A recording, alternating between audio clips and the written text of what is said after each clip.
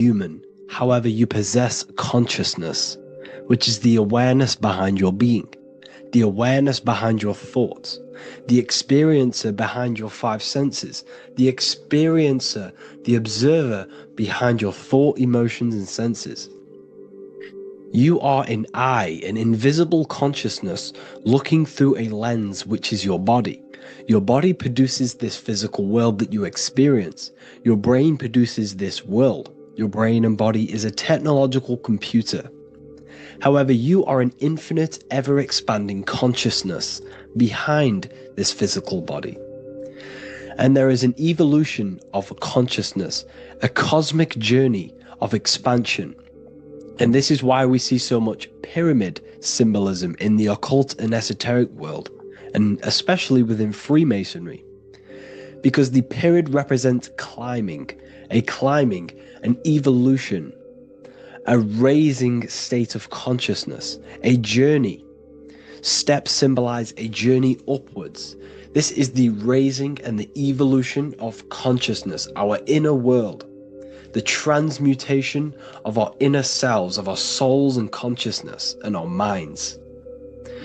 So when we see this pyramid, we're seeing a evolution, a way up to source consciousness.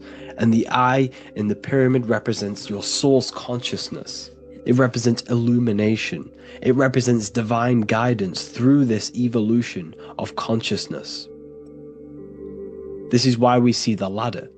Consciousness is ever expanding on an infinite journey of evolution. Each individual is a part of this cosmic process, contributing towards the ongoing expansion of both mind and awareness.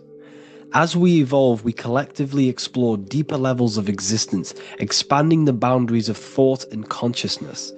The mind has the ability to expand infinitely into new realms of thought, into new dimensions of mind.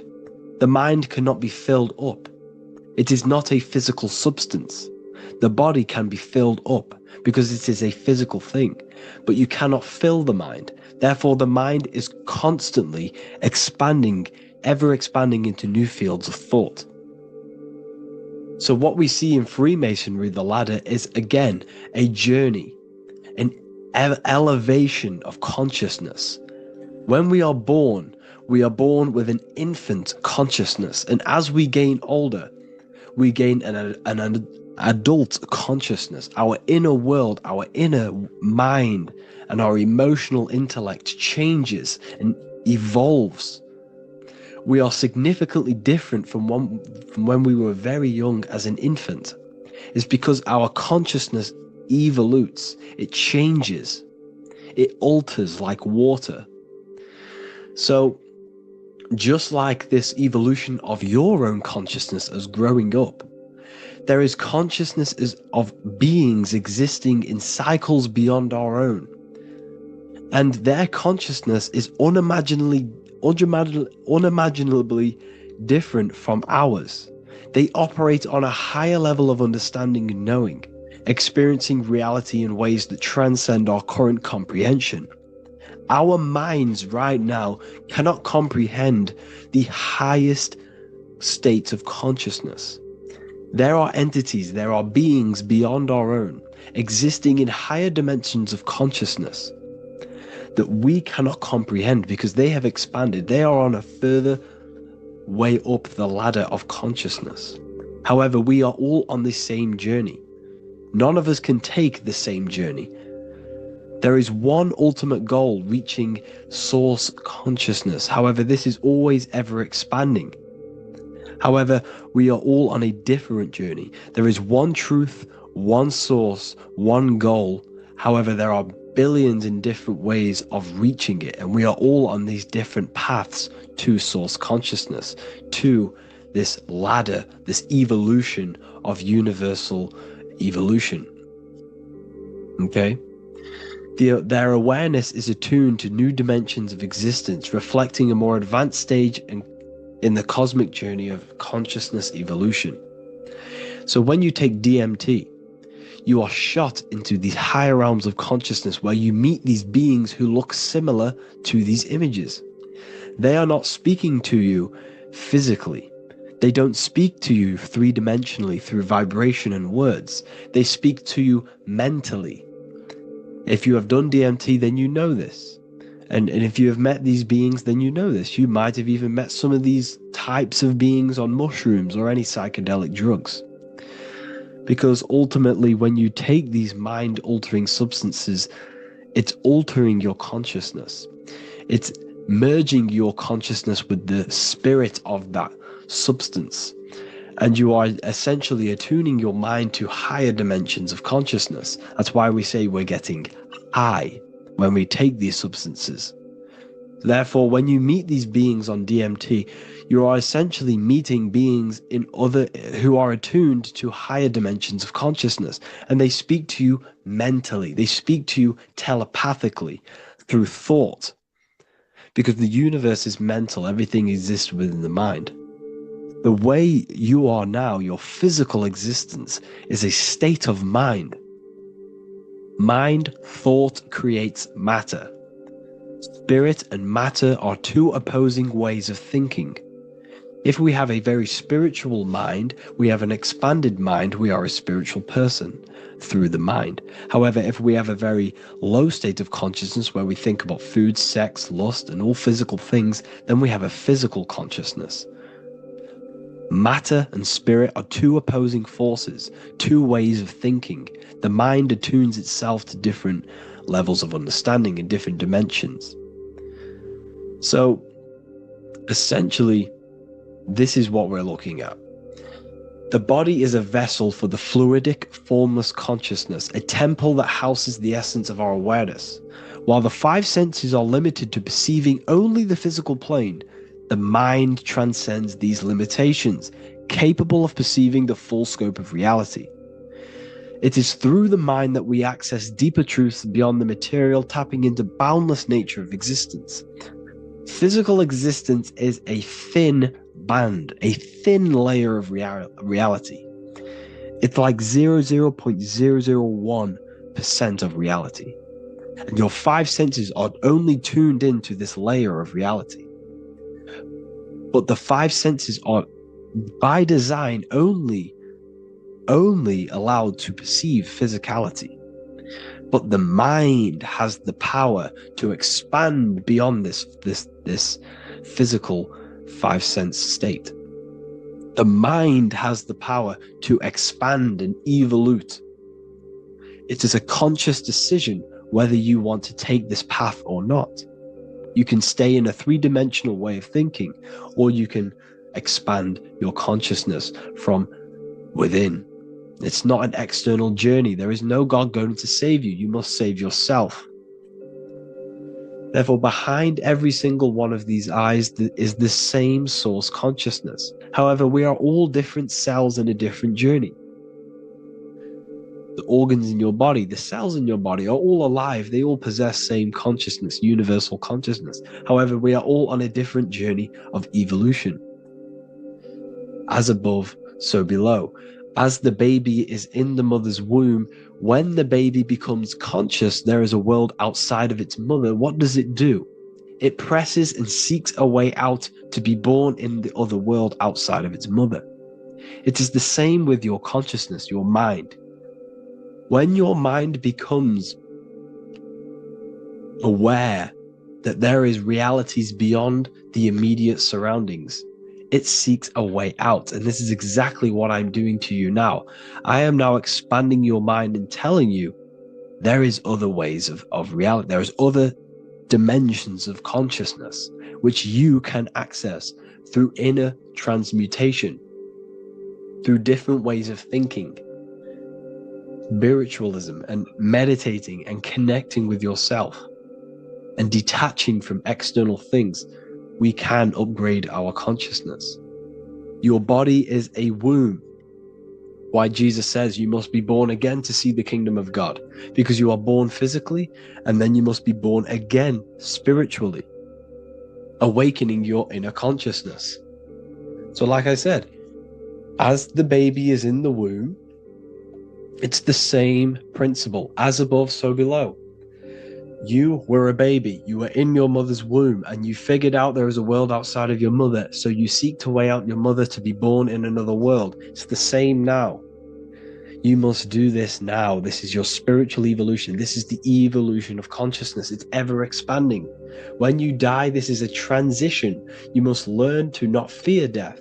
This is another part of your spiritual journey. You must master death.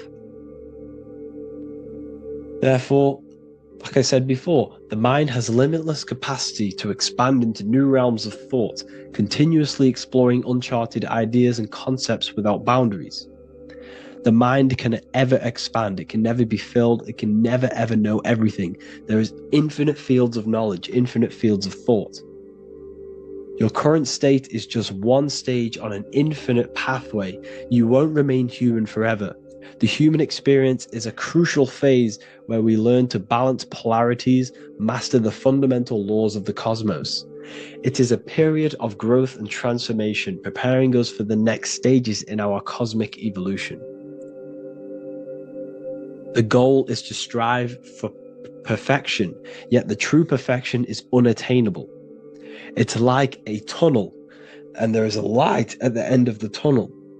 And as you walk through this tunnel, the light is ever moving backwards. You should forever seek to meet that light, but you will never meet that light because consciousness is ever expanding. You should strive for perfection, yet knowing that perfection is forever unattainable. The journey is endless, with each step revealing deeper layers of understanding and experience. The pursuit of growth and expansion is itself the essence of our evolution. You can find all of this knowledge in the amazing book that I have read for years. I have read this book, The Emerald Tablets of Thoth, the Atlantean, by M. Dorial, translated by M. Dorial.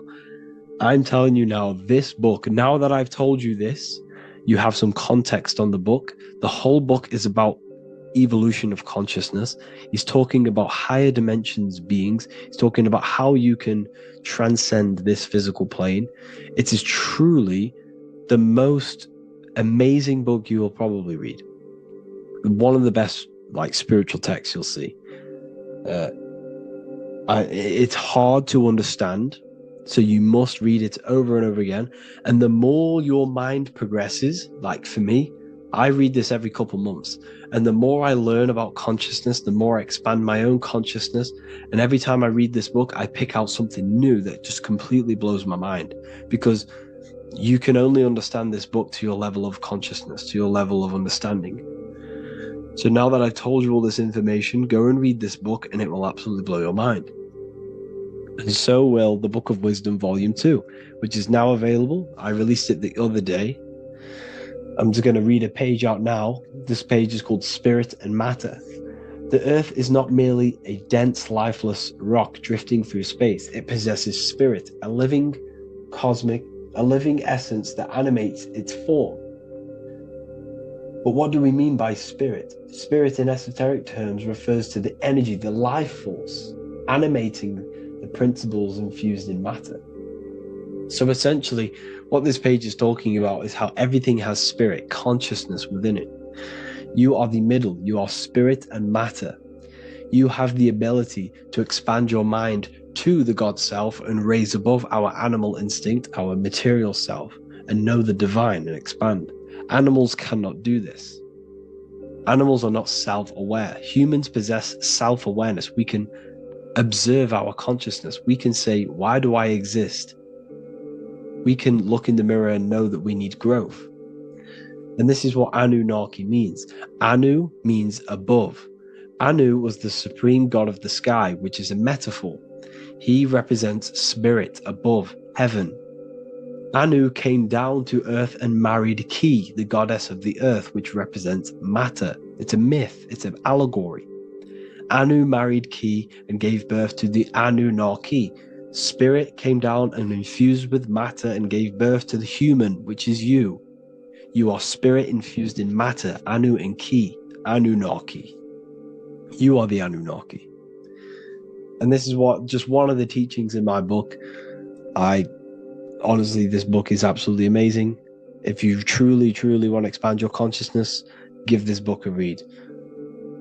And obviously, if you're inside the university, I give you this book for free, a paperback version. If you join the university, follow the steps inside of the general chat, you'll be able to download this book, or sorry, not download it, order a paperback for free. All you have to do is pay for the shipping. You'll also gain amazing knowledge inside of my library, where your mind will just be overblown with the amount of esoteric books. There's over 45 rare occult books, plus you get a PDF of the Volume 1 and Human Health Guide. You get reoccurring updates where I expand on symbolism, occultism, where you will just feel absolutely amazing once you understand esotericism in yourself. You'll also learn how to create the dream reality that you want with the Manifestation Mastery course, where I teach you how your consciousness creates reality. You'll have a real lectures where I post lectures on symbolism, occultism, esotericism. There's a conscious community and live calls and Q&A where you can ask me questions and I'll answer your questions. I just want to say thank you to everyone who has joined the university. Thank you for even liking and watching this video. Any support I just appreciate every single one of you. Please, if you can, leave a comment and a like on this video and let me know any videos you want me to make in the future. And I will start uploading a lot more to the YouTube. So yeah, thank you all for tuning in today. Have an amazing day. There is a secret meaning behind the number 666. 666 is 3 sixes. The number 3 in occult and esoteric numerology represents the 3 aspects of human consciousness. We see this symbolism in the all-seeing eye with the light and the triangle. The triangle is the number 3.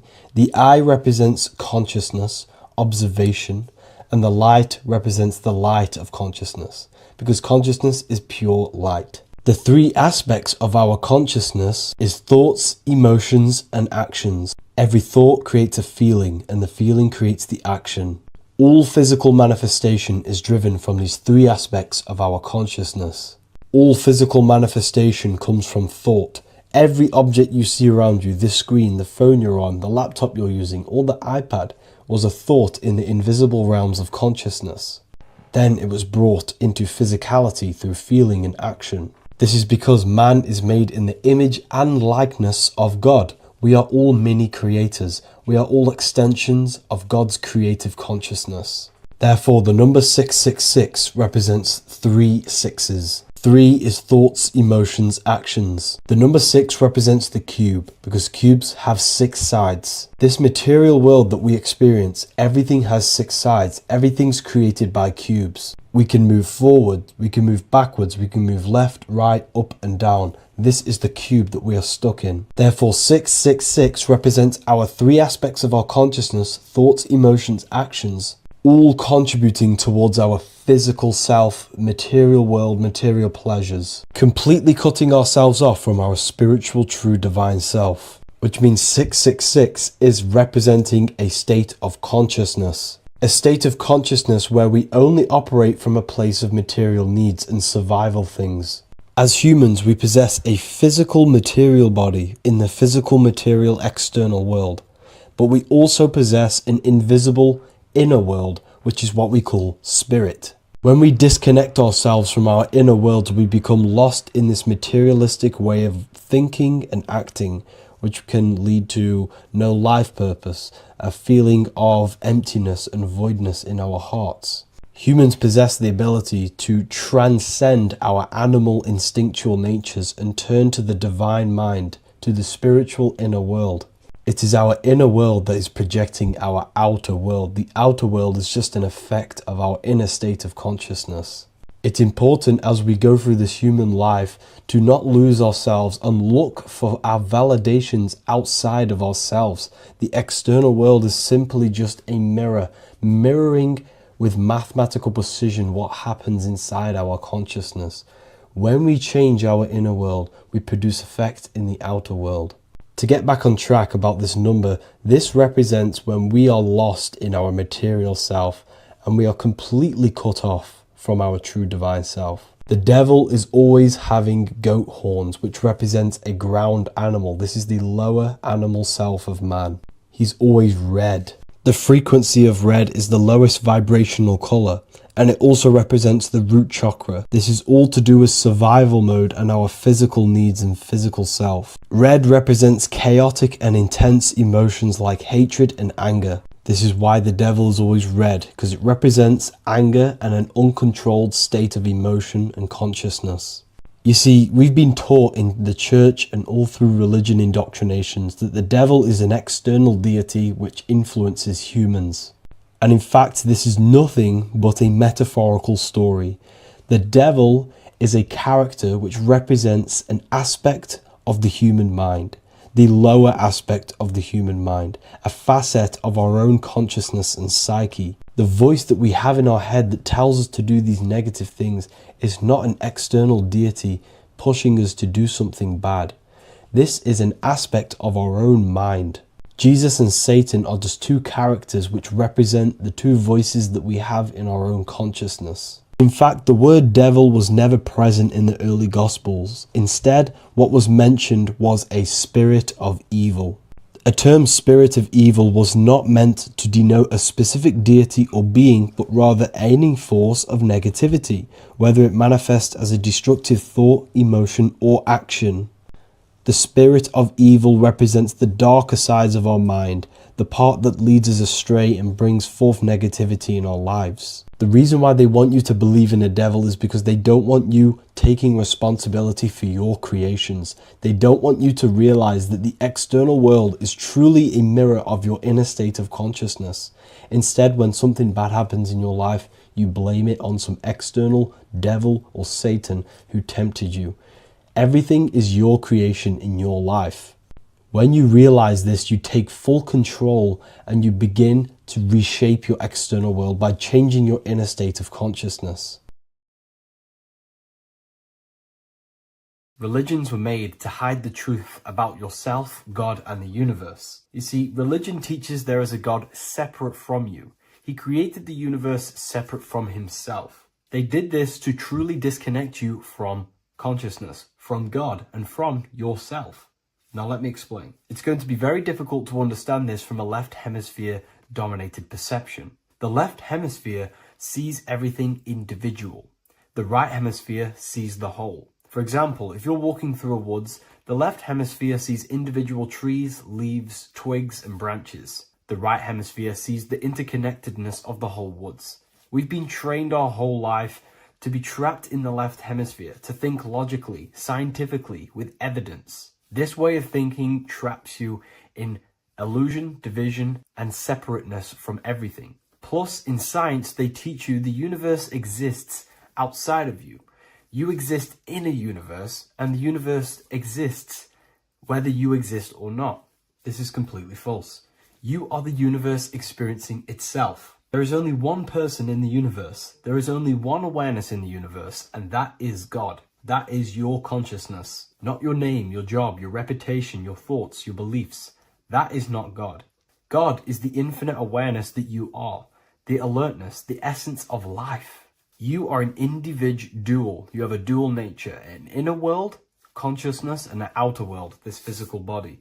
The inner world is the immortal, consciousness, awareness. This physical reality is for the immortal within us to experience and enjoy. And the immortal consciousness, the immortal self, the individualized expression of the only thing that is truly real, which is God, consciousness, is seeking a way to understand itself through infinite vantage points. The same consciousness inside of you, inside of the dog, the squirrel, the plants, the stars, the same awareness is in absolutely everything. Only the right hemisphere can see this connection. The universe is one mind separated into the infinite bodies and life forms. This is why scientists tell you that the universe is forever expanding. It's truth in plain sight, because the universe is the mind, and the mind is always seeking more vantage points to understand itself. And the mind is always expanding into new realms of thought. The mind cannot be filled up. It does not exist in space. However, human awareness, human consciousness is very sacred. And the reason why I say that is because humans possess a two-way consciousness, unlike a dog, an animal, or a squirrel, for example. The dog looks in the mirror. It is not aware of itself. It doesn't look in the mirror and see that it needs to improve something. However, humans, we can look in the mirror and say, who am I? Where do I come from? And I need to change this aspect of me. I'm lacking in this area. Dogs do not have this awareness. They function only on their immediate surroundings, on survival and instinct. Human awareness is special because we have the ability to reflect on the self. We can question our consciousness. We can question, who am I? Where do I come from? And where am I going after this? The human mind has no limitation. We can surpass our animal nature and rise to a godly nature. This is the whole purpose of reaching Christ consciousness, which is just an ideal consciousness where we have control over self and we know who we truly are. Humans have been given the tools to awaken. Our five senses are locked only to perceive the physical world, but the mind holds the gateway to understand the unseen aspects of reality. The mind holds the secrets to the universe and consciousness. We just have to study ourselves to understand God. We are all individualized aspects of consciousness. There is only one pure consciousness in the universe, but we're fractaled into infinite life forms, experiencing this consciousness in a different form, molding this consciousness into individual egos and individualized consciousness. Me and you are made of the same fabric. However, I have thought different things, believed different things, experienced different things, which has conditioned my consciousness to be my own individualized aspect of God. And that's what makes me, me, and you, you. God is the creative power within us to turn thoughts into physical reality, to create things. We are a creator. Each one of us is a miniature earth, creating and building in this physical 3D reality. Our consciousness holds power over the 3D reality. We can mold it and create anything we wish. However, we have been conditioned to live like an animal, living in our animal nature, eating, surviving, lusting, and these low-level desires keep us trapped from figuring out our creative power. This is why the ancients always depicted God inside of the brain. Even in ancient Christian artwork, William Blake, Anton Raphael, all depict God inside of the brain. Why is this? Because God is our creative power. The spinal column acts as a type of ladder of consciousness. If you just think about sex and act on sex, eating, consuming, and living in a survival animalistic state, then your consciousness is functioning on the lower end of the spinal column, where your reproductive organs are and your gut organs are to consume food. In order to activate the God within us and to us to truly know God, we have to be aligned with the God consciousness. We have to unlock the God within us so we can truly actually experience God and understand it. However, God exists beyond our personal consciousness, beyond our human identity. In secret societies, satanic rituals and satanic societies, they are seeking a way to escape the human identity through ritual work, meditation, and trance-like states. A trance-like state is like the state that you enter just before you fall asleep, where there is no thought present in your mind, because you are not the mind, you are the observer, you experience the thoughts.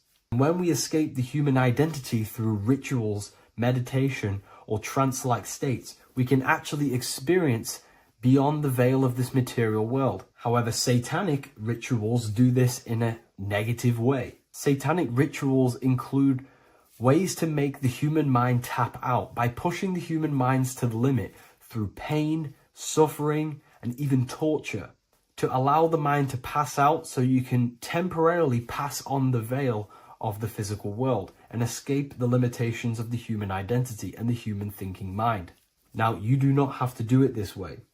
You can experience the divine and beyond your human identity through many different ways, such as deep, deep meditation, rising above your thoughts, and setting 3 alarms, one for 6 a.m., one for 6:30, and one for 7:30. And when you wake up at these times, what you need to do each time you wake up is allow your mind to stay awake but your body to fall asleep. And you will enter this trance-like state. And you can gain ideas, experience lucid dreams, and maybe even astral project. All of these rituals in secret societies and satanic societies is all about escaping the human identity and experiencing the divine planes beyond the physical. To wrap all of this up, this is all about consciousness.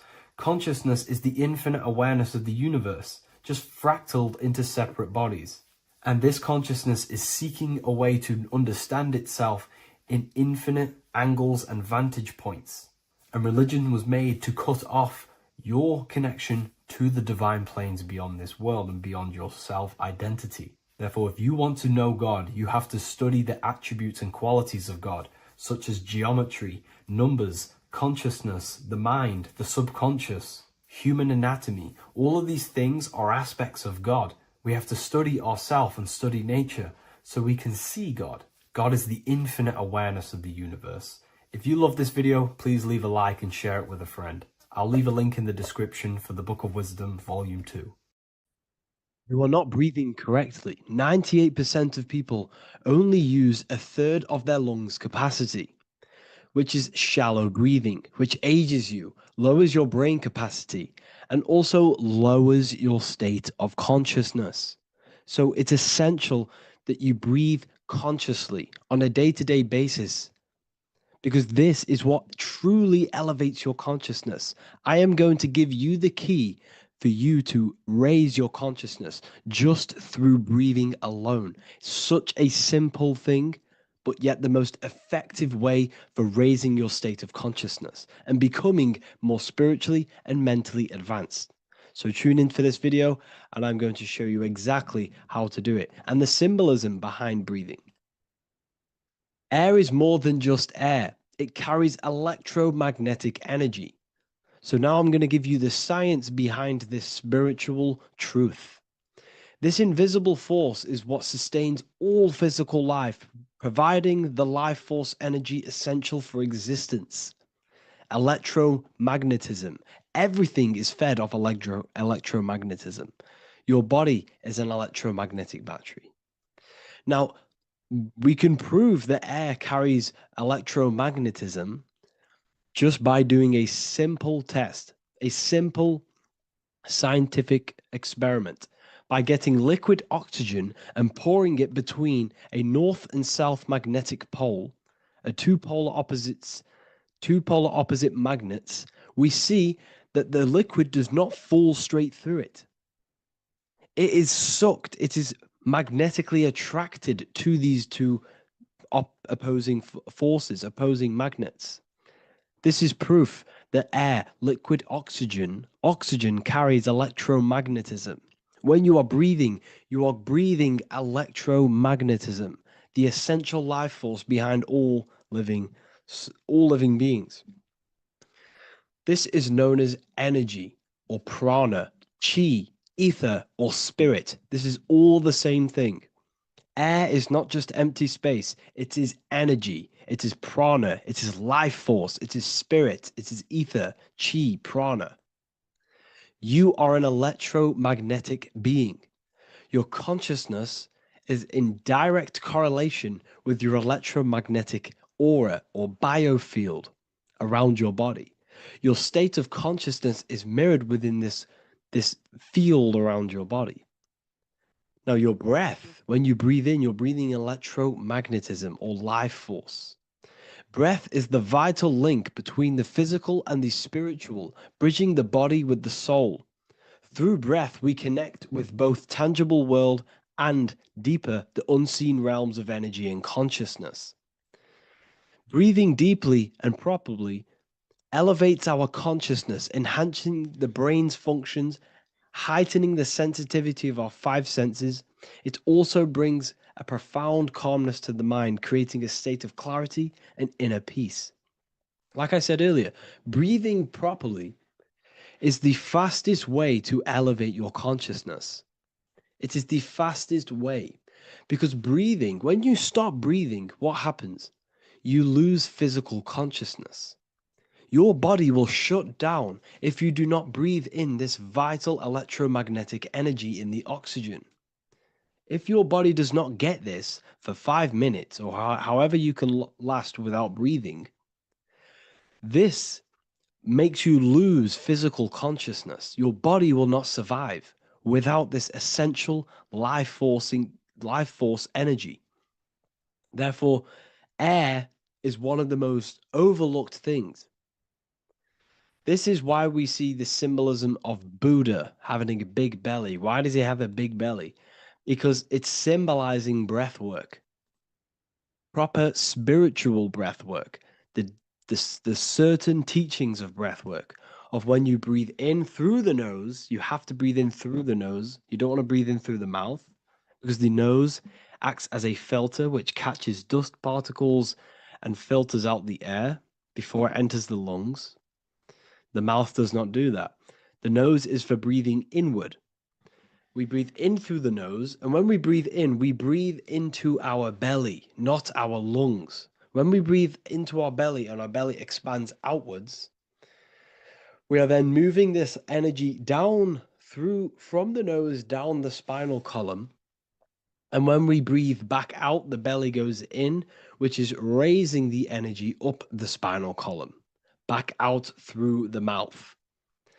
This is the true way of breathing, because when we breathe, we are moving energy. We are moving electromagnetic energy. When we breathe in through the nose, the energy travels down the spinal column. And when we breathe out, we are raising this energy back up the spine, some of it going out the mouth, and some of it reaching the brain, activating dormant brain cells in the brain. But when we breathe, we need to make sure we are using 100% of our lungs' capacity, because the lungs is what transforms this special energy into consciousness, physical consciousness. So this is why Buddha has a big belly. It's not because he was fat. It's not because he was overweight. It's symbolism. It's symbolism of breath work. So try this. Do this for 2 minutes while you watch this video. Breathe in through the mouth as hard as you can until you no longer can fill any more air into your lungs and belly. Breathe it into your belly, not your lungs. And breathe out through the mouth. Do this for 5 minutes or 2 minutes, however long. I promise you, breath affects your consciousness. You will notice the difference. If you do it quicker, the quicker it'll affect your consciousness and you might go lightheaded. But that lightheaded is you activating your spirit, your energy body. So try this just by when watching this video. When you breathe consciously, you are renewing both your energy body and astral body, aligning your consciousness with a higher state. This practice feeds new life force energy into the body, revitalizing and enhancing your overall well-being. Like I said, your brain requires the most amount of oxygen.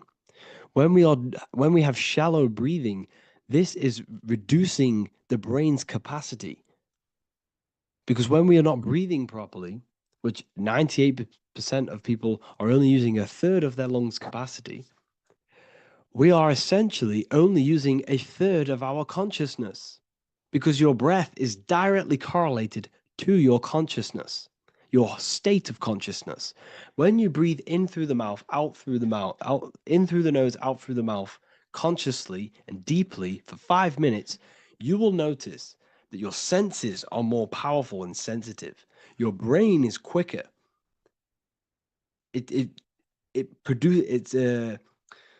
What's the word? It processes information quicker. You become quicker. You become a superhuman, and you feel more spiritual because it activates your spirit, your astral and energy body. So when we meditate, it's definitely important to breathe in through the nose and out through the mouth as deeply as possible to align with a higher state of consciousness. And this is the easiest way to separate your consciousness from the body. When you breathe in deeply for long periods of time, while meditating, while taking no thought, when no thought is present and you gain a rhythm of deep breathing, this is the gateway. This is the gateway to opening your consciousness. Because when you stop thinking, other aspects of your consciousness can open up. All of our lives we've been thinking, which is blocked off the higher states of consciousness. So breathing is very, very important. It affects our overall well-being. And this is Yahweh, the in and the out of breathing. When we breathe in, this is Yah. You can hear it. It sounds like Yah. And when we breathe out, that is way. This is the name of God, apparently. But God is within you. You can connect with God. You can connect with source consciousness within you by breathing, by raising your state of consciousness through breathing and meditation. This is why the Bible tells you the Spirit of God has made me, and the breath of the Almighty gives me life. You are consciousness. You are God. You're an extension of God's consciousness. Job 27:3. As long as my breath is in me and the Spirit of God is in my nostrils. The Spirit of God is through breath. John 20:22. And when he said this, he breathed on them and said to them, receive the Holy Spirit. The word spirit means breath. In Greek, Hebrew, Latin, it all means breath or wind or air. The Holy Spirit is a certain way of breathing, a breathing technique that elevates your consciousness, that syncs you up to a holy consciousness, an elevated state. That is the Holy Spirit. That's why it tells you in the Bible, when he said this, he breathed onto them. He breathed onto them and said, receive the Holy Spirit. You must breathe to receive the Holy Spirit. When you breathe, you are renewing the body's energy. You're taking in new life force, which is regenerating your cells, regenerating your brain, nervous system, and also connecting with consciousness, pure consciousness. This is not something that we should be doing during meditation. Yes, it is. We should be doing it during meditation, but this is something that we need to apply all of the time. This is the fastest way you can raise your consciousness. I just want to say, all of this knowledge is inside of the Book of Wisdom, Volume 2. Make sure to give a like and a comment on this video to help the algorithm.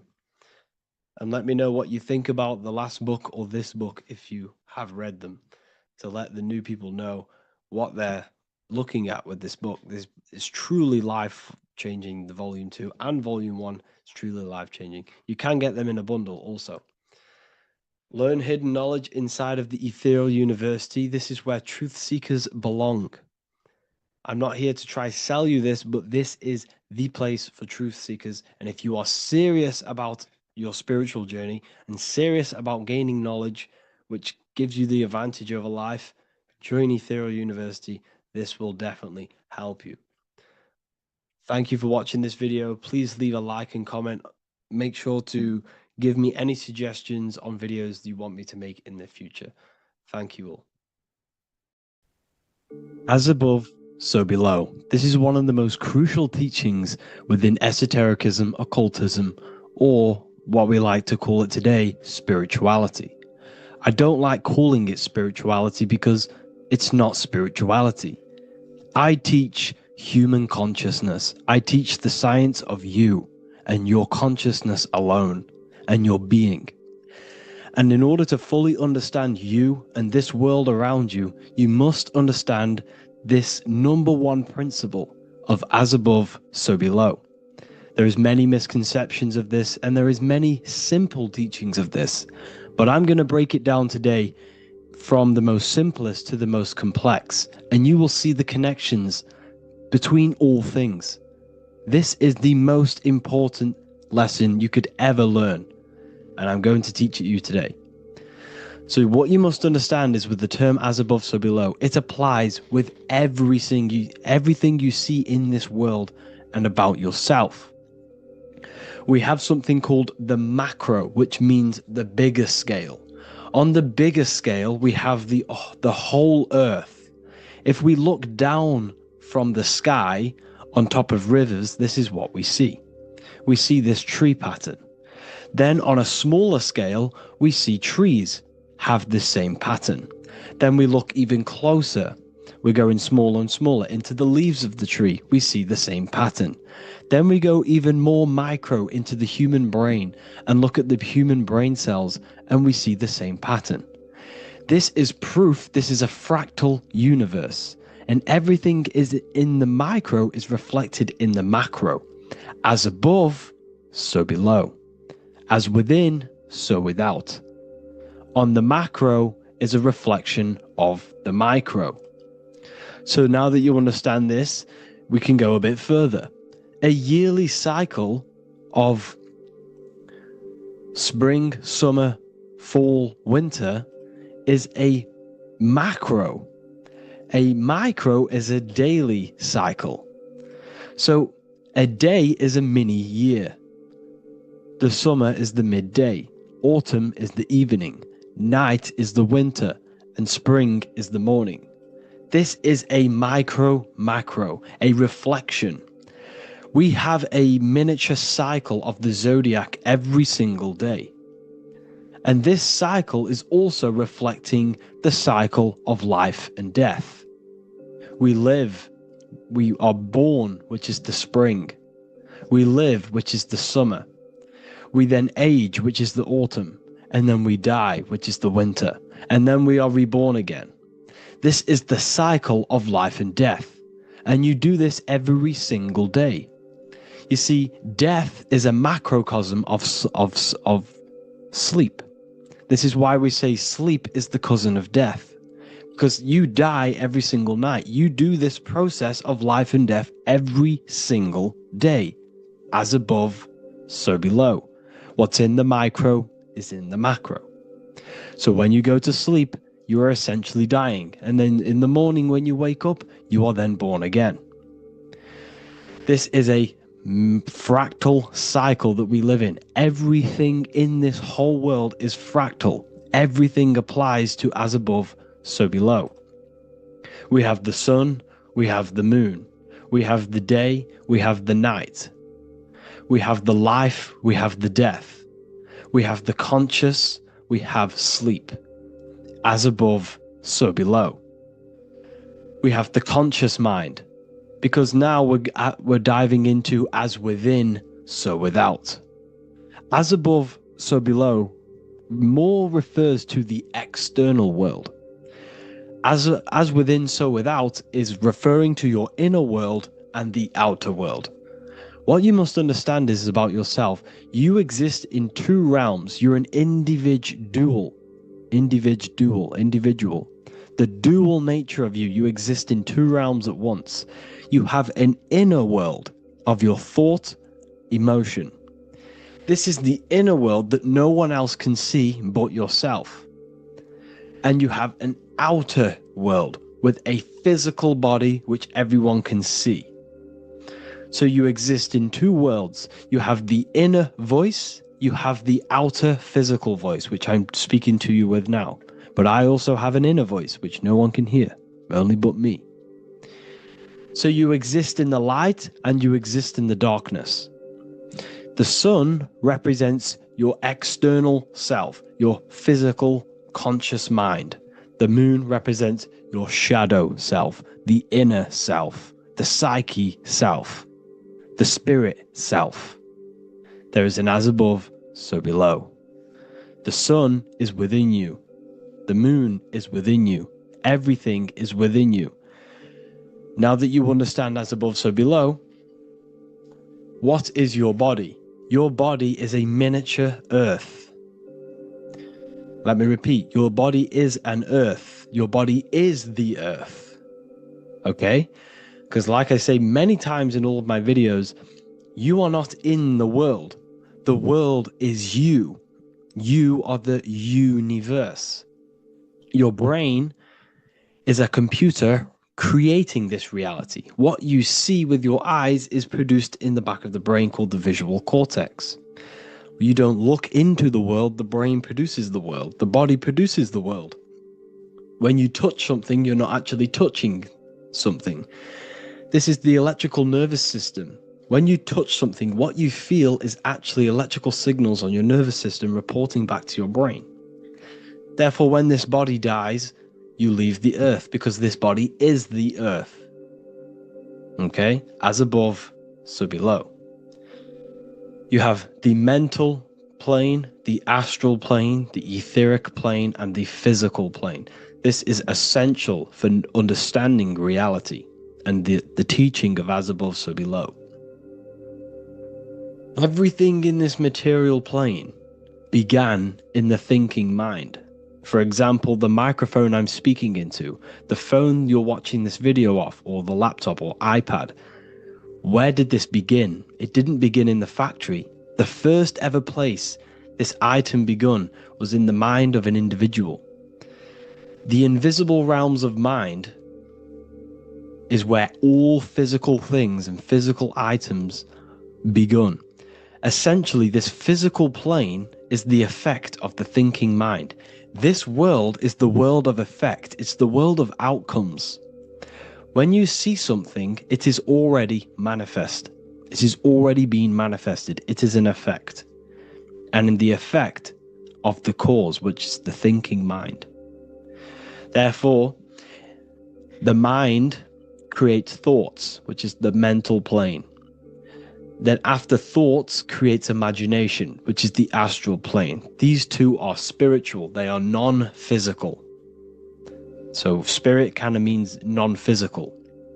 Then you have the physical planes, the etheric and the physical plane. As above, so below. What happens in the mind is manifest on the physical plane. Like I said, the phone that you are holding, it was a thought, and then it brought down into a physical reality. As above, so below. You change the mind, you change your reality. Your environment, the word environment has ment in it because your environment is mental. So now that you understand this, so what is the world around you? The world around you was created by the mind of God. It was manifested through God's thought. So you are living in the mind of God. You are a thought in the mind of God. God thought you into existence. But like I said, we are all fractals. Everything is fractal. If God exists, this means that you are God. As above, so below. God created you through the thinking mind, and he gave you a thinking mind. So God created the macrocosm. God created the macro, the whole world. He designed the whole world, the sun, the stars, the moving. He designed this. But then he gave you the thinking mind to design your own life and create your own life in his world. You are a microcosm of God's macrocosm. Just like God thought you into existence and the whole world into existence, you are a microcosm thinking your world, your reality into existence. You see this now? Everything is a reflection. Everything is a mirror. Everything is fractal. So in order for you to change your reality, you must change these higher planes. Your thought and imagination are the two key aspects of creating physical reality. Every object you see around you was begun in these higher planes of the non-physical, and they were brought out of spirit into physical matter through the thinking mind and physical action. So now we're going to get a bit deeper. The brain is not the mind. Now that you understand, we have spirit and matter. As above, so below. You have a non-physical side of reality and a physical side of reality. The mind is the spiritual brain. The brain is a physical manifestation, a physical effect of the mind. The mind uses the brain to operate in the physical world. And it's the same with the heart. The soul manifests itself physically through the heart. The heart is a physical manifestation of the soul, of the emotion, thought and emotion, the mind and the soul, the brain and the heart, heaven and earth.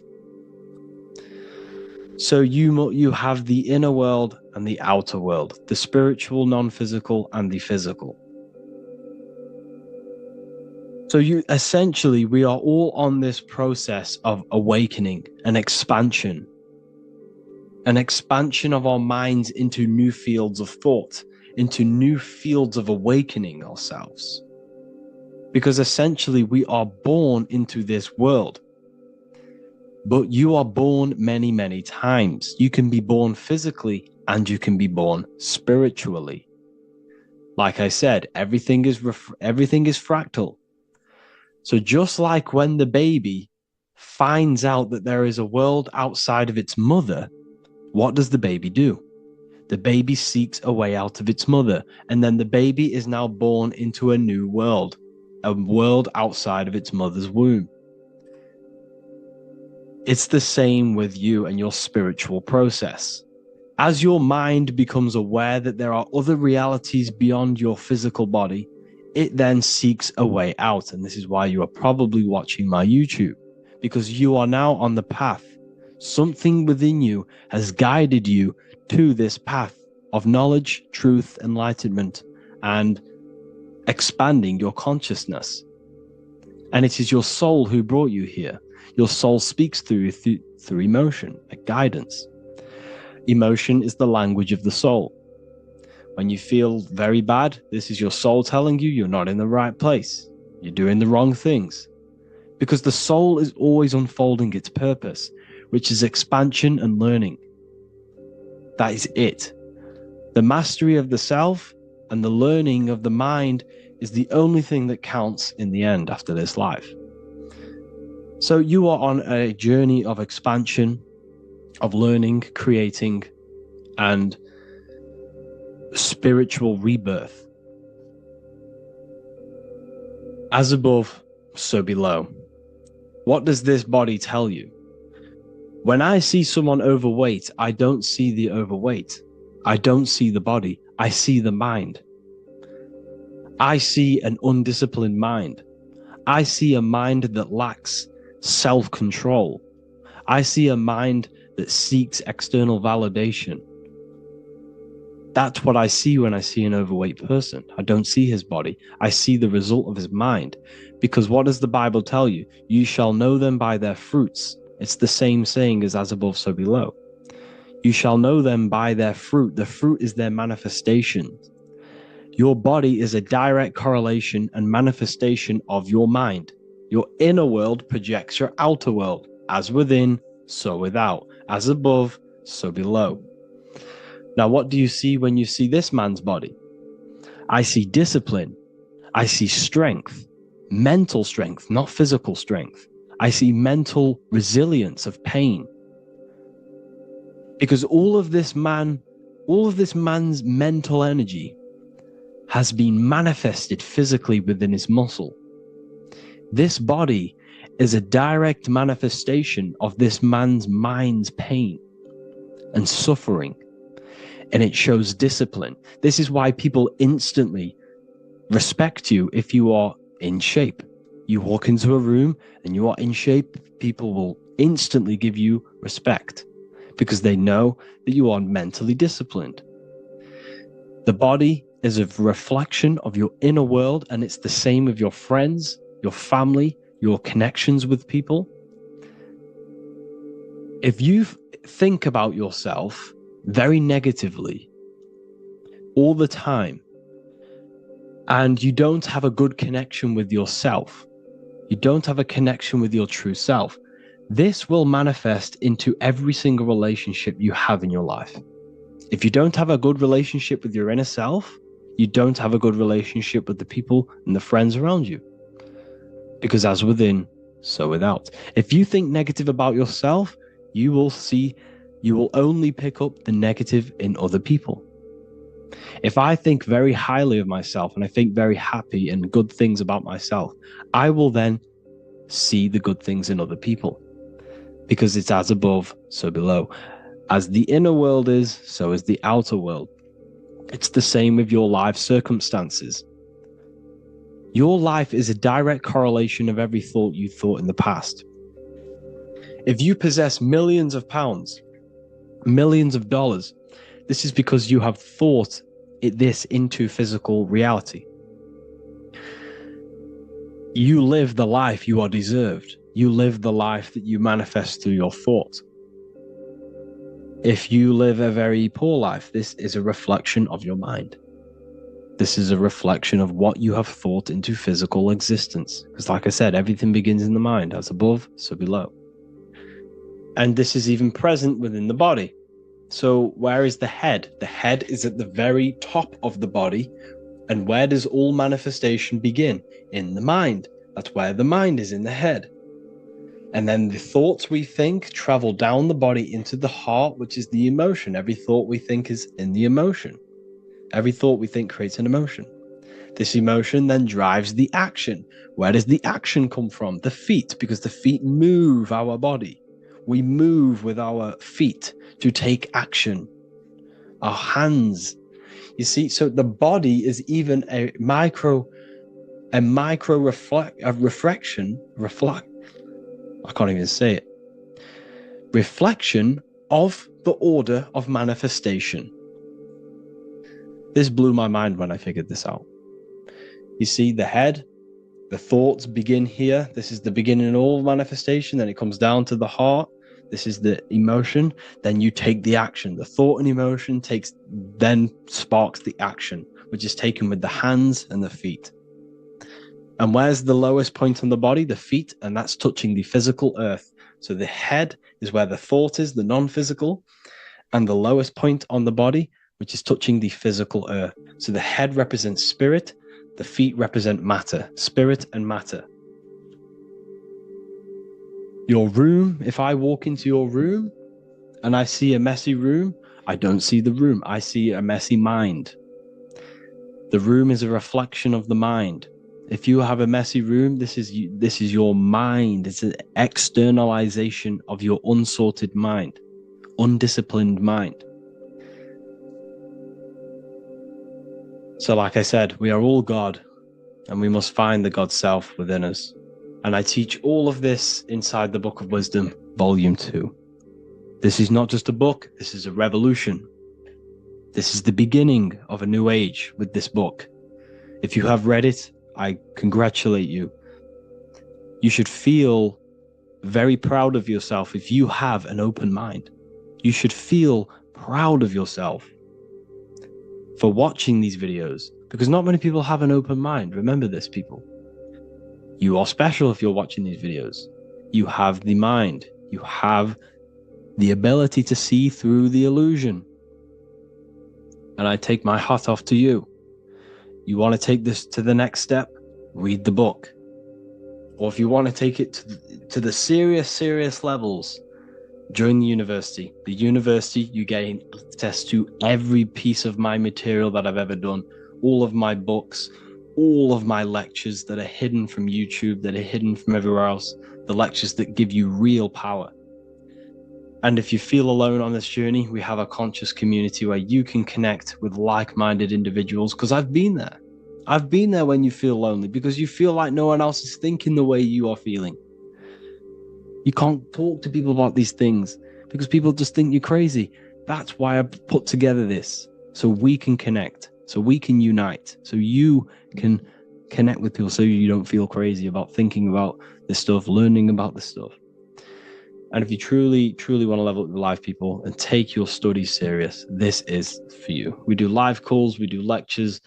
There's a whole library filled with books you can read. It's the perfect place for the truth seeker. I thank you all for joining. Please leave a like, a comment, a subscribe. Let me know any future videos you want me to make in the comments. Thank you all. Have an amazing day.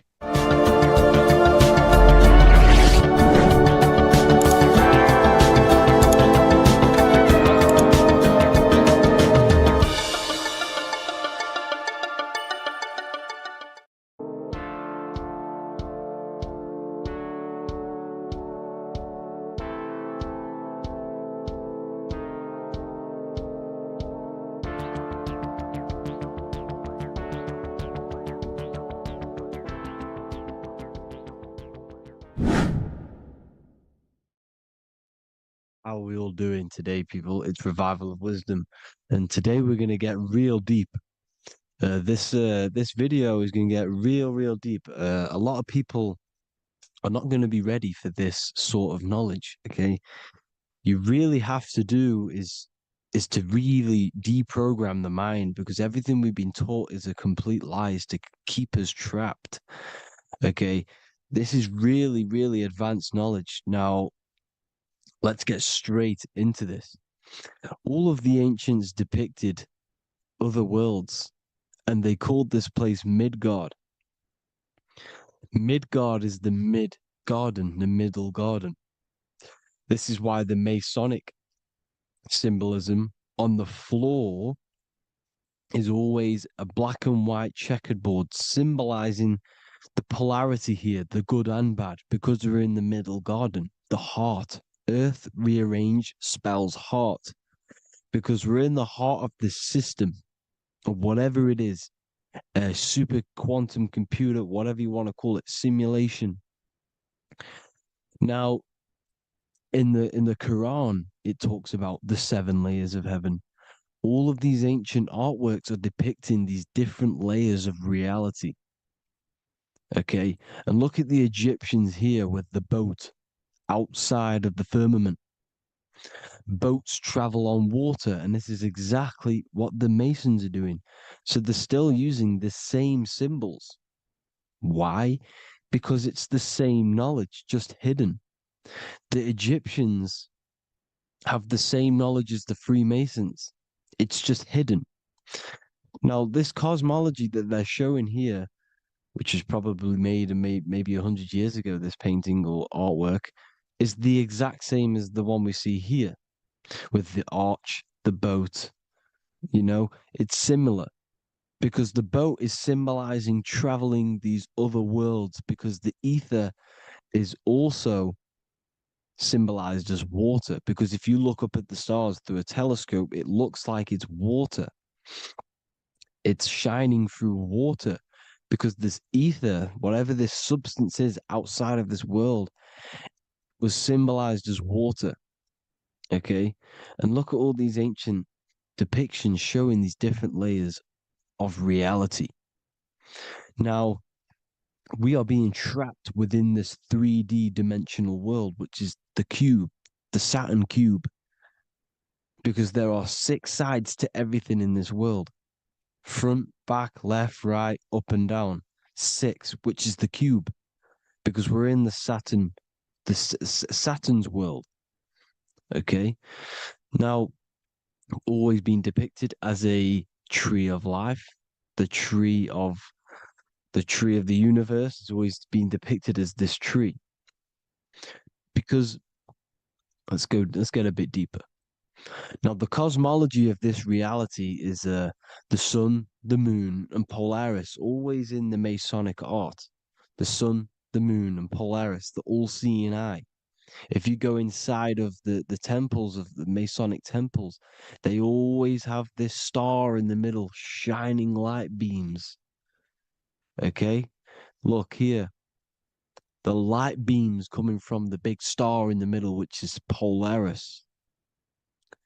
This eye is God. It's God's light shining down from his abundance. Now, when you astral travel, you will see this big ball of light above you, and this big ball of light is God. But you cannot travel towards it until you are pure. Doesn't work like that. You have to become formless. You have to become pure before you can become one with the light. In all these Masonic artworks, it's all depicting the star in the center. This star is Polaris because Polaris is the way out of this place. And this is why you see the stairway to heaven all the way up to the light beam, the light source. What does it say in the Bible? God is light because everything is made out of one substance, and that substance is light. And it symbolizes the eye because God is an eye. All things that are alive have an eye. And we all say, I am. We all see these realities through eyes. God is an eye. He's the all-seeing eye. He sees all things at all times. And he is projecting this light. And this light comes down to create all the different levels of the worlds.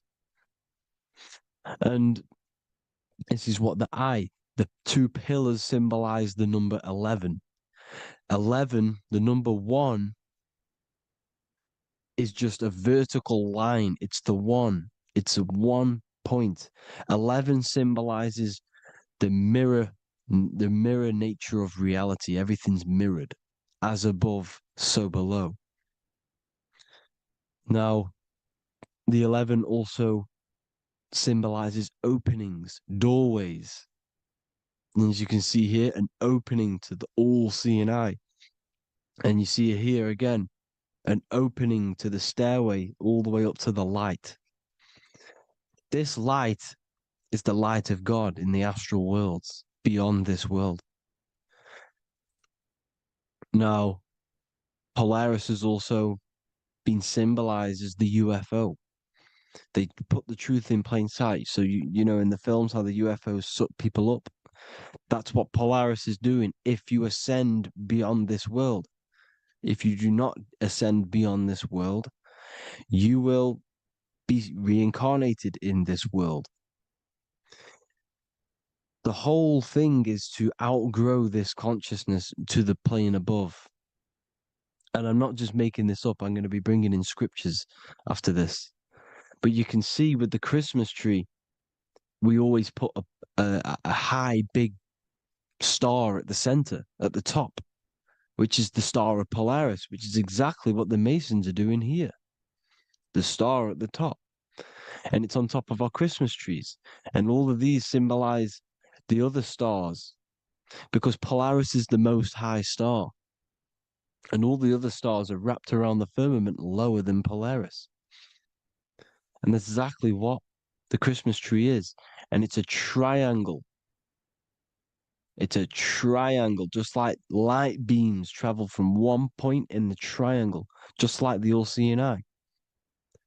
It's a triangle. The light is coming from one point and sending its rays downward. You see, it's kind of like you see here with the water. And the lower you go, the darker it gets, the more evil it becomes. And this is what the ancients would call hell. Now, this all-seeing eye is Polaris. And below Polaris is Mount Meru, the North Pole, the magnetic North Pole. The Tower of Babel, which is in the Bible. The etymology of the word Babel, Ba meaning spirit, which gives the ability to move the soul through the worlds, which is that's the ancient Egyptian description of the word Ba, meaning of the word Ba. You have the Ka, the Ba, the Ak, but the Ba is the one that gives the ability for the soul to move through the worlds. Your soul can't speak into a world without incarnating into it. Now, the Tower of Babel symbolizes Mount Meru because it's the word Ba is the spirit which gives the ability for the soul to move through the worlds. The Tower of Babel is the magnetic North Pole, Mount Meru, which gives the ability to move through these different worlds. And you can see the ancient Tibetans always showing this depiction of these different worlds coming from the center. Because we have to ascend our consciousness. It's not about how good you are to reach heaven. It's about how you expand your consciousness, you expand your mind. So they teach now that you have to be good in order to reach to heaven. It's about expanding the mind, expanding your consciousness to these different planes, these different realms. So that's what it's about. And Jesus was known as the fisher of man. Now, Jesus is a massive part of this. He was known as the fisher of man because he was fishing. He could have been fishing. He could have been one of these deities that had come down from these different higher realities and pull people up. So they would so they called Jesus the fisher of man. And he says unto them, Follow me, and I will make you fishers of men. So these deities that we see in the past, like Buddha, Krishna, Hermes, Thoth, Jesus, could all be these entities who were coming down to pick up the minds that were worthy enough to see the higher planes of reality. And this is why they called him the fisher of man. Now, when Jesus walks on water, there is a parable with Paul. And he says, but Jesus immediately said unto them, take courage, it is I, don't be afraid. He's talking about astral travel here. He's talking about leaving the body. Because when you leave the body in astral travel to see these alternative realities, you can't be afraid because fear is a bondage, which is what the Emerald Tablets talks about. Lord, if it's you, Peter replied, tell me to come to you on the water. The water. Come, he said. And Peter got down from the boat, walked on the water, and came towards Jesus. But when he saw the wind, he was afraid and began to sink. When you become afraid in astral travel, you sink back into your body. Lord, save me. So this is talking about Jesus pulling people up into different realities. And you can see the fish is the symbol of Jesus, is another symbol of Jesus, a fish. Because fish symbolize deep occult knowledge, because fish travel the depths of the ocean. And they symbolize us because we are fish underneath the ethers. And Jesus was pulling people up. You see, so the Bible is a people today believe the Bible is a book telling you how to reach to heaven, how to become godly and reach heaven. But you've got to become the Jesus Christ to see these alternative realities. Now look at the Emerald Tablets is a massive part, and it speaks so much about these different realities. Look what it says here. This is in Emerald Tablet 3. Then in my heart grew a great longing to conquer the pathway that led to the stars, which is exactly what the Masons depict in all of their art. Look, the ladder to the stars. And then he goes on to say, years after years, I sought after wisdom, seeking new knowledge, following the way, until at last my soul, in great travail, broke from its bondage and bounded away, broke from the bondage of the body. Free was I from the bondage of earth men. Free from the body, I flashed through the night. The stars. The stars are a massive part in the astral world. Each star is a different reality. And the true astrology is the star that you came from. You came through a star to reach this, to reach here. There is a reason why you are here. There's a reason why you have the personality traits, because your soul came from a specific star. This is why we call them stargates, because they are gates in and out of this reality. And Polaris is the way out to the higher worlds. Now look, far into space, my soul traveled freely into the infinite circles of light. Beyond knowledge were some planets and great gigantic beyond dreams of men. Then he goes to say, lift up your flame from out of the darkness, fly from the night and ye shall be free. Lift up your flame. Your flame is your soul, because it has to be lifted up out of the darkness. This is the darkness, this world, this body is the darkness. Because it's a bondage. You need to break free. You need to learn how to astral travel, people. You have to learn this. If you want to get out of this world, you have to learn how to astral travel and see the other realities.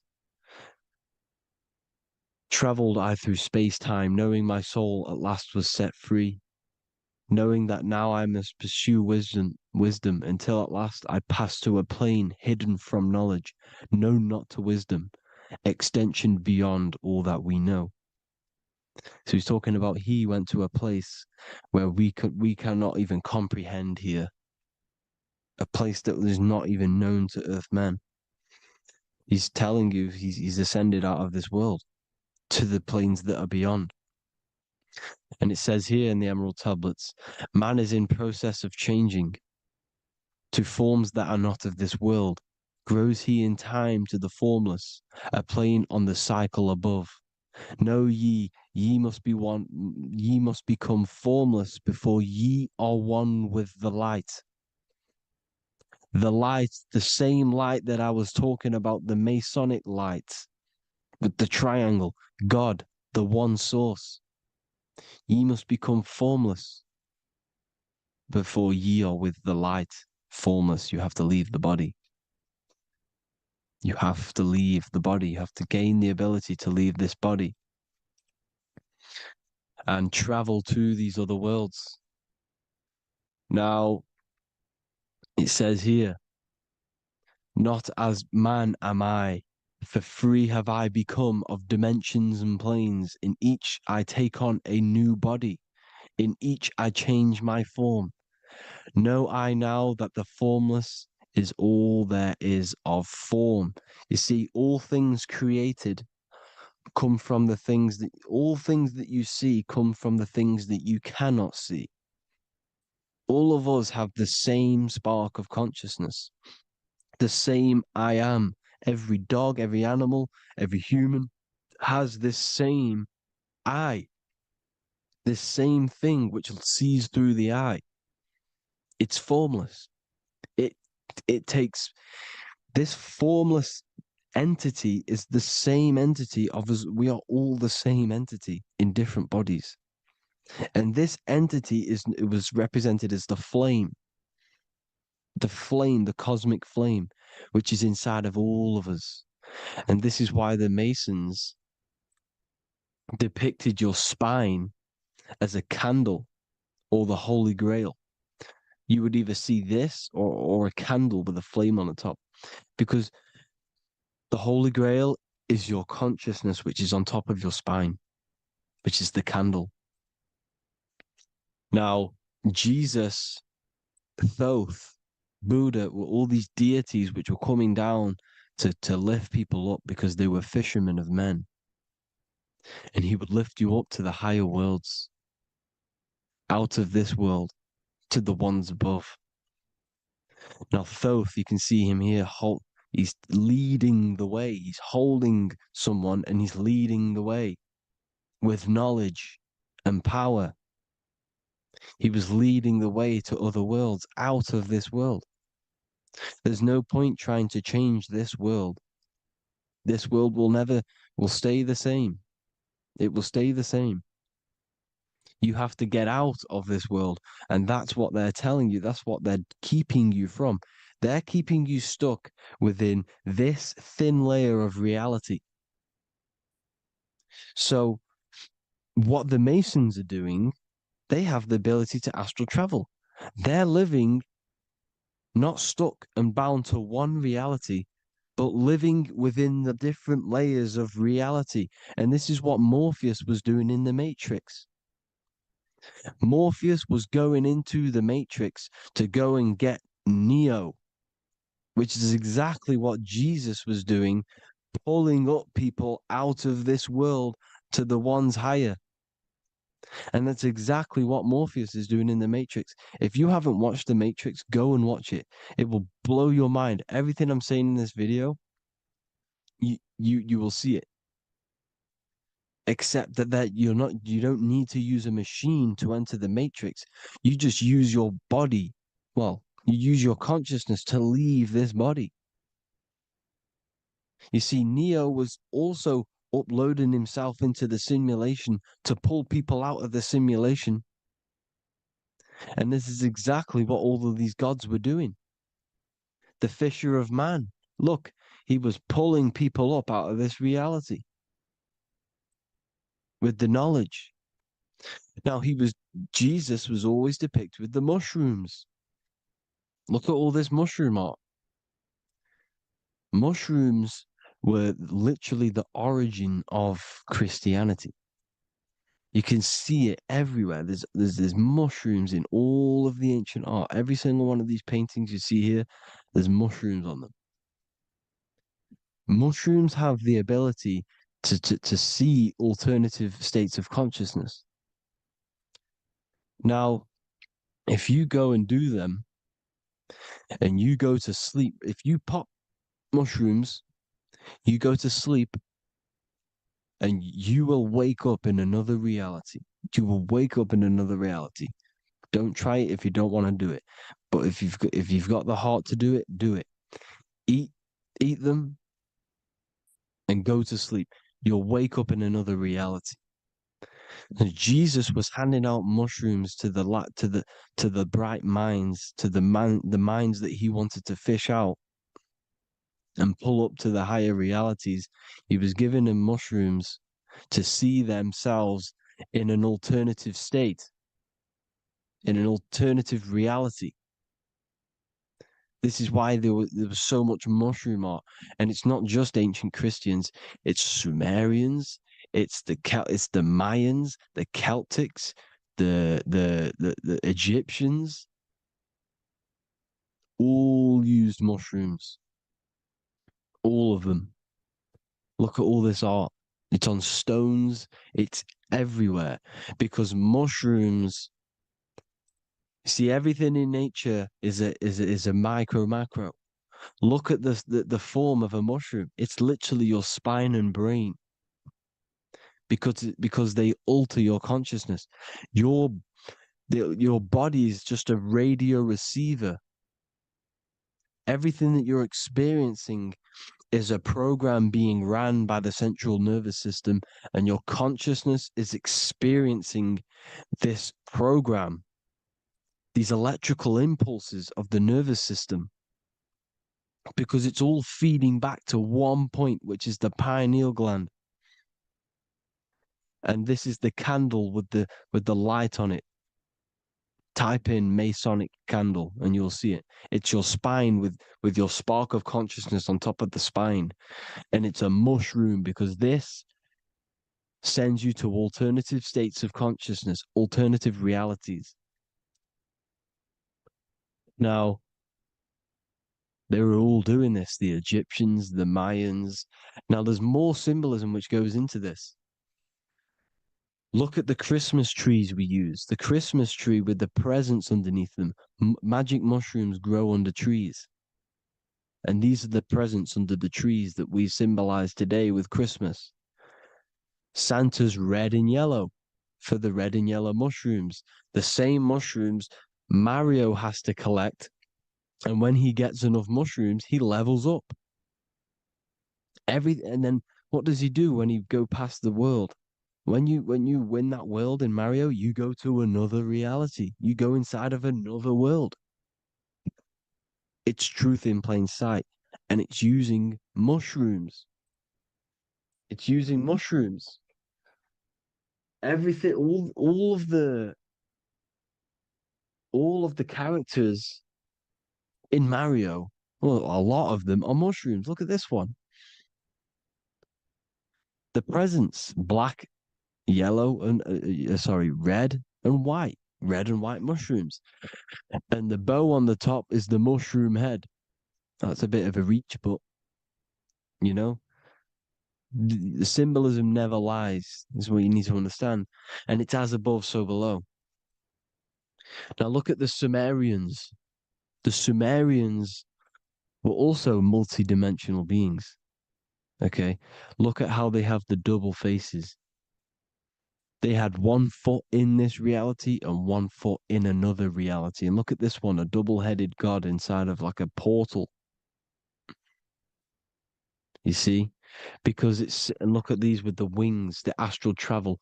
Birds, ancient birds symbolize the soul because the soul is a bird. It flies to different worlds. It flies around the cosmos.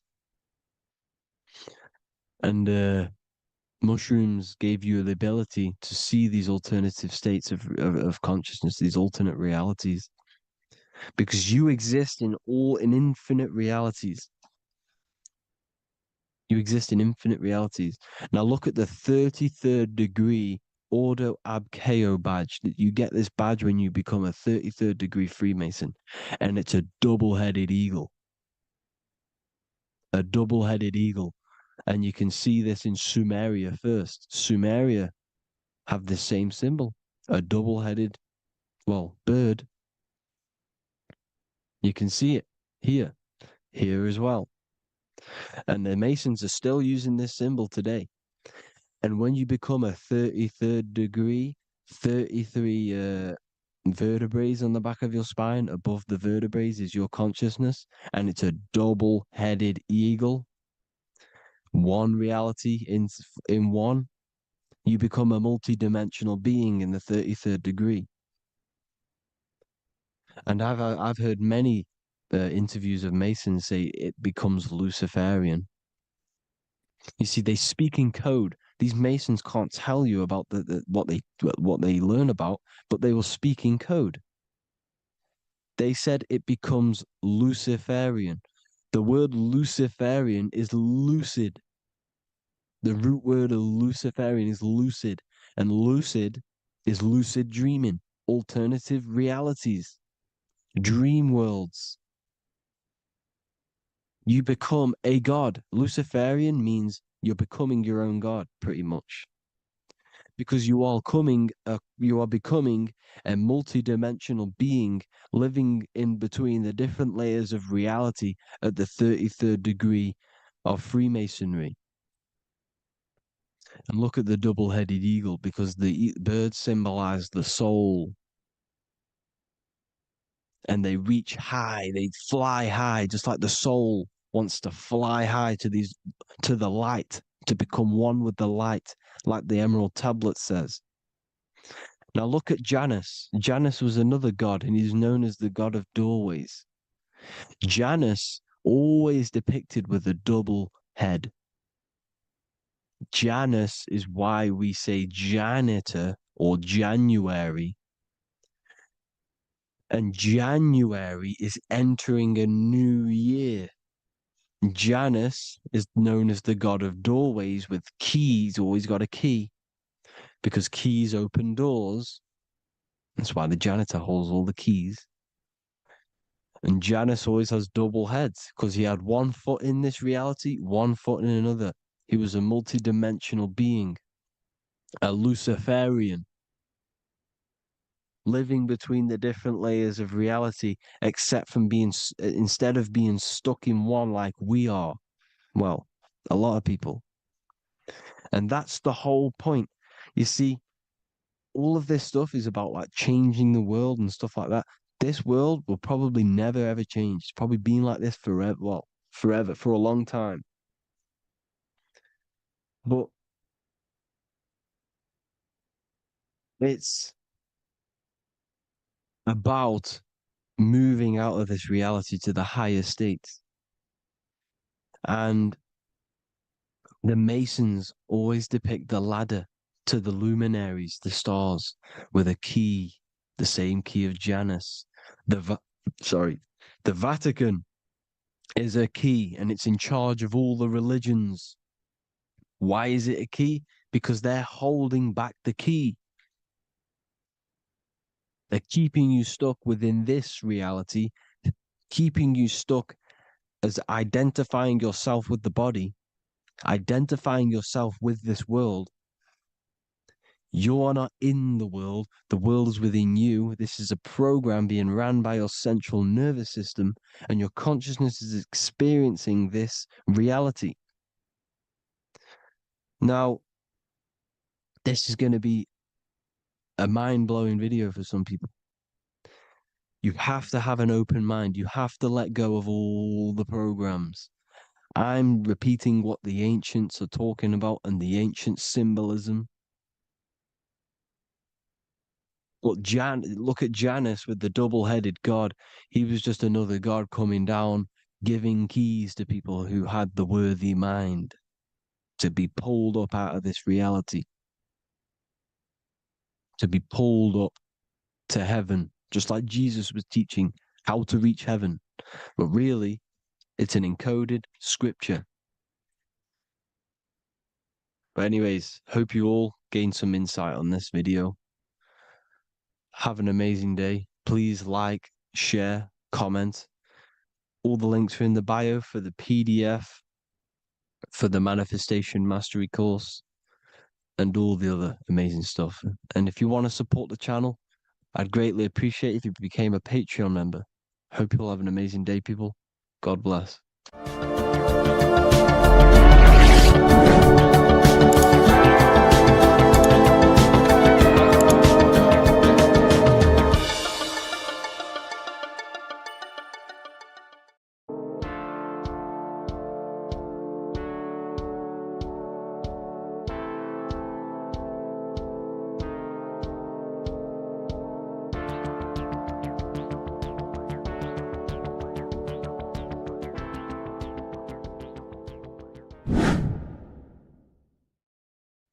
What is up, people? How are we all doing?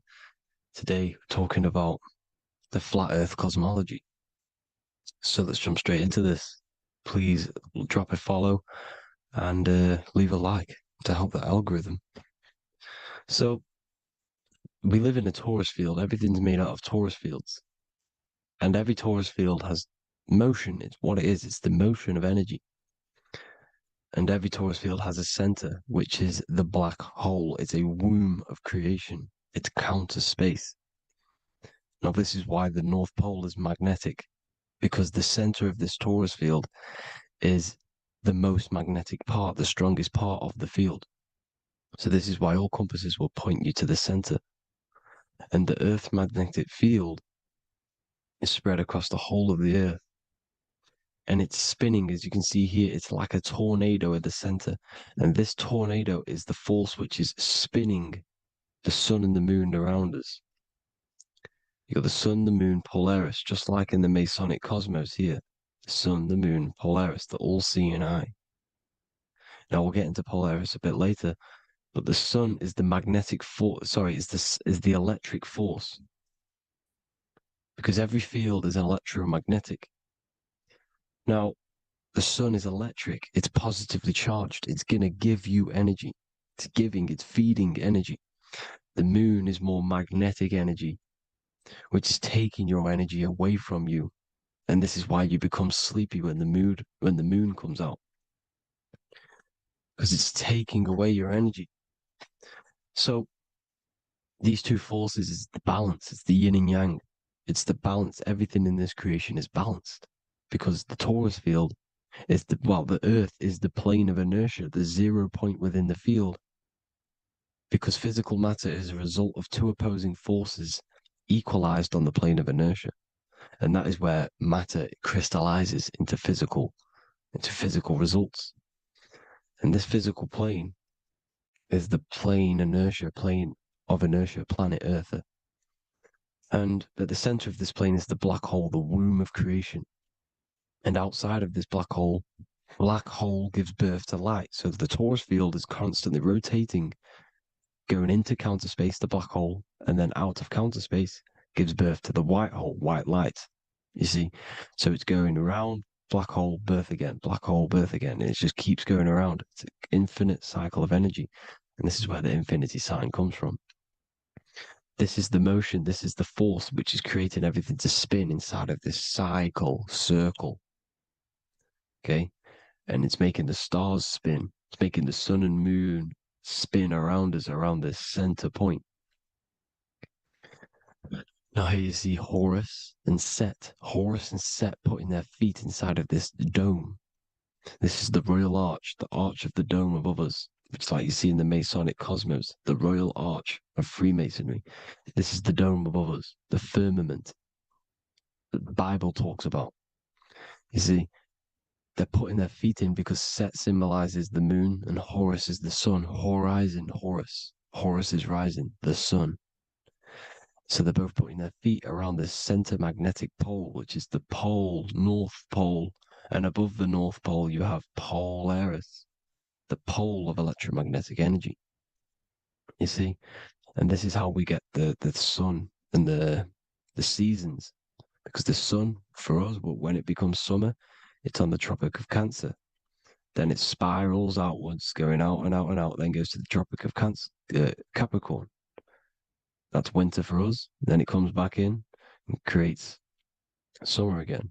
So it's constantly spiraling around this center magnetic North Pole. You see? So this roof above our heads is the firmament, and this is what they've taken off of us. They haven't physically taken it, but mentally they have taken this away from you. It's a female energy, and this is what the Egyptians called Nut, the sky god Nut. And this is the womb. We are inside God's creation, God's womb, and the woman's womb when she has a baby is a microcosm of this, because everything inside of this creation is micro, macro. It's a reflection of the bigger things, as above, so below. So the dome above our heads is the dome we are in when we are a baby. And you can see the sacred geometry of it is the exact same. It's the dome. And when we are inside of the womb, the woman, the sacred maker, which is the M, the Masonic M, this is the G male symbol. The Masonic M is maker, mason, matter, male. She delivers the male, you see. She delivers the male because it's the maker, the female, the magnetic. The woman is magnetic in nature, the male is electric in nature. So when we are in this womb, the female, we are being fed by the center umbilical cord, by the center of the mother's stomach. We're connected to the center of the woman's stomach, just like we are when we are in the earth. The center is where the aurora borealis is being emitted from, the electromagnetic aurora borealis, the northern lights. This is our spiritual umbilical cord connecting us to counter space, connecting us to the realms beyond this world. Because at the center of every Taurus field is counter space. And at the center of the earth is our spiritual umbilical cord. And this is the earth's belly button, as you see. As above, so below. We had a physical umbilical cord. We have a spiritual umbilical cord. And this gets cut when we die, when we're cut away from the physical reality. You see, here's the ancient Egyptian tablet showing this female. You can see the hair, it's a female above us because the female energy is nurturing, helping, looking after. And that's exactly what the dome is. It's protecting us. It's the Ark of the Covenant, the Ark covering us. You see? And this is what they've taken away from us. By you believing in space, it completely destroys the idea of this being a sacred creation. They've taken the roof off your head, whether if you believe in space, you believe that there's chaos, there's planets, there's asteroids about that could kill us at any moment. But this isn't true. They've made you fear your own creation that you're inside of. They've made you fear what's above you. You see, and it's to hide the power of astrology, the power of the lights in the firmament, which are constantly flowing through the ether. These powers which are above us are sending rays down to the earth, which are influencing our psychology and how we behave. And this is what astrology is. It affects human consciousness. It interacts with our consciousness. And there's a different energy every day because the planets are in different houses, different alignments. And this is, we'll go into this a bit deeper later on. So the world tree, this magnetic North Pole, the pole of electromagnetic energy, was symbolized as a tree, the great tree at the center of the earth. You see? And this tree is symbolized everywhere. You can see here how the center person, this Egyptian person, is holding up the sky. This is the North Pole, the hyperboloid, at the center of every Taurus field. And this tree was in the Mayan cosmology. This is an ancient depiction. This is the Taurus field. There's the plane of inertia. Here's the center tree. Here's the tree in the center, the magnetic North Pole, the woman holding the stars. Here's the Hindu with the two birds symbolizing the sun and the moon revolving around this center tree. The Mayan tree, his Horus and Set around the North Pole. They all knew this flat earth cosmology. They knew these secrets. It's so sacred you understand the creation that you're inside of. Because if you don't, you'll be led astray. You don't know where you are. You're lost. See? And here's the Masonic art with the rays of the stars coming down with the tree in the center. So it was personified as a tree. And we are in Asgard, Midgard, the middle garden, where there's good and evil. So the 7 layers of heaven, which is talked about in the Quran. Each planet has a different layer of the firmament, and this is the 7 layers of heaven, and these are our 7 layers of the energy centers in our body. So we start in the stars, so we are stars in a physical body. And this is why we say Mr., sister, fraudster, sinister. Stir is star, and we are in the stars, and our star descends into the soul system, not solar system.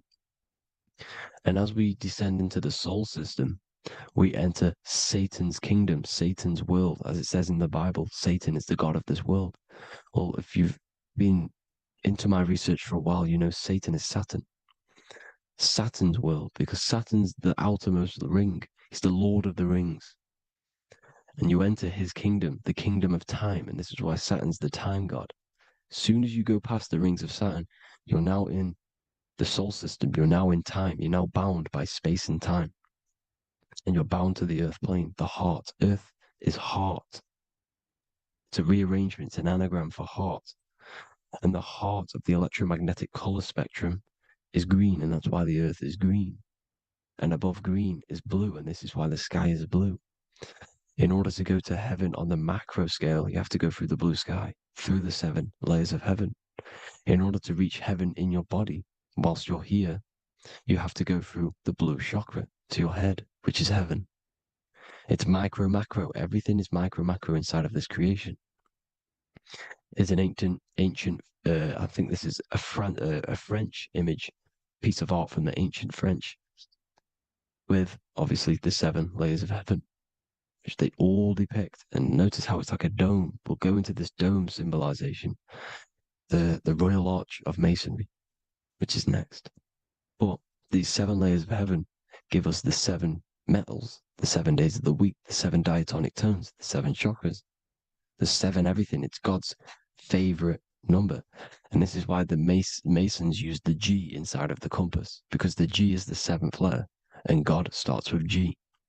You see? So it's 7. God is 7. Here's another depiction of the heart, the soul system, the 7 layers of heaven.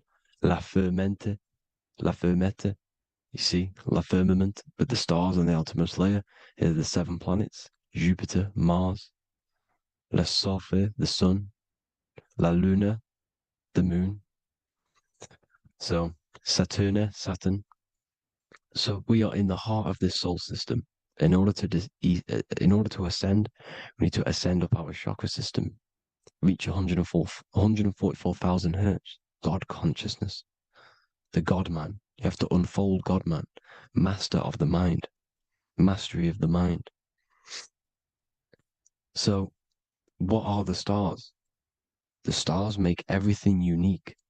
The stars are constantly rotating around the center, magnetic North Pole, the tornado at the center, which is stirring everything. It's stirring the ether. The center is the ether, and the 4 elements are born out of this ether. There's 5 elements: ether, spirit, water, air, and earth. The ether gives birth to the 4 other physical elements, which the whole of creation are made out of. About them 4 elements. 4 is the number of stability. You know, a chair, a table has 4 legs. It stables things. It's a foundation, and these 4 elements are the foundation of this creation. You see, and this magnetic North Pole is stirring this, and the 4 vibrational states of the ether are the 4 elements. Now let me get back to the stars. I just wanted to give you that. The stars are being stirred around this center point, center.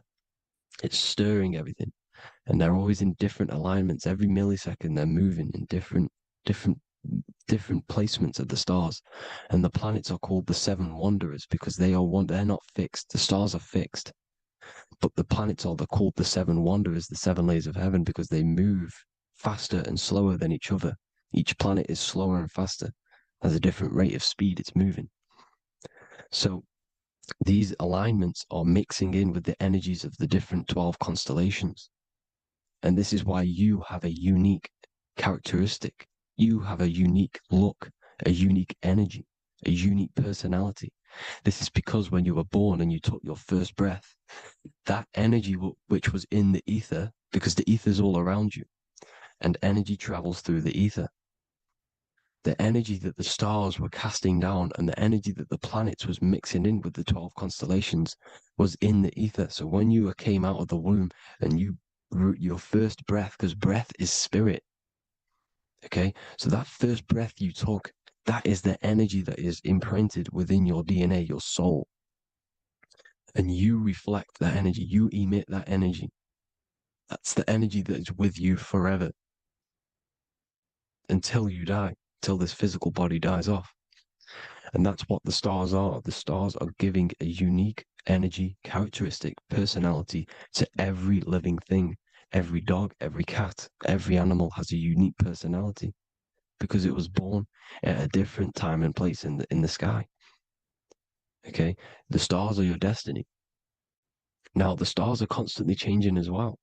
If you look at stars through a telescope, they're constantly changing and forming different forms. You can see here, it looks like water. It looks like light through water because it's the ether above us, a sea of ether. And this light is being emitted through it, and it's just constantly changing, giving different energies, each star. So this is why this is what the zodiac is. It's the expression of energy. It's the expression of the stars. And each constellation has many different personality, different energies, different traits. Each planet has different traits, depending where your planets are, depending what energies you hold. No same person, no two person have the same energy. There's no one. It could be similar, but no one's the exact same. It's because of the stars. The stars are never in the exact same split place. The planet's always in different houses. So here's some Royal Arch symbolism. Here's the Royal Arch of Masonry, as it says here. The sun and the moon, the constellations. Here's Cancer, the 7 planets, the 7 stars. Here's the Royal Arch. This is the firmament. Here's the duality. Black and white, duality, good and evil, rest and motion, dielectricity, magnetism. See? So this is what the Royal Arch is. It's symbolizing the cosmic dome above us. The womb we're in. We're inside God's womb. And here's George Washington, the Freemason, inside of the Royal Arch. You see? With the G, the Masonic G, God, 7. Here you see another depiction of George Washington with the stars in the dome above his head, his Polaris, the sky vault, Polaris. We'll get into that later. Go inside of all of your ancient churches, you will see the dome. Go to the Vatican, you'll see the dome. All of your ancient churches have this dome because it's the dome above your head. The ancients knew this. This was known. We did not live in space. It was known back then. They all knew. This is Crown Court, which is one of the most important courts in the UK. You can see it's clearly so much Masonic symbolism. You've got the 4 pillars of Masonry. The Royal Arch is like an arrow pointing upwards to Polaris. As the Disney World is under a dome. In his Polaris, the sky vault. You see? And also 666 in the symbol. Here's more 7 layers of heaven. Here's an ancient depiction. The firmament. Here's the astral plane outside of the firmament. The Royal Arch. You see? It's everywhere. Here's Polaris, the 8-pointed star. Polaris is in between the sun and the moon. It's at the center of the Taurus field. And Polaris corresponds with the pineal gland as well because it's the all-seeing eye. See? So is Polaris, the 8-pointed star, which is at the very top. It's the very center. It's on top of the North Pole. And it's an 8-pointed star that's always symbolized as an 8-pointed star. Here you see the Vatican. The Vatican is a giant key with an 8-pointed star. See, it's a key. Here's the dome. Here's the space delta, the USA space delta logos. Here you see the Egyptian god looking from the center of the North Pole, looking upward to an 8-pointed star, Polaris, an arrow pointing up to Polaris. Here's another, the bear holding a key with an arrow up to Polaris, 7, holds the key to Polaris. Here's an eagle holding a key above the North Pole to Polaris. Polaris, and here's another one. There's another bird, like a dragon, holding a key to Polaris. Because Polaris is definitely something to do with leaving this creation. Okay, maybe, I can't say for sure, but maybe it's to do with ascension, and this is why the Vatican hold the key to the 8-pointed star. And this is why the space, well, we all know space is a lie, but they're showing Polaris and its sacred symbology. Maybe it's to do with something leaving this creation, going to another. Here's some North Pole symbolism. As above, so below. See the four seasons of the Big Dipper constellation going around Polaris. This is Polaris, this is the Big Dipper constellation, and this is the swastika. This image gives us the swastika, because all the symbols we use are created in nature. They're created somehow in nature. This is how we get them. As above, so below. This is the map of the North Pole with the 4 rivers looking like the Big Dipper constellation. It's the Masonic, here's the ancient cosmology with the 4, you see the 4 islands, Mayan cosmology, 4 islands. This is the alchemical symbol for Earth, 4 sections. The windows, because the center of the North Pole is a window to another dimension. The 4 lucky 4-leaf clover, which is supposed to be lucky. It's just, it's truth in plain sight. And here's Hitler looking at 2 flat Earth maps. So this swastika has been used for thousands of years, thousands and thousands of years. And it's symbolic for the most sacred land on this plane, the North Pole. Shambhala. Do some research on Shambhala, people. It's a it's a Hindu mythology about the sacred lands at the center of the earth. And it's known to be full of enlightened beings. And it's all symbolized at the center. You can see their paintings of Shambhala. It's all at the center, the North Pole. And it's known to be the most godly place ever, because it takes you to a portal to the higher places. And maybe this is something to do with Polaris, connecting you to this sacred land at the very center. But anyways, people, thank you all for tapping in. Hope you all learned something. Have an amazing day. Please follow, subscribe, like, all the links in the description for the courses, the PDF. Please have an amazing day. God bless.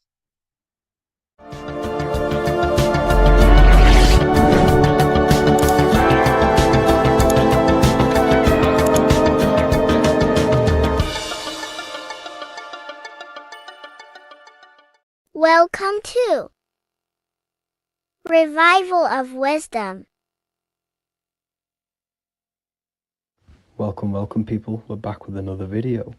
In this video we're talking about how Jesus Christ and Christianity is all sun worship. The Holy Bible of Christianity is not meant to be taken literal for history. It is a story and has lots of metaphors. Starting with the symbol of the cross of Jesus. This cross originates from this ancient cross of the sun. This symbol has been used for thousands of years, way before Jesus was a thing, in Europe, America, Asia, and all around the world. In fact, this symbol is still being used by Christians today, not knowing it represents the sun.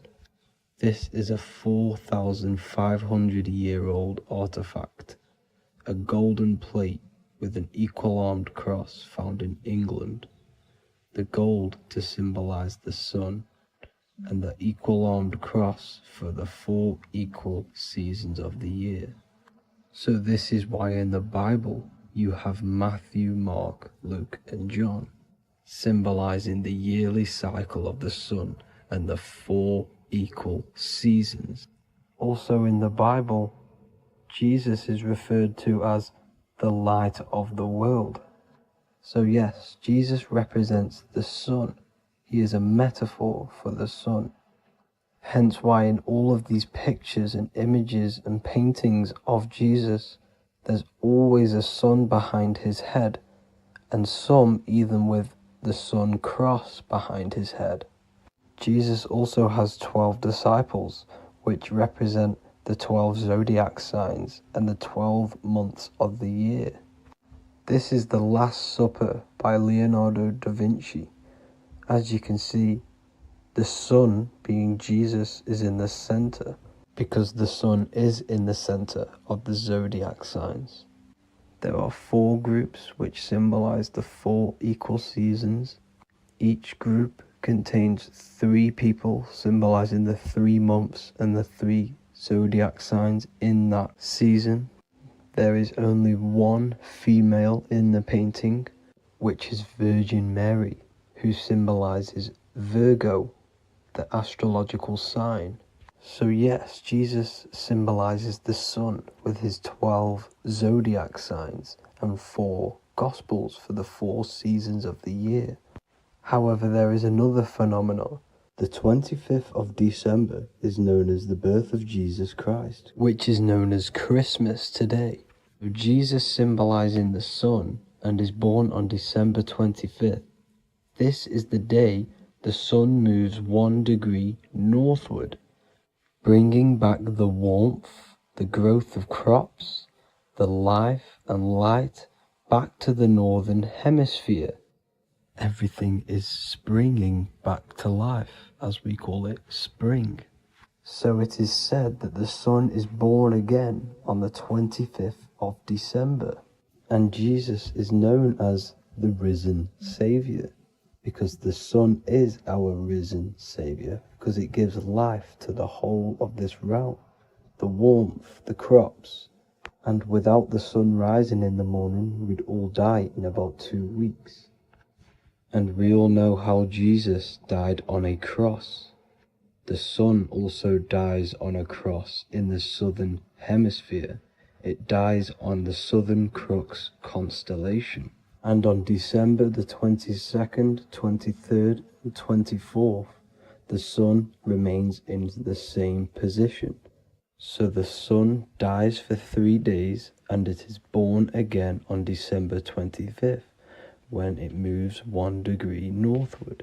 And this is when the sun is born again, or resurrected, just like Jesus. Constellation Virgo is prominent in the spring sky in the northern hemisphere. So therefore, the sun is born a virgin, Virgo. And as you see in this image, you see Virgin Mary holding the sun. Us as humans do not own the sun, so therefore God owns the sun. So yes, the sun is the Son of God, and this is what Jesus is symbolizing. And just how Jesus sacrifices himself for humanity, that's what the sun does. The sun gives out all of its energy so we can live. There are many other Bible verses which represent Jesus as the sun. Now in Matthew 8:23-27, his disciples are in a boat and there is a massive storm. Jesus is asleep, meaning the sun has not arose. And the disciples say, "Save us, Lord, we are perishing." Quote, "Then he rose and rebuked the winds and the sea, and there was a great calm." End quote. Now this is a metaphor for the sun rising and calming the storm, because in the ocean, when the sun is down, that's when there are great storms.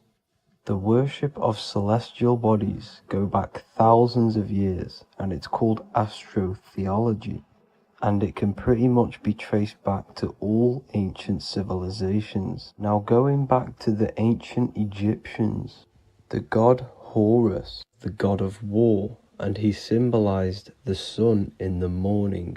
Ancients used to say that he walked over the sky in 12 steps. Yes, this could symbolize the 12 zodiac signs. It also symbolizes the 12 hours of daylight. So we have 12 hours of Horus, but now they've rearranged the word to hours. Horus and hours. And when the sun rises, Horus rises, we say horizon, which is Horus is rising. That's the etymology of horizon. Another Egyptian god called Amun-Ra was known as the god of all creation. He was the first god of them all. Amun was also a sun god. Therefore, after every Christian's prayer, they say Amen, sending their prayer through the sun to God. So this all goes back to the worshipping of the sun. Sun worship was around way before the Romans. However, in the Roman times, their sun god was called Mithra. Mithraism was the main religion before Christianity came into play. Mithra was the son of God. He died on a cross, and he was dead for 3 days and resurrected, just like Jesus. So the Catholic Church was not made in heaven. It was made by the Roman Empire. They mixed all the sun religions of Judaism, Mithraism, and other Arabic religions and combined it into one, so Caesar, the Roman emperor, could gain his own religion. So yes, Christianity was a political move to gain more control over the masses, because it was a worldwide government at this point in time. So here is a Sumerian helmet with the rising sun symbol. And then the Romans also used this rising sun symbol on their armor. So sun worship has been going on for thousands of years, and it still goes on today. However, with all the programming and the low IQs, today we do not get the full interpretation of the Bible and these stories from the past. And Christians and other religions are all brainwashed to not question their religion and not realize their true origins and where they come from. I do advise you all to do your own research and come to your own conclusions. However, I'm just pointing out the facts and connecting dots for you all to see. That's it for this video, guys and girls. Thank you all for tapping in. God bless.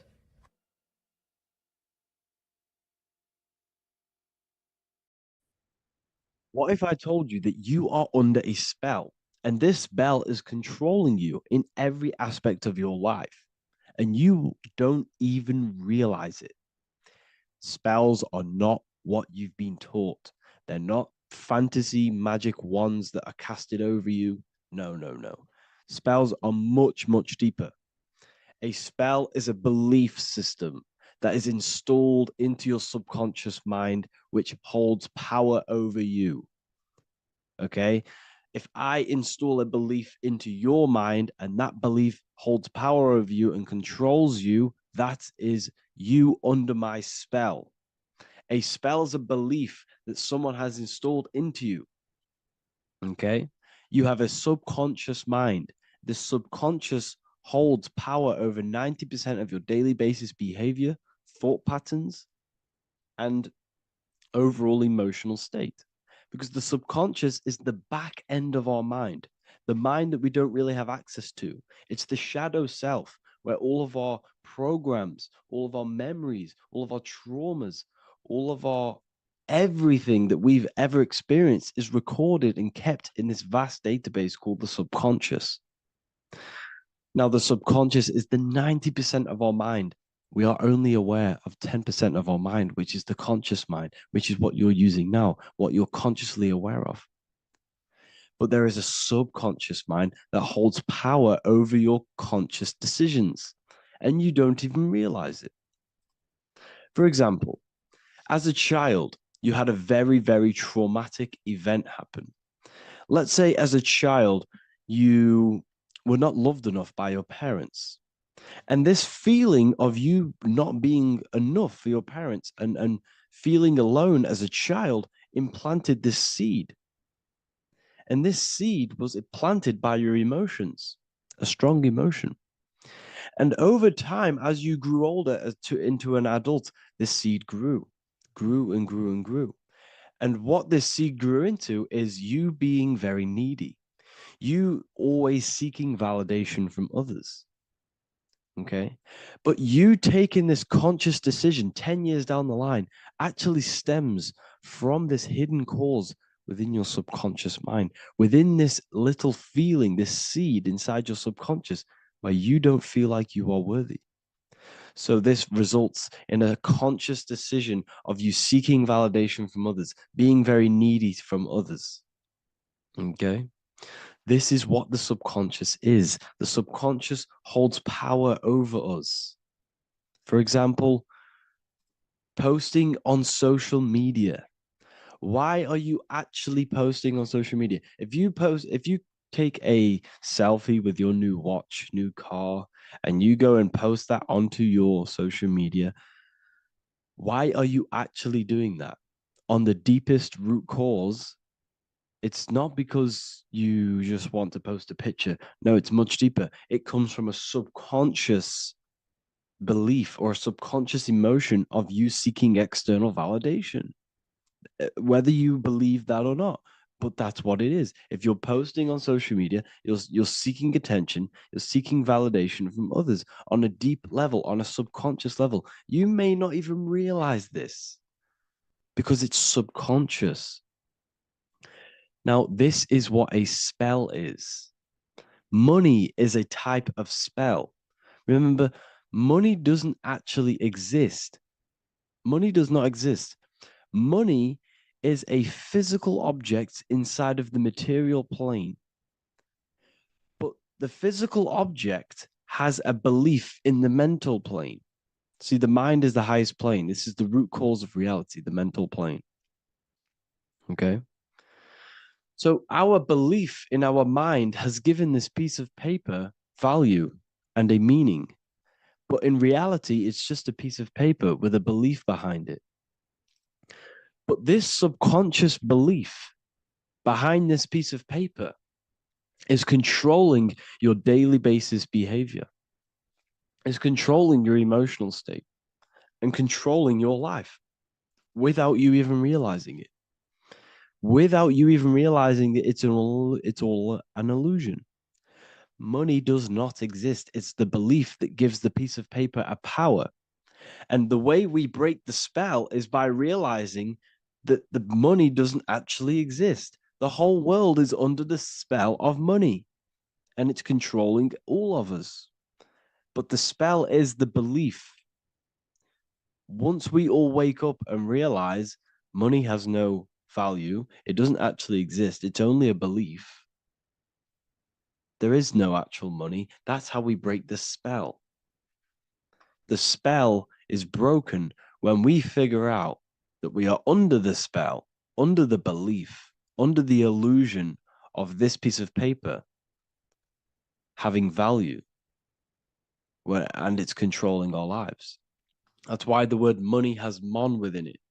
Mon is moon, and the moon represents our hidden aspect of our mind, our subconscious, and the sun represents our conscious mind. So you have two versions of yourself. You have the self that you show to everyone, the conscious mind, and you have a shadow self called the subconscious, which is the hidden aspect of you.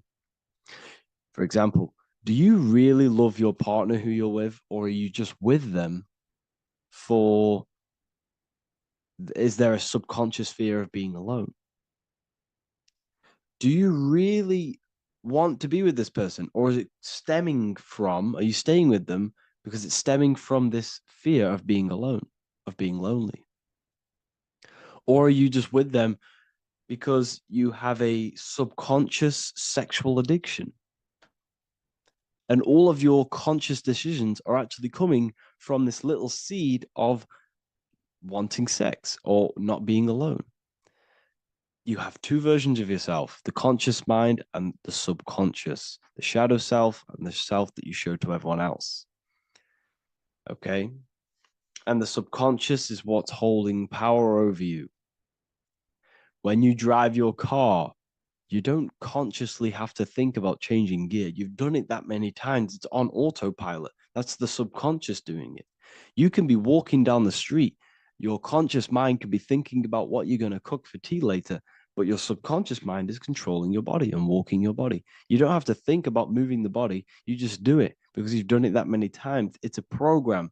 It's a belief in the subconscious that's giving this movement power. You see, the subconscious holds a lot of power over you. Our beliefs hold power over our daily basis behaviors and actions. Okay, like I said, posting on social media, this is seeking external validation. There's a subconscious there's a subconscious urge bringing this desire into conscious reality.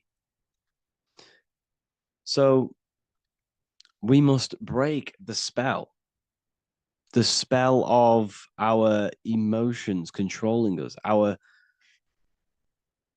traumas from a child controlling us. For example, another example of this, let's say you were in a car crash years ago, and this car crash led you to having a very traumatic event, very traumatic emotion you felt in that car crash. You felt a lot of pain. That was impressed into your subconscious. And even to this day, you're probably scared of going into trains, going onto cars, going inside of vehicles.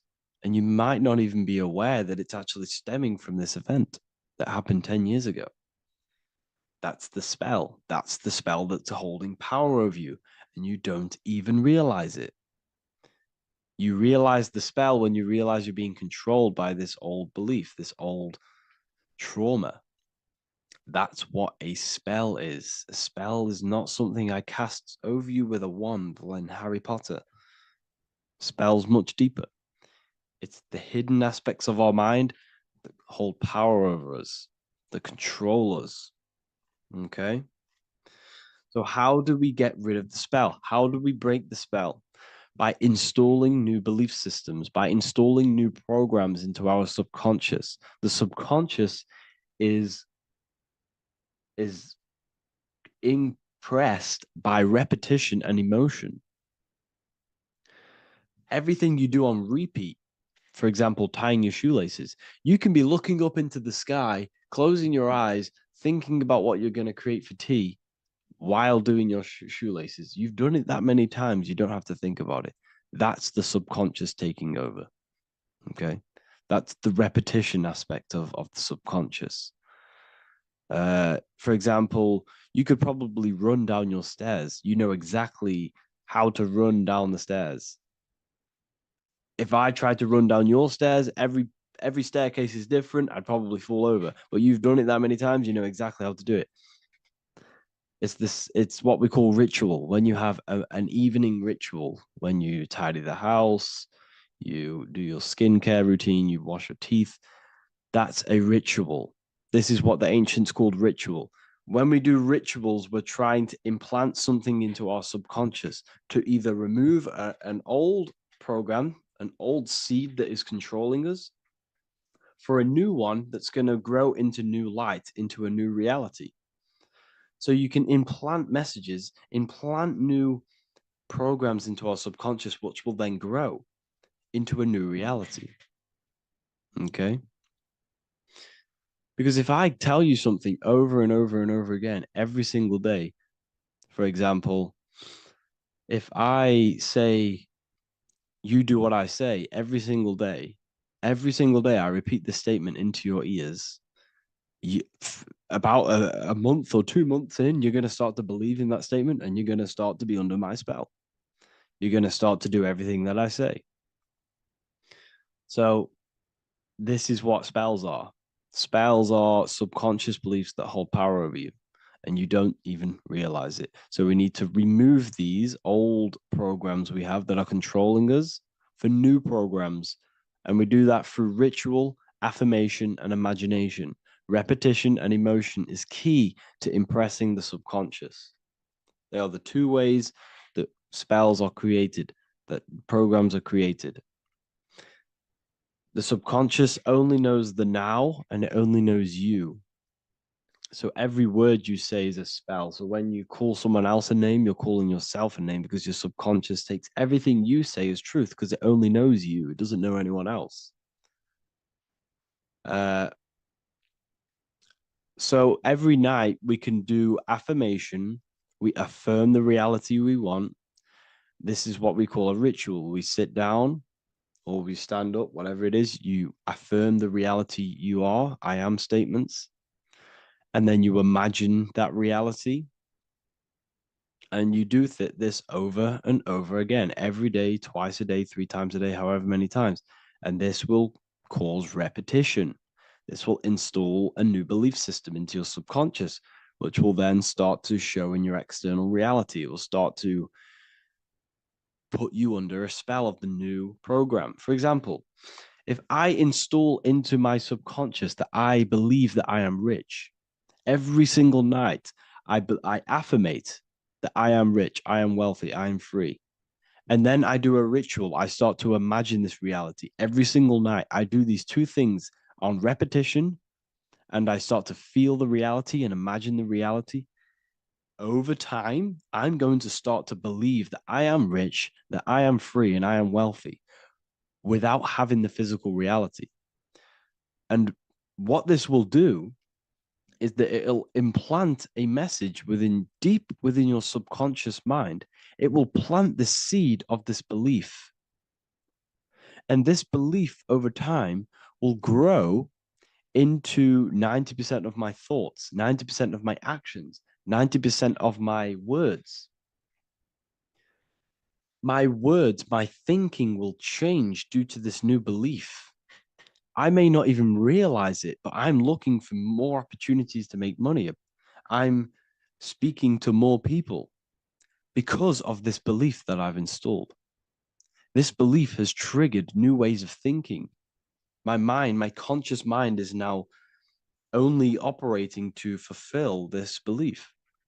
And my conscious mind might not even be aware of it. You won't even realize that you're manifesting this belief of being rich. And that's how it happens. You implant the belief within your subconscious. You implant the spell into your subconscious, which will then gain control over you. So we need to make sure we're removing the negative spells, the negative programs that are controlling us for new regenerated ones, for new ones that are going to create new realities, a better life. Okay. You don't want negative traumas, negative seeds controlling you and growing into your life. If you don't cut them off, they will continue to grow and grow and grow. Your anxiety will get bigger and bigger and bigger. Your depression will get bigger and bigger and bigger. But it's all actually stemming from one belief system or one trauma. Okay. So this is important. Everything in this physical plane is an effect of the higher planes. It's a shadow of the mind. Everything we think, all physical objects began as a thought, then an imagination, then energy, then a physical reality. So we must change the mental plane. We must plant seeds into our mind to change down into our physical material life. It's about manipulating this higher plane so we can create change and effect in the physical external material plane. That's what magic is. This is what spellcasting is. This is all what it is. It's not fantasy. This is the manipulation of the higher planes of consciousness, which your mind has access to. You have access to these higher planes. Okay. This is exactly what I teach in my university. I teach different rituals. I teach specific rituals to get rid of certain things, certain belief systems. I teach all different rituals, all different ways for you to create your own reality and live the best reality you want. We also have all of these different courses. We have activating the inner eye. This will teach you exactly how to lucid dream and activate your inner vision of imagination. We have the sexual alchemy course. This will give you the power of transmuting your sexual energy into creativity. We have electromagnetism studies. We have esoteric exchange, an exclusive live call that we do every single week. And I connect with all of the students. They can ask me questions, can speak with me one-on-one inside of these live calls. We have the real numerology section. We have the health section. We have a lecture section. Look at all of these lectures we have on occultism, symbolism. All of these lectures are designed to gain you power, to give your personal power back to you, to make you realize things about you. We have a meditation section. We have a library section where you can download all of our library, all of our books, different books on occultism, symbolism, Freemasonry, astral projection. And of course, we have the Manifestation Mastery course, which teaches you exactly how to create reality so you can live that desired reality that you want. This is the last chance to lock in the price of $55 a month. This is less than $2 a day. You can really level up your life because the price is going to increase as the value of the university increases, because there's a new symbolism course coming out. And if you join now, you'll get this course for free, because obviously when this course releases, the price will go up. The symbolism course will teach you the language of esoteric and occult symbolism. I'll leave the links in the description. Make sure to leave a like, comment, subscribe to the channel if you want to see more content. Thank you all, people. Have an amazing day. Hello, everyone. Today we're going to be discussing the esoteric and occult meaning behind the story inside of Genesis, the story of Adam and Eve. This is a widely known story, but not many people know the true esoteric meaning behind it. Okay. So today we're going to be breaking this symbolism down. Before we get into this, please leave a like and a subscribe on the channel. I would greatly appreciate it. And please comment below any lectures or anything you wish to know, and I could maybe make it in the future. The first thing we must understand about the Bible is that it is an esoteric and occult book. It is written in allegory.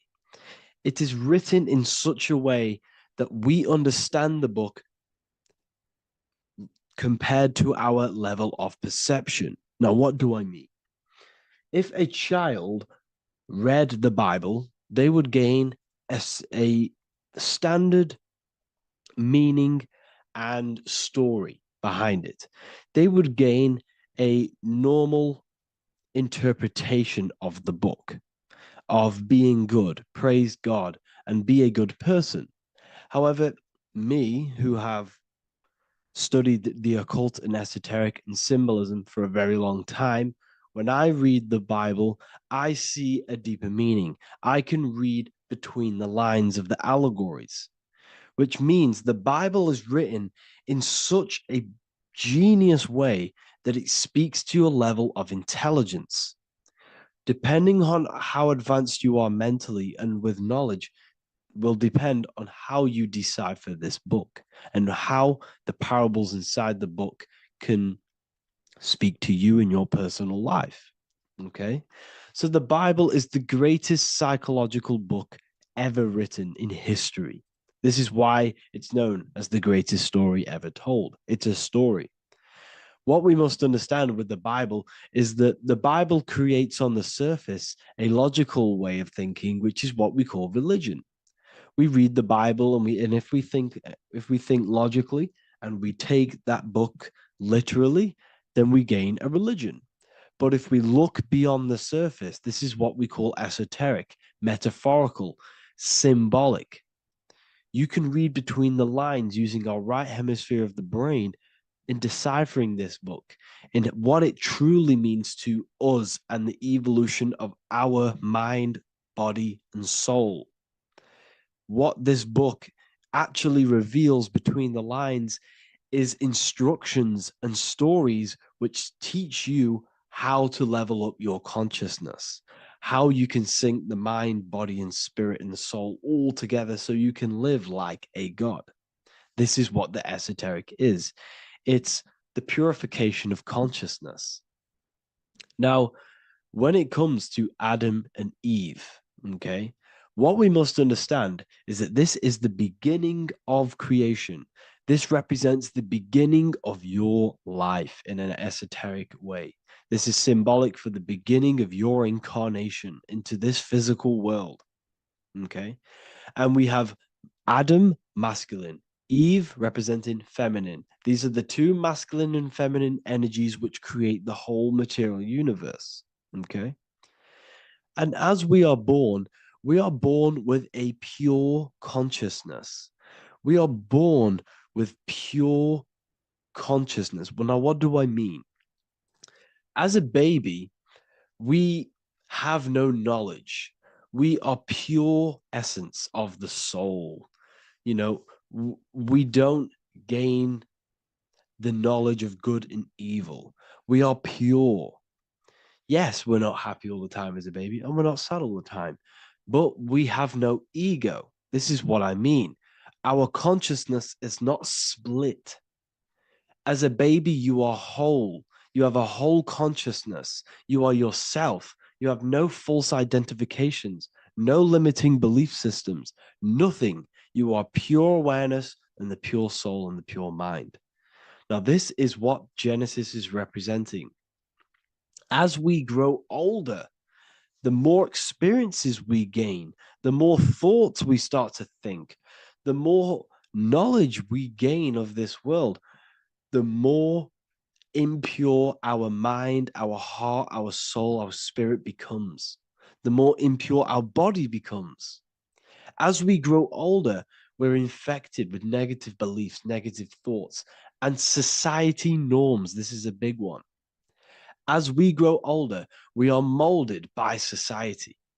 We shut off areas of ourself and we push them away so that we fit in with society. We all know this. We all did this in school. We pushed away parts of ourselves to act cool or to fit in, whatever it may be. Whatever type of person you were in school, we all went through this because society and culture is programmed.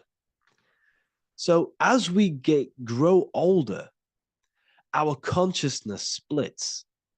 We gain a persona, an ego, and we gain a shadow self, the subconscious, and we gain an ego. Now, the ego is what you show to people. It's that character that you show, that you put on to your culture, to your family, to your friends. This is a false identification. And we also gain a shadow self. The shadow self is gained through experience. This is the subconscious. Our ego is created through experience. And so is the subconscious and the shadow self. Okay.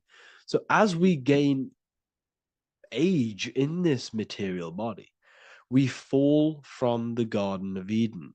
We gain the knowledge of good and evil.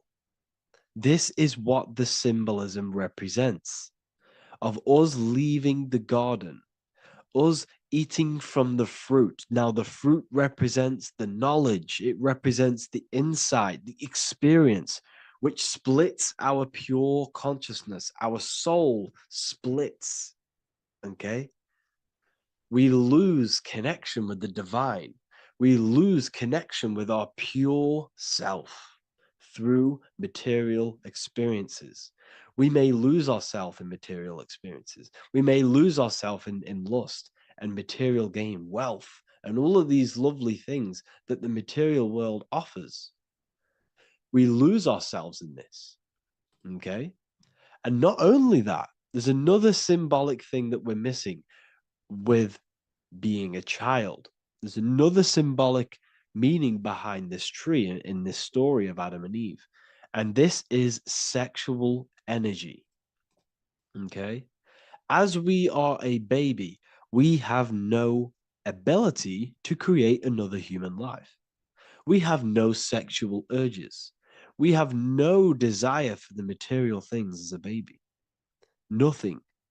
As we grow older, our sexual energy cultivates around the age of, it's like 10, maybe earlier for some people or later for some people. This is what we call puberty, when our sexual energy activates. This is when the masculine and feminine energies are present within the body. And we are now given the ability to create human life. We're now given the ability to bring in a soul into the material world. Now, this is what we believe and know in the esoteric world. That is what sex is. You're bringing a soul from the astral into the physical. Okay. So as you grow older, you gain this ability to use the power of creation. You gain this force within you that allows you to open a portal in the astral and bring in a soul to the material. Now, this power can be misused. This power is very powerful and should not be misused. In occult and esoteric teachings, we teach and learn sexual transmutation, how we transmute sexual energy into different areas of our life so we can grow and create. Because sexual energy is creative energy. It creates a whole new human being. So if we retain it, we can transmute it into creativity. So this energy is kind of corrupting us as well. And now I'm not saying growing up is evil, all this thing is evil. This is a natural cycle that we must go through. The soul of us must go through this cycle so that we learn, so that we overcome it, so that we gain mastery over ourselves, so that we expand ourselves. I recommend you watch the Evolution of Consciousness lecture that I did on my YouTube. An amazing lecture. Talks about the evolution of consciousness and how we're on a never-ending cycle of life and death and expansion. So leaving the Garden of Eden is symbolic. You see, Eve represents emotion. She's feminine. Adam represents action. That's why he bit the apple. You see, Eve takes the apple and tempts Adam because she's the emotion. She's the sexual desire. And Adam eats it. He releases, he misuses the power of his creation. He misuses his consciousness because of material illusions and material desires. This is natural, okay? As we grow older in this life, our soul has to experience sin. We have to experience negativity. We have to experience evil, okay? And we have to misuse this power within us to learn about it so we can overcome it and gain control over it. Now, this is why the Bible says in Genesis 3:6, for God doth know that in the day ye eat thereof, then your eyes shall be opened. Ye shall be as gods, knowing good and evil. This is very, very, very symbolic. We come into this world to experience a dualistic way of reality. We come into this world to challenge ourselves so the soul can grow, because the soul comes from pure love from God. But we come into this world so the soul may know what it's like to be evil. You see, we are like a seed. Our soul's like a seed. And when that seed grows, okay, and it's planted, them roots must grow to hell in order for the top of the tree and the roots to grow to heaven. In order for the soul to reach the highest states, it must descend down into the lowest states. Good and evil. This is the story of good and evil, okay? And this is the story, a psychological story of how the human mind has functioned in this life. This is what this story is representing of how our soul and mind is functioning, how our consciousness is splitting and growing up and evoluting. Okay. Like I said, snakes represent sexual energy. They represent, snake, when you've been snaked. This is why we say you've been snaked, because it represents a temptation of sexual energy. This is why the Kundalini is symbolized as a snake. This is the serpent within us that we can rise to activate dormant brain cells in our brain. Now that's called the Kundalini awakening. I'm not going to get into that into this video, but this is what it symbolizes, the tree and the knowledge of good and evil, because our body is the tree. Our central nervous system is the tree. The snake is our sexual urges and this false temptation that tempts us to interact with sin, the material world, okay, and go against our higher divine self. This is what it represents. Now, It's very, very symbolic. Not everyone is going to agree with this, but this is my interpretation of Genesis based on my research of occultism, symbolism, metaphors, and me studying the Bible.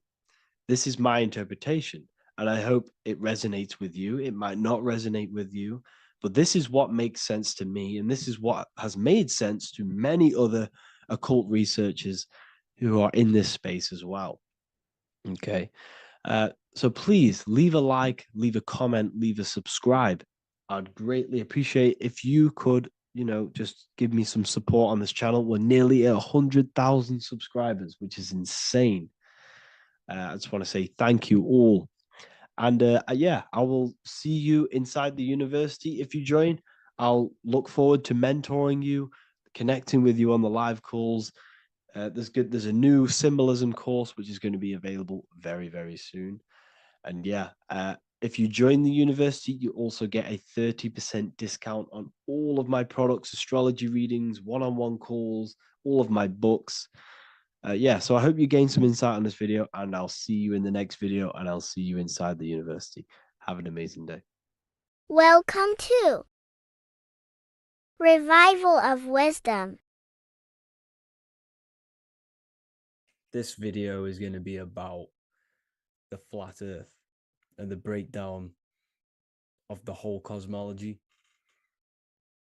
We're going to be digging very deep. I've got a lot of pictures and images to show you, and a lot of dots to connect.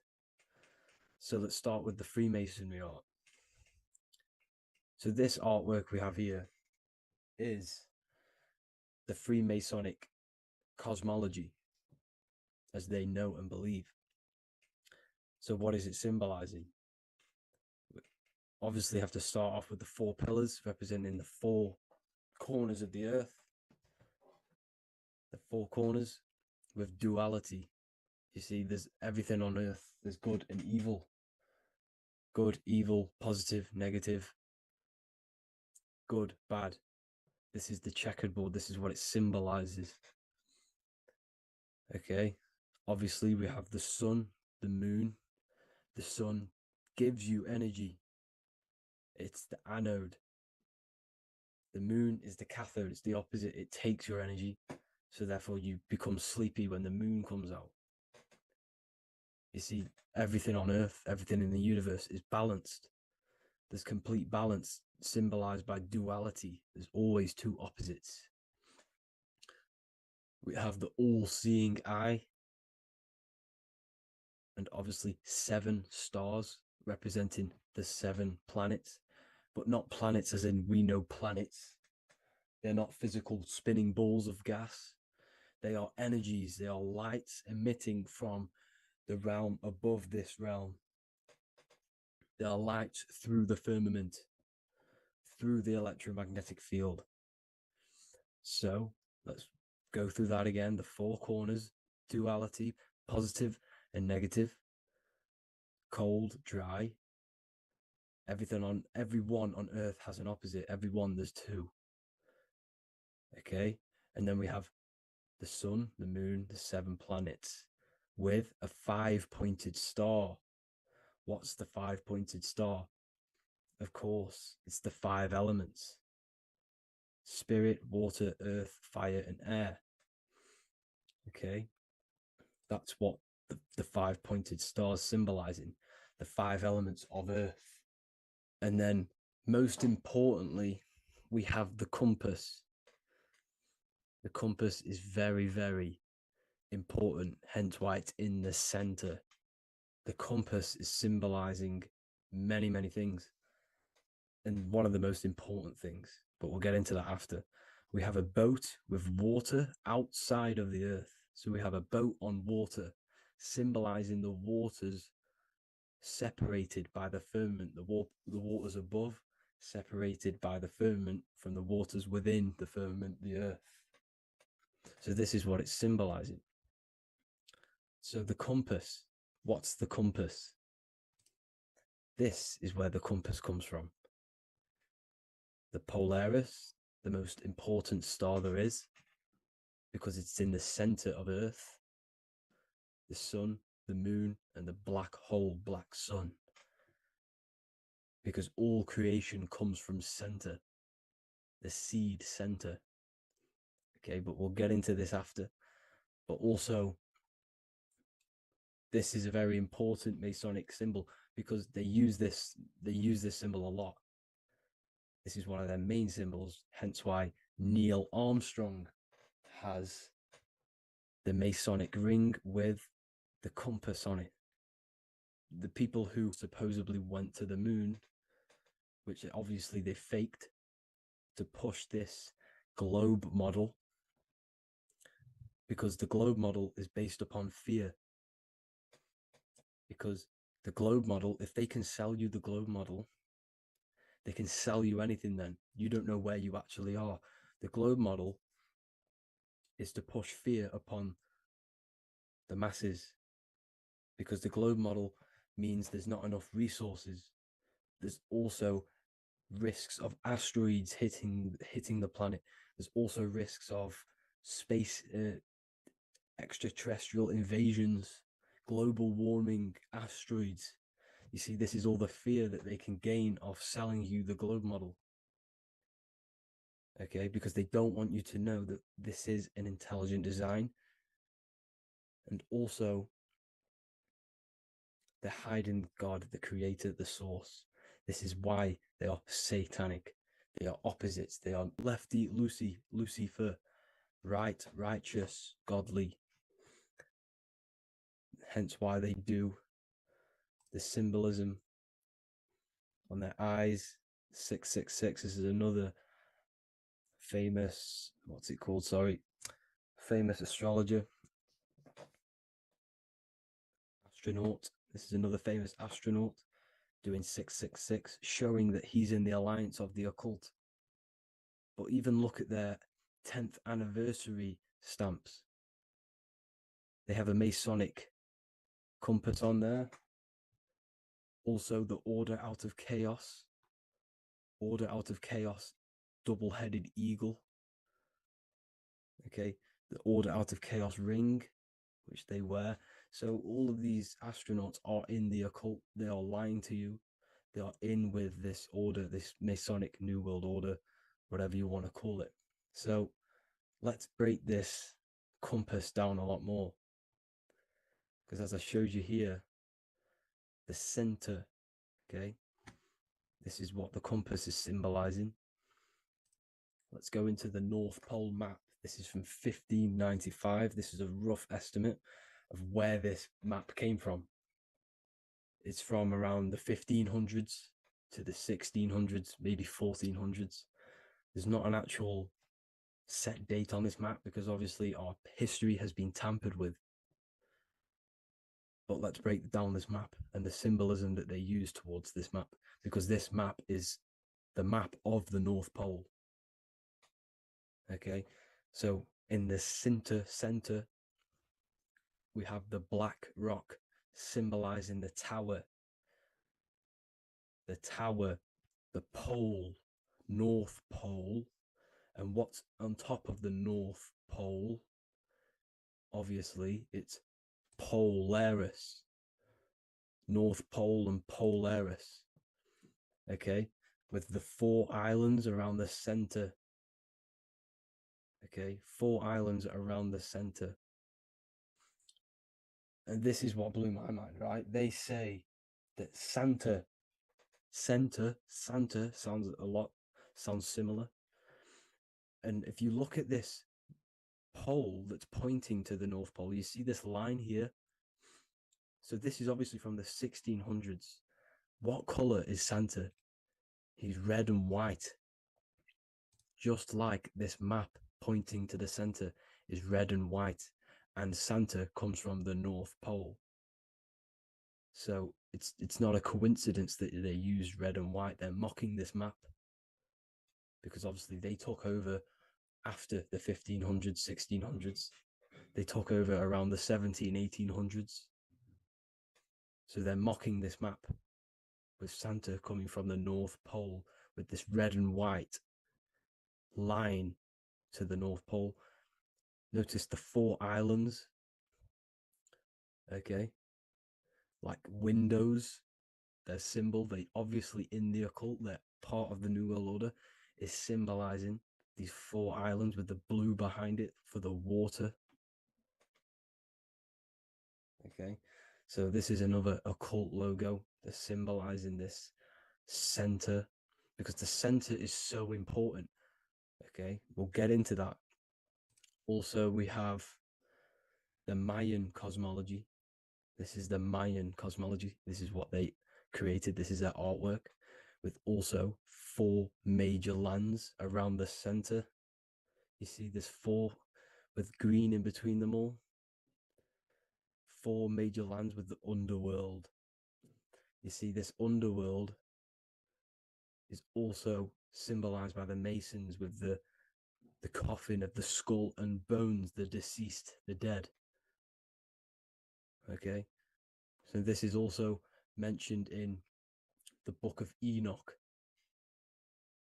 Okay, and it's called Sheol. Sheol, the underworld. Okay, and in the book of Enoch, it says all spirits of the dead go to these hollow places, that they are wait until their appointed time of judgment. And it also says in the book of Enoch, there are 4 hollow places underneath. 4 as above, so below, representing the 4 islands. As above, so below. That's where that could link in. Okay.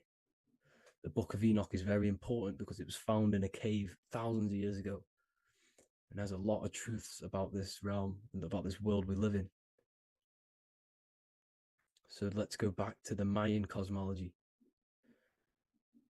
So the ancient cosmology, they all must have had some sort of communication. They must all be in at peace with each other, because all of their cosmologies link together.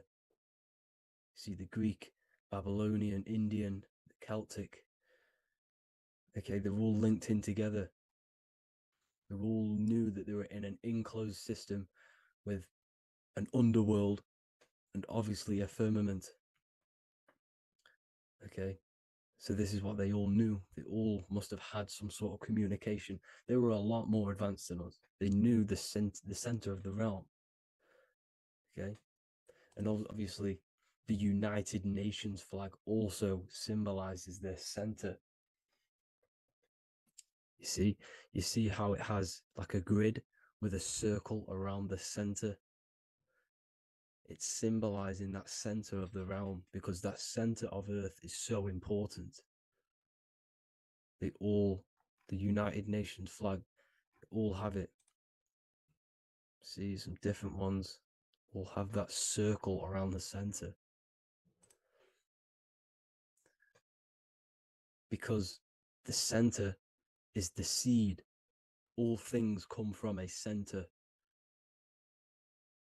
So the torus field is so important because it is the spark of life. It's the building blocks of the universe, this creation, because all things have a torus field. Just like an apple with what's in the center of an apple, a seed, because the center is where the energies hold, is where the energies meet, and it creates that spark of life. Just like your heart is the center of your body, and it has an electromagnetic field, because the center, all things come from the center. So this is why the North Pole is so important, because this is why it's so important, because this is where the creation sparked from, the center. This is where the most electromagnetic energy is stored. So this is why the northern lights come from the center. It's electromagnetic energy. This is what the northern lights are. It's being emitted from this black hole in the center. Okay, and obviously what else is on the center? Polaris. Polaris is the center star. Okay, so the center star is what sits on top of this North Pole, Polaris, because it's a pole of electromagnetic energy symbolized as a black rock, a black hole, pole. You see, because all creation comes from void. Light is born from darkness. Without light, darkness can't be born from light. You see, but light can be born from darkness. This is why darkness is so important. And this is why there's a black hole in the center of our realm, like the black sun. The black sun, the Polaris star, the North Star. You see, so this is this North Pole, Polaris. This is what they're talking about. And this is why compasses are an 8-pointed star, because Polaris is symbolized as an 8-pointed star. This is where a compass will point you to. It will point you to that center. So notice how a compass has this black hole in the middle, you see, and it will point you to this meeting point, the north, because in the center is the center of the torus field of the earth. This is where the most electromagnetic energy is. You see, everything gets sucked into the black hole. Okay, this whole reality is being projected from that center point, just like your eyes suck in light. It's a black hole. Your eyes suck in the light of this light being emitted from this center place, this electromagnetic energy at the center, which is the seed of everything, of everyone. You see, just like an apple has the seed in the center in darkness, because in the center of the apple, it's dark. It's black. It's pitch black. But that's where the seeds are. That's where the life is.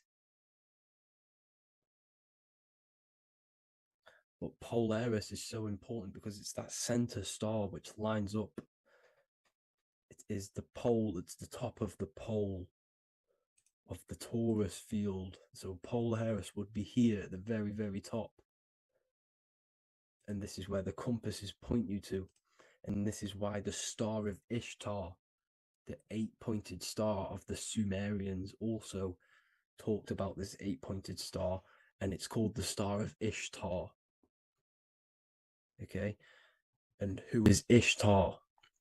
Ishtar is the goddess. Okay, so she's not a male, she's a female, because every creation is brought through a female, a womb. Every single human on earth is brought through the womb, the sacred feminine energy. And the womb is pure darkness. There's no light in a womb, just like the center of our realm. It's a black hole. Okay, and guess what? She's the god of fertility and sexuality. She is responsible for all life. Okay, so the star of Ishtar is the star of Polaris, which is symbolizing the responsibility for all life, the center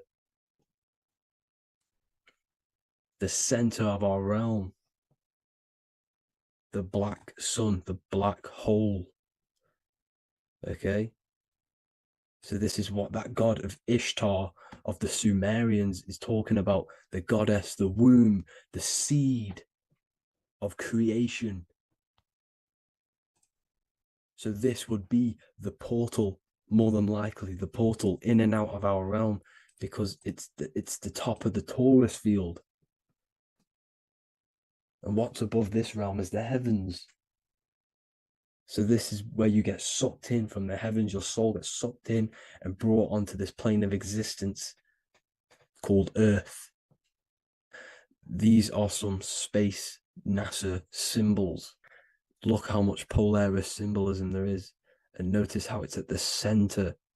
You see this circle? This is like a half circle, and at the center is an 8-pointed star of Ishtar. It's the same thing. It's Polaris. It's at the center.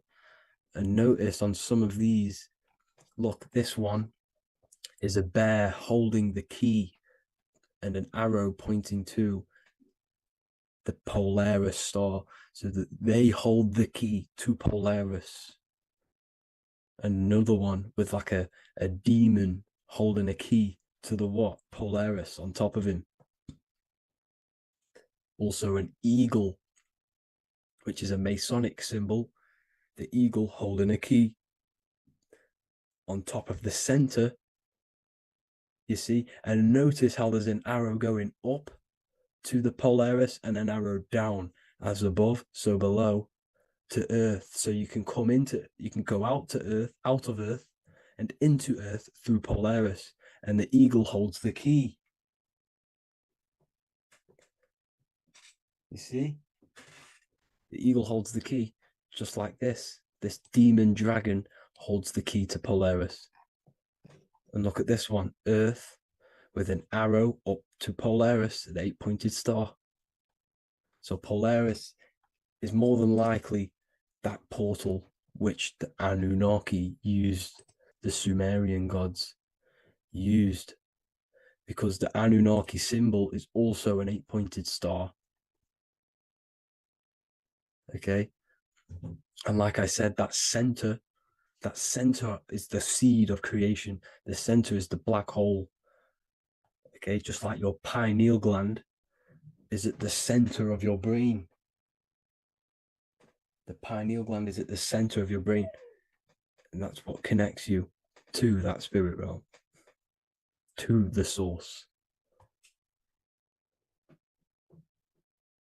That's it for this video, guys. Thank you all for tuning in. I hope you all learned something today. Please leave a like, a comment, and please subscribe to the channel for more content. God bless you all. Welcome to Revival of Wisdom. Welcome people. We're back with another video. Please make sure to hit that like button, subscribe, and turn on notifications to never miss a video. The Earth is a giant torus field consisting of a positive and a negative pole. The Sun being the cathode with a positive charge and the Moon being the anode with a negative charge. This is why the Sun rules over the day, giving you lots of energy, and the Moon taking your energy from you, making you go to sleep. Now, the plane that we live on is called the plane of inertia, and at the center of this plane of inertia is the North Pole. This is where the two electromagnetical energies meet. Now, this is where the most electromagnetic energy is stored. This is why all compasses will point north, because it's the most magnetic place in this reality. So the Sun and the Moon is spinning around this center point, which is stirring the ether of this reality and making everything move in circles, meaning this is a cycle. Everything's recycling itself. It's an organic simulation. The ancients also knew about this sacred land at the center of this reality, known as the North Pole. As you can see on this map from the 1500s of the North Pole, you can see 4 islands around this center black rock. Ancient civilizations like the Mayans, the Buddhists, and ancient Chinese also depict these 4 islands. The endless symbology of these sacred lands at the center has been going on for thousands of years. These sort of secrets are now kept by the elites, but as always they have to show the truth in plain sight, and this is what they are doing with the Windows symbol and also the Wizard of Oz. Now in the Wizard of Oz, as you can see, there's something called Munchkin Land. Munchkins are these unusually short people. Then on the ancient 1500s map, it says pygmy, And then the pygmy people in mythology are also these unusually short people. Just like Santa and his elves, they come from the North Pole, and elves are these unusually short people. These stories that we are told about Santa and Munchkins are putting truth in plain sight about this sacred land. This sacred land at the center of the earth is where the aurora borealis comes from and is being emitted from this black hole in the center, also known as the black sun. The aurora borealis is the Earth's aura, hence why it has the word aura inside of it. It is the life-giving essence to all life within this realm. As this dualistic reality we live in consists of both physical and spiritual, the black sun is like our sun for the spirit. It's our spiritual umbilical cord, connecting us to the spirit realm. And the rising sun is the opposite. It's our sun for our physical 666 carbon suits, known as our human body, our physical aspect. As it states in the 40,000-year-old emerald tablets, deep in Earth's heart lies the flower, the source of the spirit. The flower of life is as thine own place of spirit, and streams through the earth as thine flows through thy form, giving off life to the earth and its children. So the North Pole is the core of this spiritual reality, and the closer you get to it, the more spiritual and lucid it becomes. So the elites have covered this up in order for us to forget the true nature of this reality. And they did this cover-up by introducing the globe model. Nicholas Copernicus was around in the 1400s, and he introduced the globe model. As you can see, he is a Freemason. He depicts himself with a globe and a Masonic compass in all of his paintings and portraits. Galileo was also a Freemason, as you could see in all of his portraits with a globe and a Masonic compass. He was also a massive part of introducing the globe model after Nicholas Copernicus. So yes, the globe model was a spiritual and political move to gain more control over the masses. After the globe model was then introduced, they introduced the theory of evolution by another Freemason, Charles Darwin. See how these two theories go hand in hand? They both degrade humanity, and they make you confused of where we actually came from. By hiding the true form of this divine creation and hiding the true power of each and every one of us, they maintain control over the masses. Now this is order out of chaos, known to be the 33rd degree slogan of Freemasonry. Now this is the Masonic cosmology, and as you can see, you have the checkered board for the duality, the 5-pointed star for the 5 elements, the 4 corners for the 4 pillars, the all-seeing eye, which is Polaris, the sun, the moon, and the 7 stars. So even Freemasons are taught the flat earth cosmology and the true form of this reality. Now the true nature of the sun, the moon, and the earth is shown and reflected through the Masonic compass. The Masonic compass is the sun, the moon, Polaris at the top, and the black sun at the bottom. It makes sense why all the scientists who introduced the globe model all used the compass and the globe together, because it's truth in plain sight. As I explained in my other video, all Freemasons have to take the oath, so it goes to show, why are we all learning these theories from Freemasons who can't talk about certain topics that they learn about? Why should we believe their theories when they're holding back the real truth about this reality? Now going on to NASA. NASA means to deceive in Hebrew, and they are also funded by the government. They are not a private company. The old owner of NASA, Werner von Braun, on his grave has the Bible verse Psalms 91. The heavens declare the glory of God, and the firmament showeth his handiwork. Now why would the owner of NASA put this on his grave? seems a bit suspicious to me, alongside with the NASA astronauts are all Freemasons. And not to mention the countless mistakes they've made on their live videos in space stations, the moon landing, and the CGI footage of the Earth, which is obviously photoshopped. Just by tricking the masses that they live on a spinning ball, the elites gain the perception of the masses. Not only does it hide the divine creation we're inside of, it hides the divine spark within you. It hides the creator, the source. And by believing in space and we live on a spinning ball, it makes people come to the interpretation of that we are a coincidence and we do not have any purpose. And of course this is false.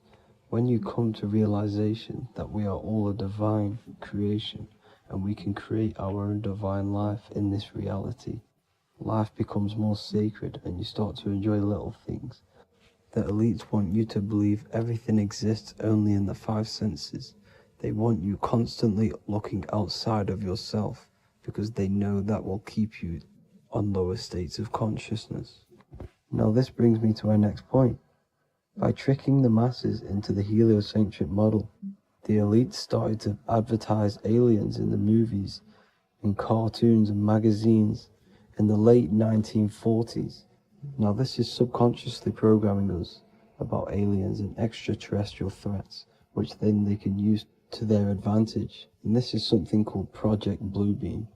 They are more than likely going to fake an alien invasion to push this 2040 agenda, which is for one government and one ruling currency. That's it for this video, guys and girls. Hope you all enjoyed. Please make sure to leave a like and a comment. God bless you all.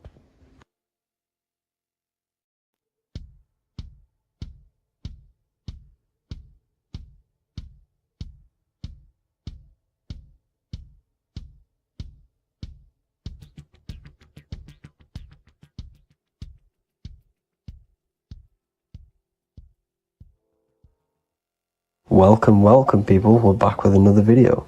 I will now be keeping track of my YouTube and trying to upload every week. In this video, we'll be talking about the chakras. The chakras are the 7 attributes of God, and they are the 7 planets. These are literally vortex portals within us that connect us to these vices and characteristics of God. Each one of these energy centers are a spinning whirl of energy which controls the cells and organs in that particular area of the body. For example, it's literally a mini brain for that area of the body. Each chakra has a vice which you need to turn to a virtue in order to climb up through the system. They work like a stairway system. You have to go through each chakra in order to unlock the one above. This process is turning matter into spirit as you descended from spirit to matter.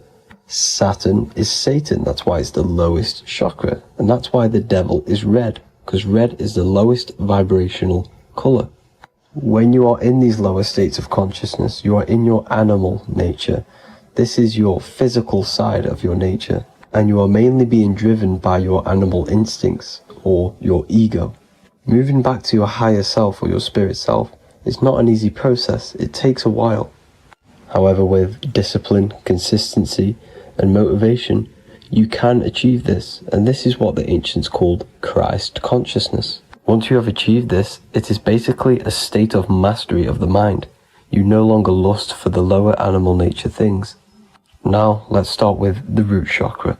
This is located at the base of your spine, and you can feel this chakra by tensing your anus. This energy center is in control of your survival needs, your vitality, stability and security. Now, if this chakra is unbalanced, you will feel insecure, fear, anxiety, unstable, low self-esteem, anemia, over or underweight, and constipation. In order to balance this chakra, you need to feel grounded, embodied, stable, calm, centered, a sense of safety and trust in yourself and the world around you. The next chakra is the sacral chakra, which is located around the belly button area. You can feel this chakra just by sucking in your belly. This chakra is to do with relationships, self-worth, creativity, empathy, and most importantly, sexuality. This is the most important one in order to start to raise your vibration overall, is giving up the over-sexualized nature. In order to balance this chakra, you need to come into harmony with all the toxic relationships that you have. Get rid of the fear, the anxiety, the isolation, and 100% get rid of the over-sexualized nature. Lust is one of the most lowest vibrations you could possibly feel. It is literally manifesting hell. In order to work on this chakra, you need to feel self-worth. You need to do creative things, empathy, healthy relationships, and 100% being confident. The next chakra is the solar plexus. This is to do with personal power, will, metabolism, eating, happiness, and your self-esteem and self-identification. You can feel this chakra just above your belly, below your ribs, and you can suck in this area. If this chakra is blocked, you will feel lack of confidence, difficulty in manifesting your desires, low self-esteem, misuse of power, misuse of dominance, weak will, and shame in yourself. Biggest one for this chakra is overeating, as it's to do with metabolism. If you are overeating, you are literally unbalancing a lot of your lower chakras, not just the solar plexus. In order to work on this chakra and balance it, you want to have a positive self-identification. You want to feel happy, a happy self-esteem, effectiveness to people, not overeating, and a strong willpower. Now for the heart chakra, one of the most important chakras. Chakra is to do with love, understanding, trust, hope, openness, compassion, balance, and forgiveness. The most important because your heart is the tree of life in the body. It is the center of the toroidal field. It is the most powerful chakra. Your heart is 5,000 times stronger magnetically than your brain. Once you have hit the heart chakra and you start surpassing the heart chakra, you are now turning matter into spirit, as the lower three chakras are dense and physical, and the above the heart chakra are turning to spirit. As you can see already, this is a hard and long process of working on yourself physically and internally. The symptoms of a blocked heart chakra would be lack of love or too much love, difficulty to accepting or giving love, lack of compassion, loneliness, and lack of emotional fulfillment. Finally, a lack of connection with a divine or to nature. In order to balance this chakra, the most important thing and the most powerful thing you can do is loving people, accepting and giving lots of love. Second most important thing to balance the heart chakra is balance. You need a balanced life. You need balance in all aspects of your life. Now for the throat chakra. This is a very important chakra as it's to do with communication. A symptom of this being unbalanced is a lack of self-expression and putting on a front all the time, acting with the ego. In order to balance this chakra, you need to constantly self-express yourself. You can't be putting on a front. That voice inside your head, you have to let it come outward. Don't just block it off with a wall. Self-expression will lead to you gaining friends who actually like you for being you, and not these fake friends that you have to put on an ego for. In order to balance this chakra, you need to express yourself, express the word that's within you. Don't be lying to people, don't deceive or be deceptive. The next chakra is the third eye chakra. This is starting to get very advanced and you are coming very close to spirit. Just before we head on, I want to announce the PDF is now available, containing all the presentations I've ever made, all into a condensed 38-page PDF. The link will be below this video for you to access. And if you want to learn how to create reality using your mind, how to attract your desires, how to get out of the situation you are in, the link will also be there for the Manifestation Mastery course. Now for the third eye chakra. The third eye chakra controls the pineal gland, which is your first eye. It's to do with your psychic abilities, channeling, telepathy, astral travel, visions, and connection to the higher self. You need all of the chakras aligned to get the full potential out of your third eye or pineal gland chakra.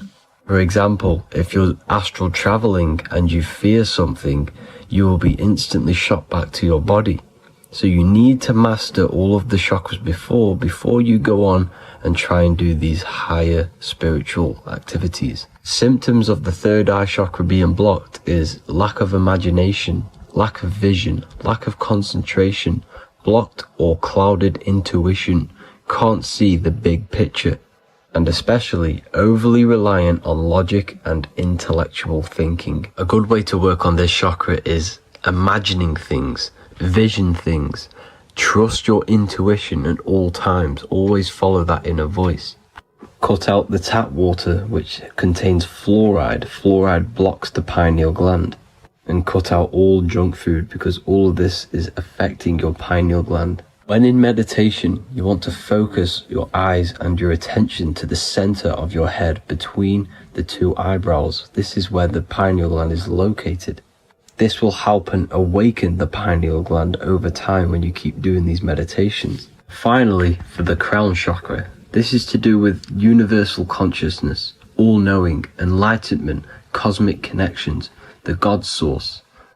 This chakra is blocked by being cut off from spirituality, plagued by the senses, being tricked into the five senses and being tricked into thinking you are the body. In order to work on this chakra, you need to feel grounded. You need to know yourself, your real self, the voice within you. Have common sense. Have specific decisions that you're making. Be very direct. Now we've got out of the way all of the chakras, I can now introduce methods and meditations which will help you unblock them spiritually.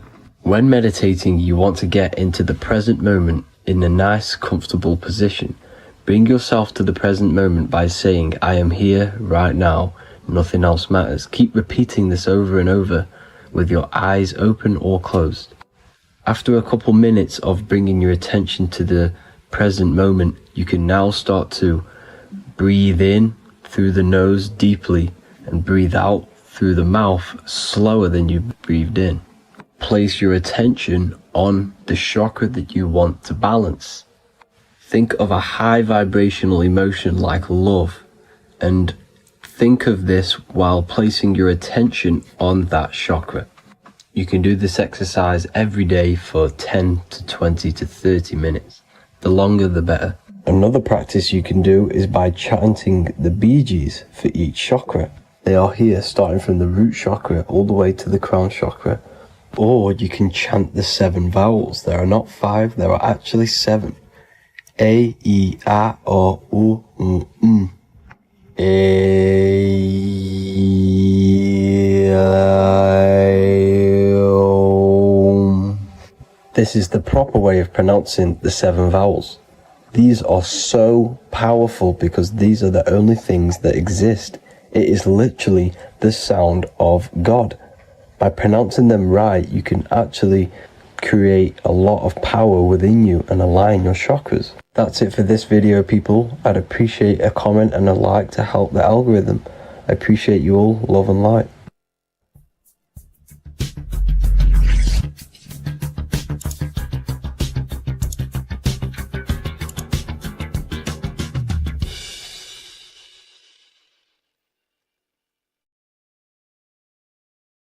Hello, people. Today we're going to be talking about the secrets of the human heart.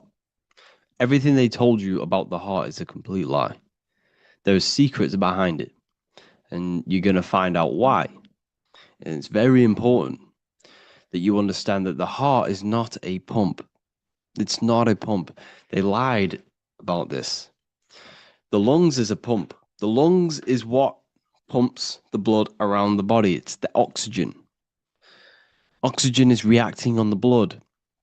Now, what do you use to use a pump? You use air to pump things up. That's what your lungs are. They use air, oxygen.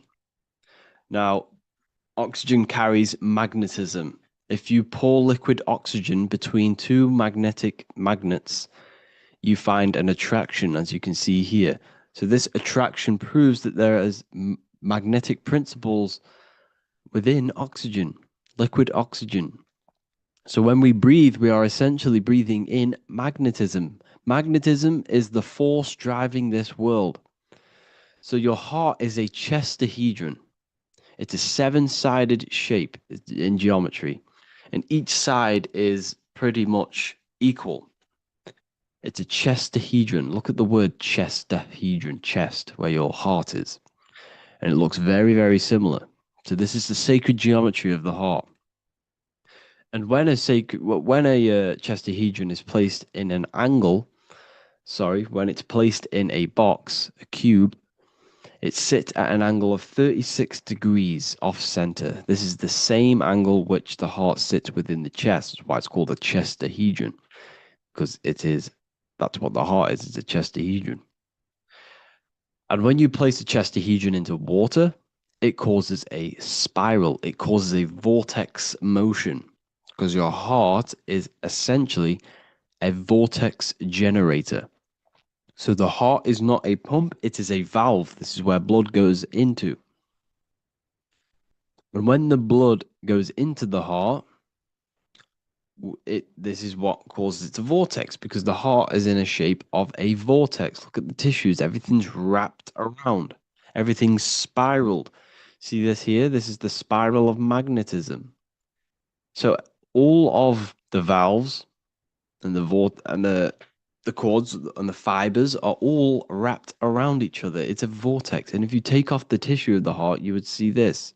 It kind of looks like the Holy Grail.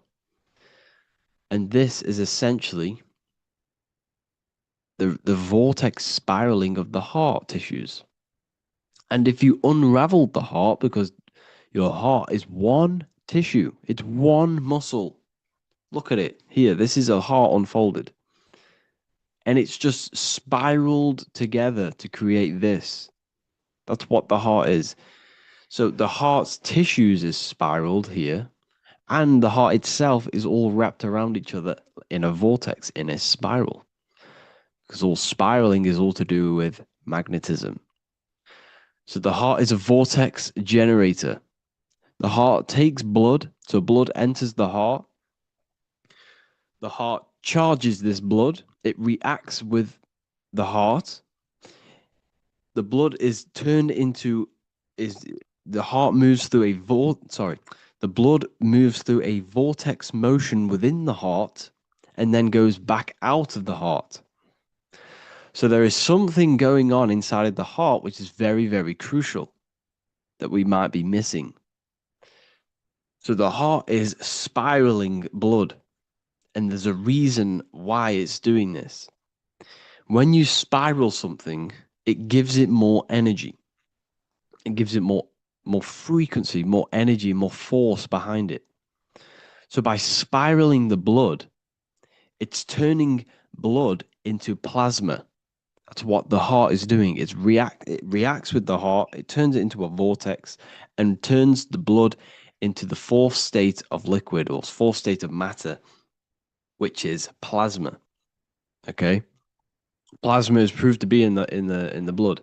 Plasma is a part of the blood that carries platelets and red blood cells and white blood cells around the body.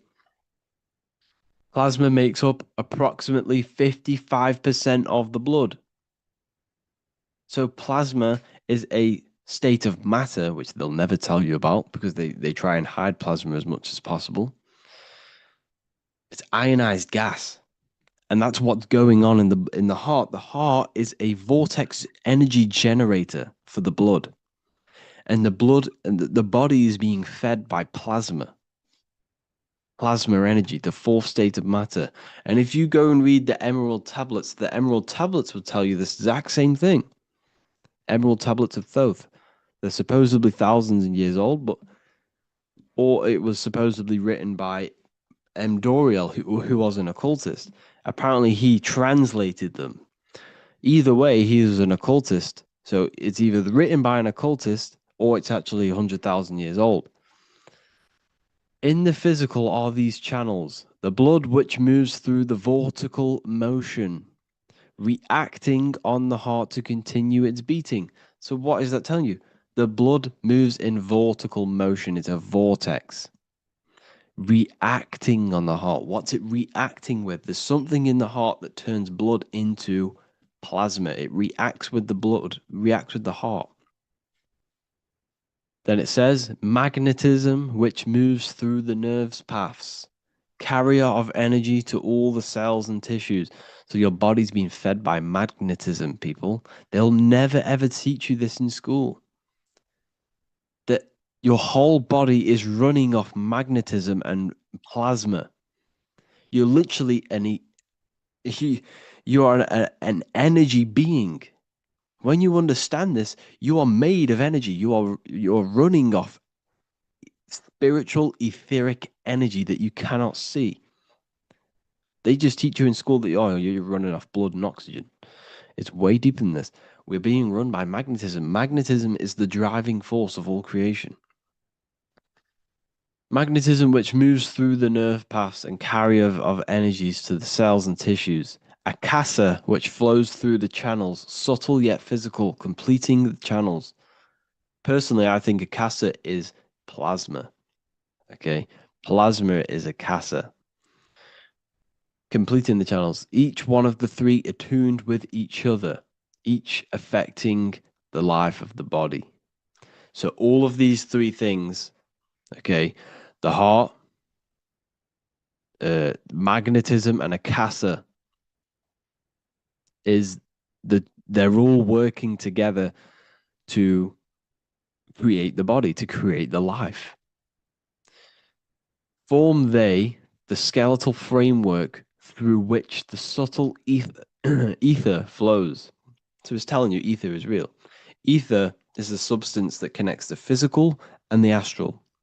It's your etheric body is where your chakras are. So your chakras are your etheric energy body. And these energies, these 7 energies, is what gives life to the physical form. They feed energy into the physical form. So the ether, subtle yet physical, is charging the body through the skeletal framework. So it's telling you this, and even the word heart has ether within it if you just rearranged A and the E. Put the H on the beginning of, put the H on the end of heart and you get earth. Because what the heart is actually doing, it's taking the energy of the electromagnetic field around us, which is everywhere, that everything is filled with magnetism and electromagnetism. The earth is a giant electromagnetic torus field, and all of this energy from the center is feeding directly into your heart. Because the center of this earth is the heart of the earth. The center of you is your heart. And the center of the aurora borealis, whatever you want to call it, this energy that's emitted from the center of this earth is feeding directly into you, and your heart is transmuting this energy from the earth to react with your blood, and your blood is then feeding your physical body through plasma. That's what's going on. You yourself and your heart is directly connected to the earth. That's why your heart rearranged is earth. You're directly connected to the cosmos. Everything they do to poison you and give you all this stuff is to keep you disconnected from the universe. You yourself are the universe. Your body is directly in correlation electromagnetically with the earth. So the heart is the balance. That's how you connect with things, through the heart. Okay. You see Jesus with the Sacred Heart, always pointing at the heart. Matthew 6:21, for where your treasure is, there your heart will be also. What's that telling you? What's your treasure, your goal, what you're doing in life? There your heart will be also, because your heart is a guide through this lifetime. Your heart has an intelligence. Every single organ in your body has consciousness, and you think with it. You can think with these different organs. You can think with the brain. You can think with the heart. You can think with, the reproductive area. That's why, everyone always says you're thinking with your penis. For if you're a man, you know about this. People say that. That's just a saying. But It's true. You think with these body parts, people, and your heart is a guide. It knows everything that's right. It knows the things that you need to do.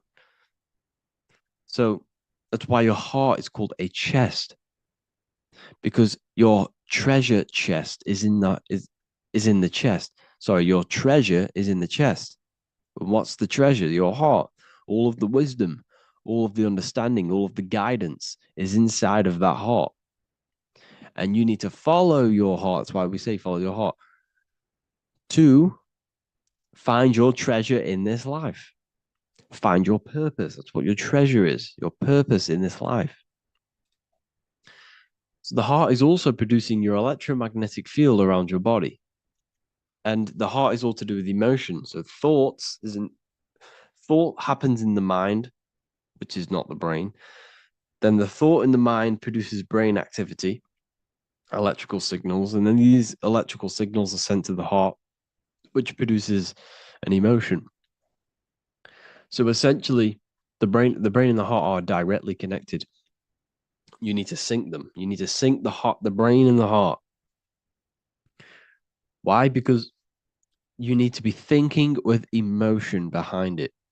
If you think with lack of the heart thinking, also, if you think without the heart, you are only thinking for yourself and not for the empathy of others. You have to think before you take action of the emotion of others and have thought of people's feelings behind. So you must sync the heart and the brain. The actions you must take must be in line with your heart. Your heart tells you everything. Before you do something, you can feel whether it's right or wrong. You can feel it deep down within you. When you quiet in your mind, you can feel it. Where if you know when you're doing something wrong, especially when you're a child, because this, as you get older and you constantly do negative things, then yes, you can block out the heart completely. But deep down within people, they know what they're doing and they know whether it's right or wrong. You feel horrible when you do something bad. You feel it inside of you. And Manly P. Hall said, every time you go against the heart, you are destroying your electromagnetic field. It kills the magnetism of your body every time you go against it. Obviously, I don't know if this is true, but I agree with this. Manly P. Hall was an enlightened individual who understand the anatomy of the body, understand all of the occult things. And essentially, every time you go against your heart, you are killing the magnetism of your body, your cells, and everything about you. Because your whole body is magnetic. You have magnetic attraction all over you. So there's a saying, well, obviously in Christianity, what happens in heaven happens on earth. Well, what happens in the brain happens in your heart. Heaven is the head, earth is the heart.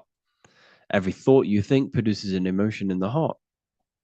Every single thought triggers an emotion. You know, when people say they got a broken heart, because all of that emotion is in the heart. Not in the heart, but in the invisible intelligence behind the heart. You must understand there's a consciousness, an invisible spiritual consciousness behind every physical thing. So your brain is dual, your heart is single. Your brain consists of two hemispheres. So when it comes to decision making in the brain, there can be confusion between the left and right hemispheres. This is why when people are confused. But the heart is a singular organ. And if you go onto Google and type in brain cells found in the heart, there are 40,000 neuron cells in the heart, the exact same cells which are found in the brain, in the cranial brain. This means that your heart is essentially a brain for your emotions. That's what it is. And your emotions tell you what is right and what is wrong. So every thought you think produces an emotion, and whether that emotion is good or bad will tell you whether something is right or wrong. So the heart is the guidance through this life, and your higher self resides in the heart. You have to follow the heart. You have to do what the heart tells you all the time. So I hope you enjoyed this video, people. Please feel free to contact me if you have any video ideas or anything like this. And welcome to the university. I look forward to connecting with you all. Welcome to Revival of Wisdom. Today we're going to be breaking down Saturn worship and how the occult are linked in with Saturn. Okay, so first of all, let's start with the celebrities. All these celebrities are doing 666. Okay, covering the one eye, which also symbolizes the all-seeing eye, which is another occult symbol. But we're focusing on the 666, the 6 with the 3 fingers. Also, we have CERN with the 666 within their logo. Also Disney, okay, as you can see here, 666 within their logo. Pepsi, Coca-Cola, and even Cadbury's. Monster Energy with the 666 in Hebrew numerals. Unleash the beast. So what is 666 to do with Saturn? Because on Saturn, on the north pole of Saturn, there is a 6-sided hexagon. Okay, so Saturday is named after Saturn Day, the 6th planet. It is also the 6th day of the week and has a 6-sided polygon on its north pole. 666. Not only that, when you create a star out of the hexagon, you will create a 6-pointed star. Okay, with 6 triangles within the star and a 6-sided hexagon, which all adds up to 666. Okay, so this is why all these symbols contain 666. So why do they worship 666? Saturn. Because Saturn is the god of time and death. Okay, and order and lessons. Okay, Saturn is a very cold and dry being. That is the 6th planet from the sun. Okay, Saturn represents the winter, which symbolizes death. Okay, because all nature dies within winter because the sun's not there. So it represents darkness and death. It rules the zodiac sign of Capricorn. Okay, so in the celestial cycle, Saturn is always opposite the sun. So it's the opposite of the sun. So they're worshipping this energy which is death-like. Okay, this god which is death and does not bring life. Okay, and also is the god of time. Okay, also in the Roman and in Greek it's called Chronos. Okay, which is just a translation for time. It's also known as the Father Time, aka the Grim Reaper. Okay, the Grim Reaper. Keep that in mind. We'll come back to this. Here are some more logos for the Saturn. Okay, NAG, Internet, Wi-Fi. Okay, all these occult logos all worship Saturn. They are a satanic occult. They worship this death god, this evil god. Okay, this is where the cube now comes in. Okay, because what colour is associated with Saturn? It's black, because it's the absence of light. It's opposite the sun. So black is the colour associated with Saturn. Each planet has its own colour associated with it. Okay, so when you make the cube, okay, as you can see here, the cube out of the polygon, it creates what? A black cube. Okay, and the Kabbalah, okay, Kabbalah means cube, Allah means the god, the cube god. These religions are secretly worshipping this cube god, the god of death, Saturn, Satan. It's the same entity behind it all. Okay, so also we have these black cubes in Australia, Denmark, all around the world, these black cubes, because this occult is worldwide. It's Saturn, Satan taking over this realm. Okay, also with this black cube, they walk around it like the rings of Saturn. It's around the black cube of Saturn with the rings, they walk around in circles. What are circles? Cycles. What is a cycle? Time. The time god.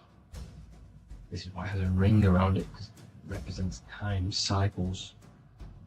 Okay, and this is another depiction of Saturn, always depicted with this Reaper staff. Okay, keep in mind this staff, just like we associated with aka the Grim Reaper. The Grim Reaper also wears a black robe, representing Saturn with the same staff. Can you see it? This is where it comes in. Okay? The same thing, look, the same staff with the black robe. Black representing Saturn, the god of death. Okay, the Grim Reaper, Satan. Okay. Also, when you graduate from university, what do? You wear a cube on your head, a black cube with a black robe. This is Saturn worship. See, this is how Satan has tricked the world into worshipping him, not God, the sun, which represents God. So what is a corona? Because a corona is a crown, a circle, okay? A set of concentric circles of light seen around a luminous body. So Saturn. So this is why they used to worship Saturn by wearing crowns in ancient days. And we still do to this day. The king or queen has a crown, a corona. Also, corona, the drink. Corona adds up to 666, just like Saturn is 666. But like you see in the corona, you see the staff. You see this staff, just like the staff of Saturn, the Saturn god, like the Grim Reaper, with the black robe and the staff, just like the Saturn god. What is the Grim Reaper? It's a killer, it represents death, just like Saturn, the god of death and time. So all these occults and secret societies all worship the 666 god, which is Saturn, Satan. All of our energy is being put into Saturn. Okay, and Saturn, Satan, is harnessing all of this energy. So gradually, this is what the mark of the beast is. Like it says in the Bible, the mark of the beast, or the name of the beast. Here is wisdom. Let it know that you have to understand and count the number of the beast, for it is 6. It is the number 6 of a man, and is 600, 6, 666. So this is what the mark of the beast is. They are going to eventually put green chips, just like Neuralink, which is what Elon Musk is pushing. Okay, so this chip is the mark of the beast, and it's going to be implanted to our hands or brains.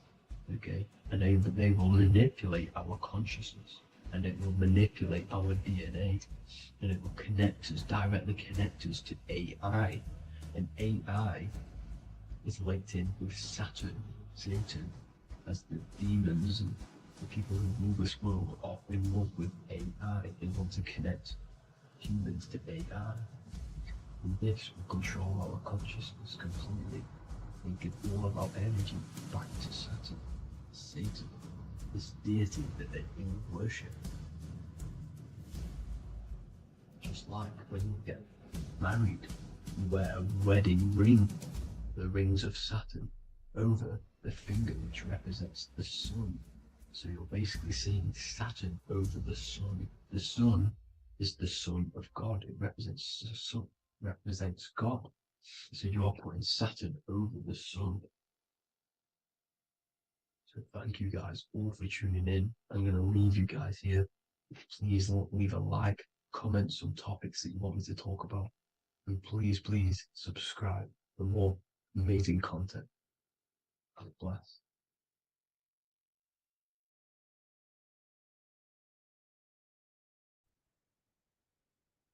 In this video today, we're going to be breaking down some Freemasonic artwork, what we have here on the screen. And particularly, this is called the Freemasonic Royal Arch. Now, this is the archway that we're going to be breaking down. Now, this is what we call complex symbolism. Now, what do I mean by complex symbolism? This consists of many different symbols all together producing one piece of artwork. It's many symbols used together to portray one meaning. Now we have checkered floor, we have pillars, we have an eye, we have an archway. This is all complex symbolism. It's painting a picture, an overall symbol. Now, when we're talking about Freemasonic symbolism, it's all about how to gain enlightenment and more self-awareness. Now, that is the aim of Freemasonry, of the spiritual path that you are walking, uh, consciousness, and gaining higher awareness. Because this is the eye. The eye is conscious. The eye sees, it perceives. It's about gaining more consciousness, more light, more awareness of yourself, understanding of your power, the power of the mind, the power of yourself, the power of the body. Okay, so this is symbolism and instructions. These symbols are hiding instructions on how to gain higher awareness, which is symbolized as light. Okay, so when we look at this image, the thing that stands out the most is that we have these two pillars. We have a left and right pillar. The left pillar represents masculine forces because normally we have like a sun here and a moon here in their different artwork. But in this one, we don't have a sun and moon. Okay. So everything in the universe has masculine qualities and feminine qualities, including consciousness. Okay, so remember, this is all about gaining more consciousness, gaining more understanding. We have masculine traits of consciousness and feminine forces of consciousness. Okay, so the left masculine force of consciousness would be direct action, the physical world, the physical body moving. That's a masculine force. Okay, and what else? We have action. We have the material world, the material body. This is what we can see with our two eyes, the material world. We can see our action. We can see physical reality. However, we have a right pillar, a feminine pillar, which represents what we cannot see. This is the feminine pillar. This is more of things that we can't see, the forces of consciousness that we can't see, such as thoughts, emotions, visualizations. You know, these are internal qualities. Because remember, we don't have one world. We're not this material body. We're not the external world. We are the internal world also. The internal world is a mirror of the external. The external mirrors the internal. So this is why these two pillars stand the same. However, they're different. They are mirrors of each other. Your internal world of consciousness produces the external world of material reality. It is the inner forces of thoughts, emotions that shape our external experience and our external actions. Okay. So essentially, what this is showing you here is these two masculine and feminine forces within us. The inner world, the feminine pillar, more emotional, intuitive, and the external world, the action, physical action, what we can see. Okay. And they're mirrors of each other. However, most people on surface level base consciousness is what the occult and esoteric call it. That conscious state that we're in when we just wake up, we realize we have consciousness and we realize our mind is not powerful because we have divided thoughts, we have divided actions, our mind and body are not working together. We have a very negative. When we become awakened, we realize that we're in an animalistic state, a divided state of consciousness. This is what we're looking at here. This chessboard, the checkered board. It's black and white. It's duality. It's opposing. This symbolizes consciousness. Remember, symbols are symbolic of you, nothing external, but the state of your consciousness.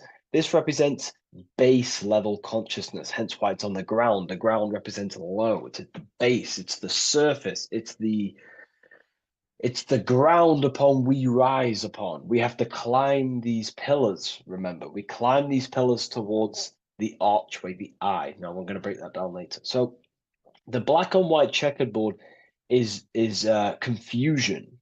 It represents base level earth consciousness. You know, it's me versus you thinking. A lot of the world is stuck in this. They think, they're stuck in their ego. It's me versus you, when in fact we are all part of the whole. We're all part of an infinite awareness, an infinite consciousness. We're all actually one.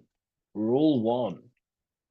But on this chessboard down here, it represents base level thinking, base level consciousness, base level awareness. It's you versus me. We see life through the ego of of selfishness, pretty much. This is the internal division where our inner world is not aligned with our external world, where our mind, our internal thoughts are not being acted upon. Now, and that's not to say, oh, you should act on every single thought, because we all have intrusive thoughts. However, if you say you're going to do something in your internal thought and in your mind, the body needs to be a follow-up of that. You need to have honor within you that your body acts out the mind's will, the mind's desire. If you say you're going to start something, you need to start something. You should not have the contradiction between the inner and the outer world, which is this division you're in. If you say you're going to better your life, which is what Freemasonry and the spiritual path is about, bettering your consciousness, mastering your mind, leveling up your awareness. Okay, you have to do what your internal world is saying. You have to act out left pillar action, your internal world. You need to build a connection between the mind and the body. The mind is the monarch. It is the command center. It is it's above all forces. The mind is the force the body needs to obey. If you want to get out of this division, you have to align your mind's will and desire with your body's actions. You have to act according to rise above this base level consciousness. Okay? So, what we're looking at here is how to achieve wholeness, singularity, unity consciousness is what they call it in the occult. Unity consciousness, where there is no external physical body and internal mental body contradiction. There is no contradiction between the feeling of doing good and the action, because we all have a feeling in our soul. Our soul communicates to us the right thing to do at all times. We all know the right thing to do at all times, and that is a feminine force of consciousness. That's the right pillar. We must act on what we know and feel is good at all times in order to climb these pillars towards unity consciousness. Okay? We must, upon the feeling of doing good. When we're in an environment, we feel inside whether we should be here or not. Whether on your phone, you know intuitively whether you should be on your phone or doing something else, studying, reading, whatever it is. Your higher mind tells you what is right and what to do at all times. You know you shouldn't be on your phone wasting time subconsciously and on an emotional, intuitive state, which is a feminine internal quality, a right pillar quality. And the body's not acting out this. It's not acting it out. The body's on TikTok. The intuition is telling you to reach the higher mind. That's the division. That's base level consciousness. Okay. And in order to climb these pillars, we have to act according to our internal intuition to build these bridges between left and right. The inner world and the outer world need to be synced, not divided down here. This is the division. That's base level consciousness. If you want to gain higher awareness, you want to gain personal power, mental power, you have to become a strong force. You have to gain a strong connection between the inner and outer, the intuition and action, the mind, the higher mind, with the physical body. Most people live in this war, and we've all been there. I was in it too. You know, we all begin here in this internal war. It's the same war between Jesus, Satan, Horus, Set, day, night, good, evil. That's the war between the mind, the body, the higher mind and the body, the intuition and the body. There needs to be bridges built between the two so that you align the left pillar with the right pillar to gain higher wisdom, higher awareness, higher powers. Because when the mind is contradicted, when your mind says it wants to do something, and you want to build the business, you want to study the occult, you want to reach your higher mind, the best version of yourself, but you don't act upon that, that is internal contradiction. The mind is not powerful in that state. The mind cannot direct its creative power, its forces, if it can't direct these forces into manifestation to create things in your life. You know, as you are aware, if you've watched my videos, you are a creator, you are a co-creator, a spark of the mind of God, and you are here to create and expand. In order to use the power of your consciousness, the power of your mind, the forces of your mind correctly, and to direct it with force, direct it efficiently, you have to align the inner and outer world, building the bridges to gain higher awareness, to gain higher power, to find out more about yourself and why you are here. Because remember, we're all being guided by our intuition. That is the true spirit guide. I don't like saying spirit guide. Spirit guides are not real. There's no force outside of you guiding you. It's your own soul guiding you through intuition, through emotional communication, the feeling of goodness, the feeling of what is right. Down here in division, you don't understand right from wrong, light or dark.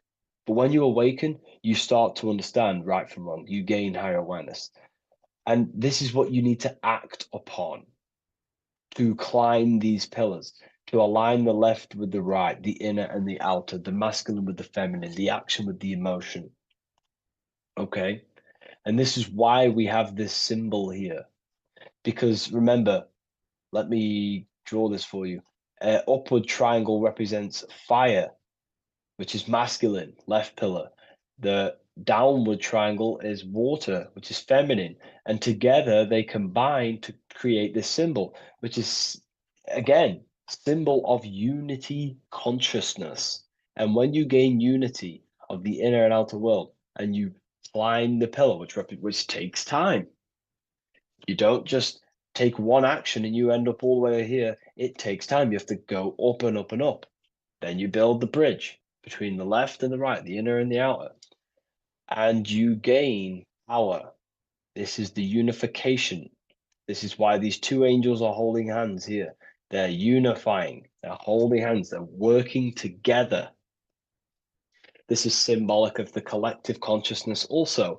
Our life is shaped by the collective consciousness. We need to work together. The elites are using this symbol as chaos. It's a symbol of chaos, internal division, chaos. And they keep us divided. They keep us on the chessboard. Why? Because we're weak on the chessboard. When you have chessboard-based consciousness, you're manipulated by the people who have higher awareness of the mind. You see, life is a mental game. Life's a mental game. We live in a mental universe. Life is mental. Okay? And the ones who use the mind more, the ones who know about the mind more, win the game. It's throughout history.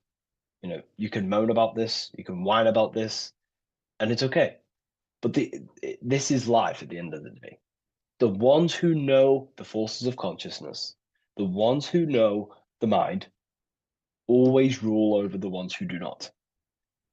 You know, we can moan about it. I used to moan about it. However, it gets you nowhere. This is the game we're in. This is the situation we are in. We have to learn how the mind functions. And if we do not, you will be moved by the chess master, by the people with higher awareness, and you will be stuck in division, you versus me, light versus dark, racism, division, all just division tactics for us to be manipulated. Because we're not working together, that's when we're easy to be manipulated. So in this state down here, you're easy manipulated because you don't know how your mind functions. You have a base level awareness. You live to survive. In fact, you're not living. You're just experiencing. Okay. You don't question whether you have consciousness or not. You take consciousness and life for granted. Okay. And you don't realize the power of consciousness and the forces of consciousness and the forces that are shaping your life, such as thoughts and emotions and visualizations. Okay. So I was there too. Everyone begins at this point. It's okay. If you're at this point, that is completely fine. I'm not, saying anything bad. We all start at this base level and we rise up. Okay. And we have to take action. So this is a massive misunderstanding in the spiritual community today is that, they just most people just focus on the left pillar, meditating, visualizing, trying to manifest things, or they sit around visualizing all day, hoping something's going to change. Action is just as important as visualizing and meditation. It's just as important. They come hand in hand. Masculine, feminine need to be unified. Okay. This is why we have these tools up here, right? We have the spade and a pickaxe. These are Masonic tools. The spade does what? It digs. It digs down.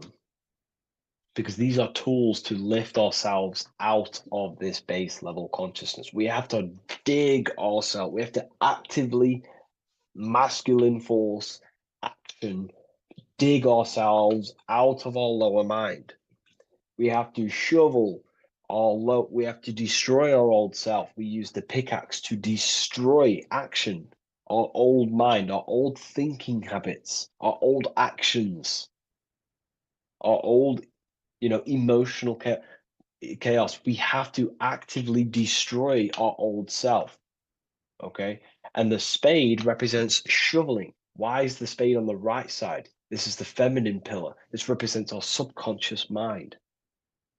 We have to actively seek into our subconscious mind, dig deep into ourselves, and question, why am I taking certain actions? Why am I posting on social media? Am I seeking validation? Where are these actions coming from?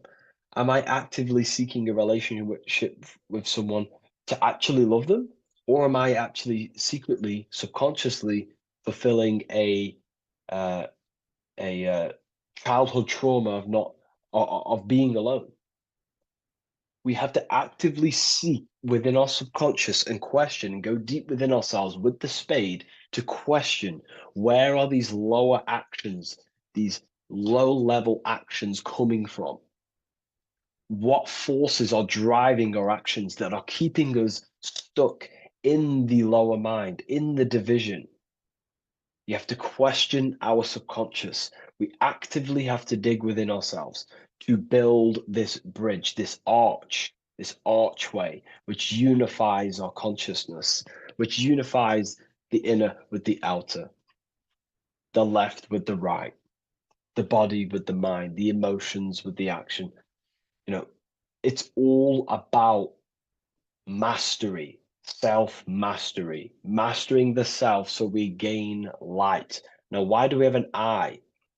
The eye needs light to perceive. Your physical eyes on your brain and your head needs the sun. It needs light to see so you can see into the world. But a single eye represents the mind or consciousness, awareness, right? So it represents light, and the mind needs light. Light is symbolic for information. Okay. Light is symbolic for information. The mind needs information to perceive truth.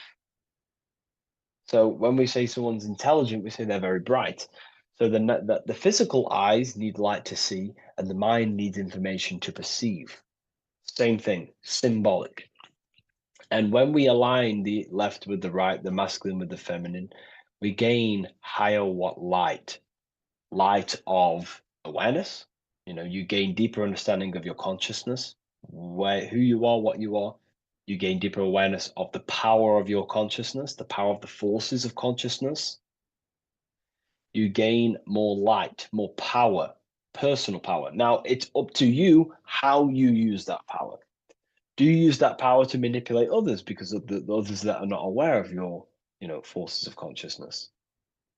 Or do you use that power to create goodness in life? That's completely up to you. Okay? And how you use that power. This is why secret knowledge is hidden, because you gain a lot of power, personal power, when you can direct the forces of consciousness properly. They're very powerful. In fact, it's the most powerful force in the universe, consciousness. It is. It shapes all things. It's created all buildings, all creations. Okay, so I hope this has gained you a better understanding. Please leave a like, comment, and a subscribe to the channel, and I'll see you all in the next one.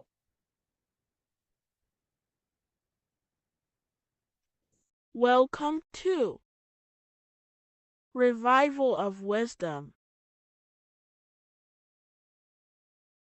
What is good, people? Is Revival of Wisdom. We're back with another video. Today we're going to be talking about the importance of Saturn and the occult. Let's jump straight into this. So Saturn is the god of the earth, right? It's the time of God, change, destruction, physical matter. He creates and destroys, because the energy of Saturn is the key to crystallization. It wraps things in physical matter, right? He creates everything, all life forms, and he takes things back, because the day that you're born, that's the day that your expiry date is coming. The time is ticking until Saturn takes your life. This is why he's known as the Reaper. Okay? As he's personified as eating his child here in this ancient Roman painting. As you can see, he's eating the child. We are all children of Saturn, right? He creates physical matter, our physical bodies, right? He's the god of time because he's the slowest moving celestial body. He's the Lord of the Rings, as you can see here. He's the last one on the ring. He's the slowest one moving, okay? So he is the Lord of time, destruction and creation, okay? This is why his name is Saturn, Satan. He's the devil, okay? But I'm not saying Saturn's evil, guys. It's a part of life. Everything lives and dies, right? He's the key to crystallization. Now, as we have the clock here, our god Saturn, or Chronos in Greek, just means time. He's also the god of time, as I've already said. 60 seconds in a minute, 60 minutes in an hour, 24 hours in a day. Add 2 plus 4 equals 6. 60 seconds, 60 minutes, 2 plus 4 equals 6. That's 666. Okay? And as you see on the clock, 6 take away 12 equals 6. 7 take away 1 equals 6. 9 take away 3 equals 6. 6 is the number of Saturn. It's associated with Saturn, right? He's the god of time, of justice. Everything goes back to the Reaper in the end. Everything lives and dies. Now, the artwork of him, he's always got the Reaper staff. You see, it's personifying death.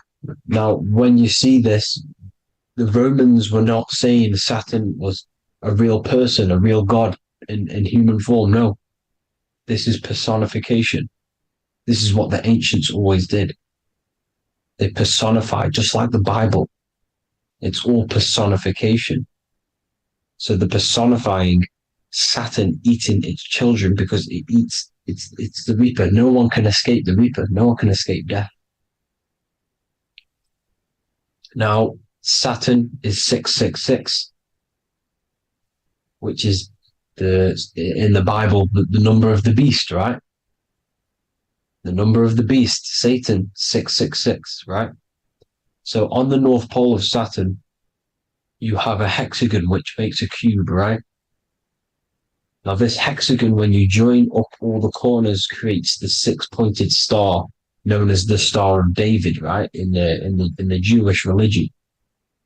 Now, as you can see, the six-pointed star has 6 points, 6 mini triangles, and a six-sided hexagon.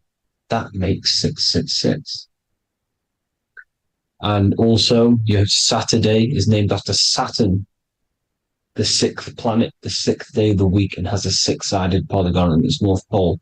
That's also 666. Now, this Star of David, this symbol goes back thousands of years, and it originates from Saturn. It's not the Star of David, right? It originates from Saturn. It symbolizes the physical and spiritual aspect combined into one, which makes us humans, right? Also symbolizes the male and female combined into one. These two sacred energies create the human. We consist of both male and female energy, also known as the Seal of Solomon. And we all know if Solomon was a real person, he talks about communicating with 72 demons. He could apparently, in the text, he could communicate with 72 demons, and this is sorcery. This is black magic. Now, this symbol is associated with hexing people. When you place a hex on someone, that is a form of witchcraft, which a hex is just a curse. When you're cursing someone, this is black magic. Now, the black magician would stand in the middle of the symbol and cast his spells onto other people. Now, this symbol is obviously on the $1 bill, twice on the $1 bill. And it's very, very ancient symbol. And it originates from Saturn. And let's keep going. So the cube. So I've just said how you see the cube on the North Pole of Saturn, right? The cube is limited. It's a 3D shape. It symbolizes limitations to the physical 3D dimension, the third dimension, the physical realm which we are in. Now, as you can see, the color associated with Saturn is black, right? Black is infinite potential. Black is the creation of all things before there was light. Light is born out of blackness, darkness, okay? Now, black is physical matter. And as you can see, the black cube, black symbolizing physical matter, the cube being limited, as the physical realm that we are in is limited. It's not like the fourth dimension where everything can exist in a thought. The third dimension is limited, right? And this is what Saturn is. It limits you to the 3D 666. Your body limits you to your physical body. Now, these black cubes are placed everywhere. As you can see, Australia, Denmark, Manhattan. There's one in New York. As you can see, the Apple have a cube. The Nintendo GameCube. Trump Tower is a black cube. This is worshipping the energy of Saturn, the god Saturn. Okay, it's not a god, it's a celestial energy. However, it rules over Earth because it pretty much created the physical realm. Now, as you see, when you go to a funeral, you wear black, a black suit symbolizing Saturn, which is the color associated, black. And as you see in Mecca, they walk around the black cube in rings. As you can see here, they're stood around in rings, like the rings of Saturn. The Mercedes symbol. You probably wouldn't notice that, but yes, it's Saturn. And when you graduate from university, you wear a black cube on your head. This is all symbolizing Saturn. Okay? Now, as you can see, the Jews here have a black cube on their third eye whilst they pray. Notice how he's shutting his eyes into blackness, darkness, and he's wrapped around a black strap around his arm. This is symbolizing the wrapping of physical matter, of how physical matter wraps things into existence. And as we all know, the Star of David is a Jewish symbol. So he has the black cube and the Star of David, right? So all of these religions are secretly worshipping Saturn. Okay, this is all Saturn worship, Kronos, the god of time and destruction, the physical reality. Now, as you can see, it's symbolized everywhere in all major corporations. Pepsi, internet, that's obvious. NASA, of course, NASA. NASA means to deceive in Hebrew. Universal, Walkers, that one's so obvious. Nike, Toyota. So many different ways they symbolize it. You either see the rings of Saturn or the black cube, as I just showed you here, the Nintendo and the Mercedes, right? It's absolutely everywhere. Now, they also use 666 to symbolize it, as I've just broken it down to you. 666, the World Economic Forum. We all know how they're trying to enslave us into this new world agenda. Google Chrome, CERN, Disney, Coca-Cola, Cadbury's, all of these have 666. Now, every UPS barcode has 666. And even www. Is Hebrew for 666, as you can see here. Monster. It's the same Hebrew letter that means 666. Drake, 6 God. That's his God, Saturn. Why? Because they love physical realm. They love the physical dimension, the third dimension. Because they can rule here through riches. They can build an empire here. It's not like the fourth dimension. They don't want to ascend. They want to stay down here in the physical realm. Okay? Now, this is why they're cloning. They can move their consciousness into other clones to live forever. This technology exists. This is why they love the third dimension. As you can see, all of these sellouts here, Drake, Leonardo DiCaprio, you know, all of these people doing 666 because this is their God. This is their God. They love the physical realm. They sold their souls for wealth and fame in this physical realm. So why would they leave? You see? Now, this isn't all just evil, okay? So you have 7 chakras, right? You have 7 days of the week, 7 solfeggio scale notes. These are frequencies, the solfeggio scale. Now, it's called the Saturn moon matrix because the moon symbolizes your mind, because you're created out of the Holy Trinity, which is body, mind, and spirit, right? That's the triangle, the equal triangle, body, mind, and spirit. Now, the 3 main celestial bodies are Earth, Moon, and Sun. The Earth being your physical body, the Moon being your mind, and the Sun is your soul, hence why it's called solar. It's a solar soul. Now, these symbols are alchemical symbols. So when you're doing alchemy, you use these symbols to obviously symbolize what we're talking about.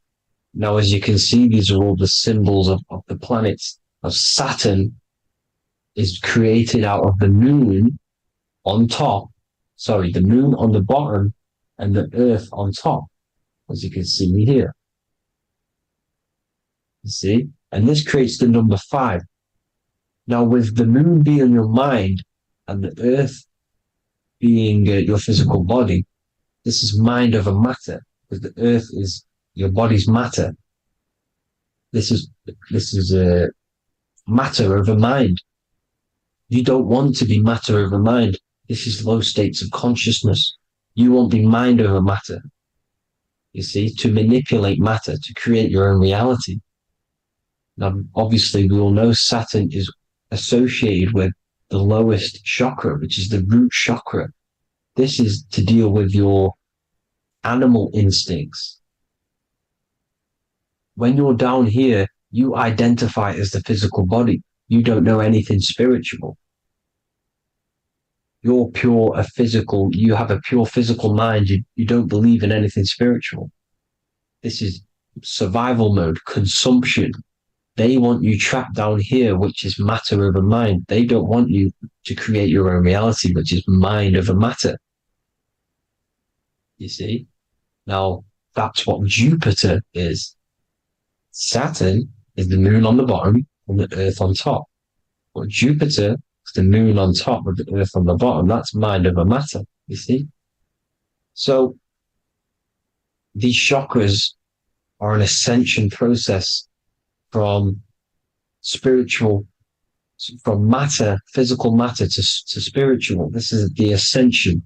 This is the stairway to heaven.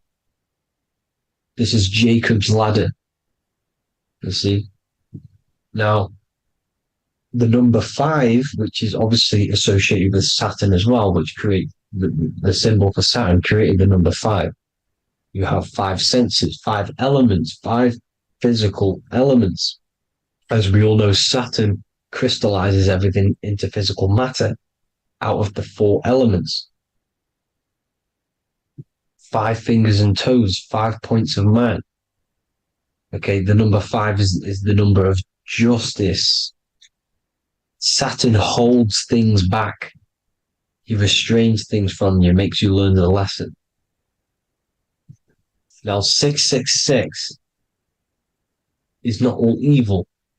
666 is the atomic structure of the carbon atom.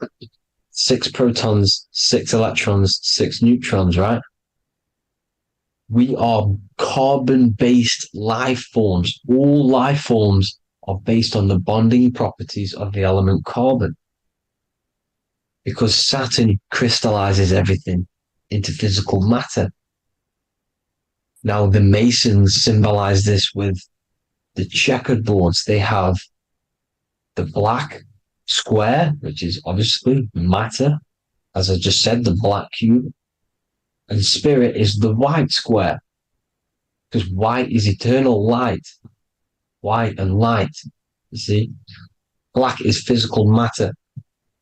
Now, this is what we are. The point of our soul is to transmute from matter to spirit. But these are interchangeable. This is the constant cycle between spirit and matter, spirit and matter. High vibrational matter turns into spirit. Low vibrational spirit turns into physical matter. You see? Now, we are carbon-based life forms. This is what 666 is, the number of the beast. When I say we, the physical body is the beast. It's the animal. It's the carbon suit to operate in this physical dimension, in this physical realm. See? It's the vehicle used to operate in this physical realm. But your mind isn't from this physical realm, you see? The brain is the physical manifestation of the soul. Okay? So, as you can see here, the spine is an extension of the brain. Everything goes back to the brain. This is literally what your physical body is. You see, this is the nervous system, and everything reports back to the brain, and everything's controlled from this control center. And this spinal column, at the top of the spinal column is your third eye. which is known as the pineal gland. And this is the seat of consciousness. It's the center of consciousness. That is your true self, pure consciousness. This body is just a physical body. This body is mortal. This body runs out, but your consciousness lives forever. They don't want you knowing this. This is why they keep you down here in your lower chakra. They want you to believe everything is just physical. They don't want you to believe in the spiritual side of reality. Because this way they can manipulate you, right? They want you matter over mind because they know your mind creates reality. They know your mind is the root cause of reality. You manifest your own reality from the inside out. So this is why they control your perception of reality. They control your information in order to manifest their new world order. You, who are ignorant to knowledge and wisdom, you who are ignorant are manifesting their agenda because you accept their information and their perception of this reality. Now, this is why they tell you the globe model, the heliocentric model, to trap you into physical matter. Now, if you understood about this true form of this realm, you'd understand that there's a spiritual side behind everything. The spiritual side, something has to exist. The root cause of reality is higher planes of existence. It happens in the mind before it happens on the physical plane. You see? They don't want you knowing this. They want you matter over mind, which is the symbol for Saturn. Moon over Earth. The Holy Trinity.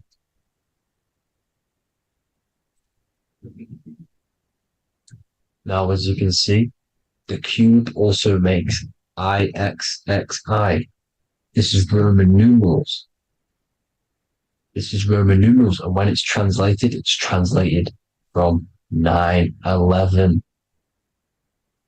Yes, 9/11. This is the secret code of the One World Order. The two twin towers, when the two become one. Okay, when the two become one, this is how you reach the higher states of consciousness, the physical and spiritual. Now, as you can see, the 9/11 memorial are two black cubes. It's two black cubes. This is all Saturn worship. Now, I'm not saying that Saturn is an evil celestial body, right? No, everything has a good side and a bad side, right? It's duality. The spirits of Saturn on the dark side are the most evil demonic spirits.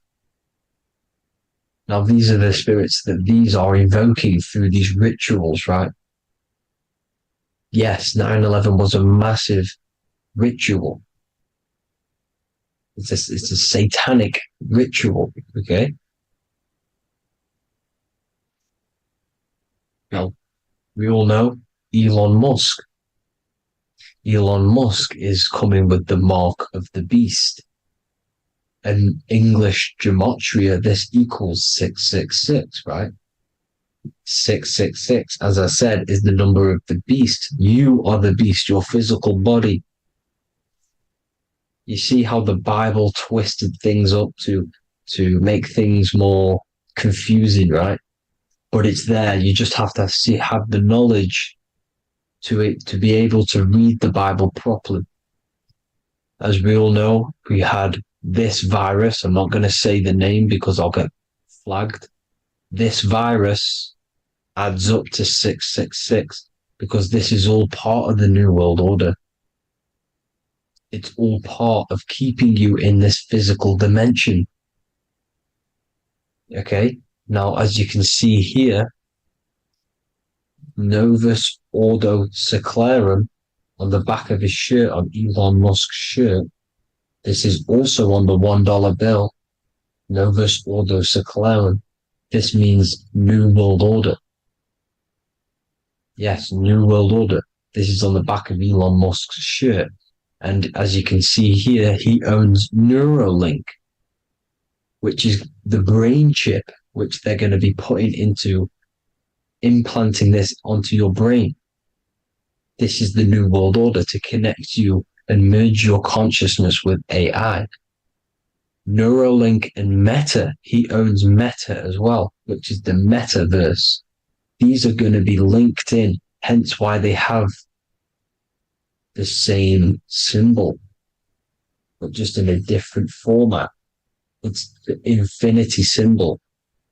And the infinity symbol comes from the torus field, as you can see here, your electromagnetic field from around your body.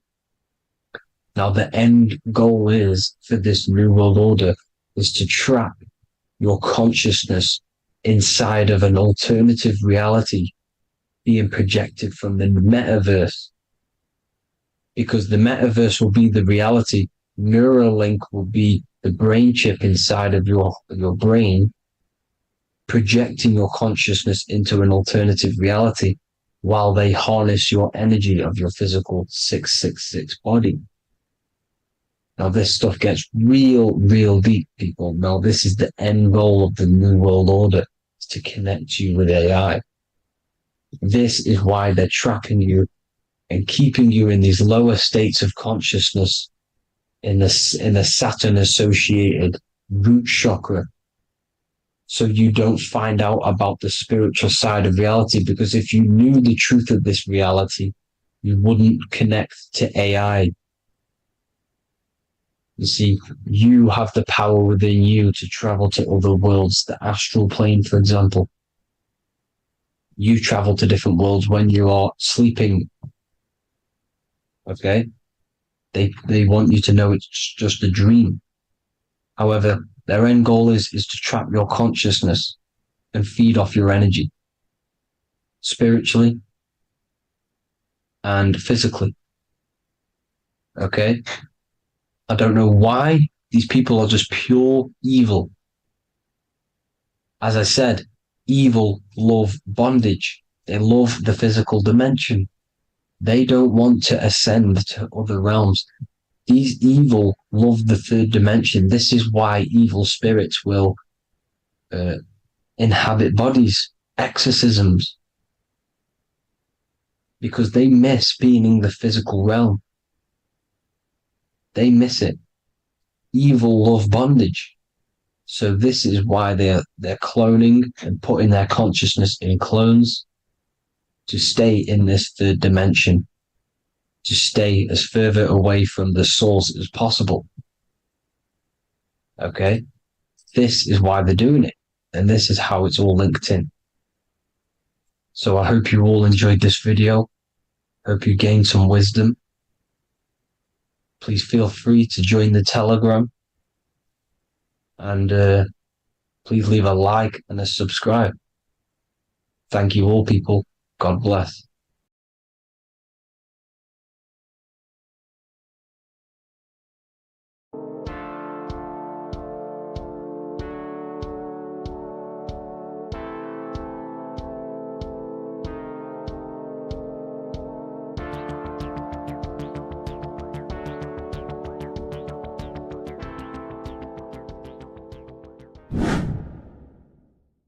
What is good, YouTube? Today we're going to be talking about the astral plane and how the cosmology fits into the astral plane. Okay, so first let's go over the astral plane and go over the different layers of reality so that you can understand reality more. You are a multi-dimensional being. You are not in these, you are in all of these realities at the same time. They all interweave into one big reality. But there are different planes. They are different vibrational dimensions. There are different dimensions of reality. The mind is the root cause of reality. We're living in the mind of God. Everything is being thought into existence from the root cause, from the universal mind. This is why the ancient Egyptians said, all is mind. We're living in the mind of God. And we are a microcosm of this mind. This is why we all have the same mind. This mind is the world of thoughts. Now, this world of thoughts is just the thought alone. For example, it is the thought of a chair. But then when you start to imagine this chair and you start to mentally see the chair, you're now manifesting the thought, the singular thought, into some sort of form. So now you're imagining the chair.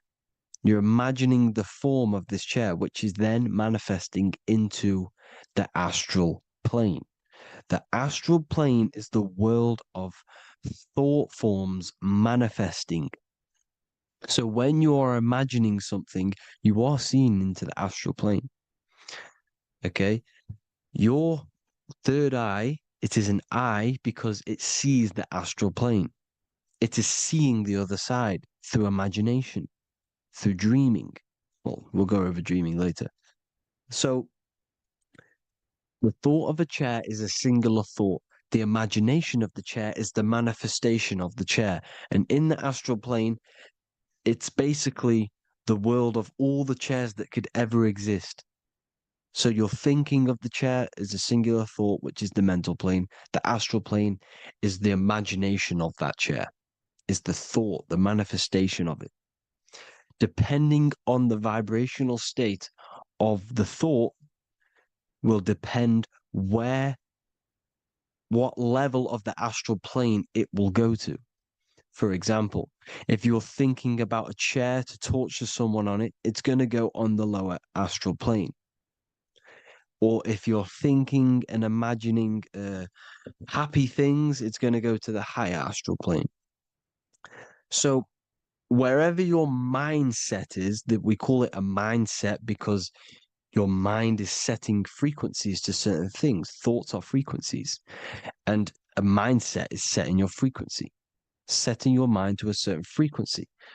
So when you set your mind to a certain frequency and you imagine something in that frequency, you're going to match everything in the astral plane that are on that similar frequency, just like you would in the physical world. Because we're all in these worlds right now as we speak, but we can't see them with the two physical eyes. We can feel it though. When you're around someone and you've just met a new person, for example, you can feel their vibration. And if you're not on a similar vibrational match, you will not get along with that person, or you just won't not get along, but you won't connect with that person because you're on two opposing frequencies, not matching. And this is something you can't see, you can only feel because it's the astral plane. It exists within the astral plane. Everything in the astral plane is made out of vibrations. So if you do astral project, and if you already know how to astral project, you will see beings and people and things that are on the same frequency as you. This is why before you astral project, you need to sort your vibration out before you astral project, because you are projecting your consciousness into this. It's the mind. The mind is the bridge. It can move between realities. You are a observer. You are a observing soul which observes different realities. And the mind is the bridge between all of these different realities. The mind can choose. If you want to project into the astral, you set your mind to it, you can. Okay? So let's not get off track. The lower astral plane is where demons are. The higher astral plane is where heavenly beings are. Heaven and hell are kind of a real thing. The etheric plane is a powerful substance, the ether, the fifth element that they don't tell us about. If you type in on Google the 5 elements, they will try to remove it with wood or metal because they don't want you knowing about the ether. Ether is the energy double behind all physical objects. So the ether is very important. It is the 5th element. It is part of the physical world, but it's also part of the astral world. It is on either side. You see? You see how they're showing you the truth in the language? Ether and either are the same word.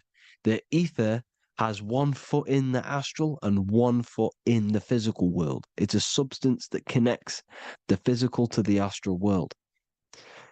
It is the either. It's on either side of reality. It's on the other side. Other, either, same word. Ether is connecting the physical to the astral plane. It's the world of frequency. Frequencies, EMFs, torus fields are in the etheric plane. It is the energy plane. It's where energy moves through the ether. Okay. So then you have the physical world, the world of effect. Everything you see in the physical world is the effect of the higher planes.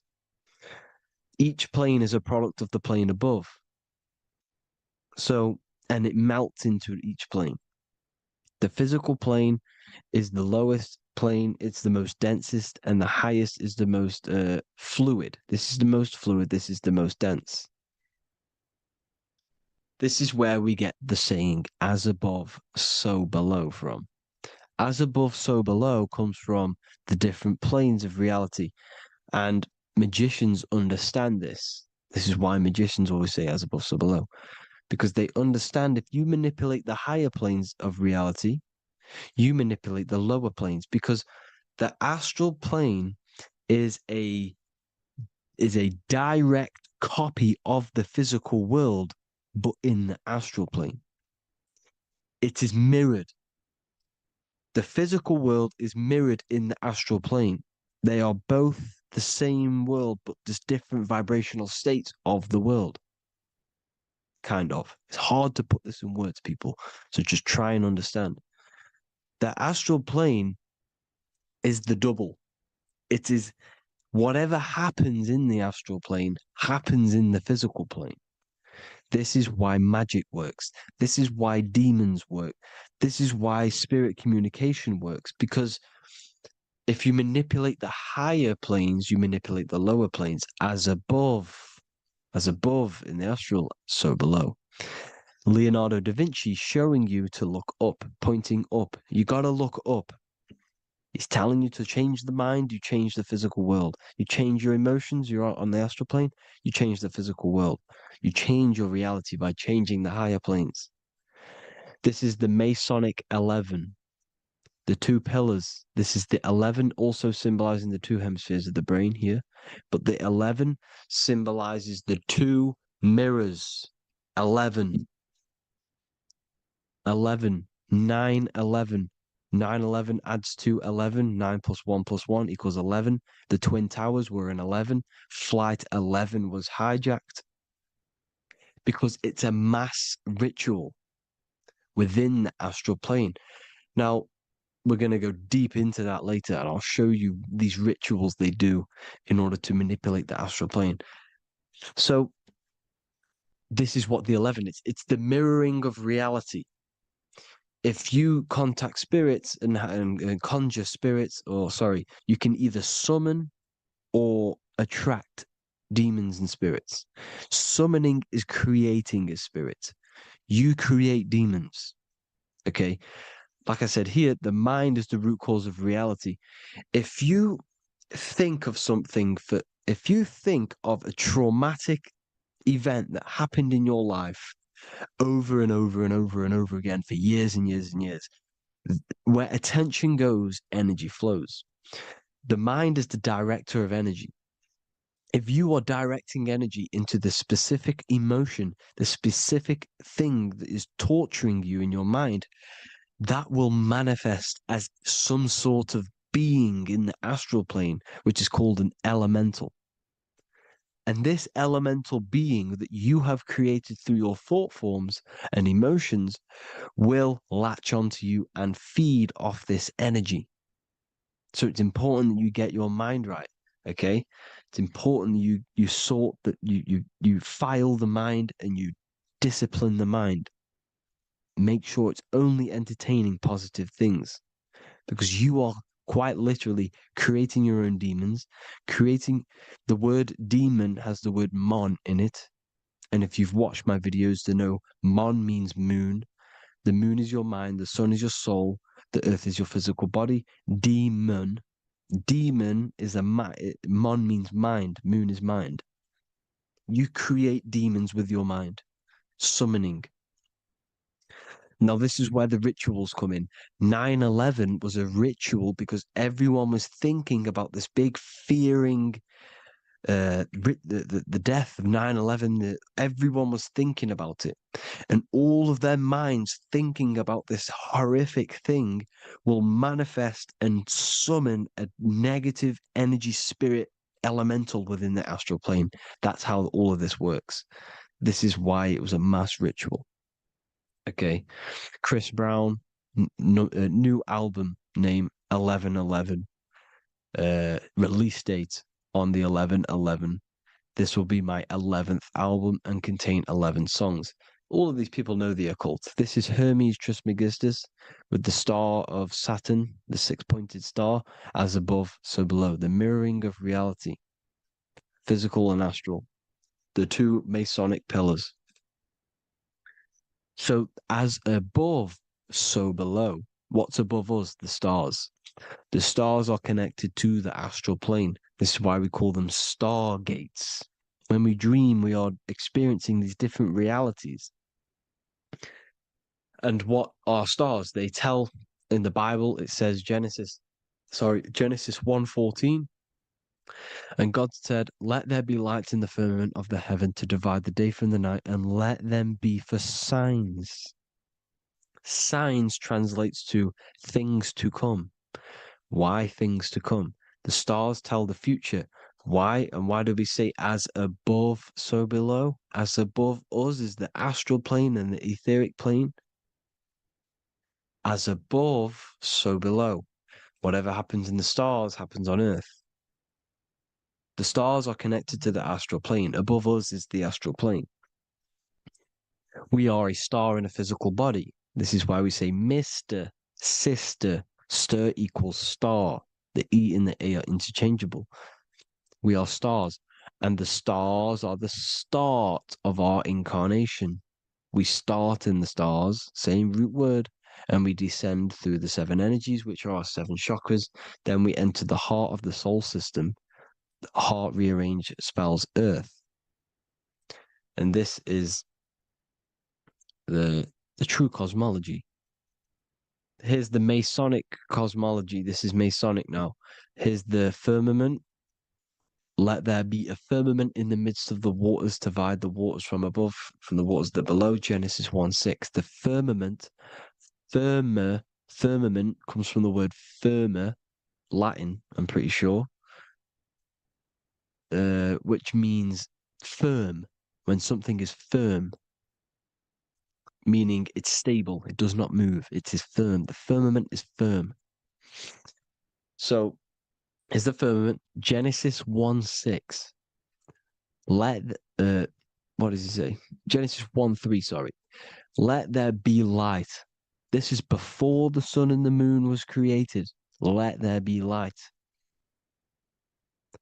Before the sun and the moon was created, light was appeared. So what's that tell you? This is a holographic projection from some sort of light being, some sort of projector. And that projector is the all-seeing eye you see in the Masonic cosmology. This is the all-seeing eye projecting the light beams. Let there be light. Everything is made out of light. The universe is created out of light waves. The torus field is one unit of light. The light projecting this reality is Polaris. Okay, the famous all-seeing eye. Now, what else? Then we have after let there be light in Genesis 1:16, and God made the two great lights. This is the sun and the moon, electric, magnetic, male and female. Then we have the Masonic checkerboard, the black and white symbolizing dualities within the dualistic reality we're in, spirit and matter, light and matter, rest and motion, positive and negative, good and evil. Everything's dualistic here. Okay? And it's a dance. The universe is a dance between flickering of white and black light, which is the torus field. We're not going to go over that, but this is all connected to the astral plane. This is the true cosmology. The astral plane cannot work on a spinning monkey ball in the middle of space. Does not work. Cannot work. It's impossible. Okay? Impossible. So even in the Quran, it says, Allah has made the earth for you as a carpet, flat. Quran 15:19. And the earth we have spread out like a carpet, set there on mountains, firm and immovable. It is immovable. In the Quran, it also says 65:12, it is Allah who has created the 7 heavens of the earth.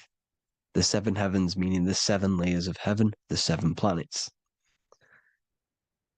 And Psalms 104:5, he set the earth on its foundations and it can never be moved. Never.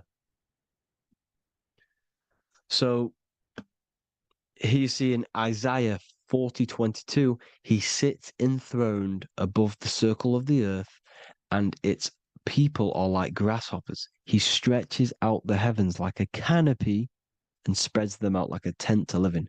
We live in a tent. This is the tent. The projection of light. Here you see an ancient picture here. Here you see the ethereal barrier, meaning the firmament, the etheric barrier. And here you see his head popping out. Why is his head popping out? Because your head is heaven. Your heel is hell. Your head has access to the astral plane. This is why your head is heaven. The pineal gland, when stimulated, has access to project itself, project consciousness into the astral plane. Here you see another ancient picture here with the Masonic Royal Arch, with the zodiac here, the zodiac on the top, arching because there's a firmament above us. Here's God in the brain. Consciousness is God. Here you see the Masonic Royal Arch, symbolizing the firmament. George Washington above the Masonic Royal Arch. These are the stars. This is Polaris projecting reality. Here's ancient churches with the dome. Polaris projecting reality with Jesus. Disney World is under the dome. The 7 layers of heaven, ancient paintings, all depict if you go and look at the ancient paintings, they'll all depict the firmament, the arch above us. This is where we get interesting. The Masonic Royal Arch has the 6-9, which is Cancer. The constellation Cancer, which is 6-9 is associated with portals because CERN is the 6-9. Okay, CERN is opening portals. They're trying to create a portal to the other side. Cancer has the word CERN within it, so there is a link between Cancer and the opening, the firmament opening above us to ascension. Here you see the Masonic art with the Royal Arch and the light and the opening. Here you see the light and the opening. This is the opening of the firmament. Here's the Hebrew cosmology with Sheol, the underworld, and the opening. So Cancer is definitely some sort of portal in and out of this reality. I'm just connecting dots here.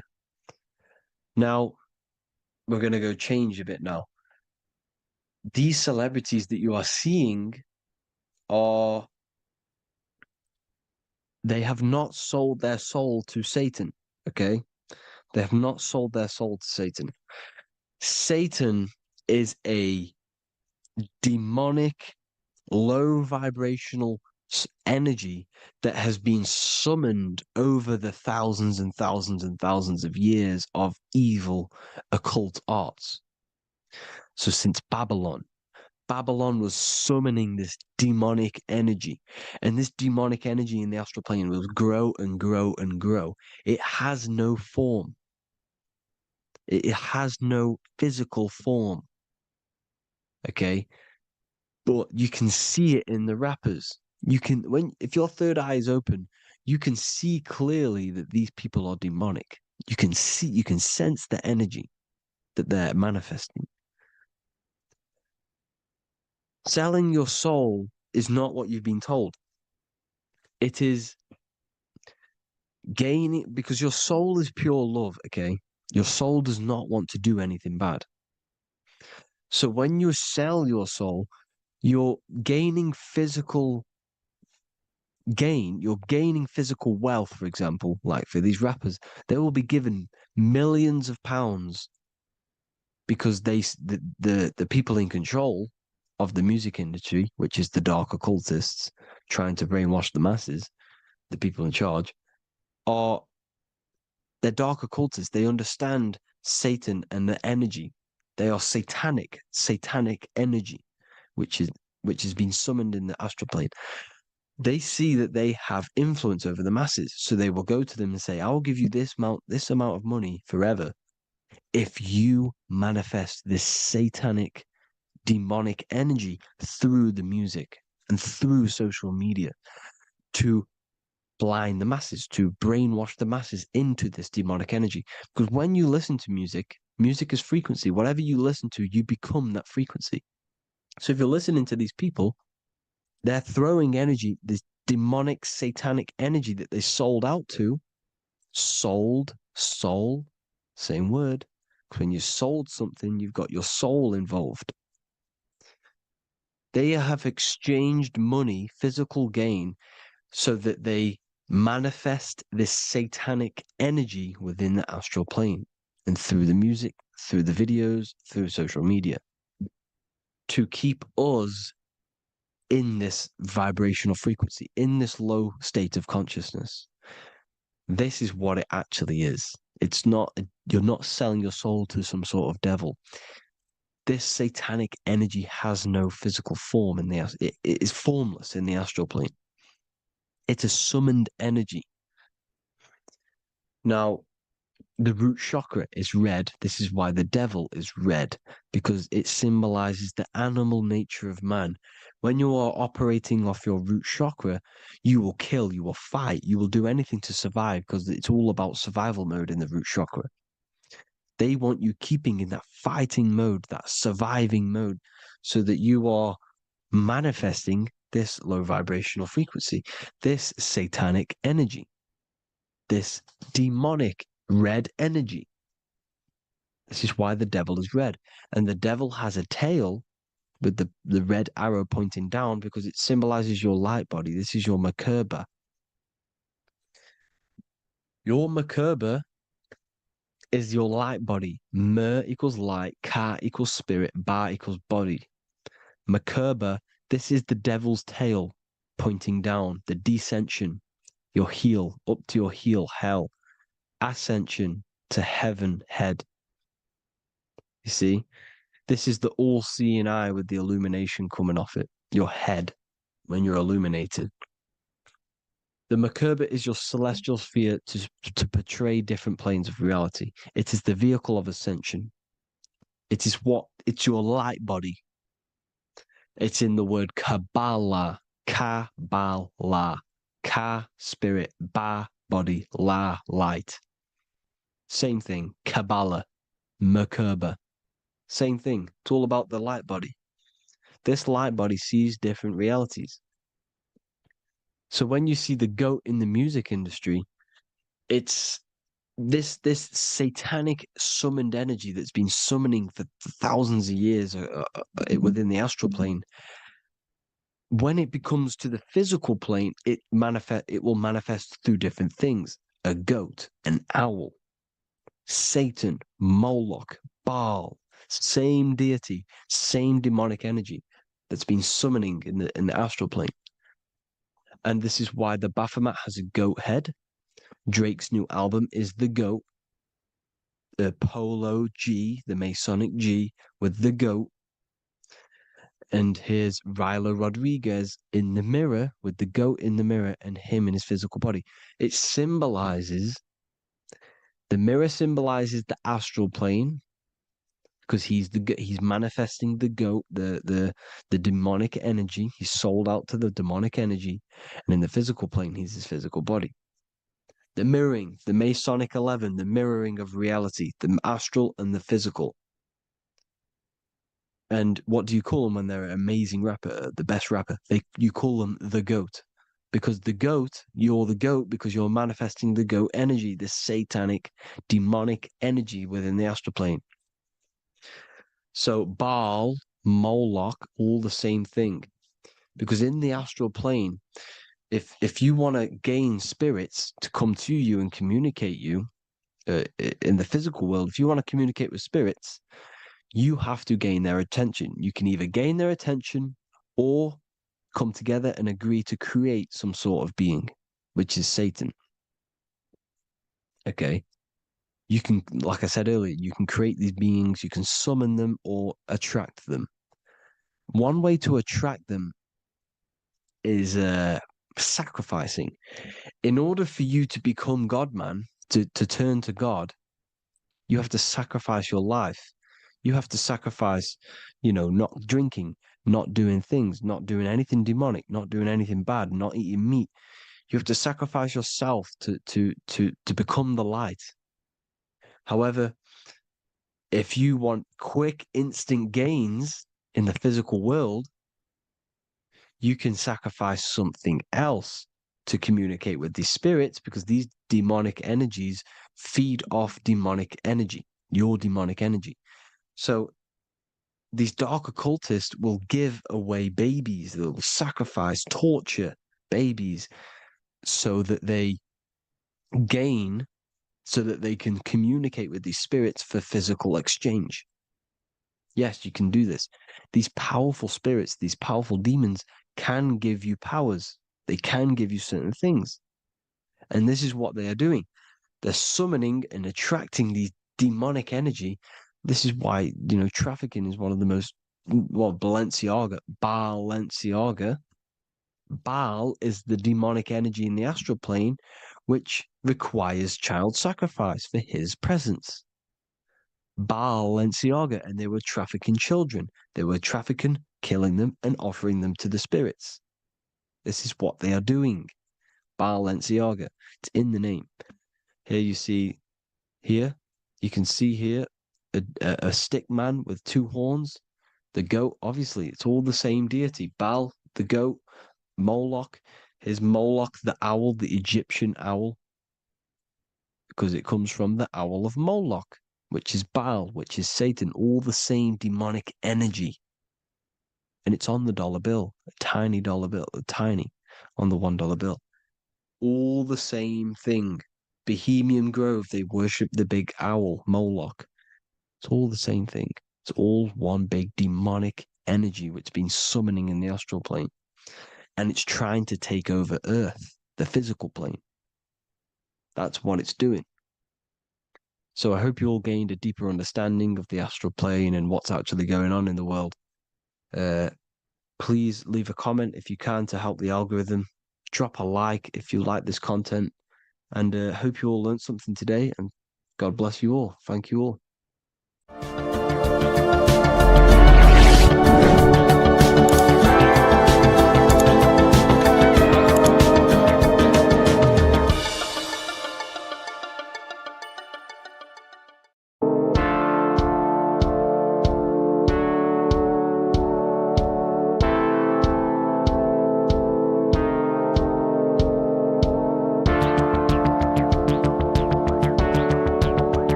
What is good, people? We're back with another video, and this is going to be talking about the connection between the micro and the macro. You are the universe, everything is inside of you. So the first thing you need to understand is that the law of mentalism, we are a thought in the creator's mind, everything's being thought into existence. We have a spark of this mind, this same mind of the creator. And everything is a state of mind. Particles or atoms, whatever you want to call them, are a mental thing. They're a product of the mind. Everything's thought into existence. Thoughts influence everything. Thoughts are energetic effects which send out waves into the quantum field around you. And your consciousness is actually the universe experiencing itself, expressing itself, and viewing itself. So we are the creator, but viewing itself in separate bodies. And this is why they call the material world the world of illusions, because everything's separate here, but we all forget that we're not all one. We've all been brainwashed to think we're all separate, but we're all one. We're all the same mind, the same consciousness, everything. So everything's created out of toroidal fields. God created the toroidal field. That's the only thing that exists because particle atoms are toroidal fields. And it's the basis behind all creation, as you can see it in the owl's eyes. It creates the infinity symbol. And this was the apple. That apple is a toroidal field. And the toroidal field is made out of dielectricity, which is ether. Ether is black light, and this is counter space. This is another realm. This is what creates God to be omnipresent, to be everywhere at one place at all times. He is everywhere because ether is everywhere. Ether is infinite potential. It connects everything together, and that's what energy moves through. It moves through the ether, and that's black light. Everything is light, as it says in John 4:2. God is light. Everything's a vibrational state of light.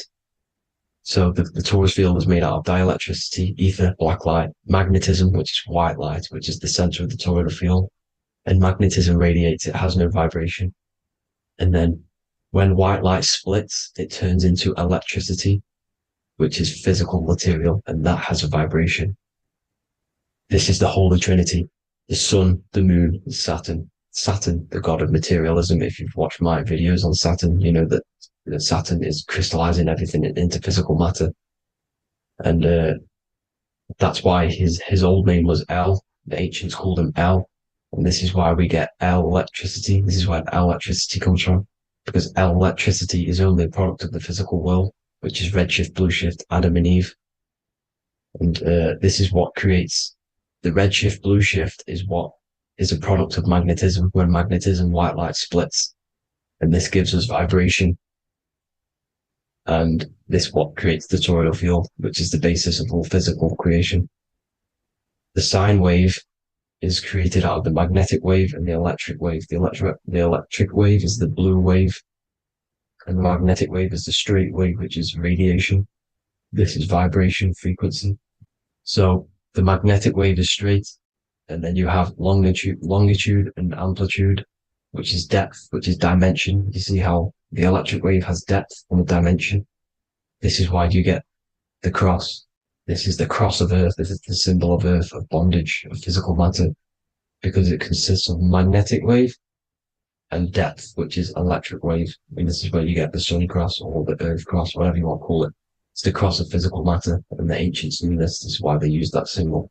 Redshift, blueshift, which is the toroidal field, is the basis of all creation, physical creation. And this is why you have the police siren is red and blue. The Matrix movie, red pill, blue pill. You have red blood and blue blood in your body. The Democrat and Republic, the two parties, red and blue. Like your taps on your taps, you have a red and blue tap. One's generative and one's destruction. Fire, destruction, water, generative. So this is the basis of all things. And electric wave has dimension, like I've already said, depth, material, and it's measured in hertz.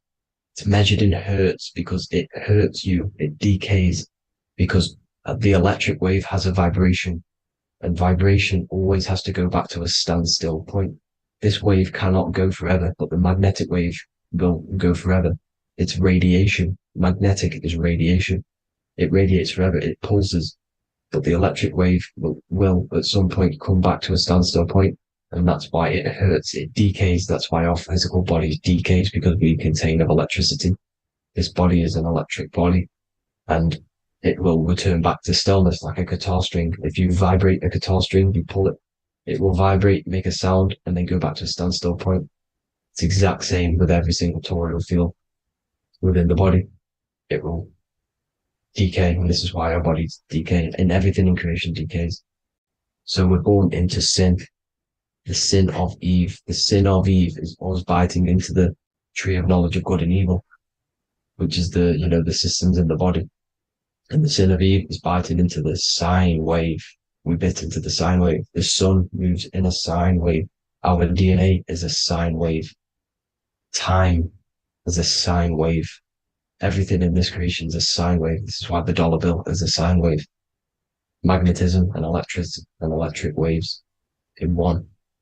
And this is the sun doing its sine wave, which creates, when you go bowling, it kind of creates that pin that you hit over.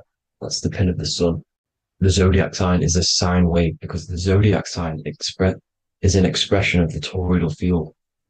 Because magnetism unfolds into 12ness. And that's why you have 12 zodiac signs, 12 systems in your body, 12 cranial nerves in your head, in your brain. So if you can imagine this, see where my pointer is. Always starts with Aries. Aries is the head. It's the first thing that's created in the womb. And this is Aries, the ram. And this is why it's called a cerebrum in your brain, which is the first thing that creates when you're in the womb. And what's the element of Aries is fire. Fire is the first element. F-I-R, first, because it's the first thing on the wheel, the first expression of energy. As you can see here, my pointer, this is the center of the toroidal field. It would go Aries, Virgo, Capricorn, Pisces, Scorpio, Cancer. Then we go back to Libra. Libra would be center. But you see how the toroidal field is the expression of the 12 energies. That's what the constellations are, the energy expressions of the toroidal field. So it would go outward, starting from Aries here, all the way back to Pisces, which is beyond the bottom half. But Libra would be the center. That's why Libra is the equinox. It's the equinox. Libra is when it goes from summer over to autumn. It's the equal. It starts to transition into the winter side. Equinox, equal, which is Libra. And that's why Libra has the two scales. It's symbolized with the two scales. That's because of, the sun moving over. It's being judged. It's equal now, but then it's going to tip over into the winter. That's why Libra is here, the center of the sine wave.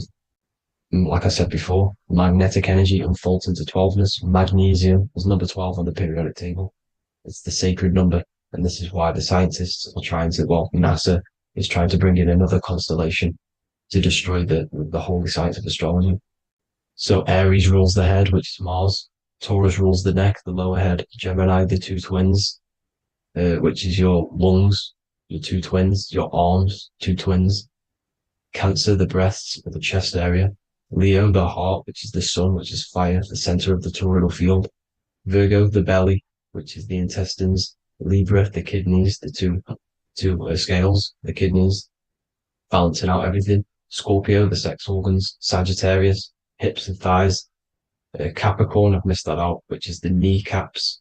Capricorn, kneecap.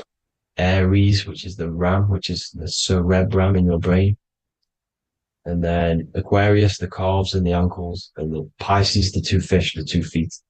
So everything corresponds, as you can see here. This is an ancient way of depicting it, of the folded human. And this is everything. Each constellation rules that part of the body, gives energy to that part of the body, makes you do certain things. So magnetic energy unfolds into 12ness, electricity unfolds into 7s. That's why when you get electric, the light spectrum that we see, it consists of 7 colors. Why we have 7 planets. The 7 planets give us our 7 metals and the 7 solfeggio scale frequencies. So the rotor, this is the rotor.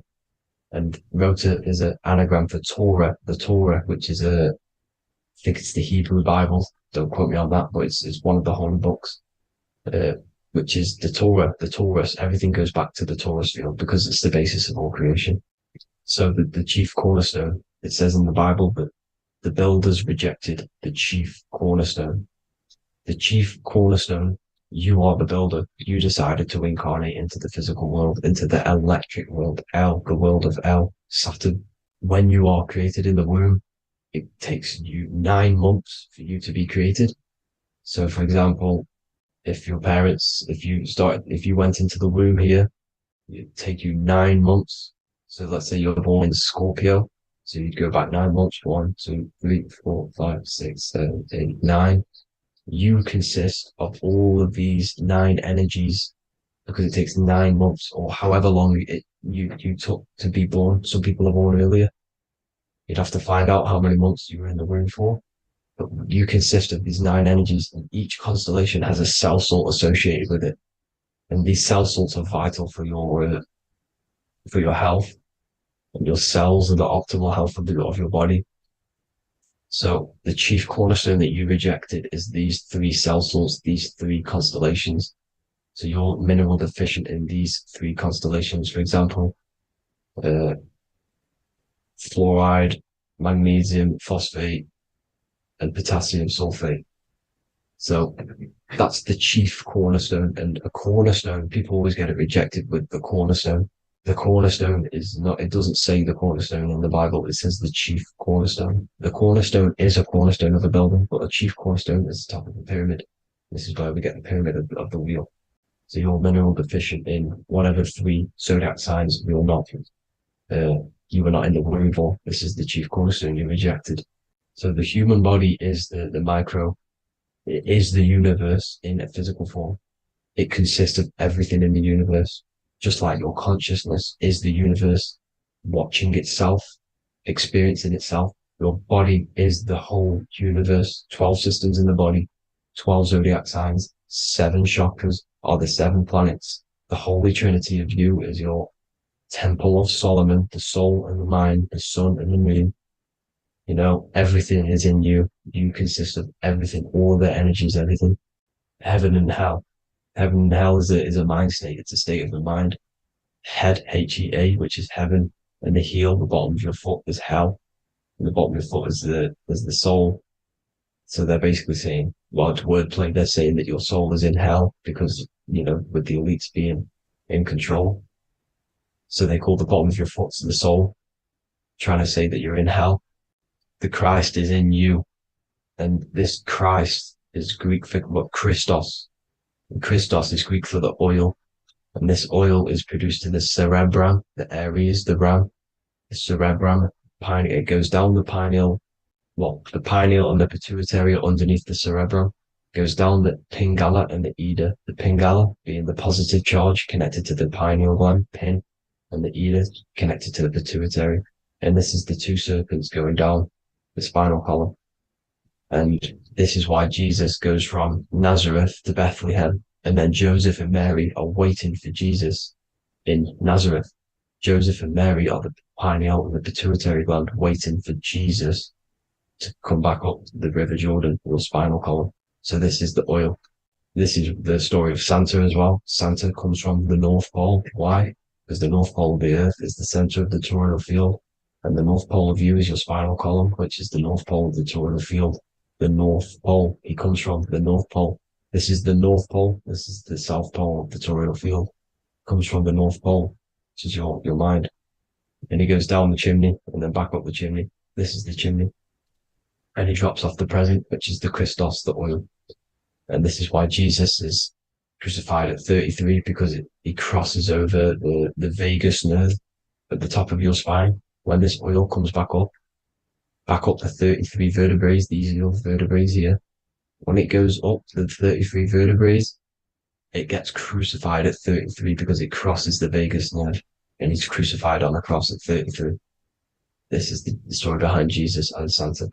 The Ark of the Covenant in the Bible is the 2 hemispheres which cover the vital parts of your mind, the brain side, which is the cerebrum, the pineal, the pituitary, etc.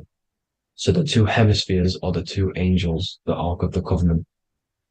This is the Ark of the Covenant covering the 2 vital parts of your brain.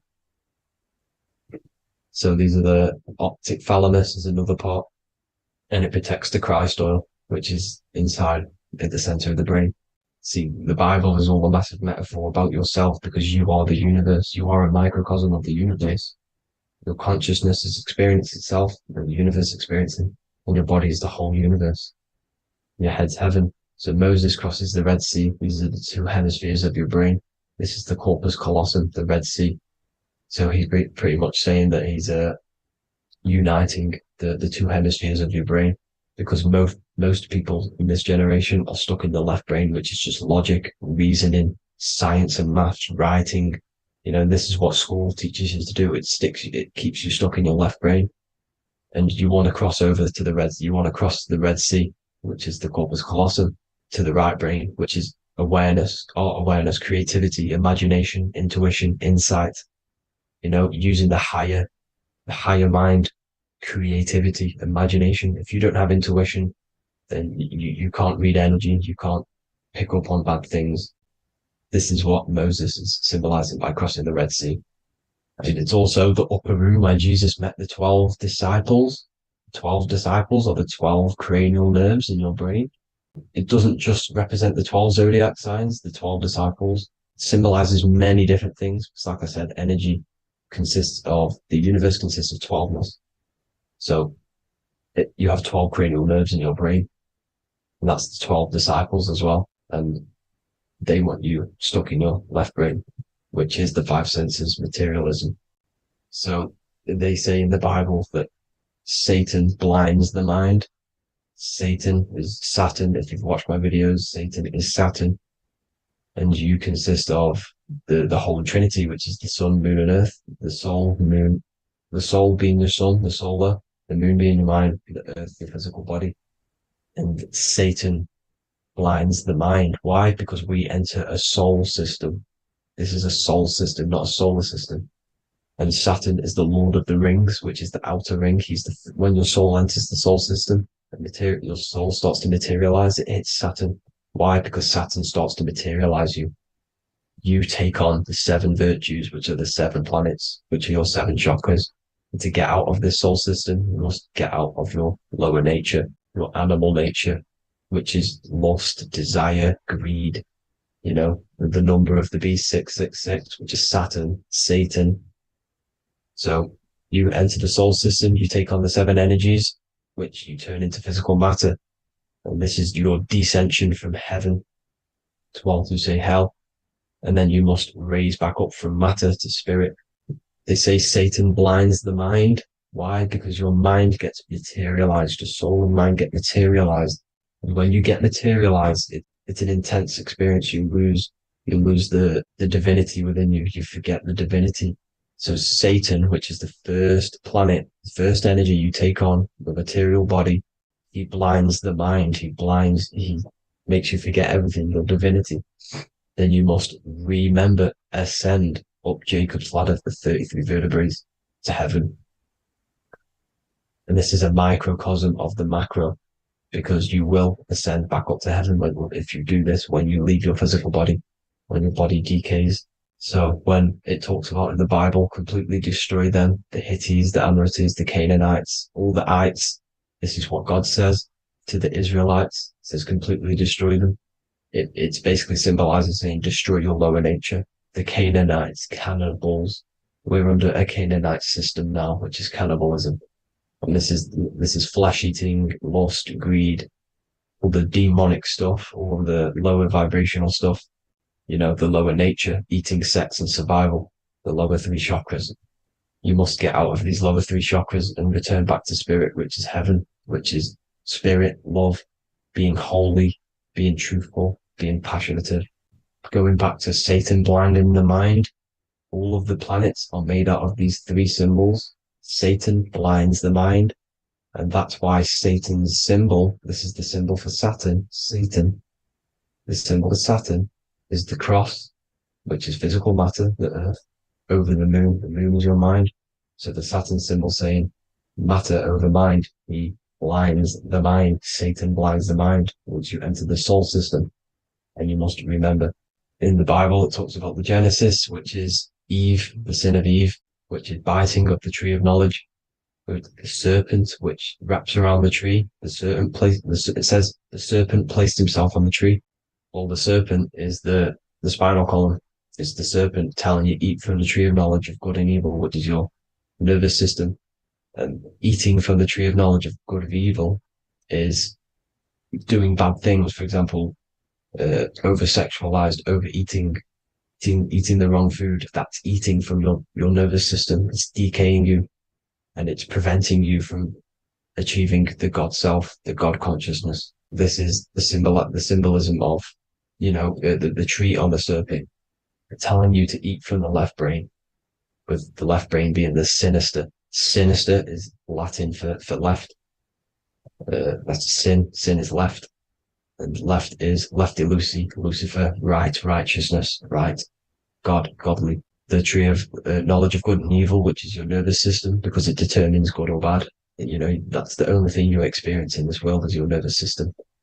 And then the tree of life is the cardiovascular system, and the Garden of Eden is your body. So that's it for this video, people. I hope you've got a greater understanding of how you are the universe and everything is inside of you. Just keep in mind you are the universe experience in itself, and your body is a reflection of everything. The 12 constellations, the 7 planets, everything's inside of you. This world is an expression from the inside outwards. You can't affect the outside world to manipulate reality. Everything's inside of you. I hope you got a greater understanding of this. God bless.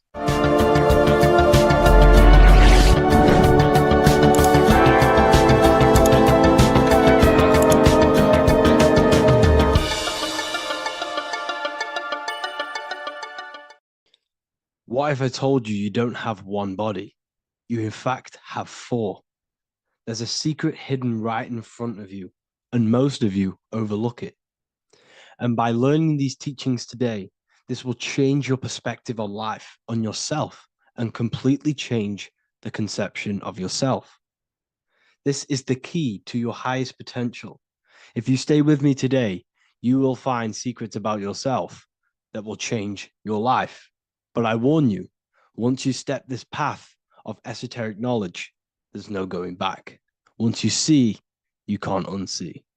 So stay with me, and we will discuss the 4 bodies of your soul and how you can master yourself to reach your highest potential. The first thing we must understand is that there is a sun.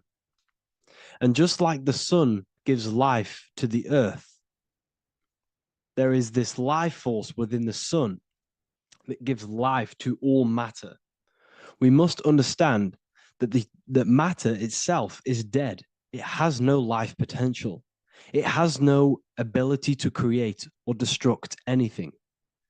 All of the life comes from above, from the sun, from the life-giving power of this infinite energy source we call the sun. No matter what model you believe, the sun still gives power to this physical realm, giving life to all of the crops, giving life to animals, giving life and growth to all things that the rays come in contact with. This is a macrocosm process. We must understand the teachings of as above, so below. This means that the macrocosm repeats itself in a microcosm form. Now, what do I mean? Humans are made in the image and likeness of God. You are a miniature version of God, a spark of the divine consciousness made in human form, in physical form.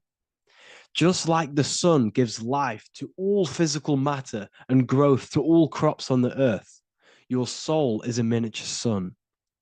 And your soul is giving life to the body. Your body is a miniature earth, which also goes through the cycles of the 4 seasons of the sun.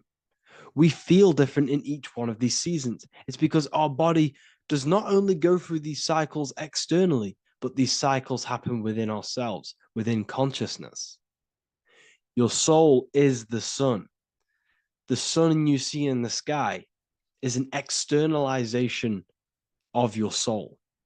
Your soul is the life force. You are the soul, not the body. And like the sun gives power to the earth, the soul gives power to your body. So first, let's look at the etymology of the word sun. The word sun comes from it's a Latin word solis or sol, which means the sun. Sol then became soul, sun, soul. And in fact, S-O-N and S-U-N in the old etymology dictionary mean the exact same thing. They are interchangeable. So when we look at the symbol of the sun, we look at a circle and a cross, which represent the 4 aspects of the sun, the 4 seasons of the sun: summer, winter, spring, and autumn. These are the 4 states of the sun. Like we said, this is why we get this symbol. You have the 4 states of the sun. which represent the 4 bodies of the soul. Now, this is where we get deep. Like I said, the sun you see in the sky is a macrocosm of your soul, an externalization of your soul. Just like your sun has 4 seasons, the 4 seasons within us are the 4 bodies. Our soul is incarnated and split into 4 sections. We have a mind, we have a physical body, emotions, and spirit. These are all interchangeable and they are all linked. In ancient alchemy, we have the exact same symbolism of the 4 stages of alchemy. But in this case, they're symbolized as the 4 elements: earth, water, air, fire. In this ancient alchemical symbol, we have the pentagram with the top one representing the soul, ether. Our soul then has the 4 bodies with the human here. We have the man, the eagle, the bull, and the lion. We see this on the tarot card, the Wheel of Fortune. The man, the eagle, the bull, the lion. We see this in Matthew, Mark, Luke, and John. The lion, the bull, the man, and the eagle. We see this with depictions of Jesus. Jesus, the man, the bull, the lion, and the eagle. These represent the 4 fixed signs of the zodiac: Taurus, the bull; Scorpio, the eagle. Scorpio was symbolized as an eagle. It's an ancient symbol. Now it's been changed to a scorpion, of course. Leo, the lion; Aquarius, the man. These represent the 4 fixed signs, which are 4 different elements. Taurus is an earth sign. Scorpio, a water sign. Leo, a fire sign. Aquarius, an air sign. Taurus is the earth. As above, so below. The earth is the physical body. Leo is fire. Fire is the spirit. Scorpio is water, which is the emotions, which is an air symbol. Air is the mind. That's why we call people airheads. Okay? So what we're actually looking at here are the 4 aspects of our soul. We have the sun in the middle and the 4 bodies of the soul. This is what Jesus is symbolizing. Jesus represents you. God made flesh with the 4 aspects of the soul. The 4 gospels are all depicting Jesus in 4 different ways according to the different body of consciousness. The Wheel of Fortune are representing the 4 bodies of the soul. This represents the 4 bodies. Now, how are they 4 bodies? They are 4 dimensions of consciousness. The mind is not made of the same substance of the emotion. The emotion is not made of the same substance of the physical body. The spirit is not made of the same substance as the physical body also. They exist in 4 dimensions of consciousness. They are 4 bodies of our soul. And the most important teaching here is what I'm actually getting to, is the powerful one. This is what gives you power. Most of us live in chaos. Our mind is thinking of doing something. Our emotions are feeling something else. Our body is lusting and wanting to do something else. And our spirit's energy is completely off. Most people live in unbalance. None of these 4 bodies are working together. This is why we produce chaos in our lives. When these bodies are in balance, are not working together. So in alchemy, they symbolize the 4 elements, which are the 4 bodies of consciousness. These are the furnaces with the fire. They represent transmutation of each body. We have to sync these bodies. We have to sync the mind with our emotions, and our emotions with our actions, the physical body, and with our spirit. These 4 key bodies need to be in line in order for us to create consciously in our life. Because each one of us is a creator, a miniature version of God, creating our own earth, creating our own material reality.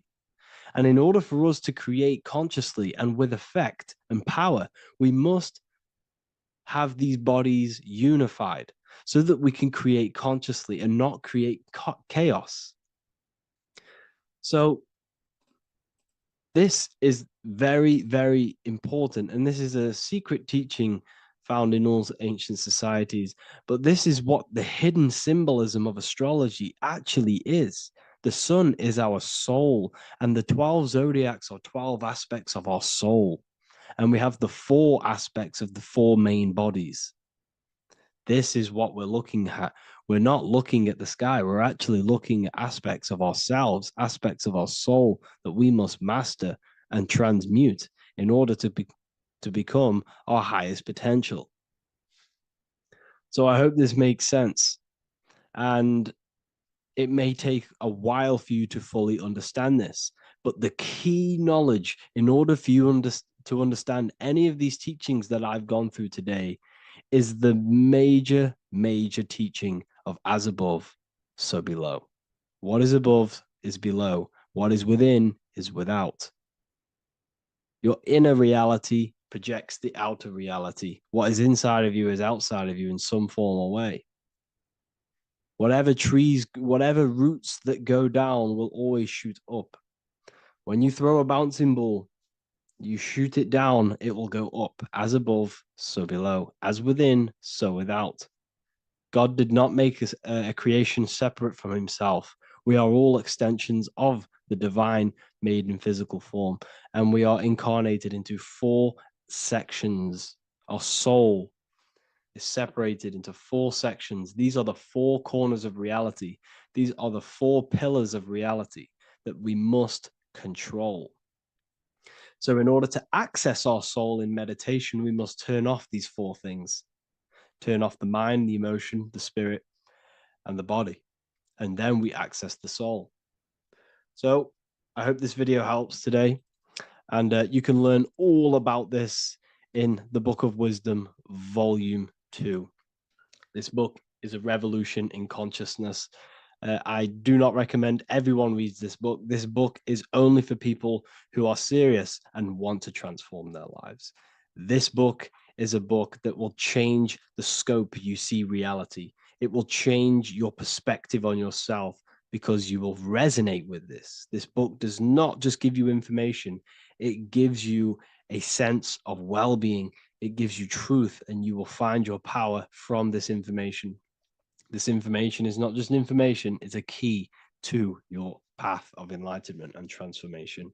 So you can find this book in the description of this video. And if you are part of the university, I will see you on the live calls. Thank you, everyone. Please leave a like, subscribe, and a comment, and let me know whatever videos you want me to make next. Anything that you fail to understand or have any confusion with, I can make a video on it. So let me know in the comment section any reviews or anything I should do. Thank you all, people. Have a great day. What if I told you many people around you have probably sold their souls?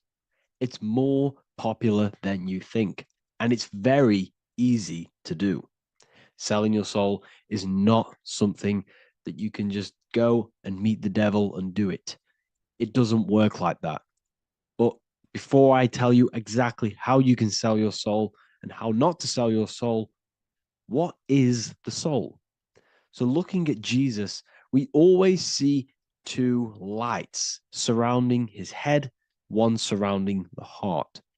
And as of course, if you've been watching my channel, you know Jesus represents you. He represents the divine essence of the universe made in human form. Each one of us possess a fractal of God's infinite consciousness. We are all God. We are all God experiencing himself in a 3-dimensional divided form, separated from his oneness.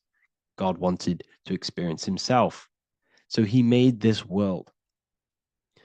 So each one of us possess a soul, and the soul is the spark of God's infinite loving consciousness, filled with God's loving moral law. So the reason why Jesus is always have a light above his head and a light on his heart is because this represents the brain and the heart. The brain is not the mind. The heart is not the soul. The brain is the physical manifestation of the mind. It is the physical, mechanical computer for the spiritual mind. The heart is the physical manifestation of the soul. The heart is a brain. In fact, it contains 40,000 specialized cells, which are the exact same cells found in your cranial brain. Yes, your heart is an emotional brain. Your cranial brain is a thought brain. It's a computer. Okay? Everything that exists physically exists non-physically. This is what the ancients called spirit, just means invisible force. The mind, the thoughts are not made of atoms. You can't touch, you can't find tangible thoughts, imaginations. These things exist spiritually in metaphysical counter space. It's the same with your emotions. The emotions are spiritual. They are not physical. You can't touch them. So thoughts are the language of the mind. Emotions are the language of the soul. Sometimes we can become eluded by thought and we can become eluded by emotion. If we are led purely by emotion, we can create illusions in our perception. The same if we rely only on thought. We must balance these two. Okay? So the mind is the creator, the soul is the operator. Every thought we think is being judged by our soul. The soul is the judge. The soul tells you what is right, what is wrong. And even the Freemasons depict this spirit and matter in their black and white checkerboards. White is spirit, black is matter. Matter is dead, spirit is life. This is what this represents. Physical reality is not just physical. For every physical object, for every physical manifestation, there is a spiritual force bringing it into existence. Consciousness brings everything into existence. Before you kick a football, there is a change in your inner consciousness before you take that action of kicking the football.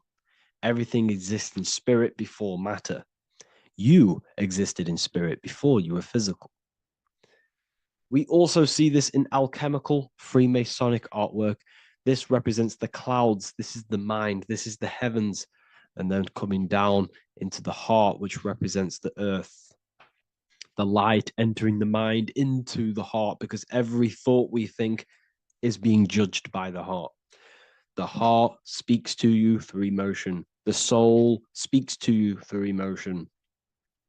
Every thought you think, your heart is telling you that is right, or it's telling you that is wrong. Why? Why is this? Emotions can guide us, okay? Emotions are the language of our soul. Our soul guides us to our soul purpose. Each one of us contains a purpose in this physical life. There is a reason you are alive. There is a reason why you came from spirit into a material reality. Your jealousy reveals where you need to be in life. If you are jealous of someone, this is your soul saying you need to be there. That's where you need to be. Your fear reveals your greatest growth in order for you to reach your life's purpose. If you fear something, this is your soul telling you you need to overcome this in order to reach your life purpose. This is the next obstacle. The soul, your life purpose is not found in your passion. It's found on the other side of your greatest fear. The soul's always seeking, it's always seeking truth. It's always seeking to expand, to learn. The soul must go through pain in order to overcome, in order to grow. That's why we are here, to grow and expand and create. You also see this in alchemical artwork. Again, the mind in the clouds, the heart and the soul. They must work in unity. Each one of us contains the spark of the divine, which is the soul. Okay? Which is the soul. This is the operator. God, generator, operator, destroyer. The generator is the mind. The operator is the soul. The destroyer is the body. Everything will generate, everything will operate, and everything will die. That's the Trinity. The Father, the Son, the Holy Spirit. There's always a Trinity, Brahma, Vishnu, Shiva.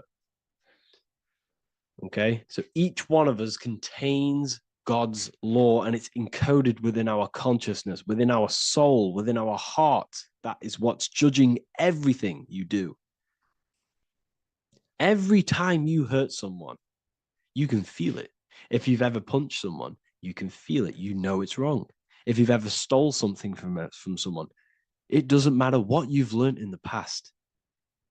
If you steal something, you know deep down within your soul it's wrong. This is because each one of us are encoded with God's law of love and integrity. I don't care how tough you think you are and how hard you think you are and what you've done in your life. I don't care. You know what is right, what is wrong, because you are encoded with love. Does not matter how far your mind can take you away, how corrupt your mind can become. There is always a spark of love and empathy in your heart, in your soul. You know this when a child. When you're a child, you're not racist. You don't want to hurt anyone. You don't want to steal. As a child, you're pure love, you're pure awareness, you're pure. You would never think about being racist. It's the corruption of the mind that leads us to corruption. Our soul always wants to do good. So the soul is encoded with God's law. And when we go against this law, this destroys our body. Yes, because your body is electromagnetic, and that's being casted from your heart. So every time you go against the heart's guidance in moral law, we weaken our electromagnetic field, which weakens our body. If you've ever looked at someone who's very negative, you can see them. You can see that they are aging quicker. You look at Scrooge, for example. If you ever watched Scrooge, look at how corrupt he looks. That's his heart. You can see the people's hearts on their face. People who do negative things and have negative thoughts, negative emotions, you can see it in their eyes, in their face. It's because it corrupts you. It corrupts the body. It ages the body. Goodness is life. Okay? So can you sell your soul? You cannot sell your soul physically. But what you can sell is your conscience. What you can go against is that moral law. And you can exchange physical material things such as money, fame, cars, houses, business, in order for you can exchange that to go against your inner dialogue. For example, these rappers, celebrities, what are they doing? They're not selling their soul. You can't sell your soul to some entity on the astral plane. But what you can do, you can take money to say, I'm going to go against my heart. I'm going to go against my inner moral law. I'm going to take that money and I'm going to do something wrong. It's basically going against your soul. It's selling your soul's guidance of moral law. That's what selling your soul is. And that's what these rappers are doing. That's why they're so sad. You know, this is why all these rappers are on drugs, doing all sorts of things to escape, to short-term escape what they've done. They're going against their inner guidance for money. And yes, short-term pleasure may be happy for now, but in the long run, it will leave you feeling voidless because nothing material can ever satisfy your soul. Nothing. You could gain £1 million tomorrow, guaranteed within 2 weeks, you'll be back to the exact same position mentally, emotionally as before, because nothing physical can ever satisfy you. Guaranteed, if you received $1 million yes, if you received $1 million now, in a week's time, you'd be hunting for the next million because it does not satisfy you. There's a reason why these billionaires don't stop working, because they're so addicted to earning and earning and earning. It doesn't satisfy you. The only way you can satisfy yourself is through Christ consciousness, is through self-love, is through loving thyself, knowing thyself. and becoming balanced internally in consciousness instead of seeking external validation through material things, which end up leaving you feeling voidless, empty inside, and sad and depressed and anxiety. Everyone's looking outside of themselves for validation, when true validation comes from within. True satisfaction, true happiness comes from within, reaching Christ. Christ is a state of being, a state of consciousness that we must cultivate within ourselves so we can live a happy, balanced life. You can have all these material things when you're satisfied inside, but don't rely on them. Me, I enjoy material things, but I don't desire them. I don't chase them. I don't rely on them for happiness, for validation. You can have big cars. You could have your favorite watches. You could have Lamborghinis. Yes, it's fun, but don't let it give you your happiness. As long as you're happy on the inside, it's okay to have these things. You should seek balance with your inner world and outer world. Okay, so this is what they are doing. Rappers, celebrities, actors, Hollywood, this is what they've done. They've exchanged their inner integrity, their inner law, their inner moral compass for exchange for material wealth, fame, money, and cars. That's what they've done. And power. It corrupts you. They slowly corrupt you. So yes, you cannot sell your soul. And if you wish to learn more, I'll see you inside Ethereal University with my community, where we are learning every day to master ourselves, to expand our consciousness. If you want to lucid dream, astral project, master yourself, create the desired reality you want, learn about human consciousness and your full potential, then Ethereal University is for you, and I'll see you inside. The link will be in the description. Thank you for watching.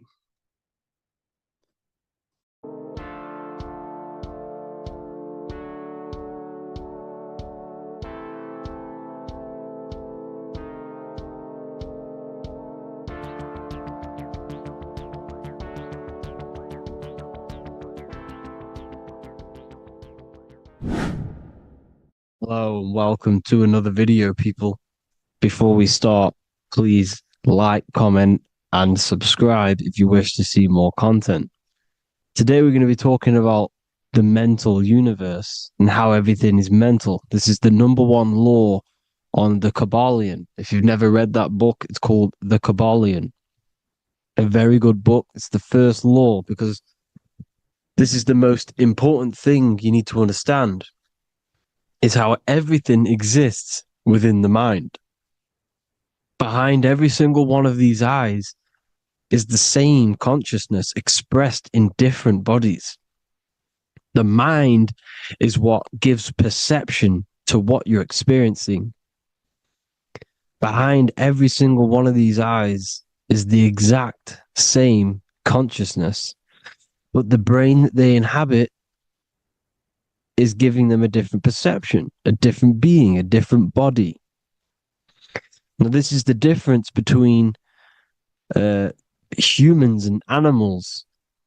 Humans possess a advanced consciousness, an advanced mind that gives us the ability to be aware of ourselves mentally, physically, and spiritually. We can reflect on ourselves. When a dog looks in the mirror or an animal looks in the mirror, it doesn't know what it's looking at. It doesn't realize it has a consciousness. It can't reflect on itself. It can't say, I want to improve in this area. It doesn't have that consciousness. We have a divine consciousness. Take away the N for divine, and you get with a D, put it with a D, you get divide, because we have a divided two-way consciousness. An animal only has one. However, it's still the same mind. We're all mind. We're all mental. We all exist within the mental plane. Look at this person walking. The body, the brain is sending electrical signals through the 12 cranial nerves, which the 12 disciples that spread the gospel of Jesus, right? You have 12 cranial nerves in your brain. There are 12 disciples which spread the gospel of Jesus. Jesus represents the mind, the intelligence, the invisible intelligence that we all are, the same intelligence, the same exact consciousness, which then sends a command into the brain. Then the brain sends these 12 electrical signals through the 12 cranial nerves to control the rest of the body through the nervous system. This person walking is not, the body is not walking. The mind is telling it to walk. And the brain is it's a supercomputer which is decoding these demands given to it by the mind. Because the pineal gland will have something to do with the ether, because the ether is physical and non-physical. The mind is sending the commands through the ether to the pineal gland, which is then getting broken down into electrical codes within the brain and sent throughout the nervous system to control the body. And this is why in the Sims simulation, because the body's the simulation, it's a false reality. It's the fake reality. It's not the real you. You are formless. There is no form. But the third dimension is a dimension within your mind. Matter, mind, light is all a product of your mind. It's all in the mind. Now, this is why The Sims has this green little diamond on top of the head. Because this is you. This is your invisible intelligence controlling the character. Okay? It's controlling the character. And this character is in the world. Your consciousness isn't in the world. The world exists within you, but the body is a vehicle for that realm that you land in. When you have a dream, your mind transcends this body into another body, duplicates your body into another universe, unite. Unite is one. We're all one. It's all one universe, expressed in many different ways, infinitely. And the vehicle that you land in is the body to operate in that realm. This is the all-seeing eye, as you see here. The eye, this is all the intelligence. This is the ball of consciousness, God, expressed in different bodies. We're all this same one in different bodies, as you can see here. And this intelligence is expressing infinitely throughout the universe. An infinite universe. There's no beginning, no end. There was no beginning of the universe. There is no end. It's infinite. Always has and always will. But the mind is what gives you the ability to explore the universe, to make perception of it. We are God in disguise. We are God in disguise. We are God in flesh. But the body can become attached to the mind, can become attached to the body if the mind is not aware of itself. When the mind is that blinded by matter, and we lack knowledge and understanding of what we truly are, a formless, infinite being, a traveler. This is why Freemasons are called Freemasons. Mason means traveler. Free. You're a free traveler because your consciousness is a traveler of the universe. When we lack understanding, our mind bounds to the body. because we don't separate the body with our different layers of consciousness. When we separate them and identify that we are mind, body, emotion, you then can apply this knowledge to when you want to astral travel and explore the different realms of your mind, because the mind is the universe. People, this is what we need to understand. The mind is the universe. I am you and you are me. This is the Egyptians showing you this. The Ankh is the symbol of life. This is the one ball of consciousness, mind, giving it the Ankh life to all the different life forms. The cows, the birds, the snakes, and the big Ankh given to the humans, because the humans are the most intelligent. We have the most advanced consciousness. We have the most advanced consciousness. This is why the one is giving a big Ankh to the humans here. Here you see again, this is not the sun.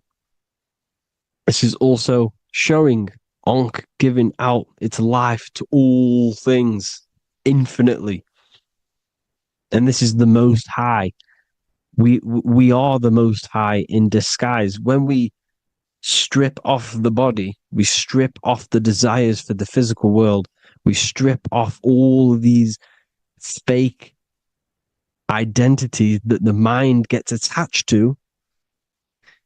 That is God, the universe. You are the universe experiencing itself. I and I, the letter I and the number one is just one line. The letter I is the number one. Because your I am, when you refer to yourself as I, every single one of you who's watching this video refers to yourself as I, which is the one. We are all the one. We are all intelligence. We are all invisible. We are all the one. One is the only number. 1, 2, 3. Everything goes up in ones because there is only one. Doesn't matter how far you go down the line with numbers, all of their numbers are created by one because there is only one. To me and you are the exact same consciousness expressed in different bodies. Mind, cause. There is only one cause. There is only one mind. There is only one being. But because we lack understanding of this, we think we are the bodies. And this causes division because the physical world is the most illusionary world. It's an illusion. It's all an illusion. Now you see with the two, you look with the two eyes, but you see with the inner eye, the mind. Okay, the mind is the mental plane is a shared plane, and it gives perception to what you're looking at. The mind. I'm affecting you when I speak because the mental plane is shared. We all share mind.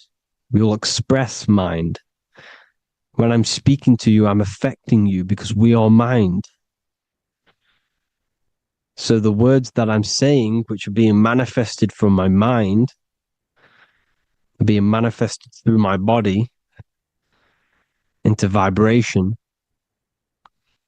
is affecting you. I'm affecting you with what I'm saying. And these words are having an effect on your mind because we're all mind. This is why you need to be careful what you're listening to, music and all sorts. Because music can also create thought loops within your mind.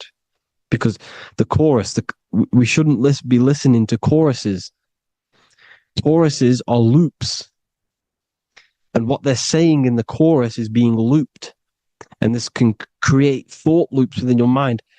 Go and listen to an old song that you used to listen to about 5 years ago, 10 years ago, 20 years ago. Go and listen to an old song, and you guess what? You will get nostalgia. Why will you get nostalgia?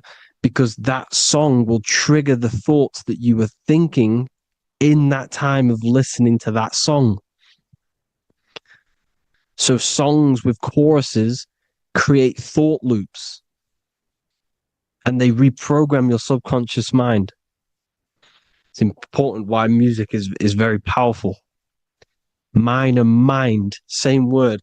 See, language is the truth, people. This is why I use language in all of my presentations, especially the English language. It's riddled with occult truth.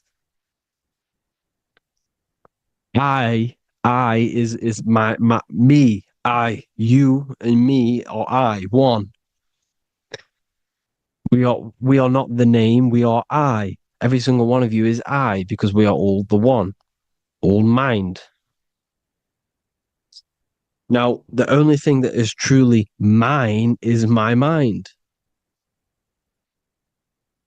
When you say something is mine, it's an illusion. It's not yours. The only thing that is mine is mind, my mind. Okay? It's my mind. It's the only thing. It's the same word, mind and mind.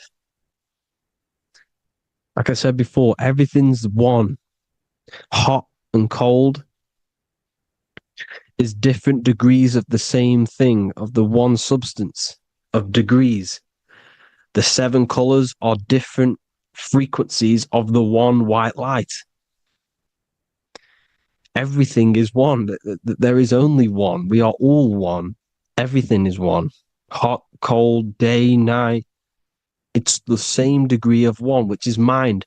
The mind's perception is what's giving it, labeling it hot or cold. The mind's perception of colors is what is giving it red or purple, hot or cold. There is only mind. The mind gives things perception. There is only one, that is mind. The conscious and the subconscious mind. The male and the female, these are married. The subconscious mind is your hidden part of the mind. Okay, it's hidden. You can access it through different meditations and Reiki teachings, and dreams or manifestations of your subconscious.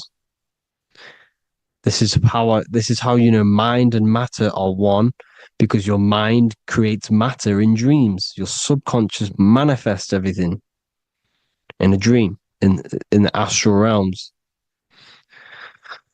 The conscious is what you're conscious of, what you're consciously thinking of. So me, I am conscious that I am speaking into this mic and creating this video. My subconscious mind is the hidden part of the mind, which is speaking to my heart, telling it to beat. It's telling my food to digest. It's regulating all my blood. It's doing everything in my body without me being conscious of it.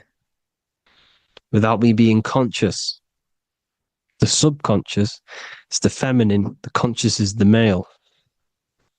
The Bible, of course. Proverbs 12:4. Helpful, not helpful, an excellent wife is the crown of her husband, but she who brings shame is like rottenness in his bones. In the same way, husbands should love their wives as their own bodies. He who loves his wife loves himself. You can take that physically, you can take that literally, or you can take it metaphysically. See, the Bible's written in such a way where you can take it as your level of realization.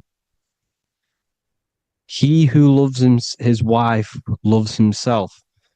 If you love your subconscious, if you love yourself, you speak good about yourself, because your subconscious takes everything literally. If you say, I hate you to someone, your subconscious does not know the difference between me and someone else, It only thinks me, me, me. Why? Because mind is the only thing that exists. You are mind, I am mind. If I say I hate you, you're saying that to yourself. Your subconscious picks that up and says, I hate myself. And that's telling your subconscious that's what you want. Because your subconscious manifests 90% of your behavior. The programs within your subconscious. Tying your shoelace is a program. You don't need to be conscious of it. You can just do it because it's a program. It's deeply interwoven in the subconscious. Driving your car, texting on your phone. You don't have to think about what letter. You just do it because you know where the letters are. It's a program. Therefore, if you look after your subconscious, they are a married couple. It's your wife. Your subconscious is your wife. And it manifests 90% of your daily basis thought patterns, actions, behaviors, emotions, all the things that you all the trauma that you've experienced is stored within your subconscious, which is affecting you. So let's say you were in a car crash 10 years ago and you had a really traumatic event, you really hurt yourself, and you had a very, very, very strong emotion that you felt of pain. That will still affect you today. And why? Because it will manifest into your behavior. How? Well, you'll be cautious of what cars to go in and who. You'll be cautious because of that event that stored within your subconscious, because of that feeling you felt was so painful and so strong. It's still manifesting into your behavior today. For example, you won't go in certain cars, you won't go with certain drivers. The subconscious stores everything, all your memories, the programs, and everything. So if you trick the subconscious, that's how you manifest your life. If you trick the subconscious, you already have something. And therefore it will manifest into your life, into your behavior, thoughts, and actions. This is why the golden rule is to treat others like you want to be treated. Because I am you and you are me. We are all subconscious. We all have subconscious. Whatever I do to you, I do to me. Because my subconscious picks that up and thinks I'm speaking to me. Mind is very powerful. Whatever I do to you, I do to me. Treat others like you want to be treated. The golden rule. That is the only rule we need in this realm, in the universe. If everyone understood this rule and how the subconscious works and how karma works, we'd live in heaven on earth, the Garden of Eden, the golden age. As a man thinketh in his heart, so is he. Proverbs 23:7. Where your heart is, there will be your treasure. Your heart's the emotions. The storehouse of emotions is where you feel emotions. You have to let your emotions move through you, not become you. You can't let your emotions become you. Or except be like the sky and let them pass through you. Be like the clouds and the stars passing over. Let them pass through you. Do not let them become you. And this is how emotions can take over your mind. We are driven by, when a man is driven by emotions, he has no self to control. You must control the mind because the mind can be corrupted. Because your thoughts are electrical in the brain. Your thoughts come from the mental plane. So how the mind works is that you place your attentions on something in the mind and infinite information just flows in. Think about it. When you think of a certain topic, as soon as you think of that topic, information comes flying into your mind. Different ideas, ping, ping, ping. It's all connected. It's why we call it a mindset. Because your mind sets itself to frequencies. And when we think of something, We tap into that frequency, and just the universe, the mind, the mental plane just flows in information based on that frequency and that thought. The universe is just information. All of the information out there, nothing is new. It's all there. You just have to tap into it. You can tap into these different thoughts, and it's all there. Everything already exists within the mental plane. You don't think anything, you receive thoughts. We all share the mental plane. We affect each other. I'm affecting you. Speaking, listening to me is affecting your mental plane, your mind. The physical plane is the lowest plane. It's the world of effect. Everything you see in the physical plane is the effect of mind. Like I said, the person walking is the effect of their mind telling the body to walk. The physical plane is the lowest dimension of your mind. Mother Earth, we are in a mother. We're in the womb still. The Earth is feminine. It looks after you. It provides you with food for free. It grows on trees with water. It's Mother Earth. It's the womb. The dome above your head is your mother's belly. Okay? Is your mother's belly. You're in the womb still. You're forever in the womb because your mind's constantly expanding. Because when the baby's mind figures out that there is a reality outside of its mother, starts to hear the people on outside of its mother, what does it do? It figures a way out of the mother, and it becomes born again in the water, in a hospital, into the other world. It's the same with our minds. When our minds figure out there is other worlds beyond this physical, we explore them. The astral plane, for example. You figure a way out of the body. Because when you're the firmament, look at the word firmament, meant at the end. Firm is firm, something strong, something like a rock is firm. If your mind is firm like a rock, you will be stuck under the firmament.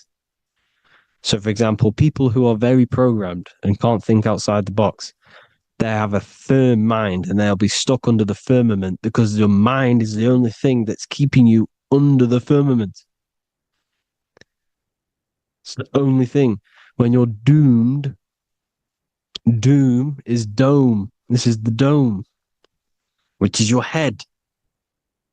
Your head is the dome. Above your head, above the earth is the dome, the ethereal barrier. But that's just an external manifestation of your head. You don't leave the earth, you leave your body to leave the earth, because your body is the earth. It's a dimension within your mind. So when you're doomed, you're domed. Your reality is your level of realization. You realize something, or when you have an idea, the mind, in the EYE or I, same thing, mind, it's all mind. Reality is your level of realization. You realize there's other worlds. That's your reality. Your perception's your reality. Mind in Latin is mens. Jesus was known as the fisher of men, which is the fisher of minds. He was fishing minds worthy of knowing the higher truth, the deeper occult knowledge. Jesus figured out that we are all God. And he got killed for it because in that age they were trying to suppress this information. Jesus figured out he was God because we are all God, every single one of you, and they killed him because we're all mind. We are not the body. We're the invisible intelligence, which is God. But you are not God if your mind is attached to this physical world, to the worldly pleasures. If you master your mind and travel the depths of your mind, that is God. Mental and men. Look at the word mental. It has men in it. Men in the Bible means mind. Here you see Masonic, the Masonic symbol with the eye, the mind. Looking over, everything is the one. Everything comes from the one. All the lines coming off it, giving its life to all of the life forms. Down here on the bottom, you have duality, black and white. Up here, you have singularity. One and the two. Unification and division. The lower self is divided into the left and the right. So the Bible even says, I forgot what verse it is, but it says, it's better to go through life with one eye than to have two and be cast into the fiery abyss of hell. I'm not sure what verse it is, but you can research it yourself. It's better to go through life with one eye, to be unified. Unified consciousness. Dimension. No brainer. No brainer. The language tells you the truth, people. Dimension. The dimensions are in your mind. Entertainment. Entertain the mind. Disappointment. It's all in the mind. Environment. The environment that you are in is a product of your mind. Within, rearranged spells high twin. Within is your mind, and your external world is mirrored from the decisions you make in your mind. Advertisement, commitment, it's all meant, it's all mind. Everything is mind. Everything. So, this is important. The collective thoughts and collective beliefs. The collective, because we all share the mental plane. And because of this is why we are in a weakened state of consciousness at the moment. Because the collective thoughts and the collective minds overall are asleep. And they don't believe in anything. You see, everything is true within the mind. You think of something, it is there instantly. You think of a chair, it's there in your mind. You think of anything, it's there instantly. So everything's true within the mind. Anything can happen in the mind.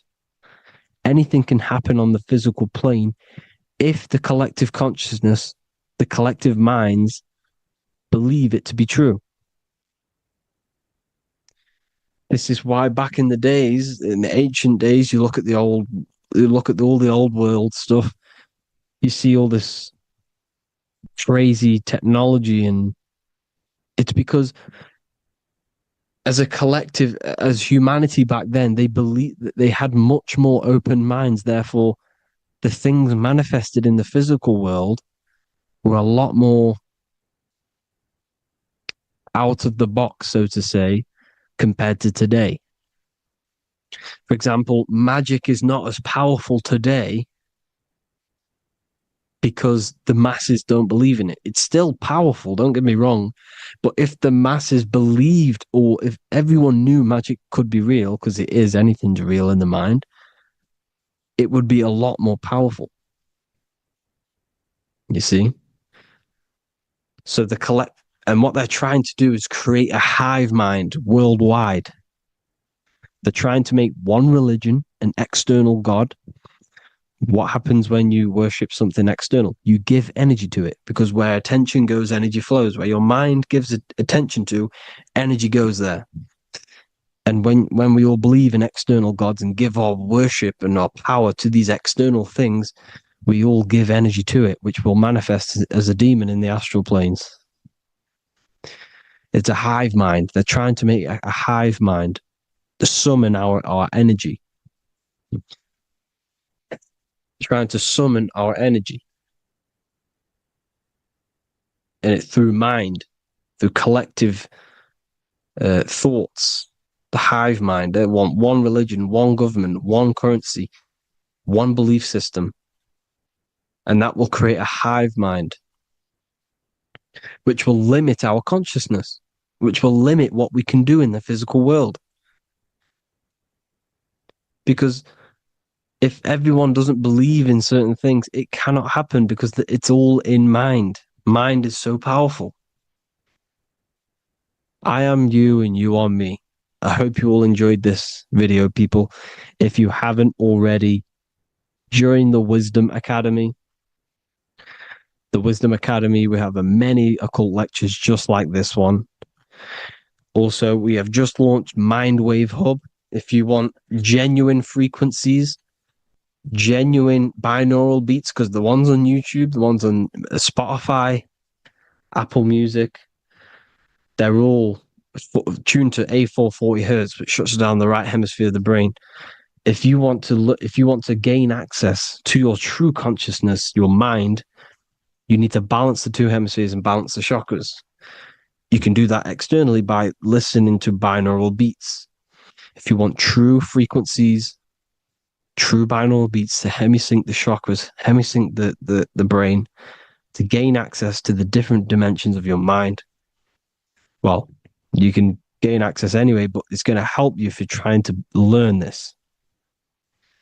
Join Mindwave Hub. The link will be in the description. Listen to the binaural beats, meditate to them, listen to when you go to sleep. They'll massively benefit you. Thank you all, people. Hope you had an amazing, lesson. Hope you learned a lot. And please subscribe. God bless you all.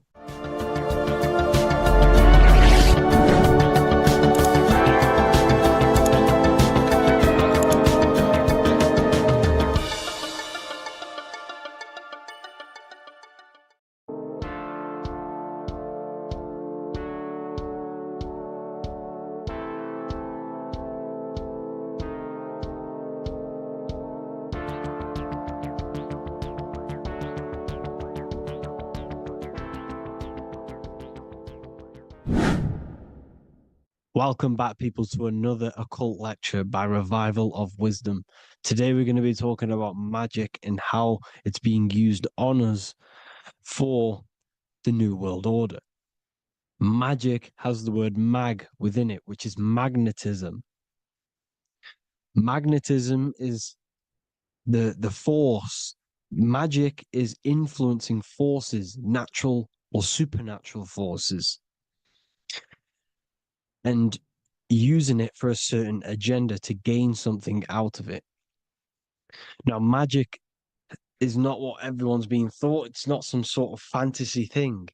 It's actually very common, and we all do it, whether you believe it or not. Magic is all to do with the mind. As I said, always say in my lectures, your mind is what creates matter. Your mind is what creates your external world. So it's all about manipulating and planting seeds within the mind, because your mind is a garden, and thoughts and words are seeds which are being planted in that garden. Your life, your physical life, the people you have in your life, your friends, your car you own, the job you have, is all a reflection of the thoughts that you've been thinking in the past. You are where you are in life because of the thoughts that you've been thinking. Therefore, your life is a direct reflection and manifestation of your mind, the Garden of Eden. Okay? The mind is what they are targeting. What you see, say, and hear has a direct effect on your mind. Me talking to you is influencing you. The words I'm saying is planting seeds within your mind. Now it's up to you to consciously act on these thoughts or these words, or to maintain these words. As above, so below. As within, so without. What's inside of me is outside of me. What comes into the storehouse comes out of the storehouse. You have the left, you have the right, you have the up, and you have the down. As above, so below. Whatever is in your mind will be expressed in some sort of way, consciously or subconsciously, spiritually or physically. The mind is what manifests everything. And this is what we need to understand. We need to understand is that the mind is not physical. All things spiritual manifest physical. All things seen come from the unseen. The words you're thinking, that everything you have is coming from the unseen. The actions that you do come from the unseen mind. Another expression for as above, so below is you are the universe itself. You are a universe, a mini universe. But just because you are mini does not mean you are the whole thing. If I take a little piece of infinite, let's say there's an infinite light source. Let's say I take a little chunk of that infinite light source. That little chunk I took is still infinite because it's been taken from infinite.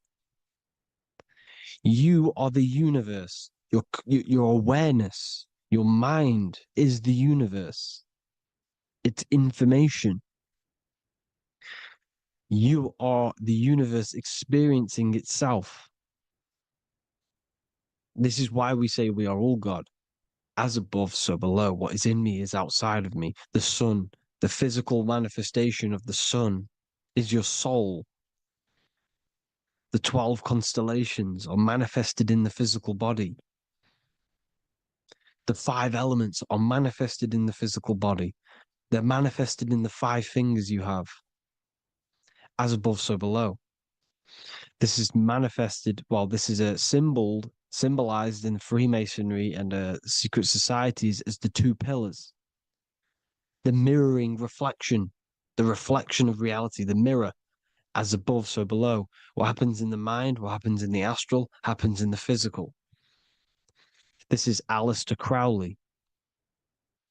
This is all symbolism. This is the 2 pillars with the all-seeing eye and the triangle at the top.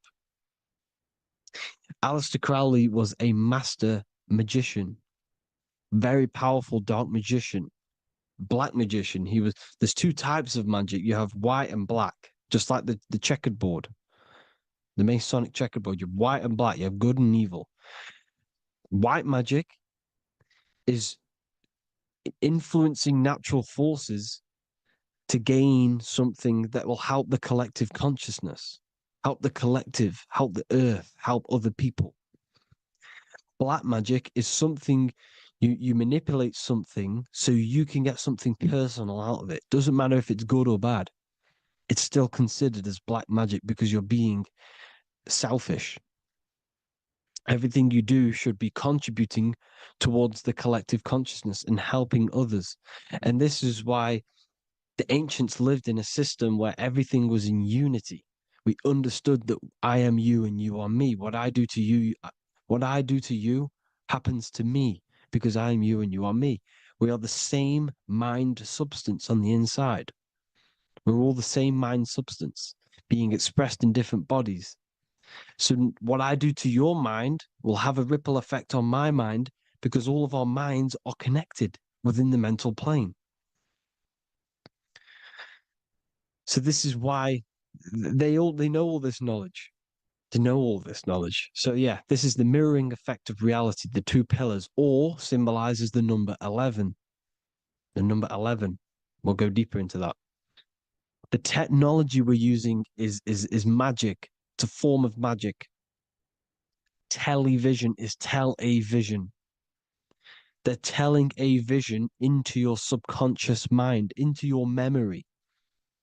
And when you turn on the television, you get a program because they're telling a vision to create a program within your subconscious mind. You see, the conscious mind is only 10% of your mind. which is to do with your, what you're aware of, your five senses. What are you consciously aware of? Well, I'm aware I'm here, I'm talking, I'm aware of what I'm wearing, the five senses, what I can hear, taste, smell, hear, what I'm wearing, I'm aware of what I think of. But the subconscious mind is the 90% of your mind. It's the hidden part of the mind, which is telling your heart to beat, telling your body to breathe. It's storing all of your emotions. It's storing everything you see, storing all the belief systems that you have. It has everything. It stores all of the habits you have, the values.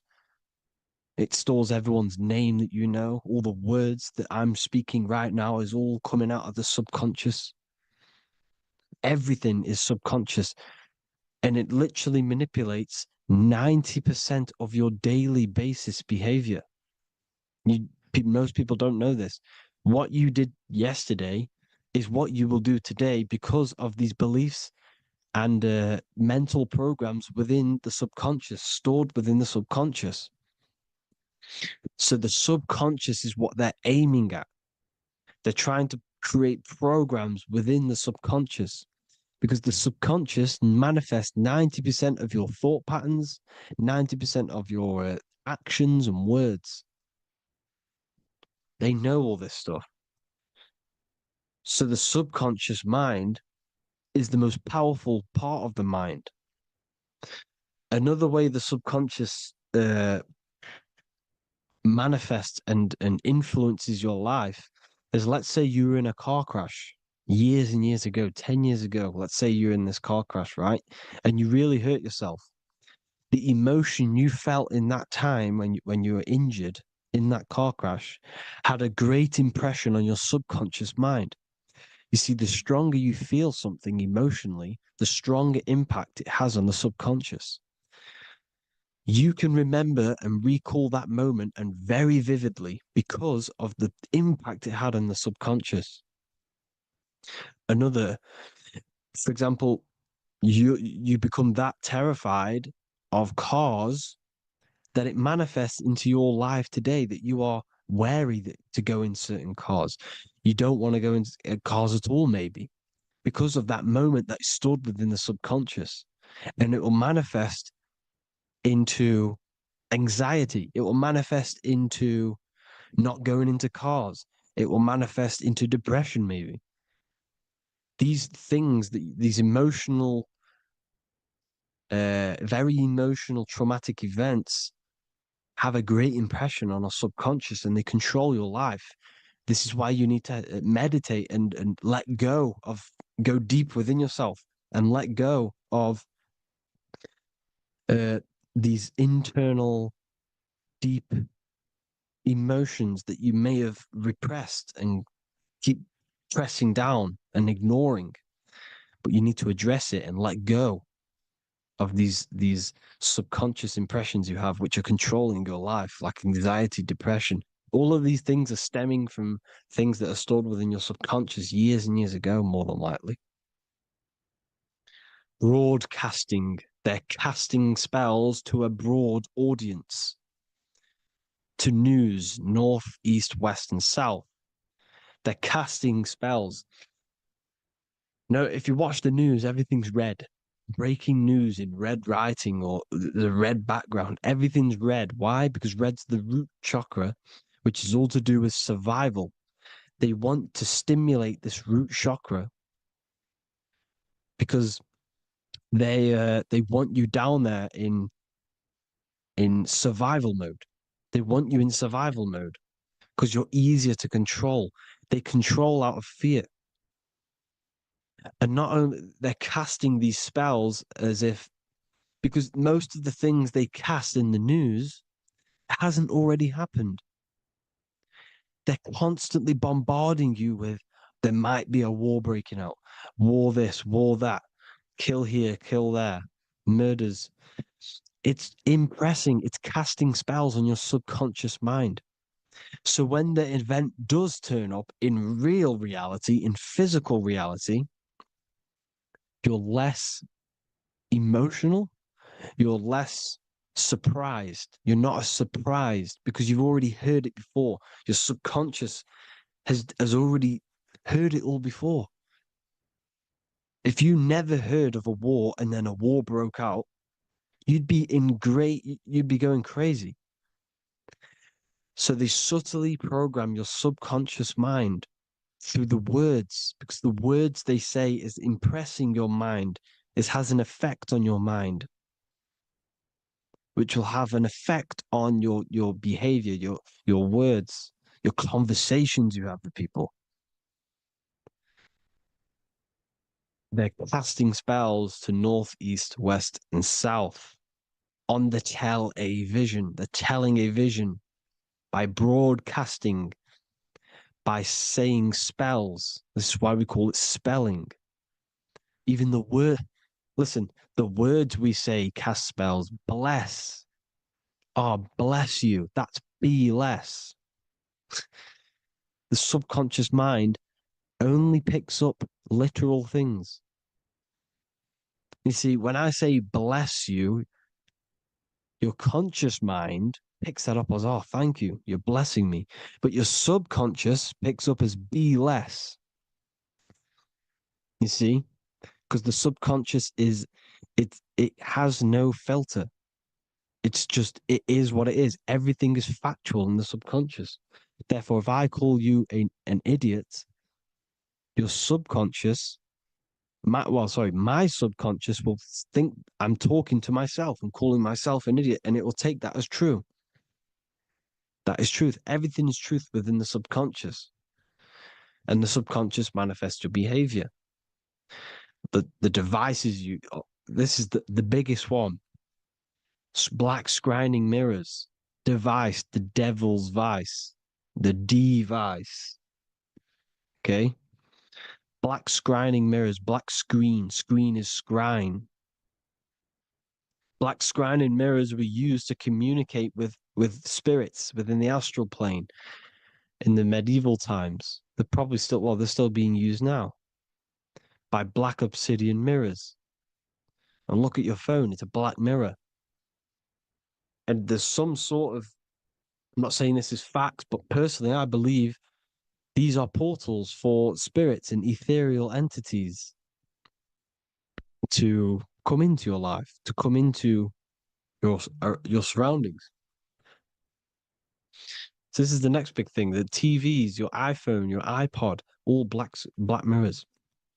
And mirrors are very, very powerful. Even just a normal mirror. Mirrors have an effect. Whatever you say into a mirror, what you say is energy. And when you say something into a mirror, you're saying it into yourself. It's an infinite cycle of words of energy because it's being reflected infinite times. When you say something into a mirror, it has a massive effect.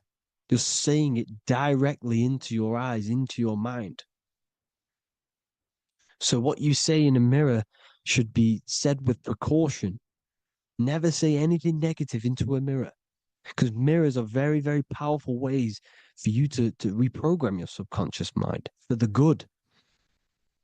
You can say very positive things into mirrors and it will reprogram your subconscious mind. Okay?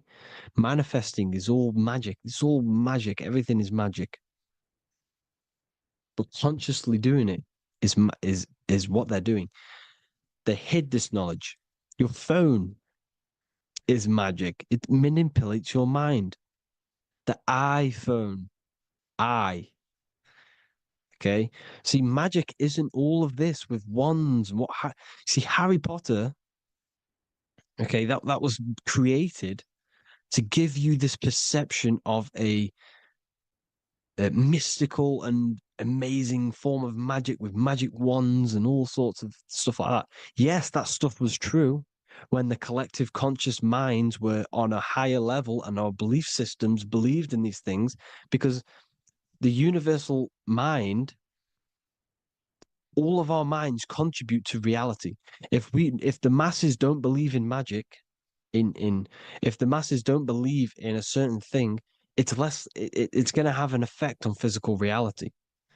So when the collective minds are higher and have more open minds, things like Harry Potter can come true.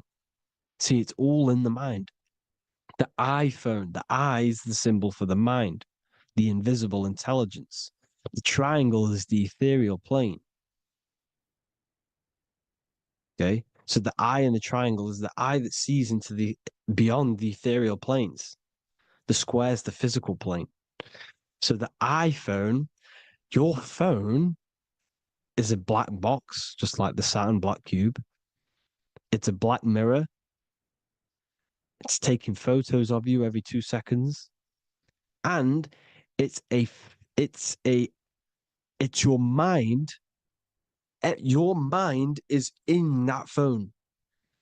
Everything you like, everything you text, everything you type in Google, everything you say to someone, every conversation is all recorded on the phone.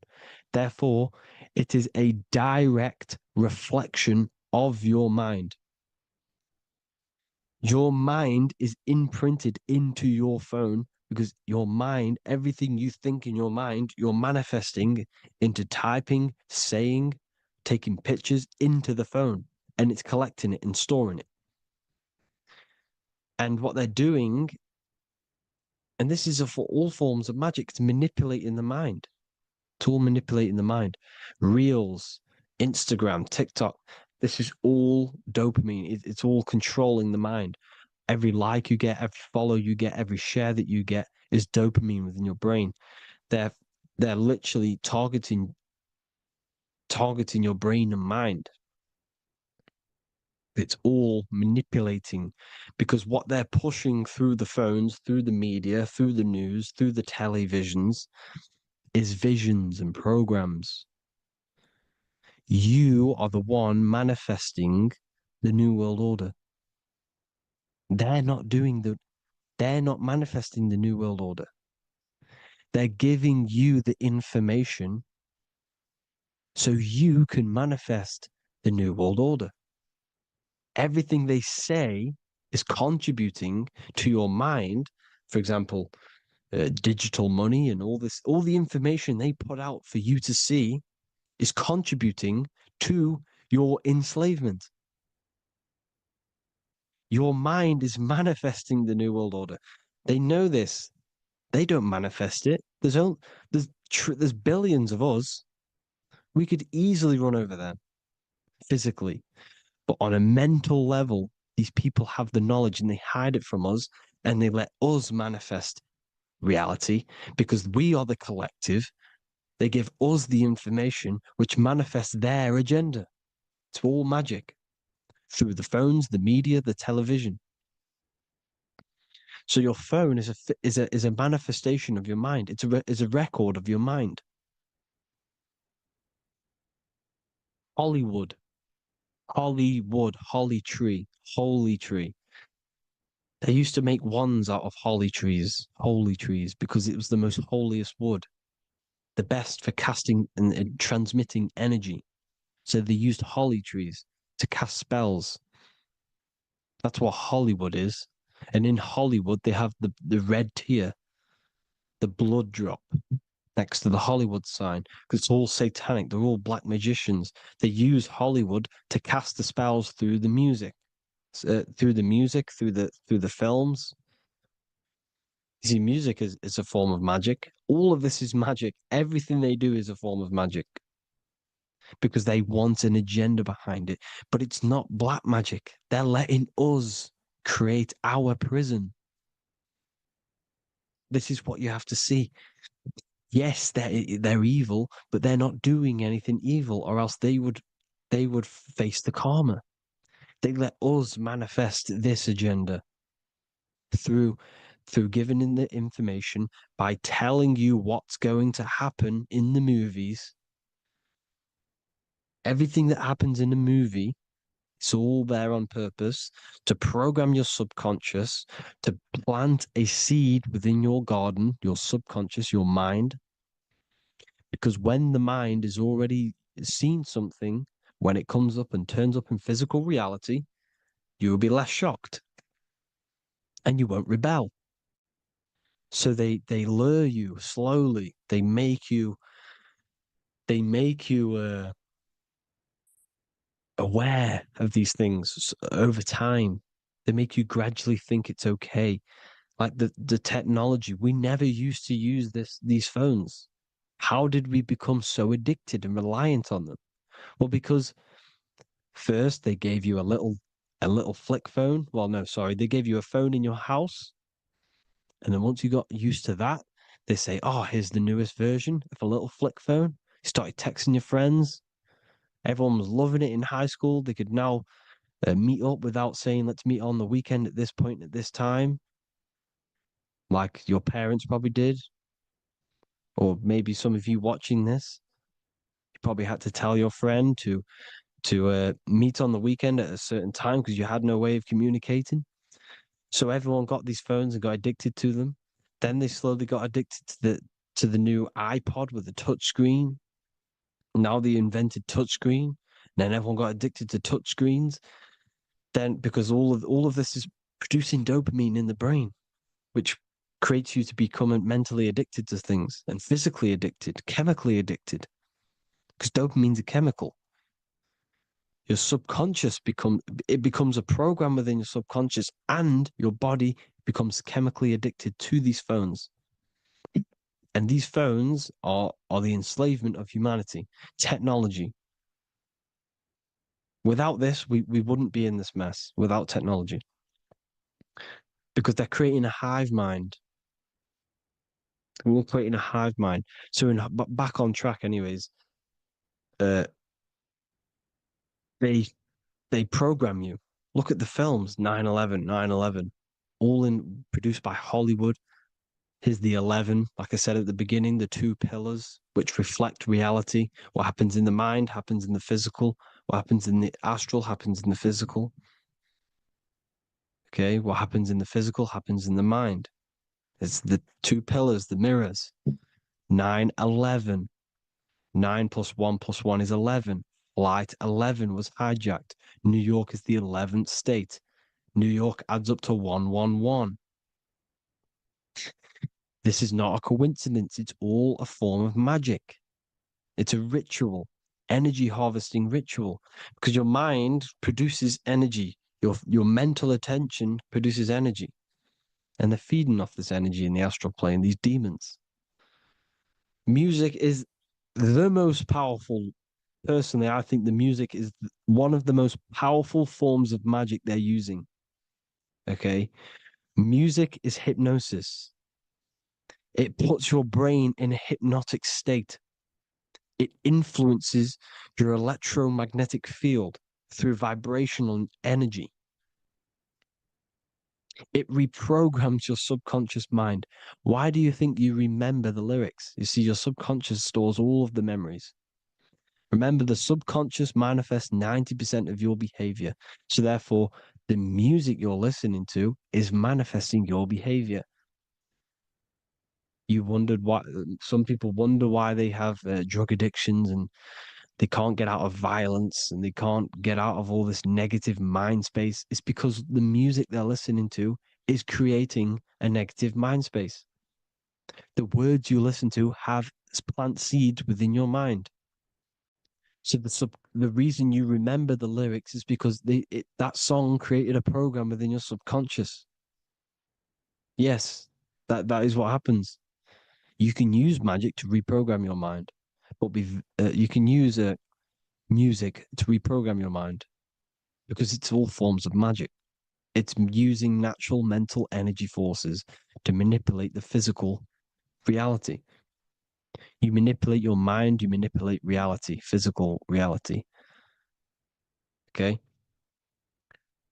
So the music, another very, very big one.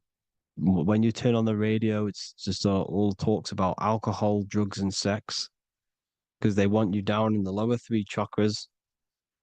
They want your mind attached to matter when it's mind over matter.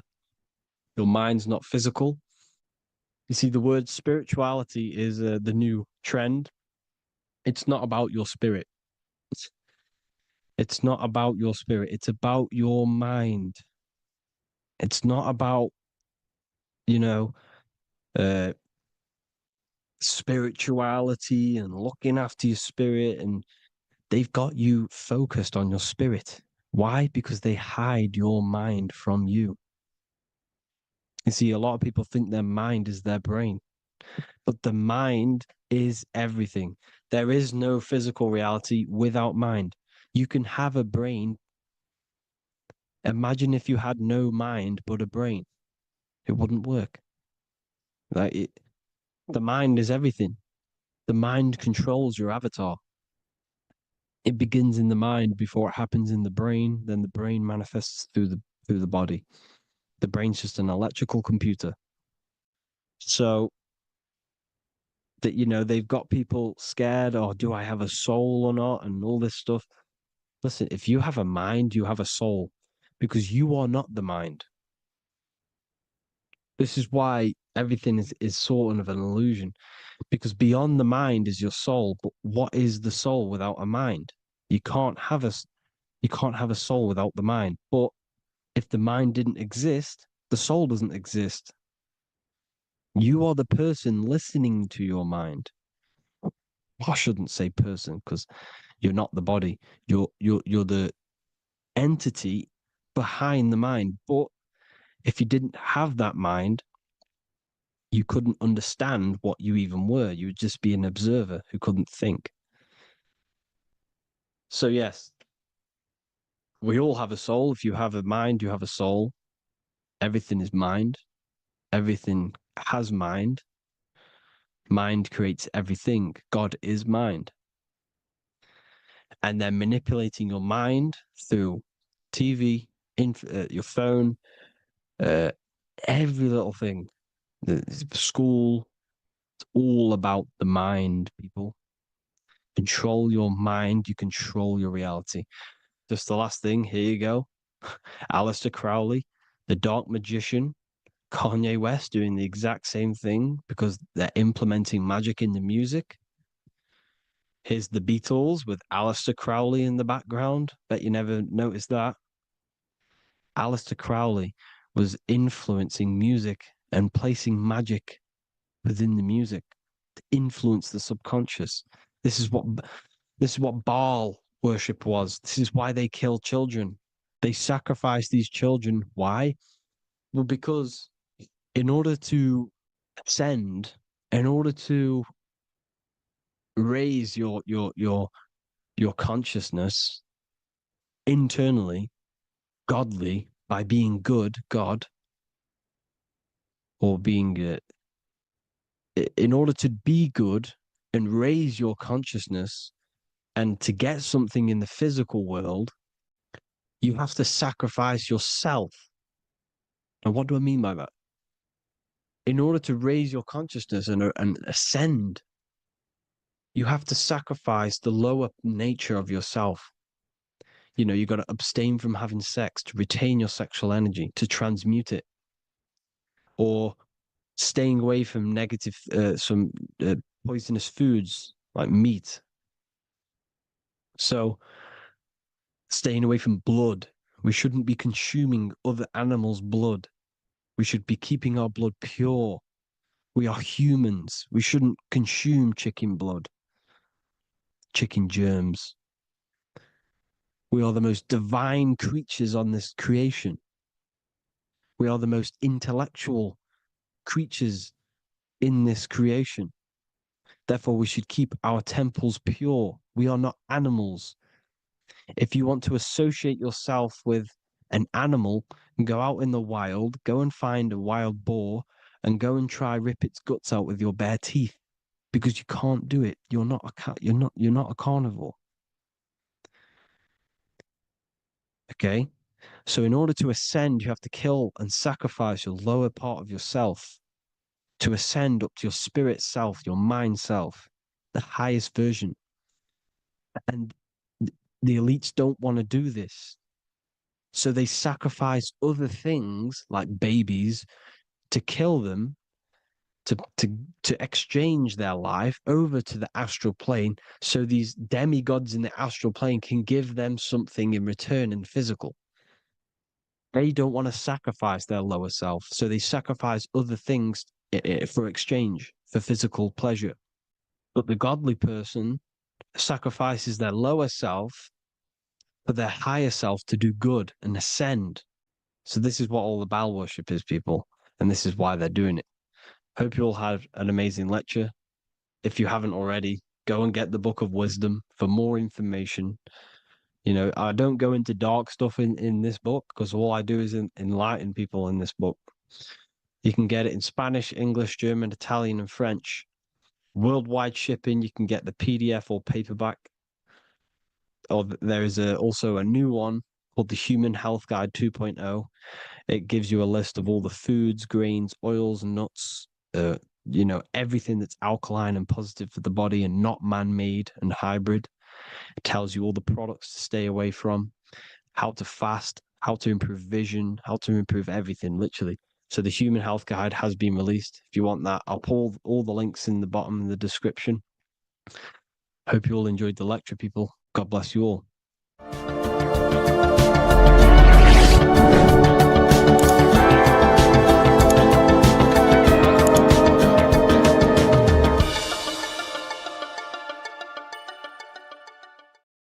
Hey everybody, welcome back to Living Life with Miss Faye. And today I thought I would talk about the Book of Wisdom, because to me, this is information that should be in every household. And you really shouldn't pass this by, because information like this may not be out here forever. But this information is so important, especially for you today, because so many things have been hidden from you about the world, about our living in the world, about our own existence. So many things have been hidden. And these books, the Book of Wisdom, this is book 1, and this is book 2. And they both are jammed with hidden knowledge. Now, I realize, I have been promoting this material for some time, because I wholeheartedly recommend that this material should be in everybody's home. Your children should be exposed to this material, because when they go to school, they're taught one thing. They're taught to be, not to be free thinkers. They're taught to be followers in school. And this information goes into why that happens, and why the system keeps you in the dark. All right. And also your religion has a lot to do with it. Now, even in your religion, a lot of things have been misconstrued, and some of it is just downright lies that have been told to you. But in this material, it tells you exactly what's going on. It really does. And it tells you the meanings behind a lot of the artwork that we've seen, and the beautiful figures and the way that the chapels are painted. There's a meaning behind all of that we are not privy to. But this information reveals it. These people have really dug deep into finding the truth. And I am a truth seeker. So I am all about finding out the truth. Now, in book 1, it's an overall summary, and it really opens your eyes about a lot of things. Look at this. Know thyself. Do you really know who you are? Do you really know who you came from? Do you really know how powerful you are? The powers that be don't want you to know that you have power. They want you to live your life in fear, number 1. Because when you're fearful of everything, then it's easier to control you, easier to manipulate you. And people look at it. When you go to school, what are you taught in school? you're taught to follow instruction. You're taught a skill to work for someone else. You're not taught to work for yourself. You're not taught to think for yourself. You're taught to obey orders. People, you're bigger than that. You're more intelligent than that. And this book of wisdom will help to open your eyes. You're not stuck in a life that you have no control over. In book 1, it talks about man is God made flesh, and it tells you why that is. We're all a part of the God source. That's how we were made, being a part of it. And a lot of us don't know that. We just think we're just out here flapping in the wind, and that's not true. It talks about the influence that the moon has over our lives. You know, in a full moon, you realize that there's a lot of activity that goes on during the full moon because it energizes people. You know, it energizes, and a lot of times there's a lot of crime that goes on because people are energized. They don't know what to do with that energy, but they're being affected by the moon. And it tells about Saturn and what Saturn has to do with your religion and what Saturn has to do with our existence. Okay? This book goes into all of it. And what it does, like I said, book 1 is more of an eye-opening summary of it all. And it says here, this discerning wisdom doesn't merely offer easily assimilated insights.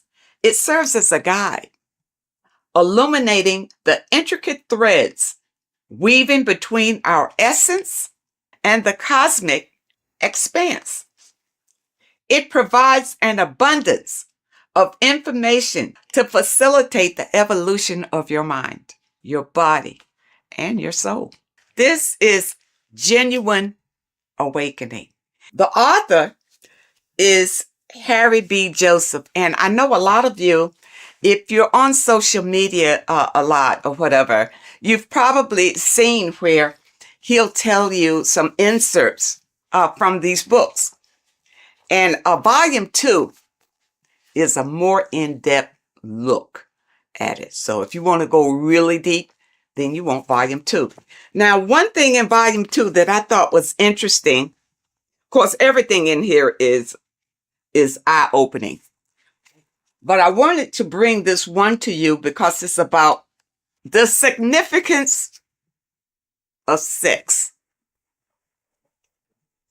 It says sex is a sacred ritual that transcends the physical realm and also takes place in the astral plane. So, you know that saying, as above, so below? Everything that happens here on this plane happens in the astral plane.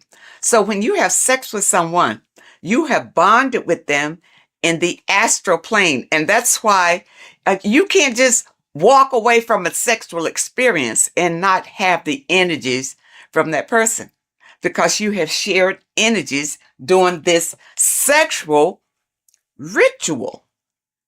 And really, that's why it's better to wait until you are married to have sex and not have casual sex with all sorts of people. Because even here it says, casual sex, often driven by superficial desires such as greed, lust, and monetary attraction, tends to vibrate at a lower frequency on the astral plane. Now, what does that mean? If your casual sexual experiences are vibrating on a low vibrational astral plane, well, what's in a low vibrational astral planes? Demons, low entities that will attach to you, because that's where you are. They will attach to you and make your life miserable. You see, that's one way how we get these entities attached to us like parasites. because of casual sex. You got to be careful of that. And the only way that you can break the tie from a casual sex is through a spiritual awakening. See, when you have casual sex, these entities feed off of that energy. That's why they attach to you so easily. This is what you need to be aware of. And a lot of you don't understand why your lives are in the toilet. It's because of the things that you are doing and the people that you are interacting with. And if you had this material beforehand, then you would be aware and able to guard yourself from a lot of heartbreak and disappointments in your life. Because once these entities attach themselves to you, they're not bringing you any good. They're going to bring you harm. Okay? And devastation. You don't want that. When sexual activity is engaged from a place of love, deep passion, and high vibrational energy, it fosters a protective and positive atmosphere. Protective and positive. When you engage in a sexual experience and you both love each other, it's genuine love. Okay? That's what you get. Not when somebody's fooling you and tricking you and making you think that it's love. And as soon as you've had sex with them, now they disappear. Now they have nothing to say to you. Now they'll tell you that they didn't want to get involved. You know, they're not looking for a relationship, that sort of thing. But no, that's still low vibrational because you didn't wait until you got to know the person. Just had sex with them. Don't do it. And when you have a love-based connection, elevates the energy, creating a shield against negative influences and ensuring that the experience aligns with higher spiritual principles. Okay, and that's what you want. See, this book goes into everything, and it goes into the foods that you should be eating, the foods that you shouldn't be eating, and it goes in a lot of Masonic symbolism because the Masons have been ruling for a long, long time. And we're not aware of it. It just passes us by, because we are in survival mode. And the powers that be have put us in survival mode. We hardly have time to just enjoy our lives because we have to work for the elites. Work hard for the elites, you see. But if you have knowledge and understanding about how they maneuver and how they manipulate and control you, it will help you to improve your own life. In this book, you will discover more than just knowledge. You'll unlock the mysteries that lie beyond the veil of the ordinary. Dive deeper into the cosmic currents that flow through the universe, guiding your mind, body, and spirit toward a higher plane of existence. People, you don't realize how powerful you are because you have been dumbed down from the time you got here and made to believe you don't have any power. There's an external God that you must pray to for forgiveness of your sins, for anything that you desire in your life. You pray to that God, and that God will deliver it to you. Now, has it happened? Have you received all that you desire from the God that you have been worshiping? If not, maybe you need to know the truth about things. Maybe you need to look deeper into things. Now, it also talks about symbolism, and symbolism is everywhere. But many times we don't understand what the symbolism is. And we see people doing these mantras, and we think, it's evil what they're doing. What they're doing is calling in power from the entities that are around them, because they understand that we are all energy. And they do these mantras to bring in energy, whether it's for confidence, whether it's for strength, endurance, or whatever. That's why you see a lot of celebrities doing these mantras that you think is evil, because you don't know, because your mind is closed and you're living in fear of everything. You don't understand, but you see them progressing and doing better and better and better and doing all these evil signs. These signs are not evil, number one. They're not evil.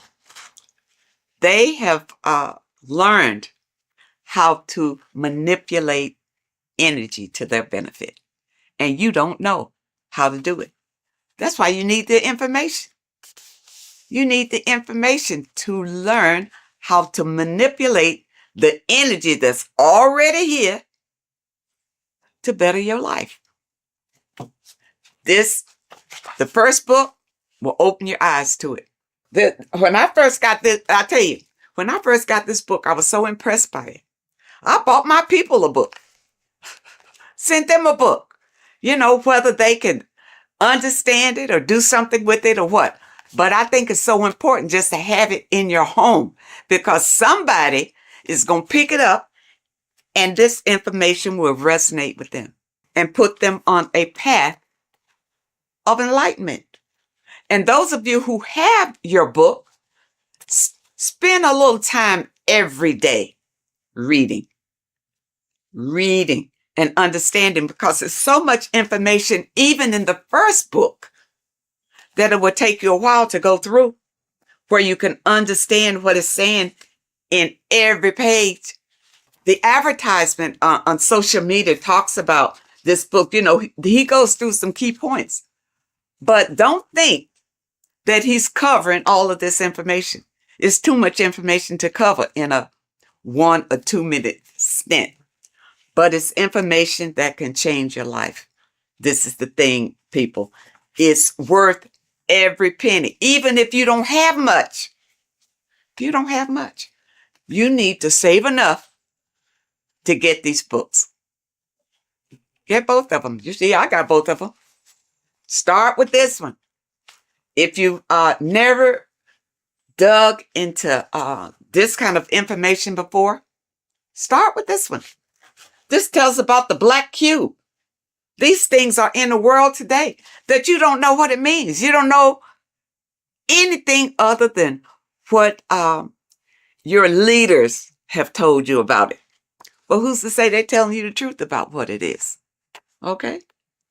It's all here. Okay? All here. It talks about the scam. It talks about scams in here. And what this one is, you see NASA right there? You remember the moon landing? All of this is to deceive you. And this information brings out the truth, the absolute truth. And volume 2, you see volume 2 is thicker than volume 1 because it goes deeper. It goes deeper. And even if they come out with a volume 3, I'll be ready for that one too. This one opened my eyes to so many things that I had questions about, as far as heaven, hell, the gospel, the Bible. For a long time, I just rejected the Bible totally.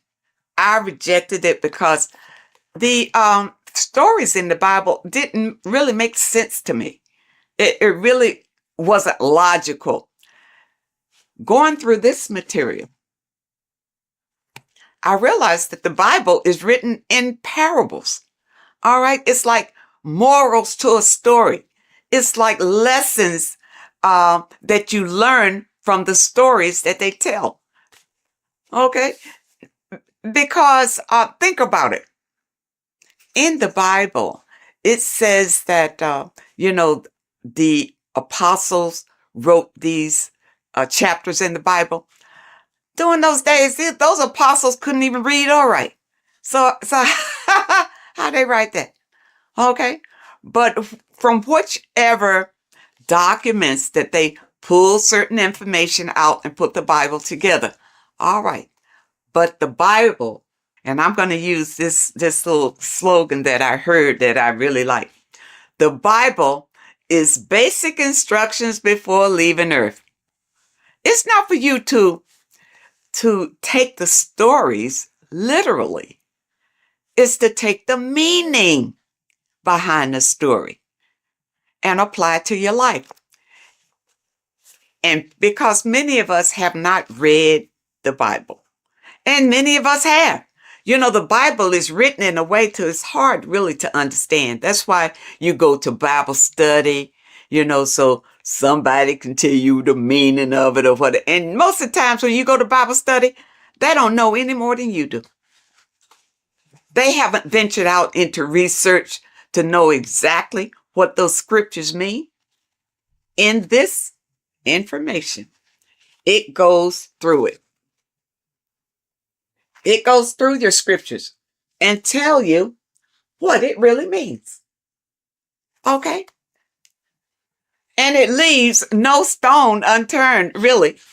And it opened my eyes so much to the Bible until now I can embrace it. I can embrace the Bible because I understand that these are stories for you to learn from. But you got to understand the meaning and what it means. For instance, water is emotions.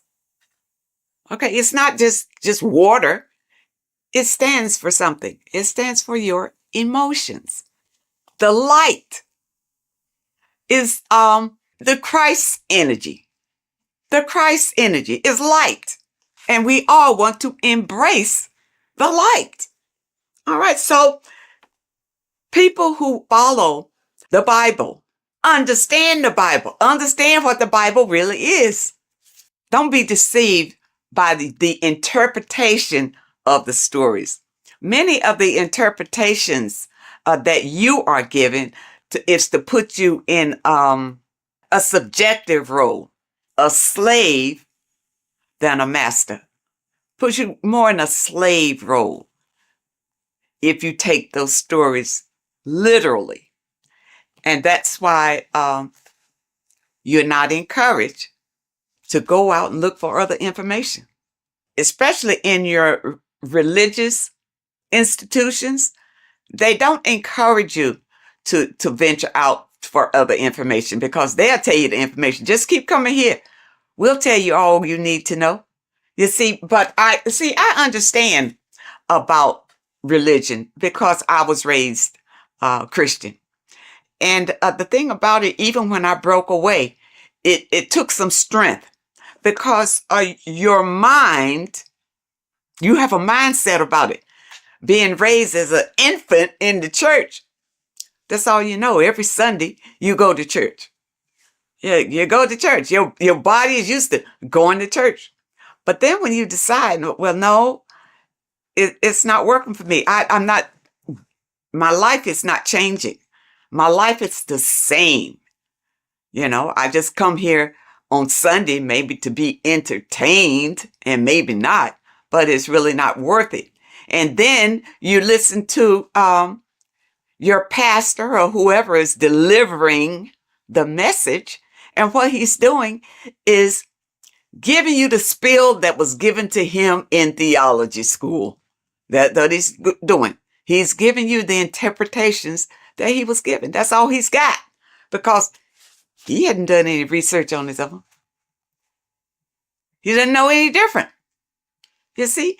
And there are many people out here who feel like ignorance is bliss. I know you've heard that. Ignorance is bliss. No, it's not. Especially in today's world with so many changes coming down the pike and fear is leading it. Fear is right in front, leading all these changes down the pike. And fear is leading it so that you won't buck against it. So that you will be so afraid you'll just hold on tight and hope that you come out okay on the other end.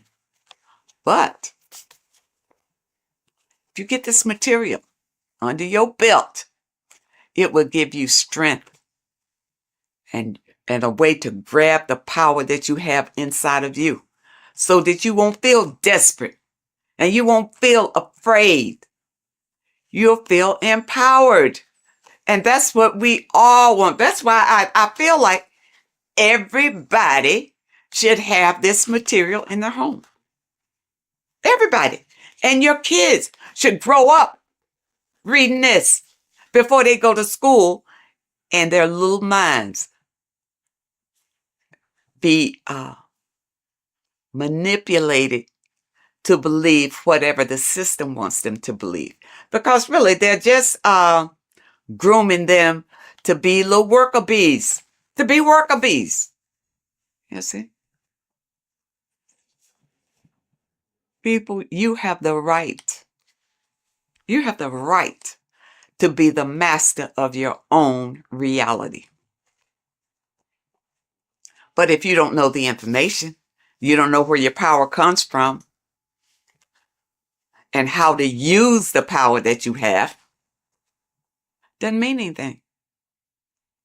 All you got to do is open yourself up to new information. That's all it takes. And your life could change drastically by just the information that is revealed in these pages. And it's I tell you, it's funny because years ago, I guess I was, I was in the Christian faith when I ran across information from one of the folks who contributed to this material. And when I heard him talking about it, it resonated. Something he said resonated in me. And I never forgot it. And then when I found this material again and I saw his name, I think his name was Santos Benucci or something. I don't want to destroy anybody's name, but I know he is referenced in some of this material. This is it. When he talked years and years ago about it, and now here it is in printed form. People, do not let this pass you by. This is your life right here. You think your Bible is? The Bible is great, but it's in parables. You can't understand it the way it should be understood. Okay? But with this being your companion, it will open your eyes like they've never been opened before. And I know a number of you out there have purchased the book. Leave us a comment and tell us how you feel about it. But take your time. These are not fast reads. Either one. And the thing about it is, I keep going back to them. It's not the kind of material you read one time, put it aside and forget about it. You put this on the coffee table and read a little bit all the time because it reinforces your soul and helps you to manifest the life that you desire. Okay, people, I hope that you understand and I hope that it helps. And of course, I will leave a link in the description where you click on the link and you can get either one. You can get book, this volume 1, or you can get volume 2. And the volume 2 is in hardback. You know, when I first got it, it was in the soft cover, but I love hardback. So I have this in the hardback too, because the hardback I absolutely love. And because the books that I purchase, I want to pass them on to my people when I'm gone.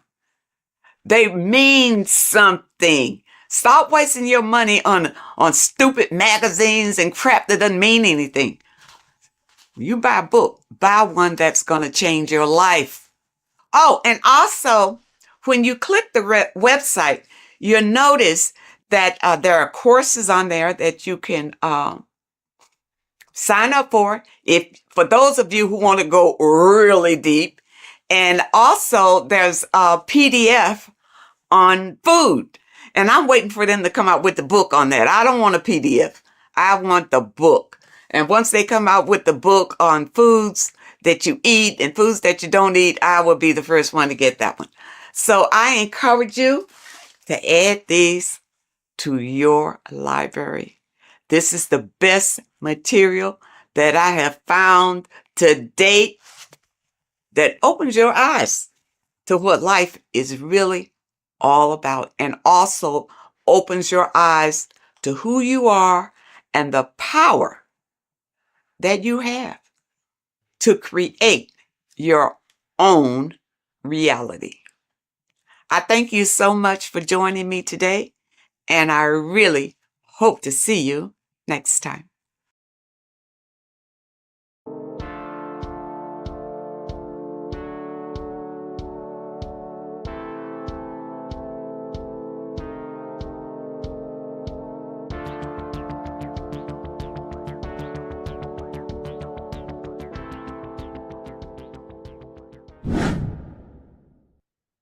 Left and right hemisphere, and what are they doing? How does it contribute towards your perception in this world? And this is what we're going to be talking about in today's video. We're going to be breaking down the two hemispheres of the brain and how they function in your life. So first, we have the left hemisphere. This is the logical hemisphere. This is the analytical, divided, scientific, or verbal hemisphere. The right hemisphere is creative, wholeness, artistic, symbolic, and metaphorical. The right hemisphere does with non-verbal things. It produces a holistic perception. It is more to do with creativity. Because what you must understand is that we are not in the external world. The world is produced by our brain. We see with our brain. Our eyes are a part of the brain. What we touch is the brain's interpretation of electrical signals on the nervous system. What we smell is the brain's interpretation of smell through the nose. What you taste is your brain's interpretation of chemical reactions on your taste buds. So what you are experiencing is the brain. The brain is a computer creating a simulation. And you have two hemispheres which breaks down this reality. So essentially the brain is the perception creator. It creates perception. So if the brain is creating this, who is the one experiencing the brain? Well, that is you, the consciousness, the mind, the all-seeing eye. You are the all-seeing eye experiencing the brain, the observer behind the brain, behind reality, behind the emotions. So if you're walking through a woods, this left brain sees individual trees. The right brain sees the whole woods. It sees the biome. It sees the bigger picture. So when you are walking through this woods, the right brain picks up a holistic perception of reality. It creates the woods as one unified woods. The left brain's job is to break this down and analyze it so that we can see individual things. And this is also necessary for humans to have the ability to break things down and manipulate things in this world. So without this left hemisphere, we could not manipulate things and break things down. So this right hemisphere is important because it sees the whole woods. It sees humanity as one unified consciousness. However, the left hemisphere sees individual egos. So the left hemisphere is the place of the ego because it only understands it sees the world very divided. Okay, so for example, here's another example of the left and right hemisphere. If someone pulls out in front of you in traffic, your left brain is going to start going crazy and analyzing them, calling them names. The right hemisphere, however, sees the bigger picture. Maybe he didn't see you. Maybe it's just a mistake. Maybe he's in a rush.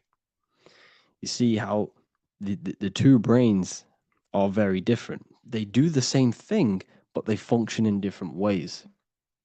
The right hemisphere is feminine, the left hemisphere is masculine. So, like I said, this person pulls out in front of you, you start to think with the left. If you start to perceive that in the left brain, you're going to start analyzing them, you're going to start going crazy and calling them names because you're analyzing it. You're not seeing the bigger picture behind it. You're not seeing it from his perspective. So there is a crossover. So the left hemisphere of the brain controls the right side of the body, the right ear, the right eye. Everything to do with the right side of the body is connected to the left hemisphere, and the right hemisphere controls everything on the left side of the body, including your eyes, your arms, your legs. So everything is crossed over, and even your visual field is crossed over. So this is your visual field, as you can see here, and even the left side of your visual field goes to the right brain. There's a crossover. No one really knows. There's not really a reason for this. However, this is how the human body is designed. As we all know, the human body is the most advanced piece of technology on the face of the earth. They cannot replicate the human body.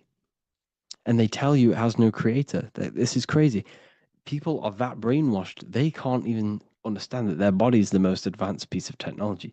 Your body is so advanced, the computers that you use are mimicked of the body. Everything they create is mimicking nature, but they don't show you how intelligent nature is because they don't want you to understand you're in an intelligent design. So anyways, let's get back on track. There is a crossover in the brain, and this is why they teach you to write with your right hand. And I was speaking to someone who's in a nunnery, or whatever you want to call it. They were a nun, or they knew someone who was who was a nun, and they forced these people, these nuns, to write with their right hand. You had to write with your right hand. This is why, I'd say at least 70% of the world, or 80%, is right-handed and right-legged, because they taught us this to activate the left hemisphere more because of this crossover that happens in the body. So when we are using this right side more, we are using that left hemisphere more. Why? Why are they doing this? Well, they also called it writing. Writing is a spell, to cast a spell on you, to use that right side of the body so that you use this left hemisphere, because they want you to see the world as a divided perception. They don't want you using the right hemisphere, using that left side of the body to activate the right hemisphere to see the bigger picture and see how everything is all one and everything is created. This left hemisphere domination keeps you from seeing the connections between everything, because that left hemisphere analyzes, it breaks things down. So when we are left hemisphere dominated by using the right side of the body, we are essentially seeing everything as divided. And this is why so many people will not understand my work, because my work connects dots and connects fields of knowledge, and makes you see the bigger picture. So people who are left hemisphere dominated will see my work and think this guy's crazy. But it's all about activating that right hemisphere. So they called it writing because every word you say is molding your mind in some sort of way. The things you see is molding your mind. Everything you take in through the five senses is molding your mind. And language is a massive spell, especially the English language. They called it writing so that you use that right side. It's a spell because your subconscious mind picks up everything you say. And 90% of your daily basis behavior and thought patterns is produced by these subconscious programs within the subconscious mind. Essentially, your conscious mind is only the 10% of you. The conscious mind is just what you're aware of, what you're wearing, how you're feeling, what you're thinking. That's your conscious mind. The subconscious mind is controlling every system in your body. It's telling your heart to beat without you being conscious of it. So essentially, this is what they're programming. They're programming this system in the back of the mind, which is controlling everything through the words. And this is what spells are, because it's all about creating perception in the subconscious. So they want you to use that right side more. I truly believe the ancients, they were balanced. They used the left and the right side of the body. They didn't have a stronger side because they understood this science of the body and how the body works. So this is actually called phonetics. It's not etymology. Etymology is the study of root words. Phonetics is the study of how words sound similar. the way words are spoken. So phonetics, phone. This is why we call them a phone, because you speak into a phone. So this is write and writing, to use that right side to activate the left hemisphere more. So your hands are a manifestation of your brain. The left brain, the left hand is the right brain, the right hand is the left brain. And as a child, we were always taught that when you place your hands together like this is the size of your brain, which is true because your hands are a part of your brain. They're an extension of your brain. Everything, every part of your body other than your brain is an extension of the brain. Everything's working and feeding back information to the brain because you're experiencing the brain. So another trick that you can do, or another exercise, is looking in the mirror and closing one eye at a time. If you close your right eye, if you take your top off, for example, you'll analyze your body if you close your right eye because you're using that left hemisphere. Sorry, other way around. If you look at yourself through your right eye, you'll use that left hemisphere, which will analyze yourself. You'll see individual body parts. If you close the right eye and use the left eye, you'll see your body as a whole. You won't really analyze it. This is how you can analyze yourself using these two hemispheres. So this whole system is created to keep you thinking logically and to restrict you from creating and restrict you from understanding symbolism, allegories, metaphors, and teamwork. They want you stuck in a logical way of thinking and a logical way of seeing the world. This is why when you go to school, you are told exactly what to do. You're told to think this way and no other way. You're told to do orders, do this. It's a very left-brained system because if we all started to open up this right hemisphere, we'd all see, wow, everything is all one, everything's all connected. And this is what my work is doing. I'm showing you everything is one. The physical world is an illusion of duality, but everything comes from the one source, the one mind. The universe is a giant mind. I am mind, you express mind. We all possess mind. Behind the physical body is the same mind consciousness. And we are all expressions and fractals of this infinite consciousness called mind. And this is what they don't want us to figure out, is that we are all just one consciousness expressed. It's an infinite consciousness. It's even in the squirrel, it's in the dog. All of these different animals, they're just different bodies, but behind the bodies is the same consciousness, which is mind. That's what the pineal gland is. The pineal gland is not the mind, and it's not the third eye. The third eye is your mind. If you have a closed third eye, it just means you have a closed mind. If you have an open third eye, it just means your mind has expanded from beyond physical things through astral projection and mystical experiences. This is how you gain an open third eye. It's just an open mind. A mind that has astral traveled, that has explored the realities within the mind. So everything they do is to keep us in a divided state. Divide and conquer, right? That's their motto. All to keep you thinking how everything is divided. Everything they've done is division. Postcodes, countries, everything is divided. Like football teams and all this stuff.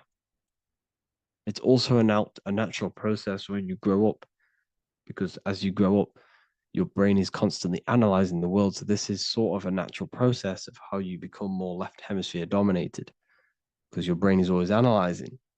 And unless something awakens you, you can awaken that right hemisphere where you can start to see the bigger picture. Even the music, it's all tuned to 440 hertz, shuts down the right hemisphere of the brain. 440 hertz, Spotify, Apple Music, the radio. Every time you turn on the radio, it's tuned to 440 hertz. This was specifically tuned. It never used to be tuned to this. It was in the 1950s. It was changed. The standard music tuning was changed to 440 hertz because it shuts down that right hemisphere of the brain. They don't want you thinking, seeing the world in this way and perceiving things as one. And I'm going to show you. It tells you this in the Bible. Cast the net onto the right-hand side of the boat and you will find the fish. What was Jesus saying? This is, you see, people read the Bible and they don't understand it. If the Bible is not talking about you, then it has no meaning. The Bible, everything you read in the Bible is about you and how it can better your life. It occurs to you. So if Jesus says, cast the net onto the right hand side of the boat, this is an allegory. The boat is your body. Cast the net. It's the awareness, the perception onto the right hemisphere of the brain, and you will find the fish. What's fish? What do fish do? They swim deep in the ocean. It represents the knowledge, deep knowledge.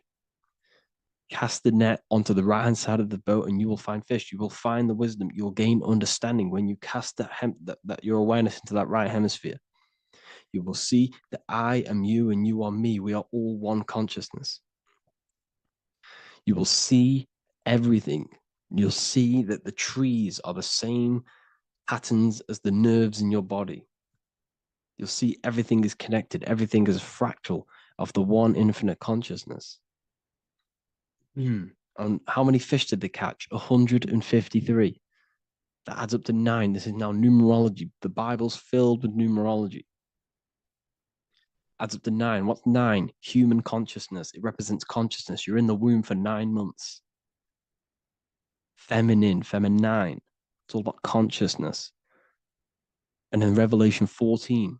And I looked, and behold, the Lamb standing on Mount Zion. That's the spines, the mountain. With him, 144,000. 144 adds up to 9. It represents consciousness on top of the spine. You see? And he had his name the name of his Father written on the forehead. What's the Father? The higher mind, the higher consciousness within you. Where is that? In the forehead, the pineal gland. The pineal gland is the radio receiver for the higher consciousness. Because every body part of the body has consciousness. Your heart has consciousness. Your gut has consciousness. You are thinking with these different consciousnesses. You think with the gut. You think with your penis. You are thinking with all these consciousness. And it's about raising your consciousness to the higher consciousness, which is the Father, the mind in the head. Don't think with the lower parts of the body, because that is your animal nature. Think with the higher parts of the body. It's all representing consciousness.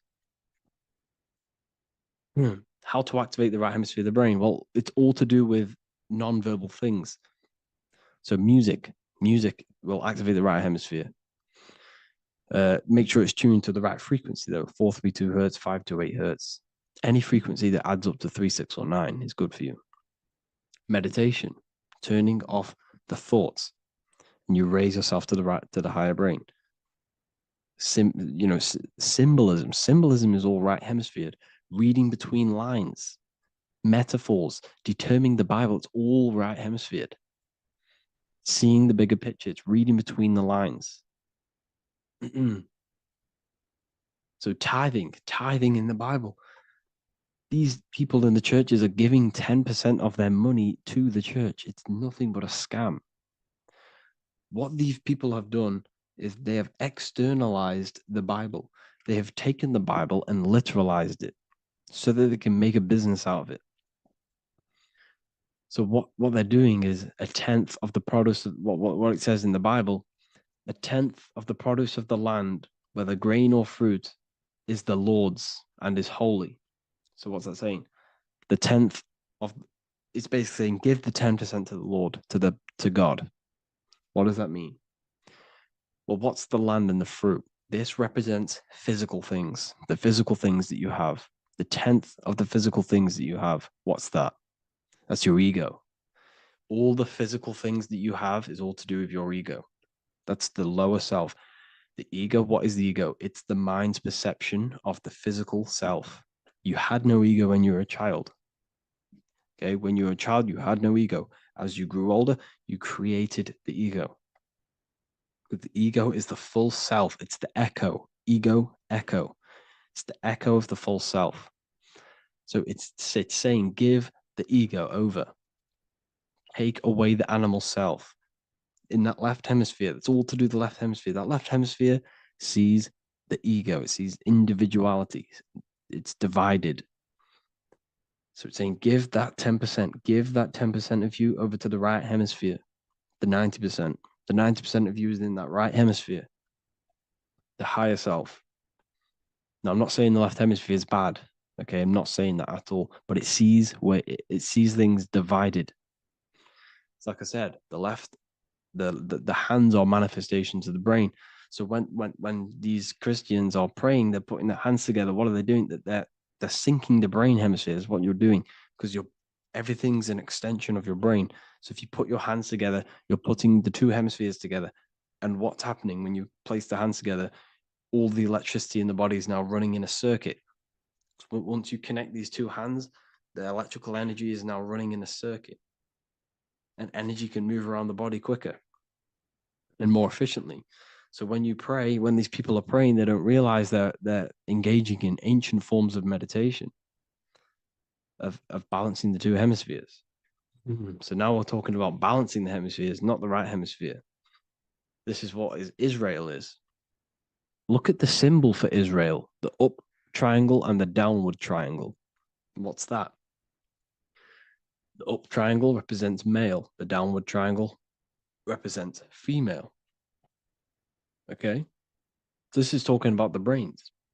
Israel is Ra, Isis, which is female, the Egyptian god. Ra, El. El means God. El, electricity. That's the force of the physical world. It's the force that runs this world, electricity. It's the force of God. El, consciousness. It means God. Is Ra, El. Isis, Ra, and El. It's the two hemispheres of the brain, the holy land of Israel. It's the holy land, it's the brain. Once these two hemispheres are synced, this is how you unlock your consciousness. This is the easiest way of astral projecting. Hemisphering, I forgot the word for it. Hemisphere syncretization, something like that. It's about syncing the hemispheres. This is how you unlock your consciousness. Once the brain is running as one electrical system, this is how you balance the two masculine and male opposing energies. Once these opposing energies are no longer in war with each other, the brain, they come together to work as one. You unlock your consciousness. You are born again. What happens when a male and female have sex? It creates a new child. It becomes one. You are born again. Once the two hemispheres of the brain, you are born again. You can then have an out-of-body experiences. So this is why the symbol of the Holy Land, Israel, is the up and down triangle back combined together, because it represents unification of the male and female, unification of the hemispheres. You're born again. You unlock consciousness. And you can get this for free. It's called the Gateway Tapes on my website. Basically, it's a audio track from the government, and they did this in the Gateway Experience. It's a CIA document, and what they do is there are different forms of meditations you go through. I think there's about 5 waves of meditations you do, half an hour each one, and it will teach you. It will sync your hemisphere, because what does it do? They understood that playing one frequency into one ear and another frequency into the other, they understood that the right ear is connected to the left hemisphere, the left ear is connected to the right hemisphere. So when you play 2 different frequencies into both ears, what happens? The brain picks this up, the 2 hemispheres of the brain picks this up, and it syncs it. It syncs these 2 hemispheres, these 2 frequencies together. So now the brain is working as one to sync this frequency. So this is how you can sync your hemispheres, through listening to these frequencies. Okay, you can get them for free and do the meditations yourself. This will definitely help you. This is an easy way to astral project. So it's all about syncing the hemisphere and seeing reality from a unified perception. We should all aim to get out of that left hemisphere. I'm not saying don't use it, but we should now start to see we should not start to read between the lines of the Bible, read between the lines of the symbolism they're showing, study symbolism, study allegories and myths. What are they trying to tell us through these allegories? And, this is how we start seeing things in a better way. once we understand that we are all microcosms of an infinite consciousness, we can all come to one, because love is the unifying force of this infinite consciousness. We are all divided. We are all disconnected from our hearts. Once we all connect with our hearts and see that everything is one, we can all start to love and come together as one, because love is the unifying force of consciousness. So if you haven't already seen, I now have launched the Ethereal University. I will be doing lectures like this one, but even better, deeper, and even releasing knowledge that I can't talk about online as they are censored.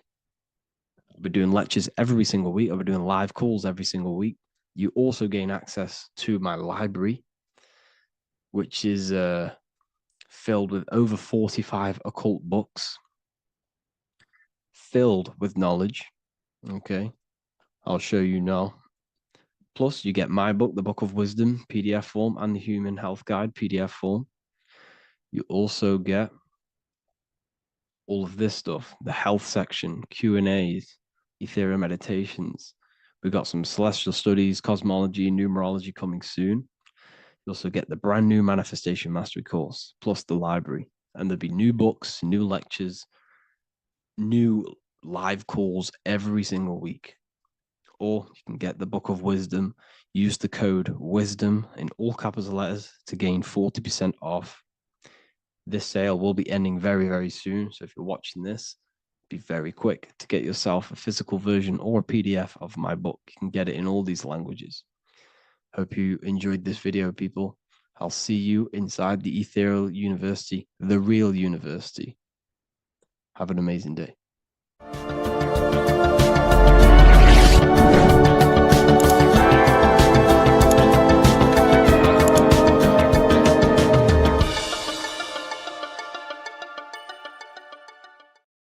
There's an ancient symbol hidden in plain sight, one that holds the key to transformation, power, and unlocking your true potential. It's been used for centuries by mystics, rulers, and even modern science, but almost no one understands its true meaning. Once you do, it will change the way you see yourself and the world forever. Stay with me, because this could be the key to your own awakening. The symbol of the snake, or the serpent, is a very powerful symbol that refers to something within you, that we all are on this journey. So first of all, we see this symbol in ancient Egypt on the top of the pharaoh's head. We also see this with Buddha, with the snake on top of the Buddha's head and below. We also see this in Rome, with the Roman god Mercury holding the staff with the snake. We see this in Adam and Eve's story with the snake tempting Eve. We even see this today on the medical facility. What does this mean? Why is this symbol being used for thousands and thousands and thousands of years? It has a very deep esoteric meaning. We see this in the Caduceus staff, and we even see the snake representing the Kundalini. What does the snake actually mean? A lot of people think it represents the Kundalini, which it does. However, there's a deeper interpretation of this symbol, and it goes very far beneath the surface of what the snake actually represents. Okay? So first of all, when looking at symbols, we need to observe what the snake does in nature. The serpent sheds its skin. The serpent shedding its skin is a sacred symbol of an inner transformation. It transforms from its old self to a new self. It sheds layers of itself. As the snake discards its old exterior, it mirrors our own journey of realizing outdated beliefs and patterns, paving the way for a renewed, authentic self on the esoteric path of awakening.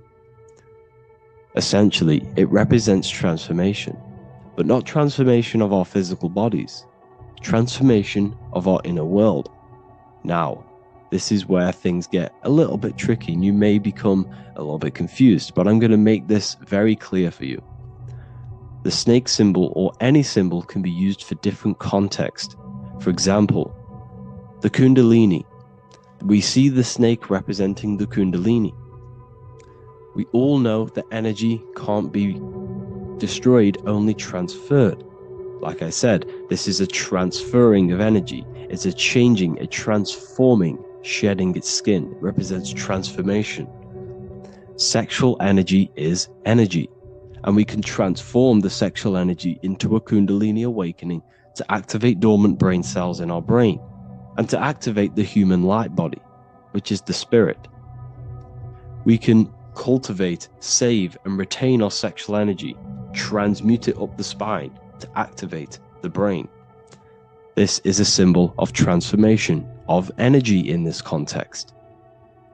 However, when we go to the emergency services, this does not mean the same thing as the Kundalini. The snake in this context represents transformation of health. When we are picked up by the emergency services, we are looking for a transformation.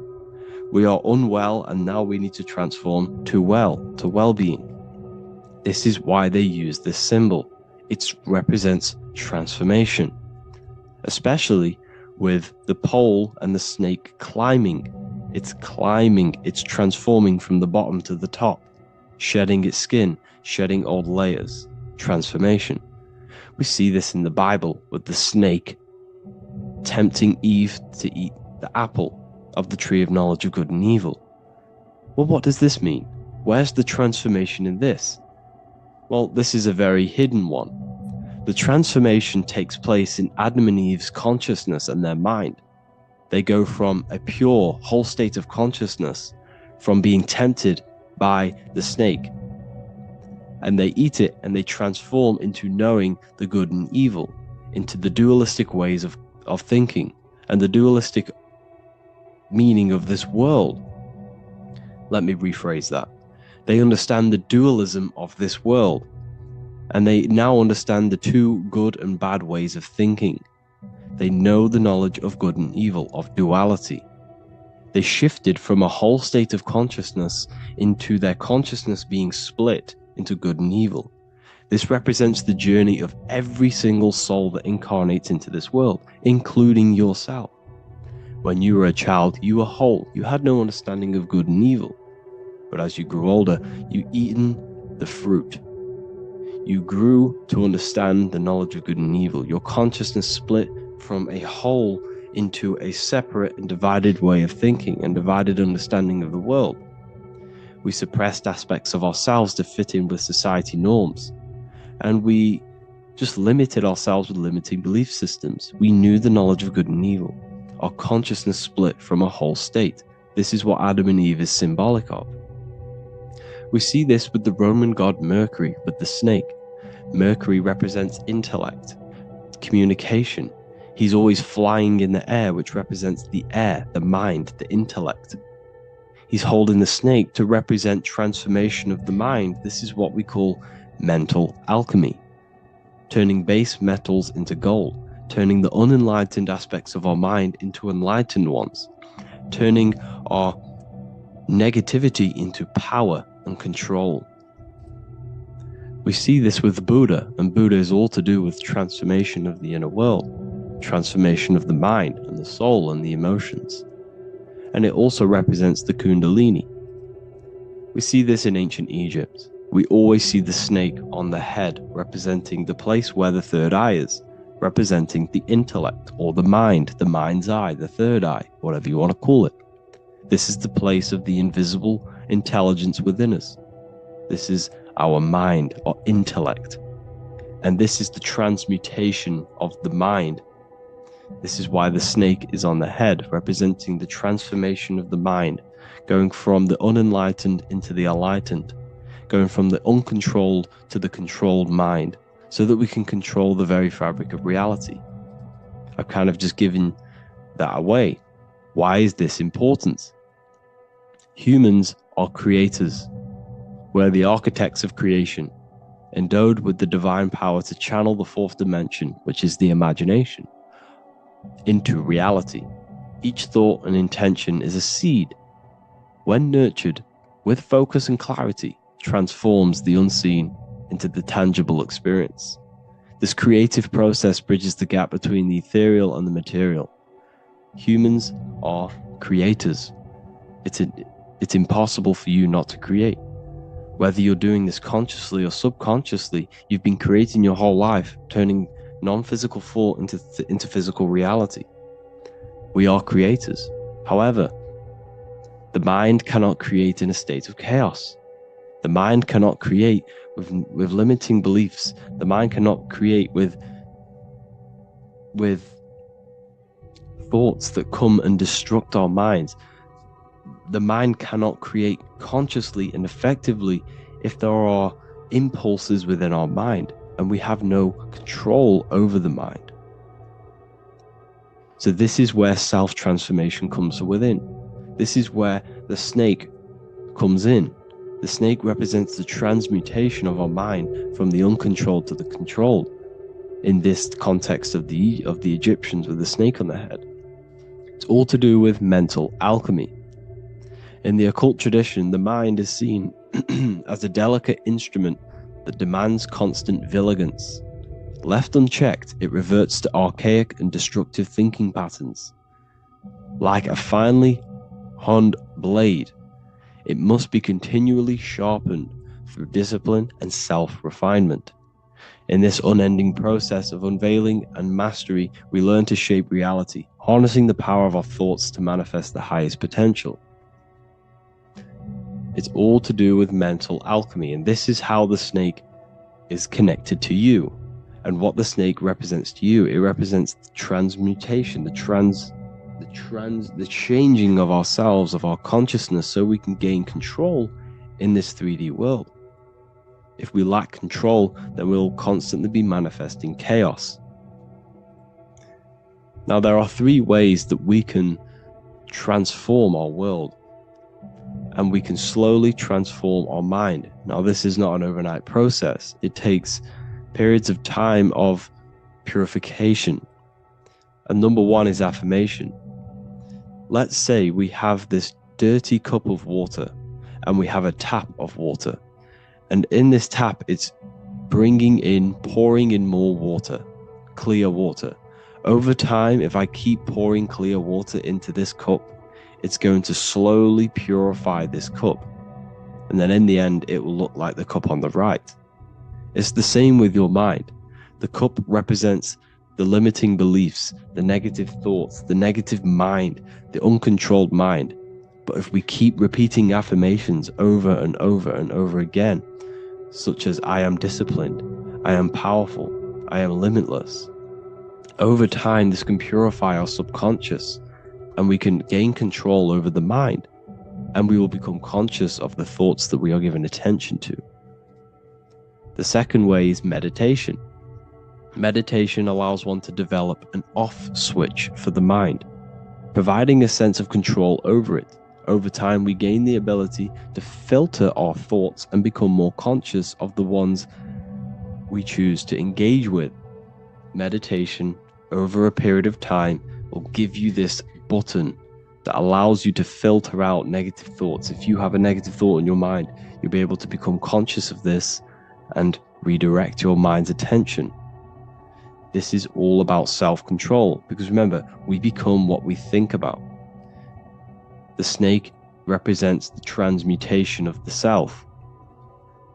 And another way is visualization. Visualization allows your subconscious mind to experience the reality you desire, accepting it as truth. As the subconscious becomes more immersed in this imagined reality, it works to manifest it into your conscious experience. Your visual eye, visual eye. You're using the mind's eye to see and mold your future. That's what imagination is for, to create in your future. You can become your future now in your imagination. And this can slowly purify your consciousness, slowly purify your mind, which will then, if you do all 3 of these over periods of time, you will see great transformation from the inside out. And your outer world will start to mirror your inner transformation, because it's as within, so without. You change your inner world of consciousness, of thought and emotion, you'll change your external reality and your circumstances. So I hope this lesson has gave you a great understanding of what the snake actually represents. And now that you see it, you will see this everywhere. Every time you see a snake, you know it represents the transformation. So please, if you can, leave a like, comment, and subscribe, and turn on the alerts to make sure you never miss a video. And if you have any video suggestions, feel free to make a comment and I can make a lecture on it.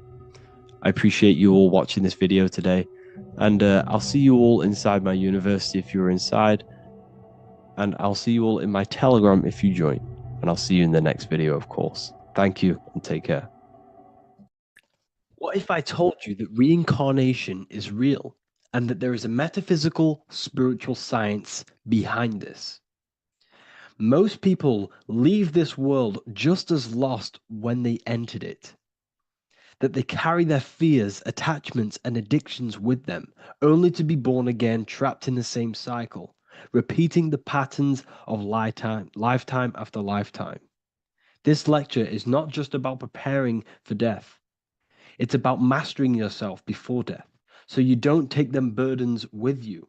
Because the truth is, whatever addictions, fears, and unresolved emotions you cling to in this life, you carry with you into the next. Unless you break free now. You must master yourself before death. Death is not the end. It is the great passage. But how we transition depends on our mastery of the self. This was symbolized by the Ouroboros, the snake biting its tail. Every ending is a new beginning. It's an infinite cycle of consciousness. Now, your human body is basically an antenna tapped in to a stream of consciousness. Just like a radio is tapped into a specific frequency to play that radio. Your body is basically an antenna, a crystal picking up the consciousness of God. You are on an ever-ending journey, a journey of learning and expansion of the mind into new fields of thought. This was symbolized as the Ouroboros. When you die, it is a new beginning. It's a transitioning, not an ending. Everything is eternal in this universe as consciousness is formless and constantly transforms into new forms of life. Let's break down the word death. Death contains the word ether. Now, the ether can be found in the word heart or earth. Ether. Everything in this plane comes from the etheric plane. The etheric plane is the barrier between the physical plane and the spiritual plane, the astral plane. The astral plane is the screen that you have in your mind that allows you to imagine a red apple, for example. This is the imaginative plane where thought forms start to take form. Everything begins as a thought, then the thought form becomes an imagination, then energy, then physical. Everything in the physical plane is a shadow of thought. All objects manifested as thought. You came from the astral. You came from the stars. This is why we say reach for the stars. Or this is why you say you are a star. Cis star, miss star, fraud star, stir is star. And when you become famous, you become a superstar and you gain a star on the Hollywood floor. You are a star. The ether. The ether is the infinite energy source which all things come out of and return back to. This is the cycle of life and death, summer and winter, day and night, sleep and awake. The ether is the infinite energy source which all things come from and will return back to. Okay, sorry about that little error. The ether is the boundless source of energy from which all things emerge, to which all things return to. We can see this in the cycle of the sun. The sun does this wave of creation.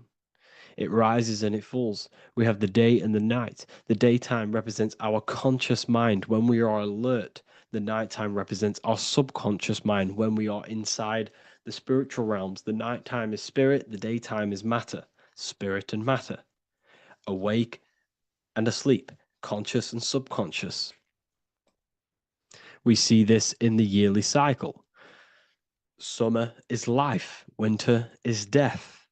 Spring is the morning, summer is midday, autumn is evening, winter is the night. Everything is a macro and a micro cycle of being born out of the ether and returning back from life and death. Life and death is manifested within the cycles of the sun and everything outside of you, as within, so without. This is why we say sleep is the cousin of death. The macrocosm is death, the microcosm is sleep. Every time you go to sleep, you are essentially it's a miniature death. You're entering into spirit and then returning back into matter in the morning when the sun rises. Everything is a reflection of the macrocosm cycles. Preparation for death.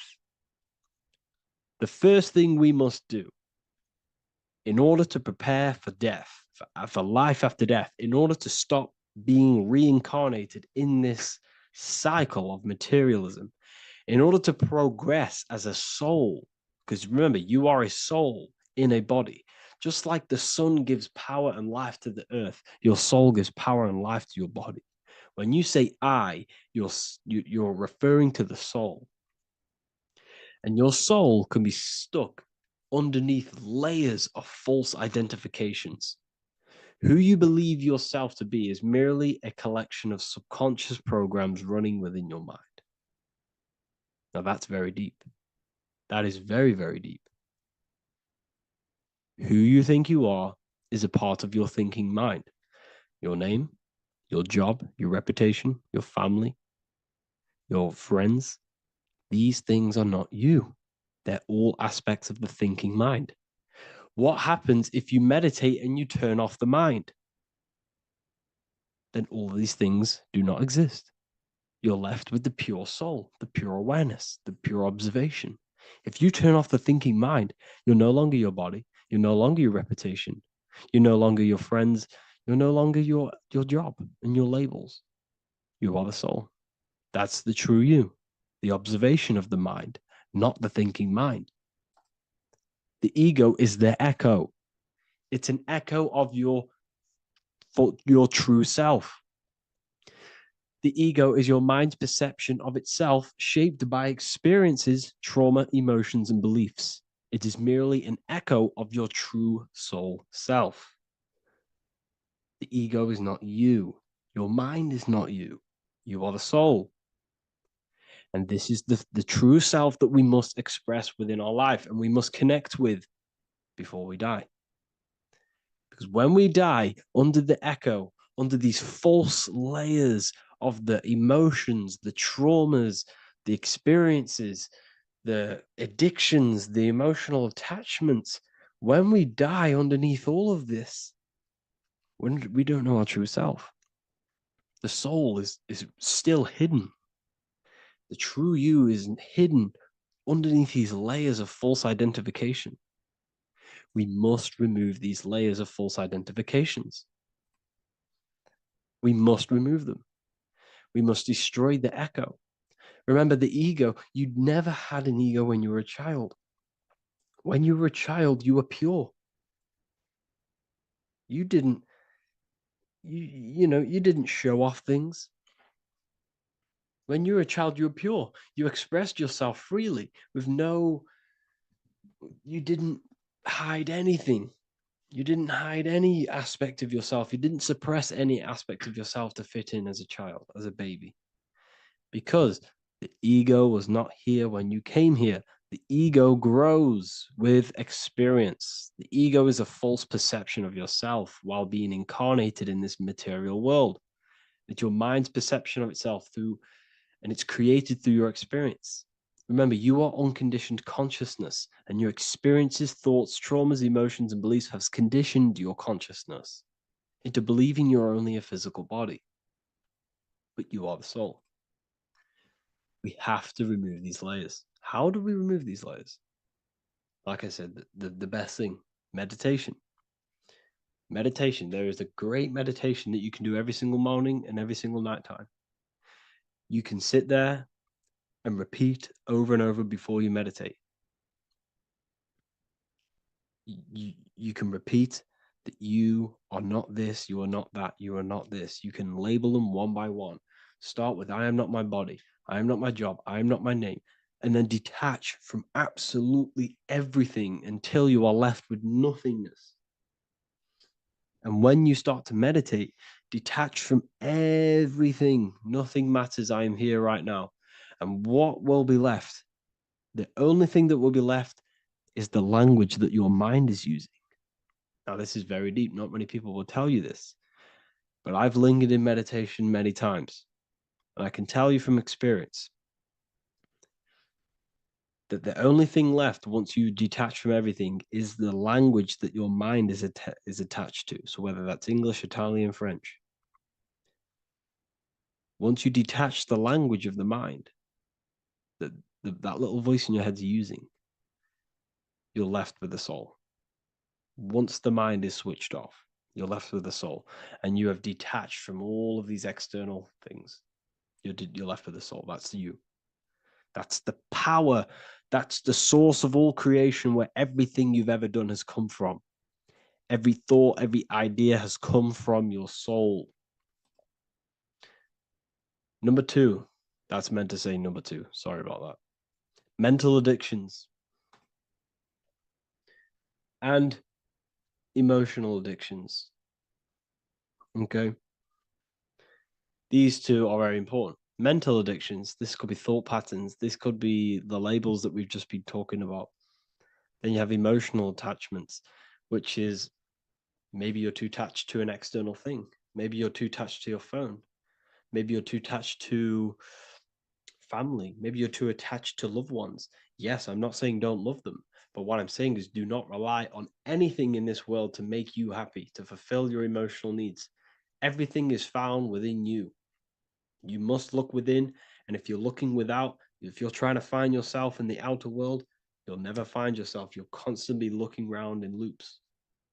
Because nothing, you cannot find yourself in the outer world.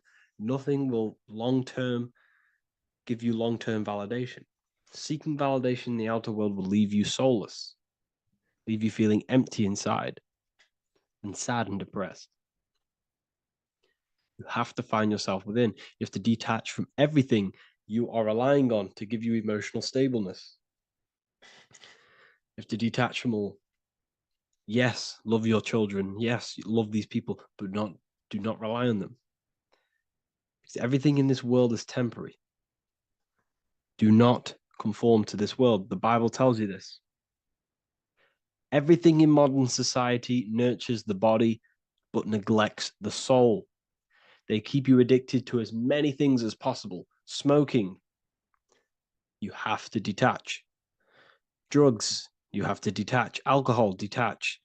You cannot rely on anything. This is why this path is very, very difficult to walk. But I'm showing you the way. These are the things you must do before death. You have to detach from absolutely everything.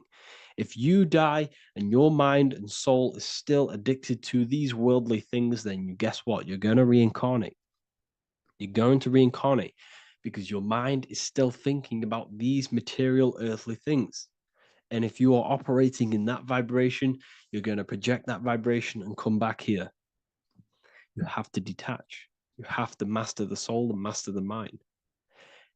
Like I said, the matrix is designed to keep you addicted to as many things as possible. Your phone, food, smoking, drugs, alcohol, clubbing, all of these things.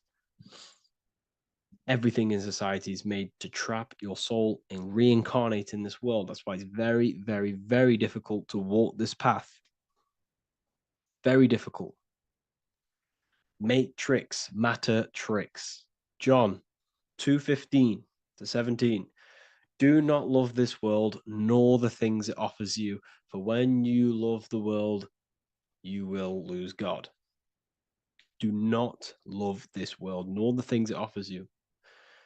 Do not conform to the pattern of this world, but be transformed by the renewing of your mind. Great quote.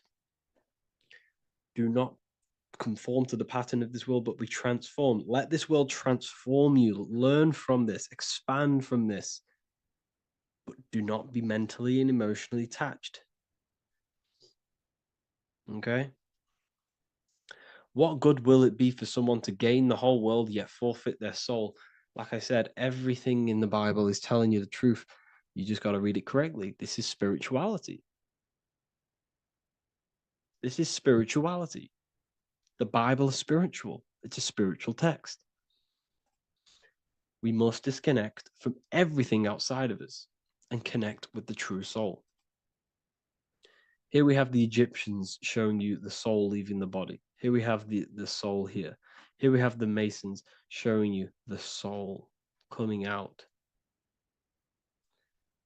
The soul is real. You are the soul. And when you leave this physical plane, you will go into the astral plane. That's where you came from. You came from the astral. You came from the stars. You incarnated into this physical body. Your consciousness fell into this material form to experience limitation, to experience a 3D world. So in order to ascend properly before we die, we have to let go of all the attachments. Every addiction you have, write them down. And one by one, tackle them. Before you die, you have to, or else you will reincarnate. This is the teachings of Egyptians. This is the teachings of Masonry. All of these addictions contribute towards life after death.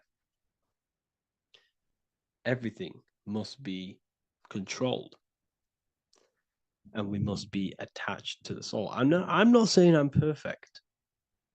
I'm not saying I'm perfect, people. We're all not perfect. We're all under psychological operation by the government. We're all in a very difficult situation with this awakening. I'm simply pointing out what I know from my journey and what I've been learning through occultism and research and reading lots of books and many different things. I'm on this journey just as you are. Maybe I'm further. Maybe you're ahead of me. We don't know. But this is what I'm sharing with the world. This is what I'm sharing with my research. And this is what makes sense. It's common sense. Look at everything around you. Everything's made to feed the body, not the soul. So, my beautiful watchers and fans and supporters, I appreciate every single one of you, and I hope this video has supported your journey. If you're feeling lost in life, if you're searching for deeper answers, whether you're seeking clarity, looking to expand your studies, or ready for personalized mentoring, this is your chance to connect with me live and receive insights tailored just for you. Start your path to self-mastery and enlightenment inside the world's best esoteric school. Your journey starts now. Tap the link in the description if you want to join Ethereal University, or feel free to check out my books. I thank you all, and I really appreciate for 100,000 subscribers on YouTube. I love every single one of you. Make sure to drop a like, a comment, and subscribe to the channel if you're new.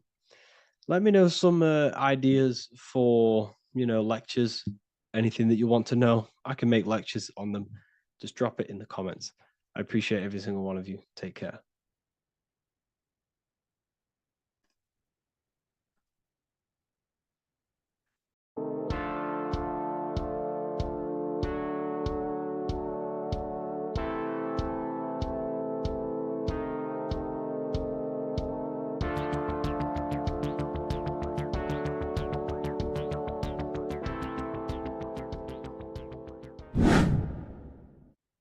How are we all doing, people? It's Revival of Wisdom from the Wisdom Academy. Today we're going to be breaking down God, consciousness, and the higher and the lower self, and how to overcome the lower self. Now, the first thing you need to understand is that you are the invisible intelligence within the brain, within the body. This invisible intelligence is known as the mind. But you are not the mind. You are the observer of the mind, which is the soul, the invisible entity. The mind is your intellect, your intelligence. Now, the mind is, it's hard to put this in words, but the mind is something that gives you the ability to explore the universe. And this inner self is the I am. It's the quiet, the inner self, the voice you see in you hear in your head. This is why within spells high twin, inside, internal. The I is also the number one, which is one line. Because the one and only, is the inner self, which is the I am. This is why you say, my name is Harry. You are not Harry, you are the I, the inner self, the intelligence. Okay, this is why Jesus in French is I am. You look with the two eyes and you see with the inner eye. I and I, the same thing. Okay, because the I inside is what gives you the perception of what you're looking at. So when someone's trying to explain something and then you catch on saying, I see now, it's because you're seeing with your inner eye, the one that gives you perception, gives you intelligence, gives you the ability to understand things. This is the internal I, the invisible self, which the physical body is nowhere near as complicated as this inner self. Is in infinite potential, infinite potential. God, God, generator, operator, destroyer, soul, mind, and body, Brahma, Vishnu, Shiva, the Father, the Holy Spirit, and the Son. They're all the reason why you see God is always a triad is because it represents yourself. Your invisible intelligence is God. Me and you are the same invisible intelligence. We are the invisible intelligence experiencing the program being ran by the central nervous system and the brain. I always say this in my videos, but I have to, in order for you to understand the things that I'm going to say later on in the video, you need to understand this concept, is that you are the consciousness experiencing the nervous system, the tree of knowledge of good and evil, which is you here. You would be in this invisible intelligence right here in the center of the brain. Now, this is why the ancient Christians show God is in the brain. This is the brain stem. This is the brain. This is also the brain stem and the brain. The brain stem and the brain. It's all depictions of the brain because the brain's the computer, the electromagnetic computer, which decodes the demands created by the invisible intelligence, the I, the inner self, you, your true self. The person moving, if you observe what someone moving, this is going to sound, but if you observe someone walking, it's not the body. The body is moving, but the thing telling it to move is the invisible intelligence.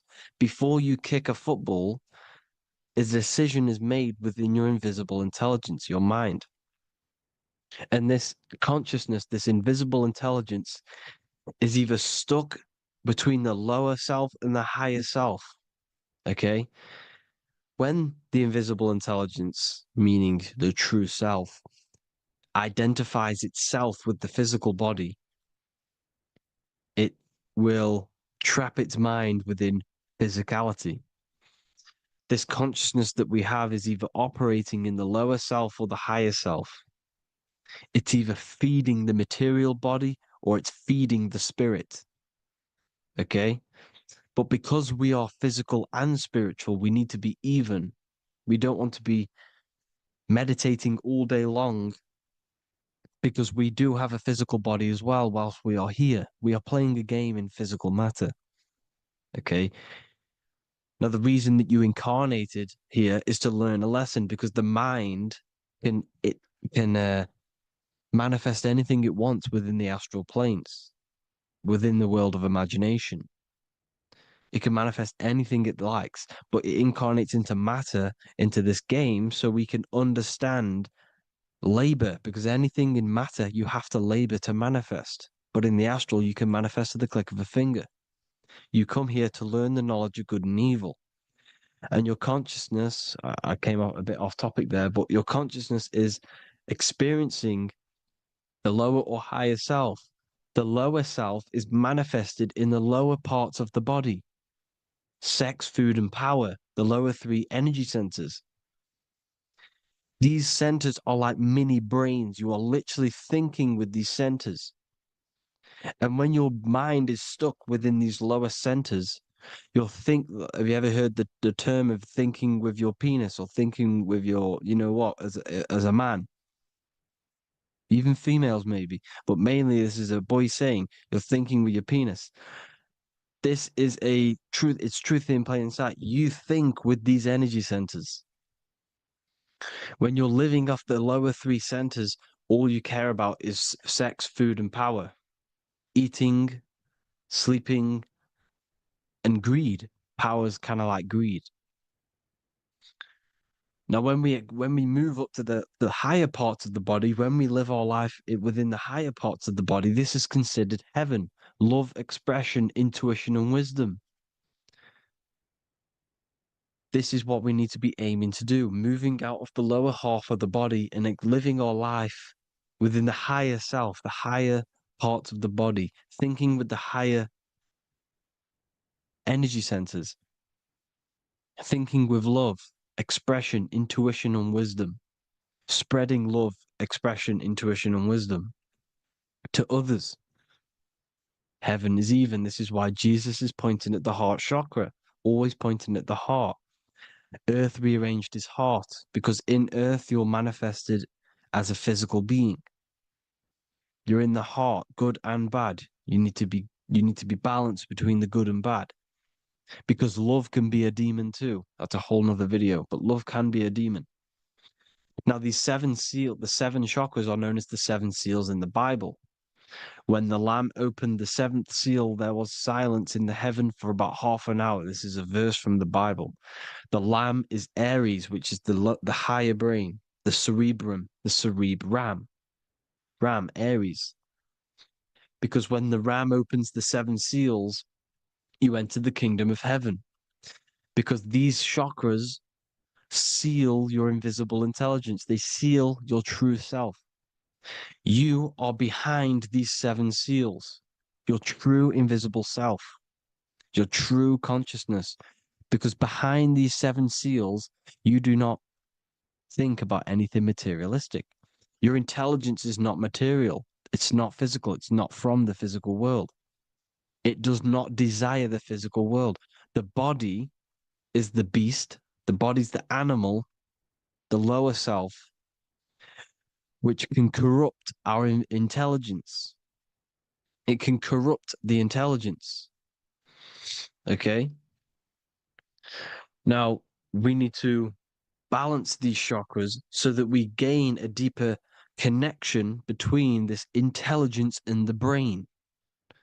Because when there's a strong connection between the brain and the intelligence, your body and the intelligence, you have a strong connection. Therefore, you can manifest what the intelligence is saying at all times.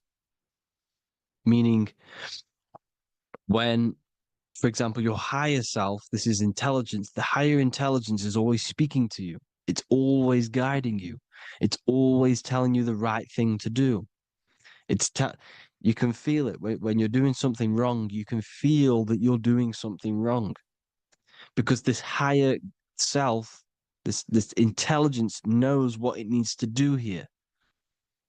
And when there's no connection between the body and this our intelligence, our true self, when we strip away, when you close your eyes for long periods of time, you will figure out you are this invisible, infinite, creative being.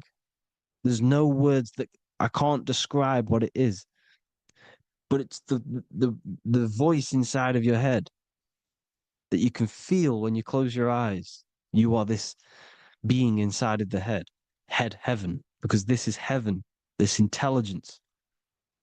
And when there's a strong connection between the body, you can manifest everything it's saying.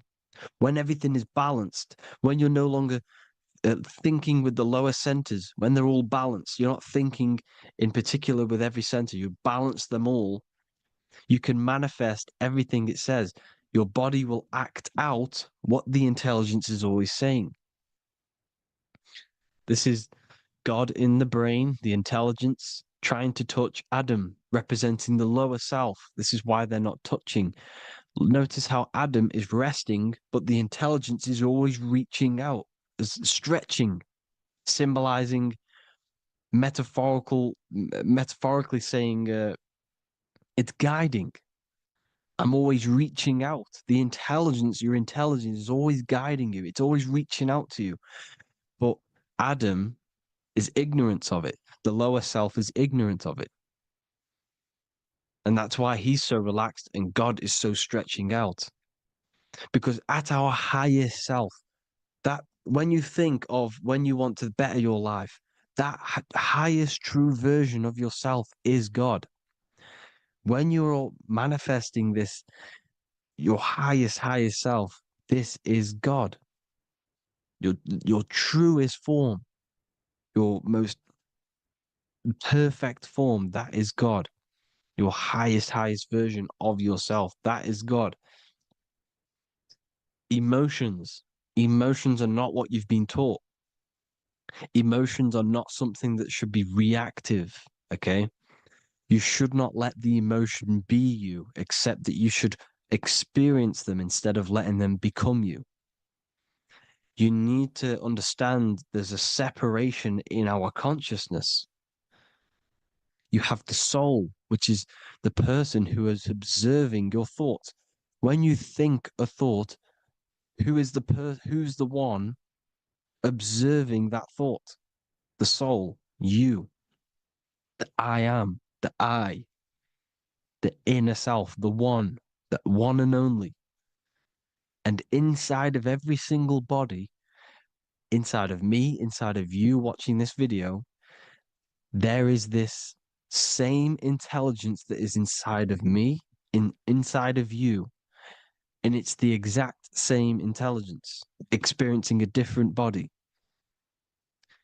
And this is what we mean by the universe is mental. We all are all sharing the same ball of consciousness in a different body. The animals, the fish, the cells, all expressing this one consciousness. Me and you are the same. This is why the golden rule is treat others like others should be treated, because I am you and you are me in a different body. Now, going back, you need to identify that there's different levels of consciousness: soul, mind, emotion, and body. Okay?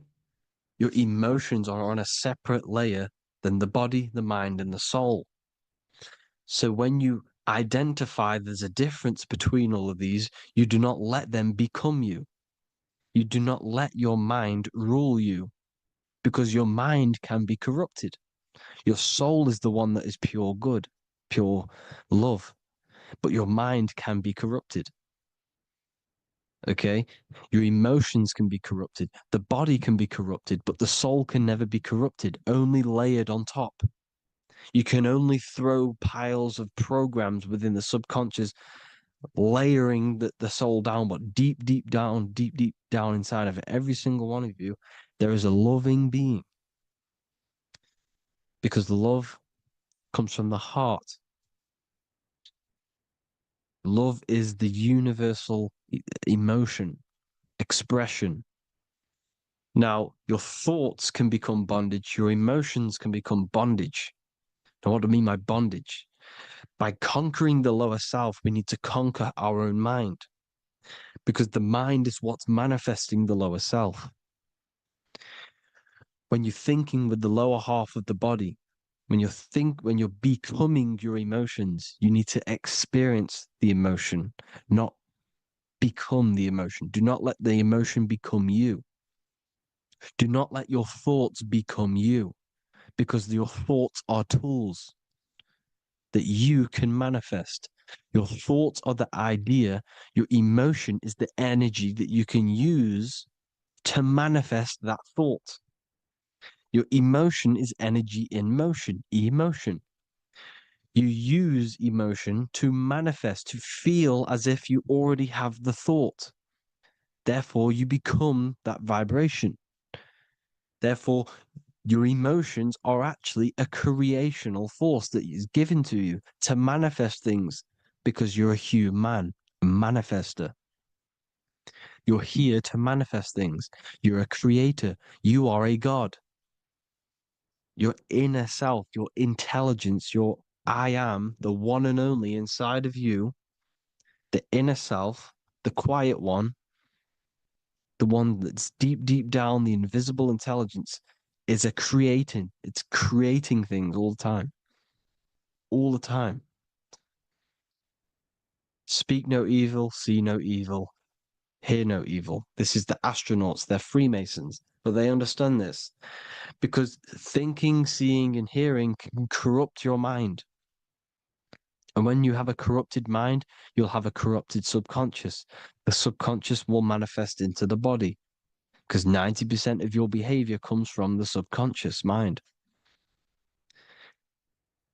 So you got to speak, see, and hear no evil. A sin, what is a sin? To overcome our lower self, to overcome our lower self, the 7 deadly sins are not something that goes against an external God. A sin is something that goes against your inner guide, your inner conscience, the inner self that is always speaking to you. It's always telling you the right thing to do. A sin is something that goes against this inner guide. And this is why you can feel something where you can feel you're doing something wrong. Because the inner guide is speaking constantly. And when you commit these 7 deadly sins, which are 7 internal states which keep your invisible intelligence bound to your physical body. Because evil, right? Evil love bondage. This is why they stay in this realm and they control this realm, because they love the bondage of the body. They like matter. They want to stay in matter for eternal life. They don't want to ascend back into the heavenly realms where you do not have a physical body. You can explore the universe within the astral planes. They stay bounded to the body, bounded to the 3D construct of the physical world. They have greed, lust, envy, gluttony, wrath, sloth, pride. They want all of this. And if you want that, that's okay. But deep, deep down, you don't want that because your soul is always telling you the right thing to do. Your soul knows what to do to get out of here. It needs to detach from the external world. Detach from all of these 7 internal states which bound you to your lower self, your lower centers. That's what a sin is. You know, you have a left and right brain. The left brain is always analytic. The right brain is metaphorical. So the right brain is producing a holistic view of reality. Now, what do I mean? And not view, perception. When you see, because your eyes are parts of the brain, so when you look at something and you look, that image is produced in the back of the brain in the visual cortex. And then the right brain produces a perception, a holistic, it breaks down what you're seeing into a holistic image, a holistic perception. So, for example, if you're in a woods, the right brain sees the whole woods as one big woods. The left brain is breaking that perception down into individual trees, branches, and leaves. So the left brain's to do with duality, the right brain's to do with wholeness, unified. The left brain's dualistic, analytic. This is necessary so that we can pick things up and manipulate them and break things down. We need the left brain. We need the right brain. I'm not saying any of them's bad, but the left brain, sinister in Latin, means left. Because when you're left-brained, you see everything in dualistic. You see everything is dual when everything's actually one. We need to be focusing and strengthening our right hemisphere. I'm not saying sit in the right hemisphere all the time, but we need to be strengthening our right hemisphere. And this is why left is sin and right is right. Because when you focus on the right hemisphere, you see the holistic perception of creation. The right hemisphere sees humanity as one unified consciousness. The left hemisphere sees everyone as individual persons and egos. Because the left hemisphere is dualistic. And this is why the Bible says, cast the net onto the right side of the ship and ye shall find. John 21:6. What does that mean? Cast your energy, cast your perception into the right hemisphere of the brain, and ye shall find unified consciousness. You shall find your higher self, the one and only. If then you have been raised with Christ, seek the things that are above, where Christ is seated at the right hand of God. Wow. Powerful. What does this mean? Seek the things that are above, where the Christ is seated at the right hand of God. God is your consciousness, your invisible intelligence between the two hemispheres. The right hand of God is the right hemisphere. Seek the things that are above the heart. Love, intuition, expression, and wisdom. Seek the things that are above the heart, the higher self, the higher part of the body. Because when you seek the things of love, expression, intuition, and wisdom, you create a strong aura. You attract the same frequency. And this frequency is heaven, God. This is the Sumerian artwork showing the lamb. This is a step symbolizing stepping upwards, raising up. He's stepping over the lamb up to the bird. His hand is going to the bird. The lamb symbolizes the lower self. Okay?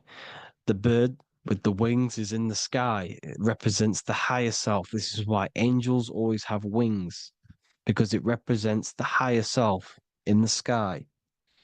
The lamb is a ground animal, symbolizing the lower self. He's stepping over the lamb to the bird, his higher self, his invisible intelligence. Horus and Set, Jesus and Satan. Look, Horus has an evil brother, Set, just like Jesus and Satan. Horus is a bird, higher self. Set is a ground animal, lower self, which is the devil and the angel on your shoulder. You see? The right and the left hemisphere. The two wings. So, the devil and angels always speaking to you. The higher and the lower self. It's the battle between the higher and the lower self.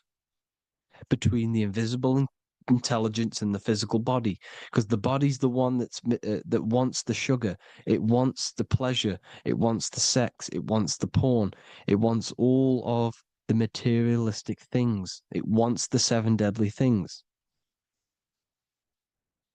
Okay, it wants this.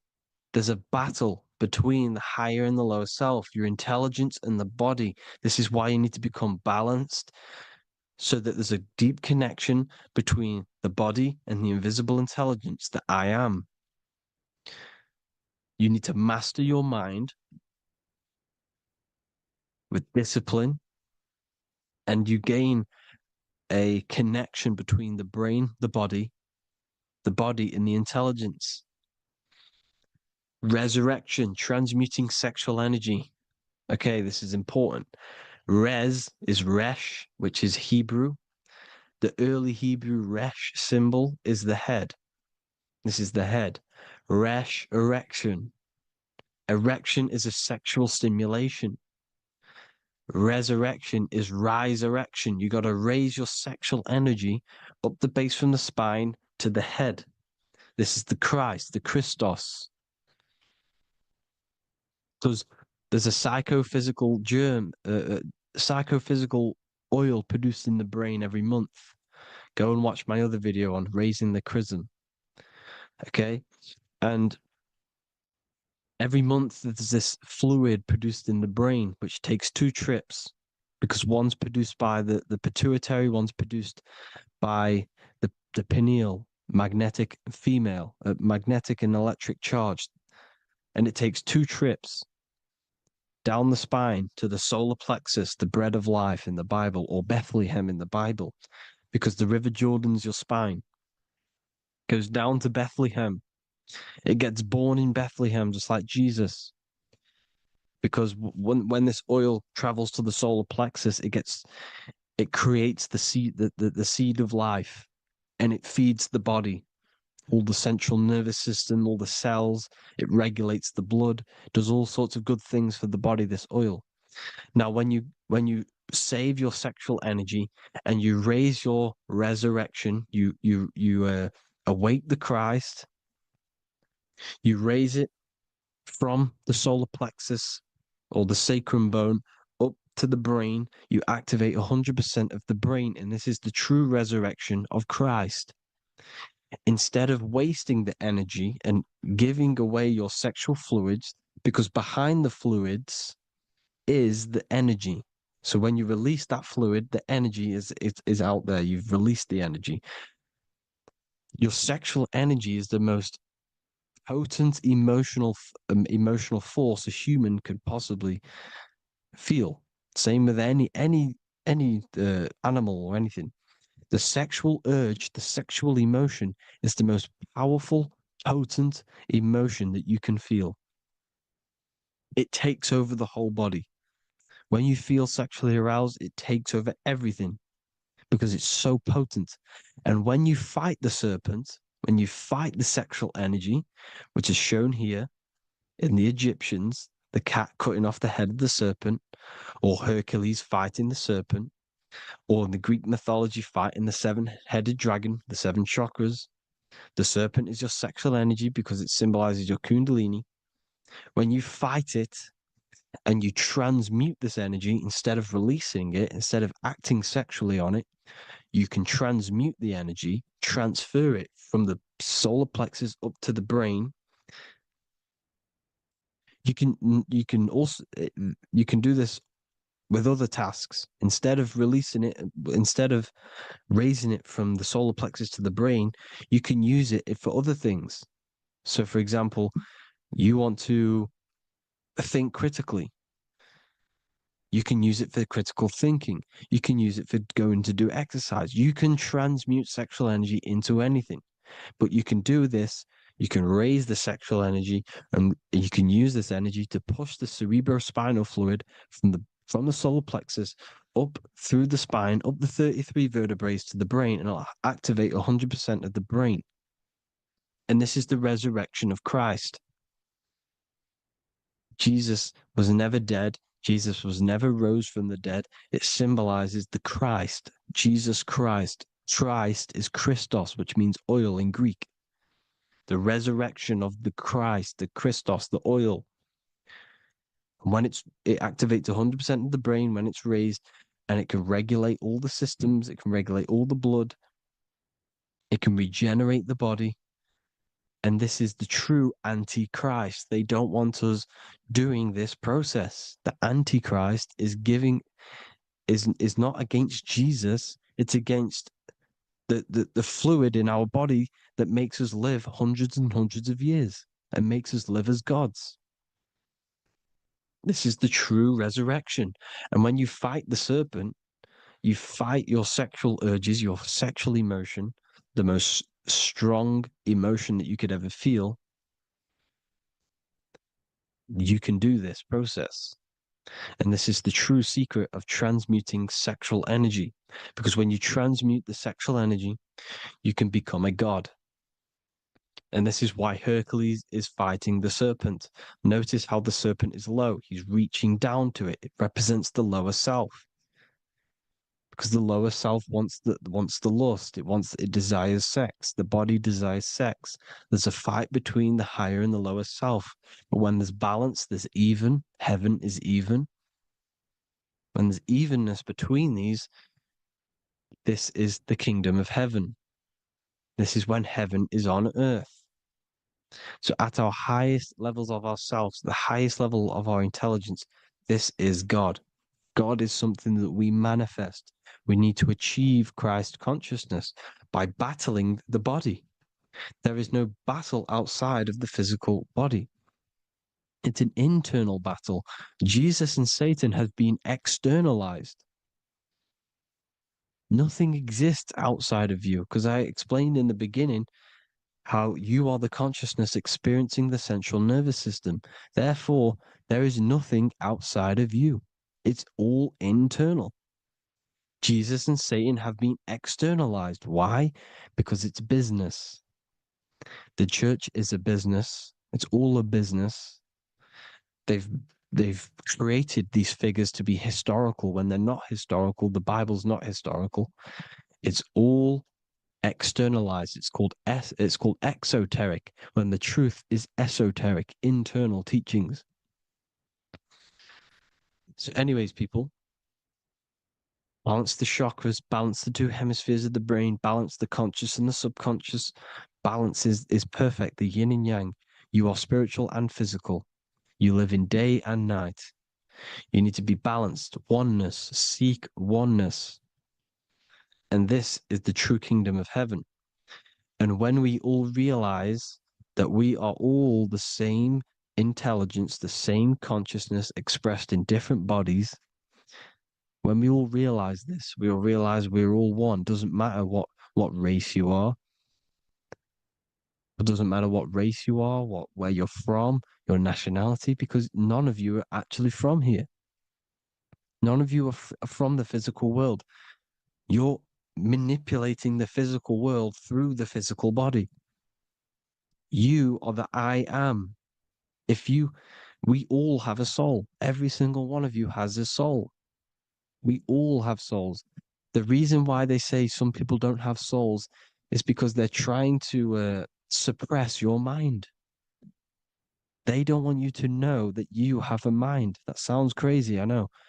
But a lot of people haven't realized that they have an infinite intelligence called a mind.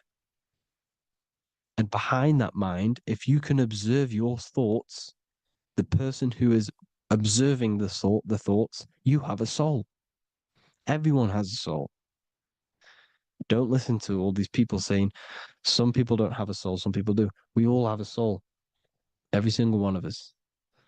So anyway, you need to break the lower nature of yourself. At our highest levels, we are gods. Our intelligence, our universal intelligence, the I am, the intelligence that's inside of the brain, is God. Our minds are being corrupted within believing that you are the body, and the result of this is a society like today, because everyone thinks they're the body, and everyone's living in the lower nature of self, where everyone only cares about themselves. But when we realize we're all one big consciousness ball, we're all the same consciousness expressed in different bodies, there will be peace. So thank you all, people. If you do want to learn more, if you do want to read my book, it's called The Book of Wisdom. I'll put it in the description. It's an amazing book, people. It's going to give you the best understanding possible about creation, yourself, and the world. It's amazing. The Bible, everything. I have just launched a new cymatic library. A friend of mine has just added this to the website. He creates beats, and he creates the purest beats. So they are actually the frequency that it tells you. Most of the stuff on YouTube and Spotify and Apple Music it says it's a certain frequency, but we know these major platforms are all playing with the frequencies of the app. So if you want a real binaural beats, solfeggio scale frequencies to meditate on or listen to throughout the day, join the Occult Library. You can get a 2-day free trial. I'll put the link in the description. Thank you all, people. Hope you all enjoyed this video. God bless you all.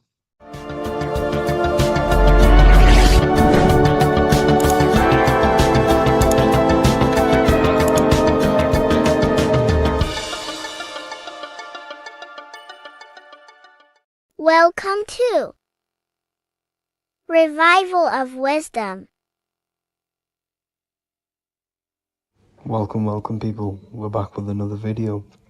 Please make sure to hit the like, the subscribe button, and turn on notifications to never miss a video. The Vatican is a giant key from a bird's eye view, and it also contains an 8-pointed star.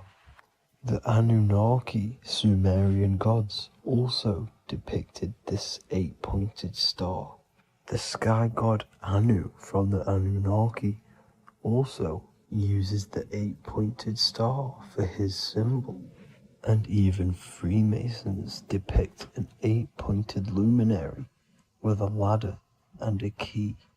This is symbolizing the key to ascension up to the 8-pointed star, which is Polaris. Polaris is always depicted as an 8-pointed star. Polaris is the standstill star at the very center of our realm, which is perfectly aligned with the North Pole. The Earth is a giant torus field, and at the center is where the most electromagnetic energy is stored. This is why all compasses point to the north. Hence why a compass is an 8-pointed star, because it points you to Polaris, which is the North Pole, the center of this realm. The 8 points of the 8-pointed star symbolize the 8 points in space and time. So yes, Polaris is the portal which you ascend through if you outgrow this consciousness by aligning your chakras. Our earthly realm is a macrocosmic reflection of us, and we as humans are the micro reflection, with the earth containing its 7 chakras as well as us. The North Pole is the 7th chakra, which is the crown chakra. So the key to ascension is held by the Vatican, hence why it's a giant key, because they mislead the masses through their religions, which teaches the masses to look outside of themselves. As stated in the 20,000-year-old emerald tablets, written by the Egyptian god Thoth. On Earth, man is in bondage, bound by space and time to the Earth plane. Encircling each planet, a wave of vibration binds him to his plane of unfoldment. Yet within man is the key to releasement. Within man may freedom be found. So the 7 planets are associated with each 7 chakras. The lowest chakra being the root chakra, which is associated with Saturn. This is why the elites love Saturn and reflect it in all of their symbols. Because the chakras are an ascension of spiritual principles, starting from the material and ascending up to the spiritual, the crown chakra. However, evil love bondage, and they are trapping souls in the physical realm by stopping and provoking the ascension process. They do this by abusing the energy of Saturn, and Saturn is associated with the lowest chakra. The lower 3 chakras are associated with survival mode, which keeps the consciousness in a constant state of fear and only aware of its surroundings. Once you start to ascend up your chakras, you become more consciously aware of spiritual deeds. And this is the process of returning back to your true spiritual form. Going back to Polaris and its connection to ascension, Kanye West symbolizes this on his music video 24. As you see him rise up into the sky, you see an 8-pointed shape around him, which symbolizes the 8-pointed star, as you see the beam of light. And even NASA symbolize this in their Space Delta logos, a bear holding a key with an arrow up to Polaris, the 8-pointed star. Here's another NASA logo of an arrow from the Earth to Polaris. The series Lock and Key on Netflix is all about portals and doorways, and they have the Kundalini energy as one of their keys. Kundalini energy is the energy which rises up the spine, the 33 vertebrae, and activates the third eye. The third eye is the spiritual gland which connects humans to other spiritual realms. We are not the body. Our spirit, our soul inhabits the body. We exist physically, spiritually, and mentally. Therefore, we are multidimensional. The intellectual and spiritual inhabit the body. Therefore, this is just an avatar within this timeline. However, within each and every one of us, we all have the key to releasement, as says in the Emerald Tablets. This releasement is ascension up until higher states of consciousness. As stated in the Emerald Tablets, man is in process of changing to forms that are not of this world. Grows he in time to the formless, a plane on a cycle above, and another one saying, man is a flame bound to a mountain, but we in our cycle shall ever be free. Know ye, O man, that when ye have progressed into the cycle that lengthen above, life itself will pass to the darkness, and only the essence of the soul shall remain. That's it for this video. I hope you all enjoyed. Please feel free to leave a like, subscribe, and comment any subjects you want me to talk about. God bless you all.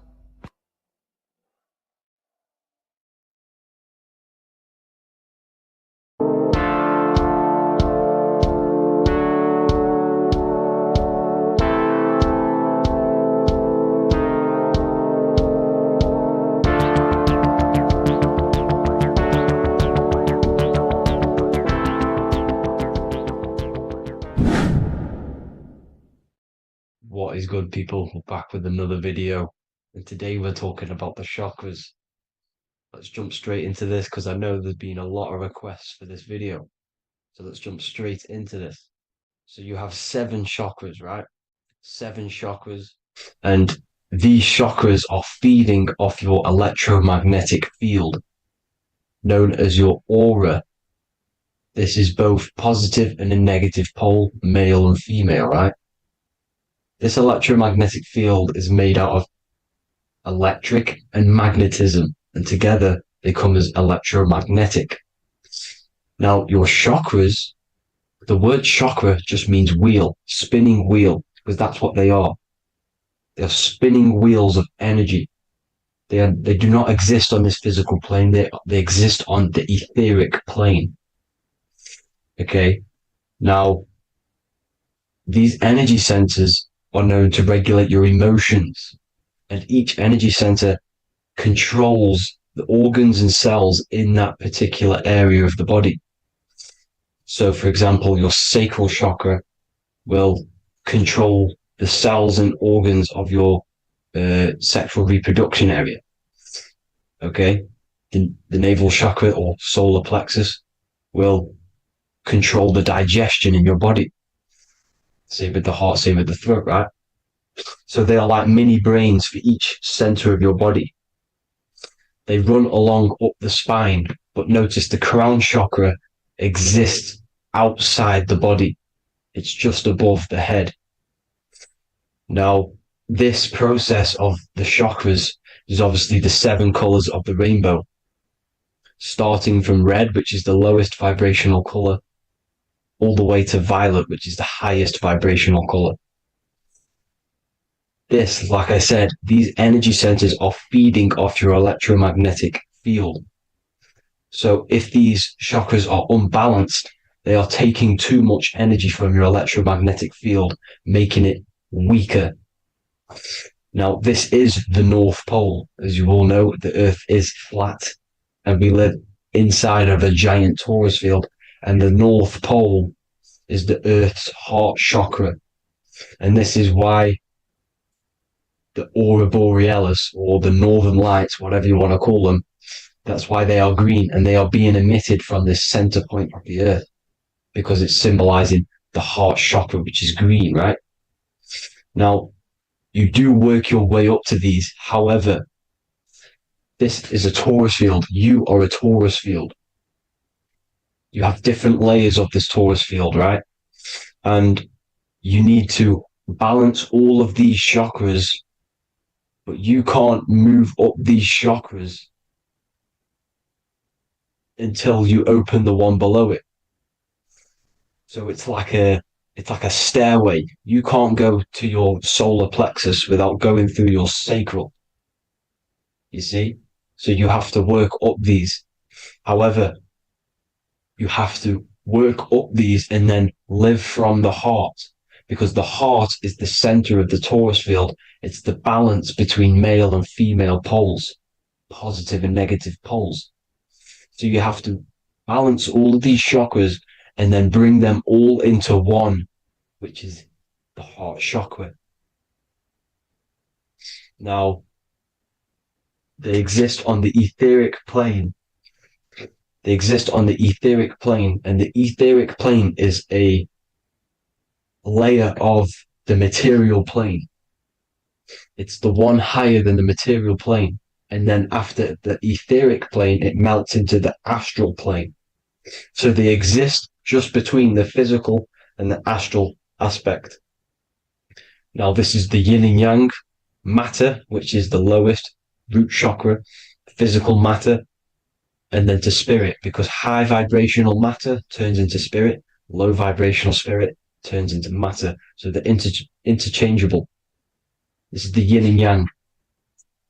Now, when you see ancient paintings with the halos, you see this is like a toroidal field coming out the top of his head, you see, with a halo. This was symbolizing in the old days, in the ancient days, that they've aligned their chakra, they've reached Christ consciousness, which is God consciousness, right? Now, this electromagnetic field is the apple that we bit out of in the Bible, because you see that apple is a torus field. So they were metaphorically or personifying the torus field. That's what the Bible is. It's a massive personification. It's all metaphors. You have to read it properly. It's got a greater meaning behind it. Now, when we bit from the apple, we ate from the tree of knowledge, which is good and evil. Our lower mind took over, so we materialized to feed our physical bodies. We materialized through Saturn. That's what Saturn does. Now, if you don't understand that, go and watch the video previous to this one called Occult Secrets of Saturn. And that will show you how Saturn is the materializer. Now, this is one of the secrets behind the Masonic compass, electric and magnetic, male and female, duality, positive and negative. Now, like I said, they teach you about the torus field, about a magnet in school, but they don't teach you about your electromagnetic field. Everything alive has a torus field. It is the building block of this creation. Absolutely everything has a torus field. There's not one thing without it. And as you can see here at the center of the apple, that's where the seed is. That's where the life is. The reproduction of that organism. As you see, this is where the most electromagnetic energy is stored, in the center, because this is where the two duality, this is where the field meets at the very center. This is why the seed is at the very center. Now, your spine is a elongation of the brain. The brain is heaven, and the bottom of the spine is hell. So this is Saturn, which is the root chakra. The 7 planets are associated with each chakra. Moon equals mind. Okay. Now Saturn is physical matter, as I've just explained. This is the lowest vibrational color. And they want you trapped down here, which is your hell state, your animal nature, your physical nature. They want you to identify as the physical body. They don't want you to reach these higher states of consciousness. Okay? Now, in the brain, you have 12 convolutions.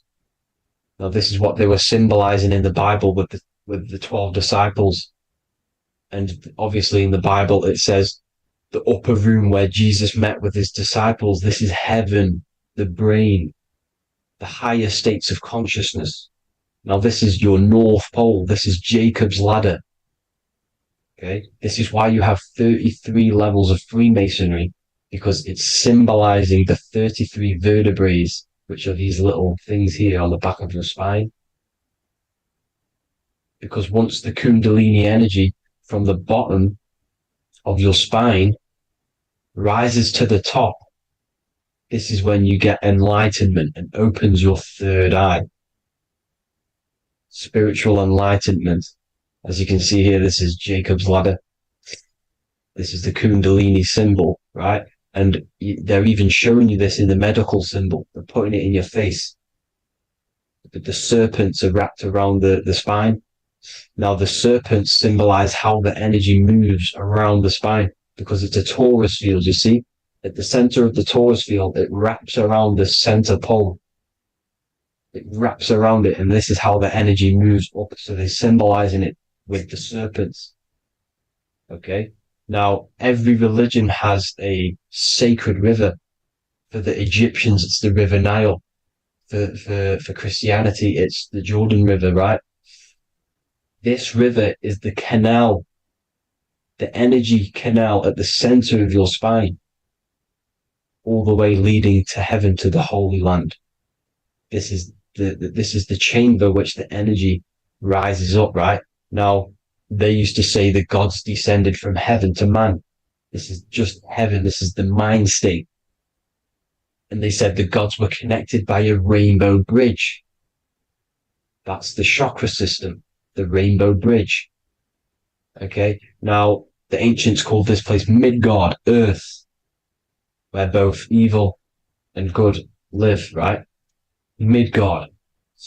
But you can go to heaven, which is a pure mind state, because once you're in heaven, nothing negative can ever bother you. That's completeness, pure Christ consciousness. Now, this is why Jesus dies at 33. He didn't actually die, but it's symbolizing the death of the physical body. Not the death of the physical body, but his consciousness rising above the physical body to, as I said here, matter to spirit. Matter died off and he came spirit consciousness. This is symbolized by the 33 vertebrae, which is obviously the 33 levels of Freemasonry. And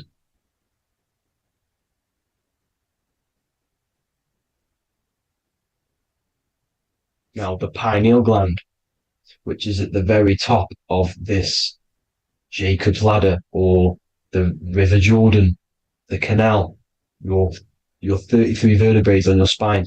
This is where the pineal gland sits, right? At the very top, at the center of your brain. Now, there's multiple ways this was symbolized. The Eye of Ra, which is used by the Egyptians. Now, this pineal gland is the seat of consciousness. This is where your consciousness is stored, right? And the ancient Sumerians used the pine cone, hence why it's got the word pineal gland, the seat of the soul consciousness. It produces DMT, dimethyltryptamine, which is known as the spirit molecule.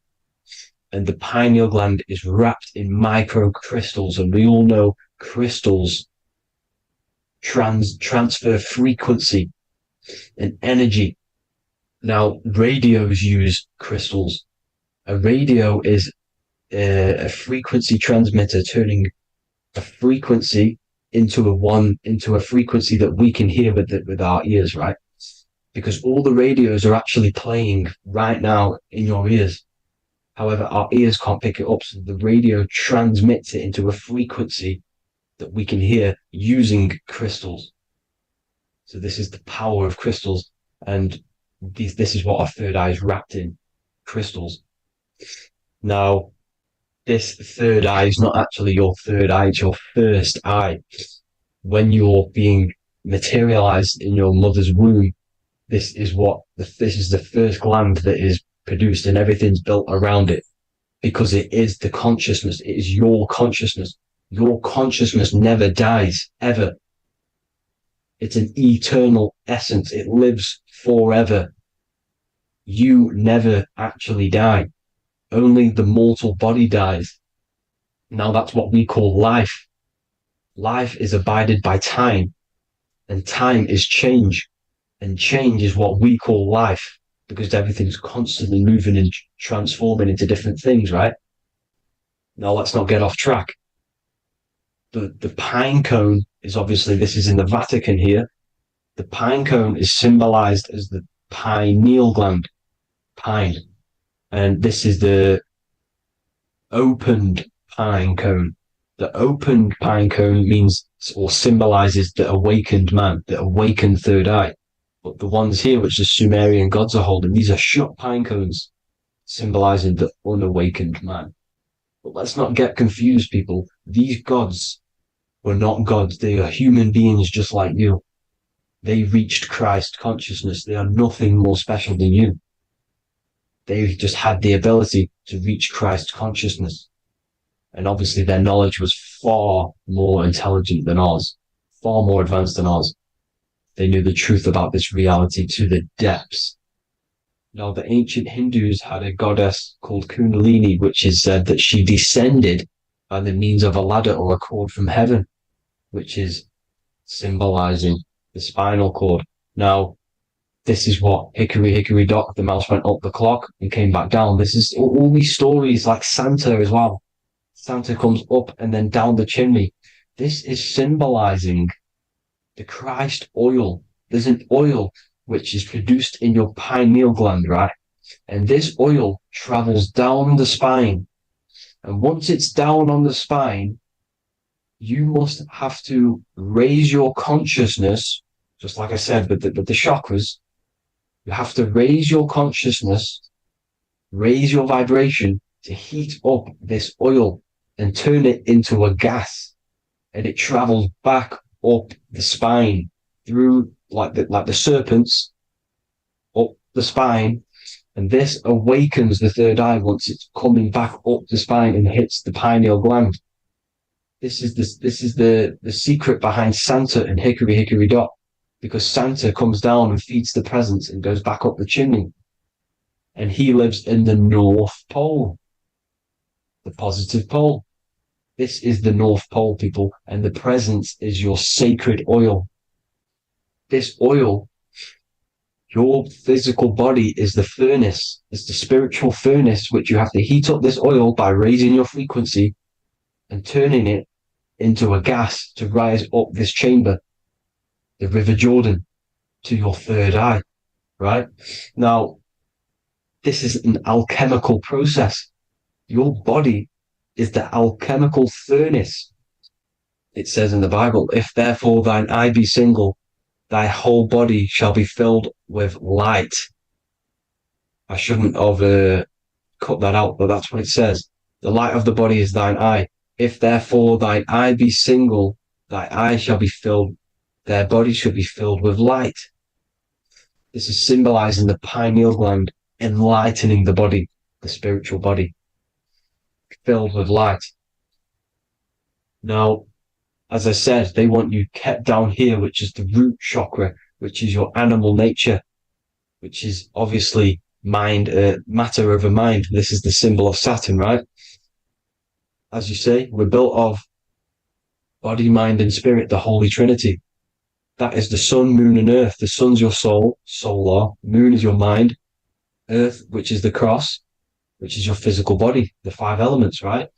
So body, mind, and spirit. So the Saturn symbol is actually made out of the cross on top, which is the earth, and the moon on the bottom, which is symbolizing matter over mind, because earth is physical matter. You don't want to be matter over mind. You need to be mind over matter. See, they want you identifying as your physical body. They don't want you to realize you're an eternal consciousness. You're an eternal essence of consciousness which never dies. They want you trapped in your animal nature. And this is why the Baphomet has a goat head, because it's symbolizing your animal nature, which is evil. Not evil, but you're more likely to do evil things, right? Which brings bad karma. That's your animal side. This is why the Baphomet has an animal goat head. As you can see here, he's got the Kundalini energy here. So when you see the inverted cross, the cross is your body, as you can see here. The inverted cross means your chakras downwards, down here, your head's down here, your mind is down here, but your mind needs to be up here, which is the upwards cross, which is Christ consciousness. And as we all know, 7 colors of the rainbow, 7 planets, 7 chakras. Red light is low frequency and long range. This is why Saturn is the slowest moving celestial body, and it's the lowest chakra, because it's low frequency, long range. The moon being the crown chakra, which is high frequency, this is why the moon moves around the quickest. The moon is your crown chakra, which moon in mind. See, so there are multiple ways of your chakras becoming blocked. Now, each chakra has a specific intelligence. It has a specific thing that it's doing for the body, right? Now, this can be overused. It can be abused. For example, masturbation. That keeps you down here in your sacral chakra because you're abusing the energy center. You're abusing your sexual energy, which is then becoming unbalanced. So this is how energy, this is why these centers are pulling more energy out your electromagnetic field, because these centers are wheels. The chakras just mean spinning wheel of energy. So when you're abusing these certain centers, you're pulling energy out of your electromagnetic field, which is making your field weaker, which is making your frequency lower, which makes you prone to diseases, prone to lower negative energy, right? So you need to align these chakras. You need to unbalance them. And as you can see here, you can screenshot these to see how they're blocked. I'm not going to go over each one because it'll take me forever, but have a little read yourself. This is why they're blocked. Now, the ancients used to say Aum when they meditated. Now, these are the 7 vowels. There's not 5 vowels, there's actually 7. Now, when they say Aum, they're aligning all their chakras by saying this when meditated. This is where the Aum originated from. Now, emotion is energy in motion. So if you're feeling a certain way, that's the energy you've put in motion. It's a reflection. We live in a mirror reality. Everything's mirrored. Everything's mirrored. As within, so without, as above, so below. Everything's a reflection of some sort. So whatever you're feeling, you're doing something wrong. It's telling you you're doing something wrong from the root cause, because your energies are the effect. You're feeling the effect of something you've caused. The law of cause and effect, nothing escapes it. Now, the Jehovah's Witness believe that exactly 144,000 faithful Christians go to heaven or be resurrected, right? This is not true. This is symbolic. 144,000 go to heaven. Now, the petals on the chakras, this is the root chakra, this is the crown chakra. Now, if you add up the first 5 chakras, the petals, add up the petals on the first 5 chakras, you get 48. And then you get to the third eye, which has 2 petals. 48 times 2 equals 96. 96 plus 48, which you got from here, equals 144. The last chakra has 1,000 petals. Times 144 times 1,000, you get 144,000. This is a frequency. This frequency is the frequency of the ascension up your chakras. This frequency is a high frequency, which turns that oil into gas, which rises up the spine, activating your third eye. Right? So this is all the religions are all symbolic for this sacred secret of Christ consciousness. As it says in the Bible, the kingdom of God is within. It's not out there, people. You must look within yourself. You are God. You are a spark of his consciousness, infinite consciousness, right? So 144,000 is a frequency, and you must achieve this. Like I said, These people in the past, they're not gods, people. These were just humans. Nothing special. They just reached Christ consciousness. Now, they keep you in these lower vibrational states with the food, right? And as you can see here, all of these fast food restaurants are mainly are red and yellow, which are these lower states, these lower two chakras, lower vibrational colors, because they want you trapped down here in matter. And these foods are so low vibrational, they will keep you down here because your gut produces, I think it's like 80% of melatonin. Melatonin is your feel-good hormone. These foods will not make you feel good. This is very low vibrational. Meat. It's not meat, it's raw flesh. These animals are stripped from their family, put on a conveyor belt, watch their friends be tortured, and then get slaughtered in a slaughterhouse. Think of all the fear that's running through their blood, all the hormones, all the fear, and you're going to go and eat that very low vibrational energy. As you can see here, this is the light photons within fruit. You can see the life force in this fruit.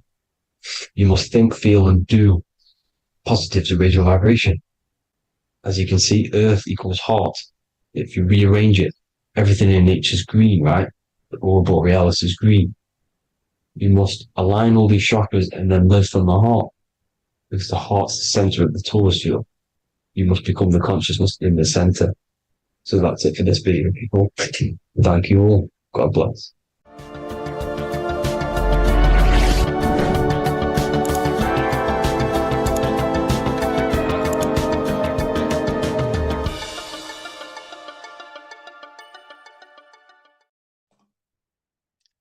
So this is known as the bag of the gods. This symbolism is widely known, but no one knows what it truly symbolizes. We see this in ancient Sumerian artwork. We see this in the Mayans' artwork. We always see this bag with the gods. What does this actually represent? Okay, so the bag itself represents carrying. Carrying what? It represents information, represents knowledge. Your mind is the carrier of the information.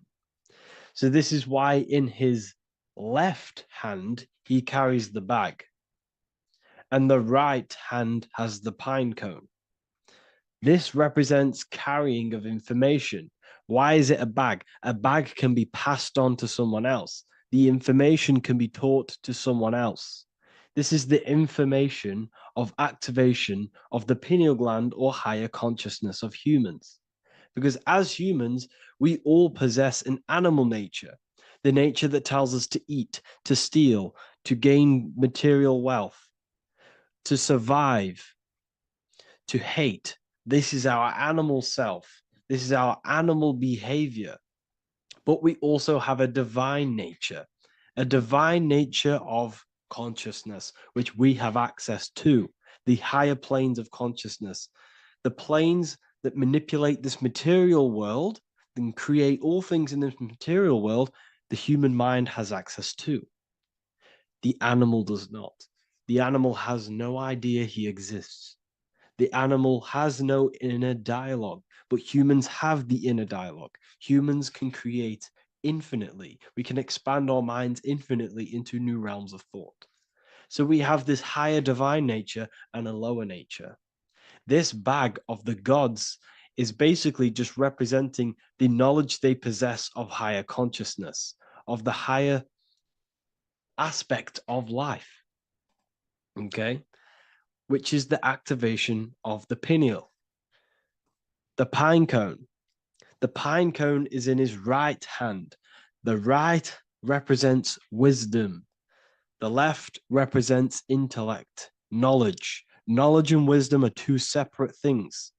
Wisdom is applied knowledge. It's a feminine aspect. Knowledge is just gained information that you know, which is masculine. So in his right hand, he holds the pine cone. The pine cone can be opened and shut.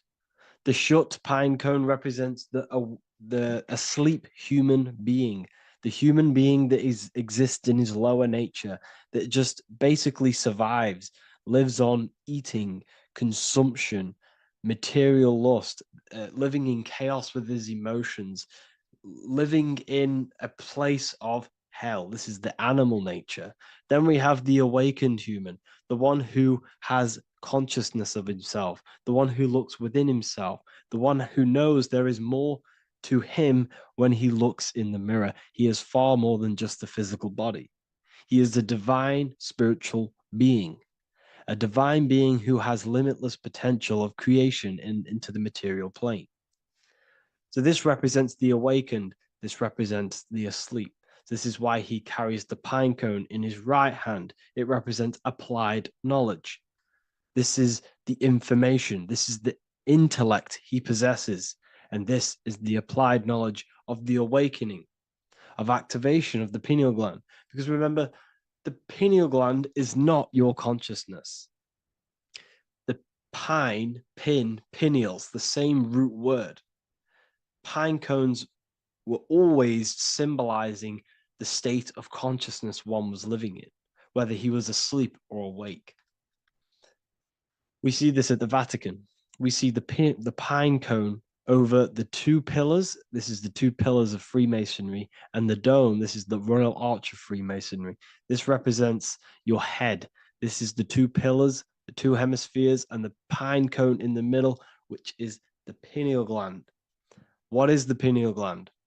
The pineal gland is not your consciousness. It is not the third eye, and it is not the mind. It's not the mind's eye. The pineal gland is a radio receiver. This is your body. Your body is an antenna. Most people think they are this body. This body is nothing but a receiver and a downloader of consciousness. Your brain does not produce consciousness. You are not this brain in your head. This brain is a downloader of consciousness. Consciousness comes from a way higher divine plane, which is what this image is showing here with the clouds. The mind is light. Consciousness is light. And this light is coming down into the material plane, and your body is basically a crystal antenna which is receiving and downloading this consciousness. So you can experience a three-dimensional reality. So God can experience himself in a divided, separate state. This is what this represents. Now, the pineal gland can be activated, okay, and stimulated, because the pineal gland has phytoluminescent crystalline jagged-shaped cells on it. And obviously, these are crystals. Crystals are on your pineal gland. And what do crystals do? Radios use crystals. Your phone uses crystals. They tell you that crystals are woo-woo and pseudoscience because they don't want you to know the power of crystals. Your body is basically a giant crystal. Your pineal gland is a radio receiver for your consciousness. So if they can ruin your pineal gland and damage it, this will damage your connection to the divine, to your true self, to consciousness, to God, whatever you want to call it, the source. There is all one source consciousness, and we're all collectively connected to it. And this is our connection. This is our antenna. So what a radio does, a radio has an antenna, and the frequencies are all around us because all the radios are playing in your ear right now. But what the antenna of a radio does is tune into a specific frequency to pick up that frequency and play that frequency. It's the same with your consciousness. You're all a fraction of God's consciousness. So that is essentially what we are looking at here. We're seeing knowledge, intellect in the left hand, and applied knowledge, activation of waking up to higher consciousness, to the higher human form. Because we can reach beyond our physical form. We can turn our animal self into a divine being, into one of these so-called gods. These gods are nothing but human beings. The Anunnaki were not gods. They didn't come from the sky. These are normal, regular human beings who activated their higher consciousness. This is what we have here. This represents spirit. Birds represent spirit. So, do we have any questions? I'll take some questions now. That was just a short lecture on what that symbol truly means. Okay, so if we have any questions, feel free to go ahead and ask some questions. Anything that you don't understand, anything that you want to know. Okay.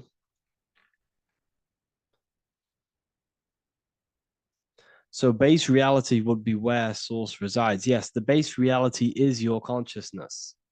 Are these lectures available in the university?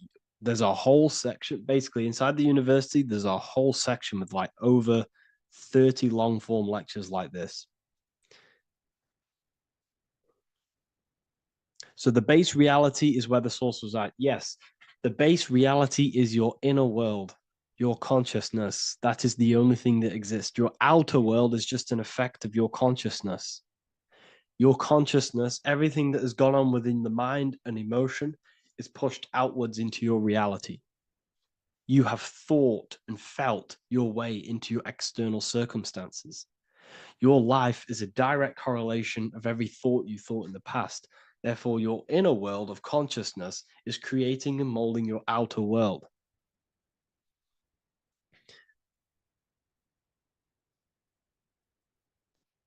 The best way to keep connection consistent, the best way to keep your connection to the divine or the higher planes of consciousness is through meditation and through imagination.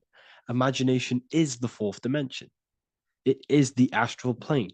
That screen that you have in your mind is not a physical screen. That is the divine plane of the astral. And this is essentially where all objects of this material world comes from.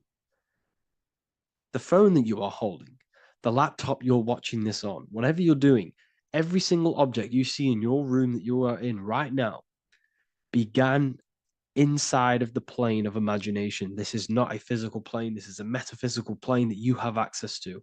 And you have the ability to bring down this plane into physical form. That's what we call manifestation. That's what the ancients called magic. This is what we now call in science metaphysics. It's all the same thing. So yes, you all have access to the divine planes. Unlike animals, this is why humans are so advanced.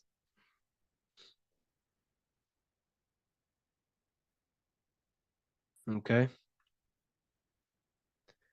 Is the pineal able to constantly activated, or is it just a temporary experience? I don't fully understand that question, unfortunately. Maybe you could word it in a different way. The real meditations on the university, legit, y'all, yes. In order to connect to consciousness, you need to sit in meditation and turn off your feelings, and the feeling of unity will come. Do I understand correctly? Yes, that is correct. So when you sit in silence and in stillness, I highlight the word stillness because stillness, when you are still, no information from your nervous system is being decoded by the brain. So when your body is still and does not move, your nervous system starts to relax and comes to a balanced state. Your brain starts to relax, it comes to a balanced state. The left and the right brain stop working, the nervous system stops working. Then, once the body, the material body is shut down, you then have access to consciousness. You can't access consciousness if the body's in such a busy state. If electricity is being fired every 2 seconds, your whole body's electrical. When you move your foot, that's electricity being fired from the brain to the foot instantly through the nervous system. Your brain, your whole body is a technological machine. So you must shut down the technological machine to access the divine that exists beyond the technological machine. Do you understand that? Did we create ourselves from the higher plane? When you say yes, you created yourself, you manifested yourself in this material form for a reason in this specific time and place. Wisdom books, are these available inside the university? Yes, they are. So anyone who joins the university, they all gain 50% off the store. So you can get anything you want inside the store for 50% off. Plus, you get the Book of Wisdom Volume 1 PDF for free. You get the Human Health Guide. Plus, you get all of the library books. There's a load of different books on occultism, symbolism, esotericism. Do you need to place your attention somewhere specific during meditation? You can do. Okay? You can do. So if you struggle, when you first start to meditate and you struggle to turn off the thoughts, think of the back of the brain, the back of your head. Don't think of it, place your attention on it. Okay? So when you place your attention on the back of the brain, this now shuts off thought because the back of the brain doesn't have any activation to do with thought. The front brain does, the neocortex. That's all to do with activation of thinking. So place your attention on either the back of the brain or your breath. What's more important, creating yourself or finding yourself? It's balance of both. So in order for you to create fully, you must have awareness of self and awareness of thought and control over the mental dialogue, the inner voice inside of you. Okay? When you control that inner voice, that is when you gain power. That inner voice is what brings commands into physical reality. Before you kick a football, there is a change in consciousness. There's a decision made in consciousness before the body takes the action. Therefore, every physical manifestation is a change of inner consciousness before it's a physical reality. You can have the reality you want through consciousness before physically having it. That's the secret to creating. But you must believe it like you know the sun is going to rise in the morning. That's how much you should know that you have that reality in consciousness through feeling and thought and imagination. And that's how you can truly create in your reality. Shrooms help with consciousness or ego. I can't really talk about that because I'm maybe uploading this to YouTube, unfortunately. But we need to clean our pineal gland first from calcification. Yes, definitely. You should go on a detox the body. Because you can't really connect with consciousness if your body is in such a dirty state. Because the brain is, your nervous system is in a state of fight or flight, trying to fight off all these toxins.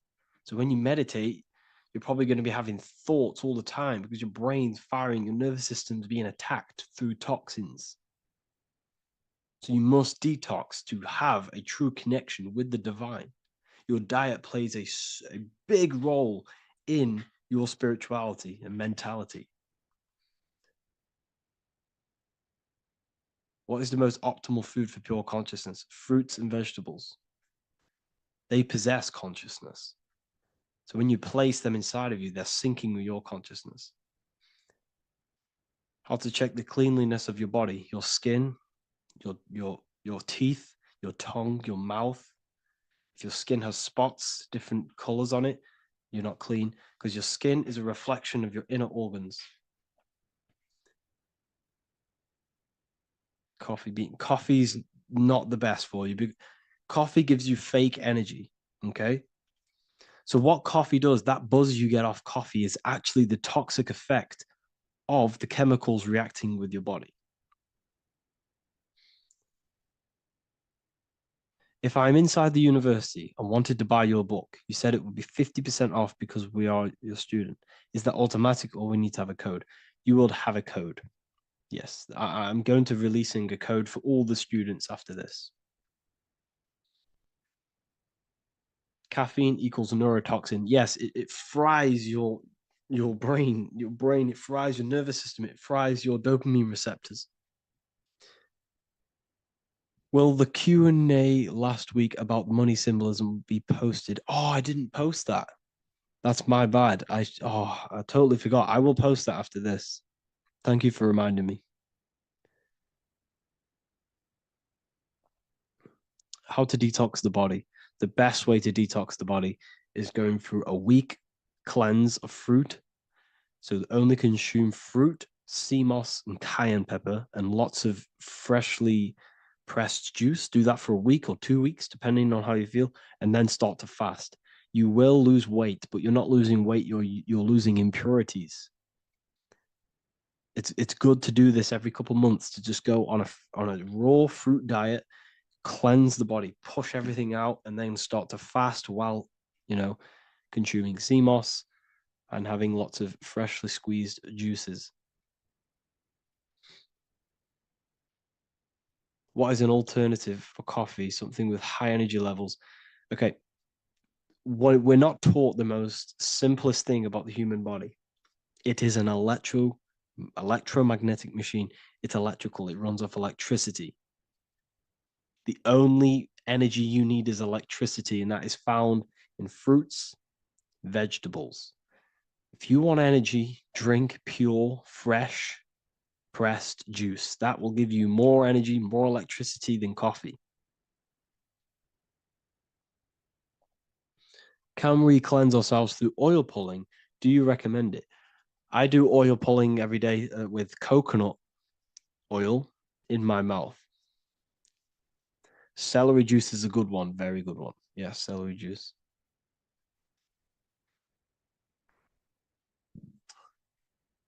Any more questions? What kind of music do you listen to when lifting? For me, rap, hip hop push me work harder, but I know it's terrible for my subconscious. Yes, very. At least you're aware of it. You should be definitely try and stay away from the hip hop music. Try and stay away from anything that's talking about anything negative, because it's all programming your subconscious. And your belief system is your reality, people. Your belief system is your reality. Okay? So look after your subconscious. That's what's controlling your actions. 90% of your actions on a daily basis are controlled through your subconscious beliefs. Okay? I listen to a lot of Pastel Ghost. I listen to a lot of let me get my playlist up. It's all like background music for TikTok. Do you know what I mean? Like Pastel Ghost. That's mainly what I listen to. That sort of music. I don't know what it's kind of called. I don't know what that genre is called. Does anyone know what that genre is actually called? Because there's not much words in it. The reason I listen to it is because there's not much words in it. And, it helps the subconscious. And I just love that music.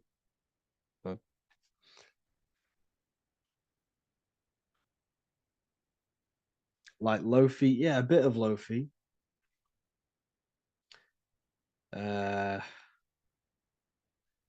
Most people won't even know this type of music.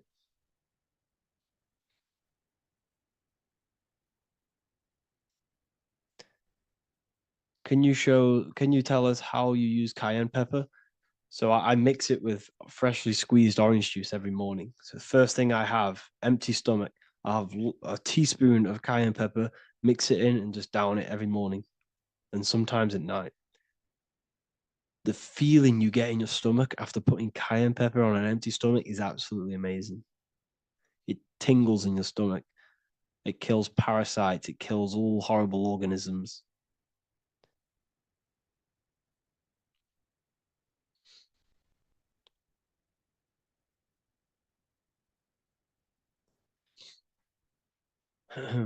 Mix it with hot water. Yes, hot water and key lime water. That I bet that's powerful. If you mixed warm water with key lime with cayenne pepper in first thing in the morning, I can imagine how powerful that is. I've never done that, but I'm going to try that.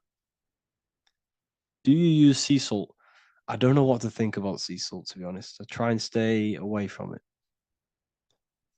I don't know whether it's good, don't know whether it's bad. I'm kind of mixed on it, mixed information.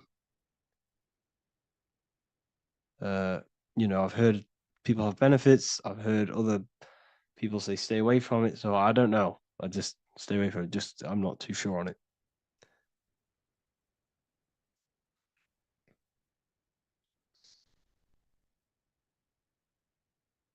I drink fresh pressed celery juice every morning. Yeah, definitely. Is there any chance we could like move to like esoteric occult questions? The only reason I say that is because I might be posting this to YouTube, so it's like I don't want them. I don't want them thinking I'm giving health advice because I'm not. This is what I do. I'm not giving anyone medical advice. This is what I would do to myself.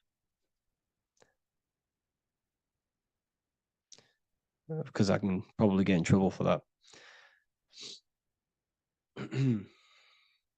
So the subconscious is the all-knowing. It is the all-seeing eye. The subconscious knows everything.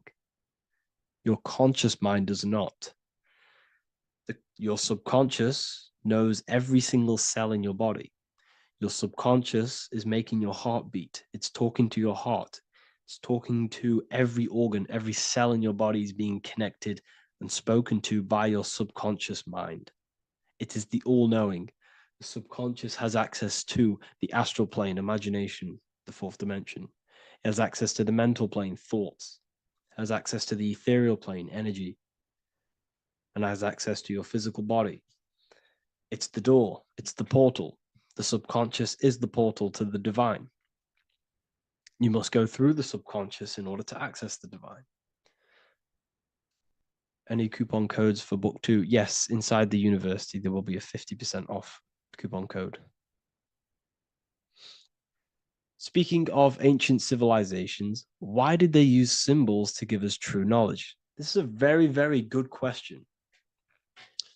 Very good question indeed. The reason they use symbols is because symbols are their keys. They hide meanings. They hide things. For example, if it was written down, if all of this sacred knowledge that I'm speaking now was written down, it can be easily taken.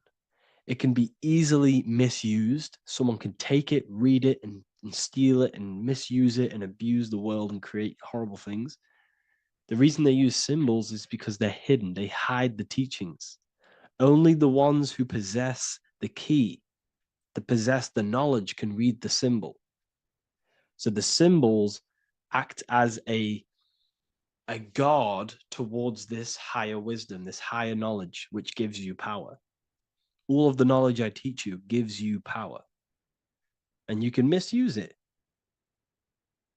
You can misuse your imagination. You have no clue, unless you've put this into action, how powerful your inner consciousness is. You can become a Okay, listen. If you hate your job, it's not the job that you hate. Think about it.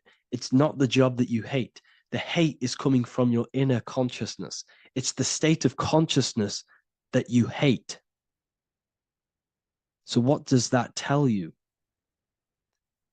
You can change that inner consciousness to another reality, the feeling of another reality. You can become that consciousness within before you actually externally have it.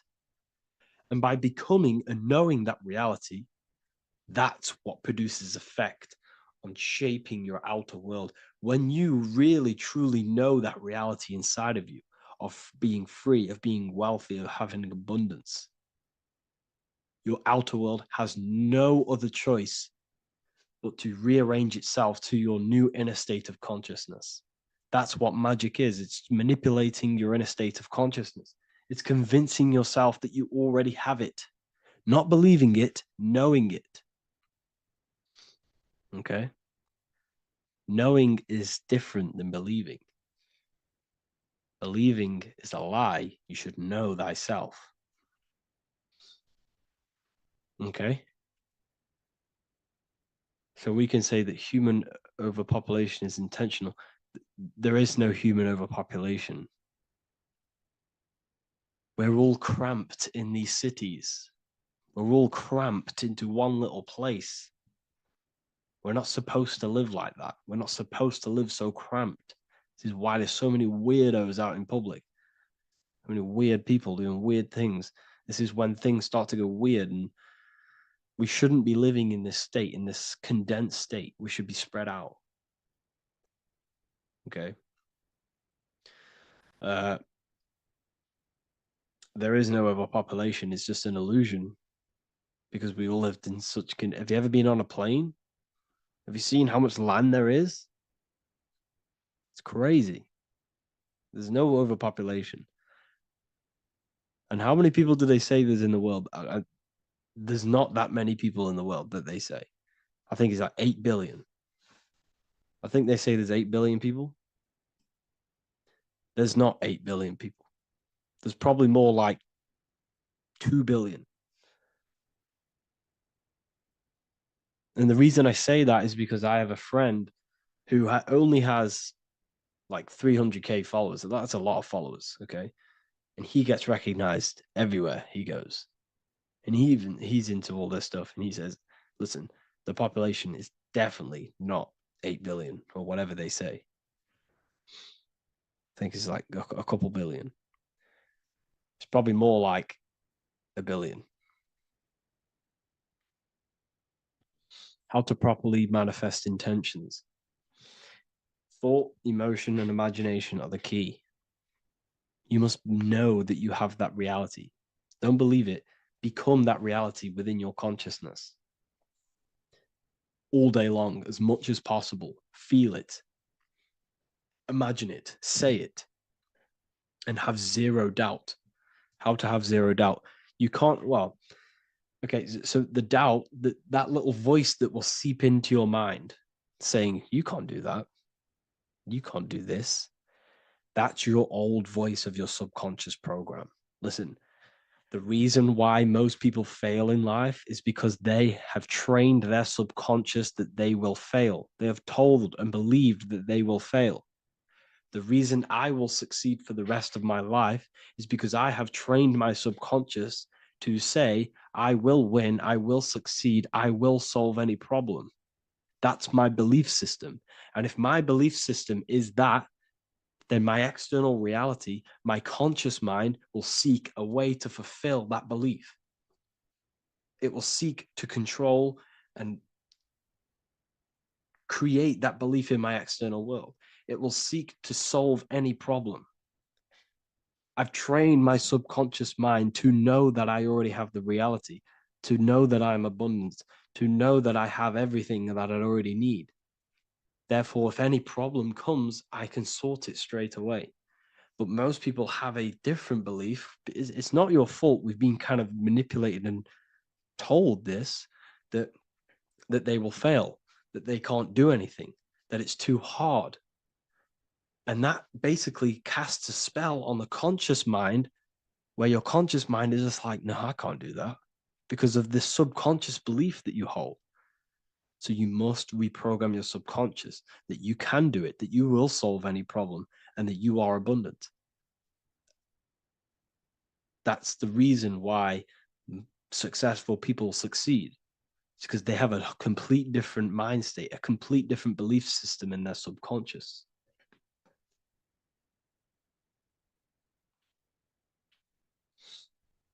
Do you offer mentoring?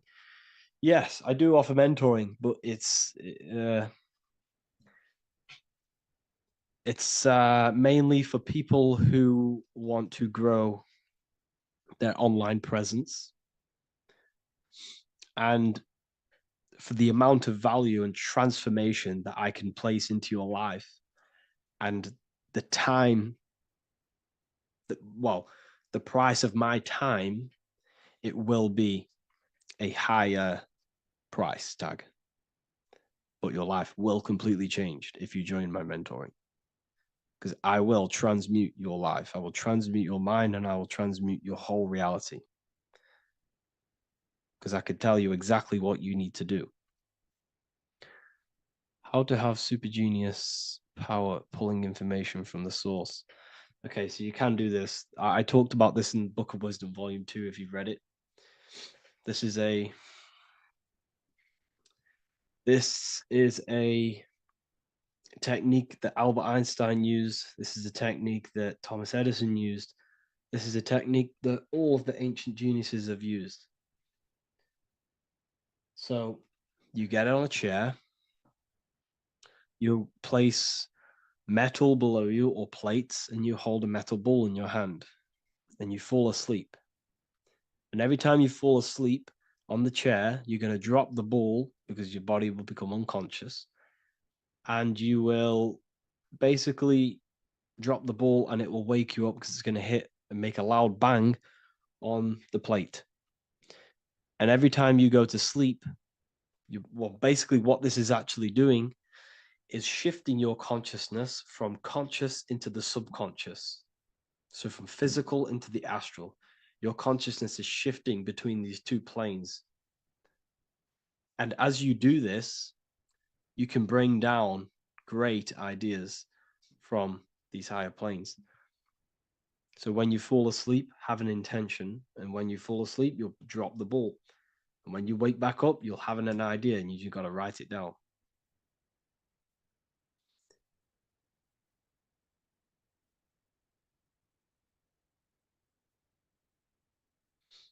How to balance chakras. Don't focus on balancing your chakras. Focus on the mind. The mind is the cause of the chakras being blocked. If you have a blocked throat chakra, this is a problem in your mind, not the chakra. You see, the chakras are a result of the mind. You transmute the mind, you can transmute the chakras and cleanse them.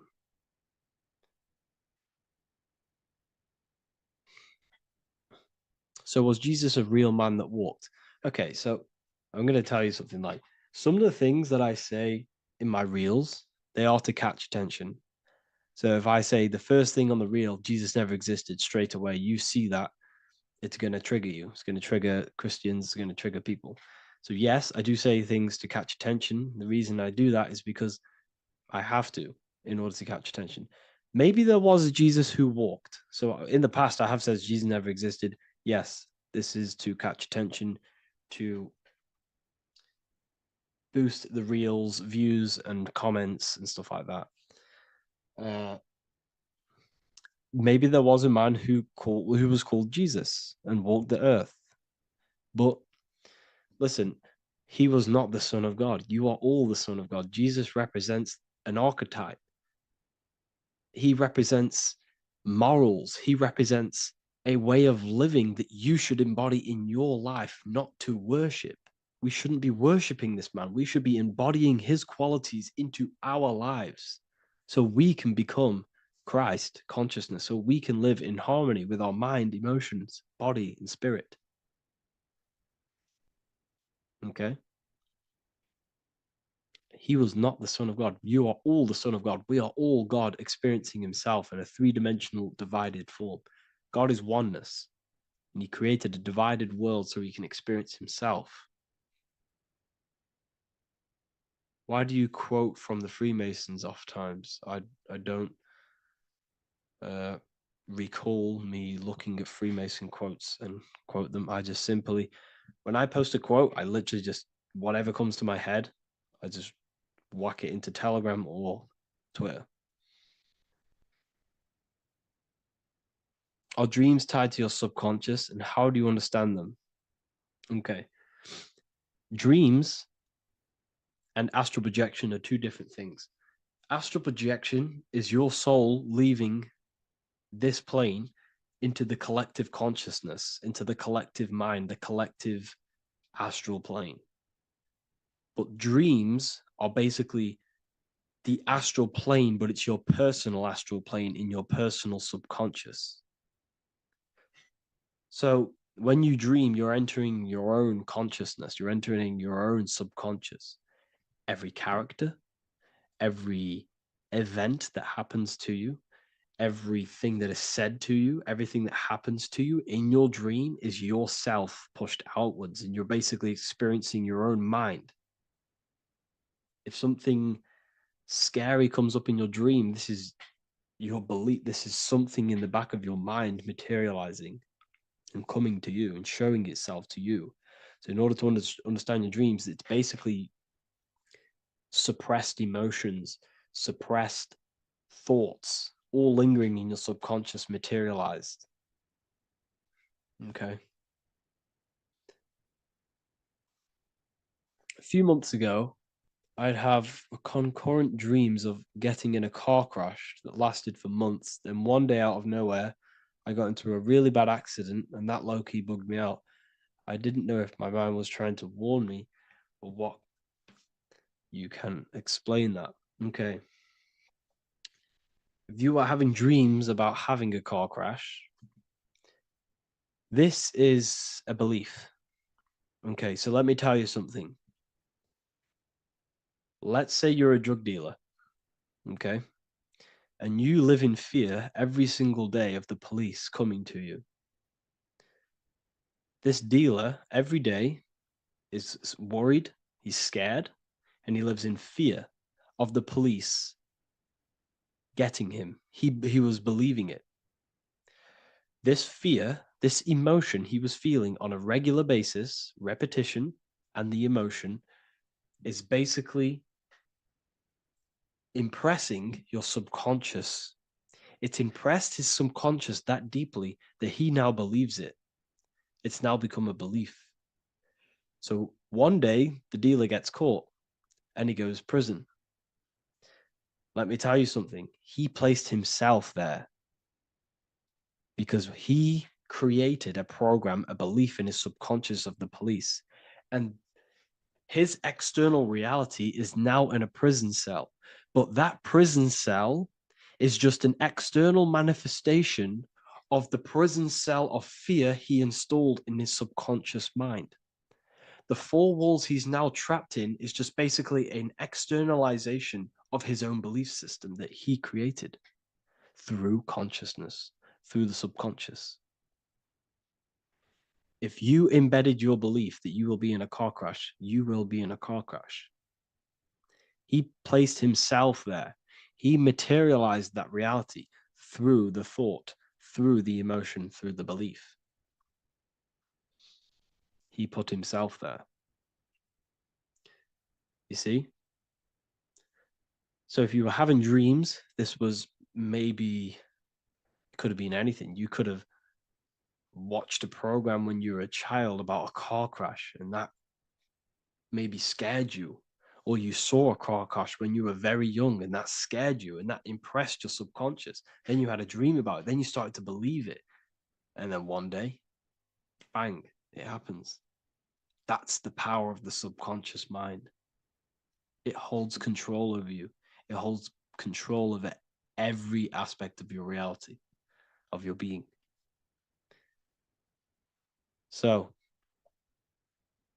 I hope you all enjoyed this live. I'll see you all inside Ethereal University. I'll be posting another lecture this week. And yeah, let me hold on. The Freemasonic square and compass is not just a symbol that represents Freemasonry, a lodge, or a secret society. It is a symbol of gaining your own personal power. Now, in this video, I'm going to be breaking down this symbol in the most detail I can possibly go into. Most people live in a state of illusion. They live their life impulsively, acting based on their five senses, tasting. They want to feel a certain thing like an orgasm, or they're basically just slaves to external things and their five senses, which leads to a very dark path where you'll never actually become a conscious creator and you'll never actually be internally happy. The Freemasonic square and compass reveals some deep wisdom about this. Now let me break this down. If you want to gain your personal power, listen up. The Freemasonic square and compass is a compass which is used to create circles. Now, if you notice something about the circle, they have no beginning, no end. You can't tell where it begins and ends. It's eternal, which means this represents consciousness. Now, if you don't know what consciousness is, if you close your eyes, you have an internal world. You have thoughts, emotion, visualization. This is all consciousness, spiritual. Then we have the square. The square creates squares or lines, which represents matter. It has a beginning and an end. You can quite see where the beginning of the end is, right? So we can even link this to Leonardo da Vinci, the Vitruvian Man. We see the man in the square with the circle. The circle is the eternal consciousness, and the man is the square, limited to the physical world. But consciousness is not limited, that's why it's outside the square. This is eternal, the body is mortal. The body will die, consciousness will never die. If we look even closer at the symbol, we notice in this particular symbol, we have the compass overlapping the square. This is very, very symbolic. This represents spirit over matter, also known as mind over matter, consciousness over matter, the circle over the square. Like I mentioned earlier, most people are slaves to their senses. They go through their day and all they do is chase validation and feelings. They eat all day to feel good, which means they're a slave to their taste. They're slaves to their feeling. They masturbate, which means they're a slave to orgasms and external things. They're literally being governed by the external world controlling their internal world.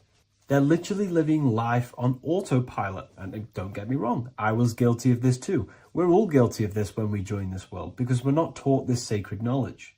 Until you actually stop and recognize this, you'll be living life on autopilot, literally not even living.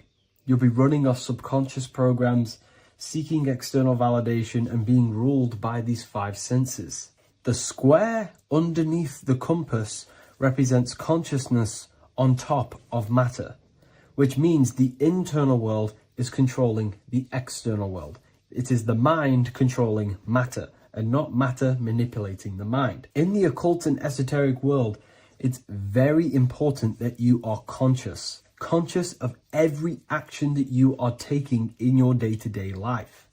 Never act subconsciously. Always be conscious. What are you thinking? What are you acting? What are you giving your attention? All of this is contributing towards creating because you are a creator. Consciousness is a creative force. You need to make sure that the compass is on top of the square, that your inner world is controlling the outer world and not the outer world controlling the inner. As I've mentioned in many videos before, the internal world of consciousness is what's producing the external world. Your life is just a result of every thought and emotion that you felt in the past. Everything you own, everything you possess, your friends are all reflections of your consciousness. They're all reflections of what you are thinking about. When you change your thinking, your external world starts to rearrange itself. On a basic level, this symbol represents the combination of spirit and matter. You are a spiritual being and a material being. You are heaven, the sky, and earth, the ground. You are heaven and earth, spirit and matter infused into one. You are a bridge between the divine and the earthly worlds. And you can bring down these higher realms of consciousness, thought, imagination, and emotions into a physical, tangible reality. To do this consciously, we need to make sure the external world is not manipulating the inner world.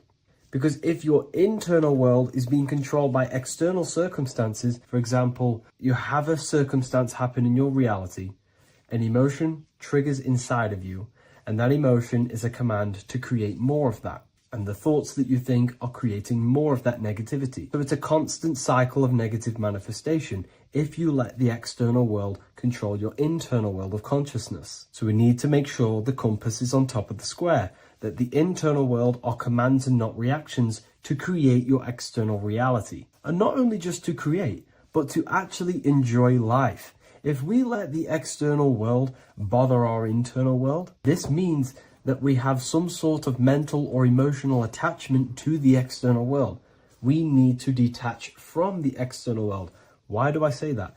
Because it's temporary. It's an illusion. We are going to die one day, and none of this will matter. You need to understand that everything in this world is temporary. You have to be okay with losing things, losing family, losing things in this world, because it's guaranteed to be temporary. We need to make sure the internal world is order and not chaos, commands and not reactions. Now, at the back of the Book of Wisdom, Volume 2, the book that I've wrote here, I go over the different meanings of the different arrangements of the square and compass. Sometimes we see the square overlapping the compass, which is the opposite of what we've just broken down.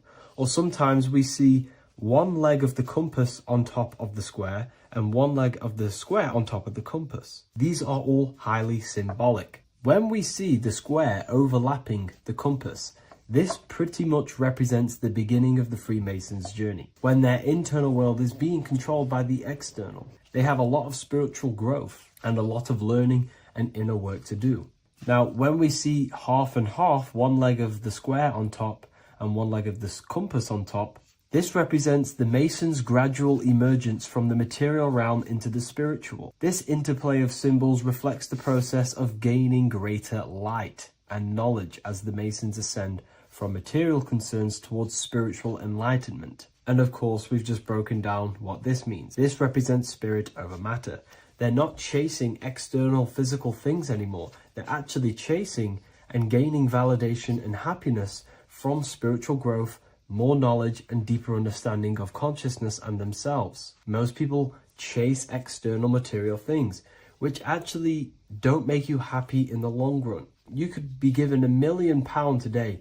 What if I told you the devil is closer than you think, and it's not actually a real person, force, or spiritual entity outside of you, but a being and an aspect of your own mind and psyche? In this video, you will learn exactly what the devil is and the true esoteric meaning of the devil. The first thing we need to understand is that the universe is a mental universe. Look around you. Every action, every building, everything you see around you was begun first as thought in the mind, then manifested. We use the mind to build and shape our reality. The universe, the world, only exists inside of our mind. Therefore, God and the devil exist inside of our own psyche. So first of all, the devil is not a literal being, but a symbol of the lower self. It represents the unmastered, ego-driven part of the human mind, a symbol of destructive thoughts, emotions, behaviors, lives in realms of chaos, fear, hatred, lust, and ignorance. This is why we see the devil as red, because red is the lowest vibrational color on the color spectrum. It also corresponds with the root chakra, which is all to do with survival instincts. Red represents chaotic and intense emotions like hatred and anger. When we are angry, our face turns red. The devil represents our animalistic fundamental needs, our instinctual needs, our survival state of consciousness. We have a survival state of consciousness and a godly state of consciousness. Our godly state of consciousness is creating, not just experiencing in the animal state, but consciously creating reality. This is why we see the devil with a goat head, an animalistic head, and the head is where the brain is. The animal head represents living off instinct, the part of our mind that lives on urges, impulses, and instincts, eating, sex, power, ego-driven actions, and ego-driven thoughts. Animals are only aware of themselves. Animals live on instinct. They have no ability to consciously create like humans. This is our lower desires for the material world. That's not to say the material world is evil. However, when our consciousness is only seeking material things, this leads us down a path of self-destruction, because nothing material can ever satisfy our soul. Everything material is temporary. Therefore, the devil represents the part of us that seeks only material desires, only material fulfillment, the ways of thinking where we only think about ourselves and ego-driven thoughts. It also represents the unchecked, unconscious self, where we have no mastery over our thoughts, over our emotional impulses, and no mastery over our actions. We're living in instinct and impulsive states, which causes chaos, selfishness, destruction, and keeps us bound to our lower material 3D state of consciousness. It's important to recognize that the word devil was never present in the earliest Gospels. Instead, what was mentioned was a spirit of evil. This distinction is crucial because it underscores that the idea of the devil, as popularly conceived, does not actually exist as an independent entity. Rather, it is a personification of the lower aspects of the human mind, a facet of our own consciousness. The term spirit of evil was not meant to denote a specific deity or being, but rather any force of negativity, whether it manifests as a destructive thought, emotion, or action. A spirit is a force, an energy, and we have three forces that create our reality: thoughts, emotions, and actions. We have full control over these three aspects, which transform and mold reality. A destructive thought, a destructive emotion, a destructive action is a spirit of evil, and it originates from the darker aspects of the human psyche. So now, because we're on the topic of the devil, we have to look at the pentagram, which is obviously connected to the devil heavily. The upright pentagram represents spirit, air, water, earth, fire. Upright, which represents spirit, the most important element on top of the earthly elements, showing spiritual principles over material principles. As spiritual beings as we are, we have to put our spirit first, our higher self first, and material things second. Why? Because material things never satisfy us long term. Seeking material fulfillment will leave us feeling unfulfilled in the long run and very unhappy, and we can lose ourselves in illusions. We have to put our spiritual principles first. Seeking wisdom, knowledge, connection to the divine, and connection to our higher self is what gives us true fulfillment in our hearts and souls. But when we see this pentagram inverted, we now have spirit on the very bottom, which now represents earthly principles on top of the spiritual principles. We're putting our earthly elements on top of our spiritual element, which this inverted pentagram represents no longer caring about spirit, no longer caring about our invisible internal world, and only caring about this external body, food, sex, material things, cars, money, and all the things outside of us, the world outside of our mind. This is what true Satanism is. Satanism is not worshipping an external deity, but it is worshipping the self, only fulfilling the ego's desires. This is what true Satanism is, and we have all been conditioned to live in this state. Satanists want us to believe that there is an external deity called Satan or the devil, and the reason they do this is because they trick us, making us believe that we are not Satanists, while they are actually conditioning us to be self-seeking, ego-driven people, where we only care about sex, food, material things, and money, which is actually conditioning us to be Satanists. 80% of the population today are unknowingly involving themselves in Satanism, which is ego-driven thoughts, actions, and emotions, dwelling and living in this state, where we only care about ourselves. When we are spiritual, we realize we are all one. We are all one consciousness family, and we need to do things that help and contribute towards our collective experience, helping others, instead of seeking to serve only the self. The angel is depicted with wings, which represents elevation, higher self. The devil is represented with an animal horns, which is on the ground. A goat is on the ground, which represents the lower self. This is the elevated mind and the lower material mind. Horus, the bird, higher self. Set, the ground animal, lower self. Jesus and Satan. These are two forces, two characters that exist within the human psyche, not real entities. They are forces of our minds, and there is a battle between our higher self and lower self all the time within our own minds. There's always a part of us that's telling to do one thing and another thing, to do something bad and to do something good. There is this battle inside of our own consciousness. Here we have the human spinal column. The human spinal column is showing you the higher and the lower self. The higher self represents the head. The head is where the mind is. This is the creative essence of the universe. This is where all material things begin as a thought in the mind. We create with the skull, with the brain. This is our higher self, the heavens, connected to the heavens, the sky. And the lower end of the spinal column is where our reproductive organs are, where our gut is. Our reproductive organs and our gut is all to do with survival. The lower end of the spinal column, lower instinctual 3D based consciousness. The lower end of the spinal column is where our lower self dwells. Eating, consumption, power, and sex, lust. These are all emotional forces and instinctual based organs that are not inherently evil, but when we dwell and live off this lower end of the spinal cord, it keeps us in low states of consciousness. Our goal to raise to our higher mind is to balance this, not to overeat, not to abuse power, not to abuse sex and lust, but to master these organs and gain the ability to say no to these organs so that we can raise to our creative side of consciousness. Instead of dwelling in our instinctual nature, we can turn to our creative nature and consciously become a builder and constructor of reality. This is the true way of raising consciousness. This is the stairway to heaven, out of the animal consciousness to the higher consciousness, To wrap all of this up, it's all about gaining control over our instinctual lower nature and allowing our spirit to rule over our body and not our body ruling over our spirit or mind. The moment you let a thought become instantly an action is the moment you are an impulsive person. We are all trained to be this way. It is okay if you are in this state. The moment you let a thought turn straight into an action without questioning, that is the mind controlling you and you not controlling the mind. We need to gain control over the mind, and we do this through many different ways, through meditations,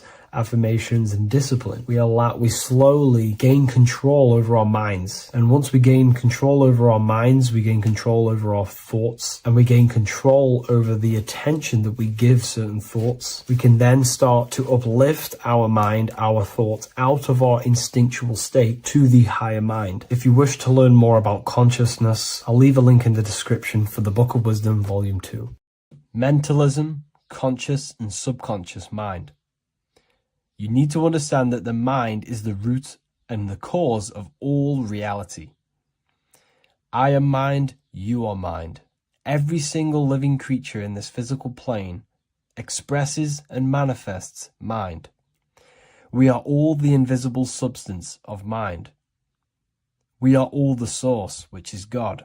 We are all consciousness, which is mind.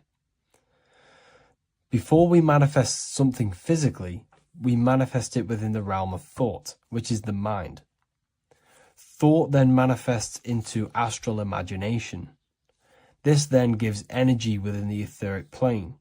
Then we manifest it physically within the material effect world. Everything begins in the mind, and this is why the government are called government. The word men comes from the Latin word mans, which is an English translation for mind. We see this word in entertainment, government, mentality. It means mind. Govern means control. They are controlling the mind through information. Information creates perception within our minds, and so do the words that we use and the language that we speak. It all creates perception within the mind. It is our perception that creates reality, and our reality is a level of realization. Your reality is realization. Everything begins in the mind. This is why they are controlling your mind through many different things. Okay? So essentially, they understand how the mind works. So this is why they manifest all things through mentally and not physically. Okay? You have a conscious and a subconscious mind. The conscious mind is what you are consciously aware of. It is the 10% of your mind. It is the mind that keeps you alert. A part of your conscious mind is for survival. A part of it is your visual field. A part of it is your just five senses. It is basically what you are consciously aware of right now. Your subconscious mind is the 90% of your mind. The subconscious mind is what holds all of your memories, your programs, and all things that you have ever experienced is all stored within the subconscious mind. It is this part of you where you draw memories from, where you draw your words from. I am consciously speaking, but the words that are coming out of my mouth are not thought about consciously. They are coming straight from the subconscious mind, where all programs and memories are stored. It is essentially this part of the mind which is manifesting our daily basis behavior, because the subconscious mind stores the programs which we are operating our life off. For example, if you tie your laces, you do no longer have to consciously do them. Your hands literally just know exactly what to do because you've done it that many times. So essentially, you create these programs within your subconscious mind through repetition and emotion. These are the two main ways your subconscious mind is programmed and installs things that you do on autopilot. The subconscious mind, like I said before, manifests 90% of your daily basis actions and 90% of your daily basis thought patterns. For example, if you were in a car crash 10 years ago and you had a very traumatic event, that car crash and that emotion that you felt in that time impressed your subconscious mind with a program. And even to this day, 10 years later, you are still wary about entering cars because of that program. Even though you may be not thinking about the car crash, you are still wary about entering cars because of that program, because of that emotion impressed upon the subconscious mind. You see, everything you say, everything you think, and everything you feel is telling your subconscious mind, that is what I want. The subconscious mind takes everything literally. Even if you are talking about someone else, your subconscious mind only knows you, and it only knows yes, and it only knows the now, the present moment. So this is why the golden rule back in the ancient days was treat others like you want to be treated. Because the way you treat others is telling your subconscious mind that is how you want to be treated. And this will create subconscious programs within you, affecting you. So, before you go to sleep every single night, what you want to do is to impress your subconscious mind with thinking and feeling of something that you want to become. Become that reality. Think and feel that reality. And by doing this, you are impressing your subconscious mind, and you will wake up in the morning with ideas. Because when you install a program within your subconscious mind, like I said before, it manifests into at least 50% of your thought patterns. So let's say I created a program within my subconscious mind of how to become financially free. Well, I created the program that I am financially free. My conscious mind will start to slowly think about that program and how I can achieve that program, because the conscious mind operates on survival. So if you create a subconscious program of I am financially free, your survival conscious mind will start to operate and think and act on this program subconsciously. You won't even know that you are doing it, but you are. And this is the power of the subconscious mind. You have to reprogram it properly. You have to be careful of the things you think, say, and feel, because all of this is contributing towards molding your subconscious mind, which essentially molds your reality. It draws things to you. You don't just have a physical body. You have a physical, mental, spiritual, and emotional body. Each one of these aspects are a body of its own. Body does not just refer to a physical substance. You have a mental body for thinking, an emotional body for your emotions, a spiritual body for your energy in your astral form, and a physical body to encapsulate all of these. Each four of these aspects are essential for the human experience and essential to balance. Now, today we're going to be syncing the four aspects of your consciousness with the four seasons and the four elements, and how this ties into the Bible. So we have four physical elements. We have 5 elements in total, spirit being the most important, but spirit is pure invisible. We have 4 physical elements. We have air, fire, earth, water. Earth and water are feminine. Air and fire are masculine. Air and fire are active. Water and earth are passive. The air corresponds with the mental body of consciousness. This is where your intellect, this is where your communication, this is where your thoughts, intuition all comes from. This is the mental body of consciousness that allows you to think, allows you to process, figure things out. and have intellect and gain knowledge. This is your intellectual aspect of your consciousness, located in the head region. We have a fire nature, a spiritual nature. This is our astral body. Our astral body is all to do with the subconscious realms, the higher realms of consciousness. This is the body that allows us to be free from the physical body. Our spirit is more of our energy. Our energy. Water is our emotional body. This is what allows us to feel things, that allows us to gain intuitive feelings of conscience. So emotion allows us to understand what is right and what is wrong.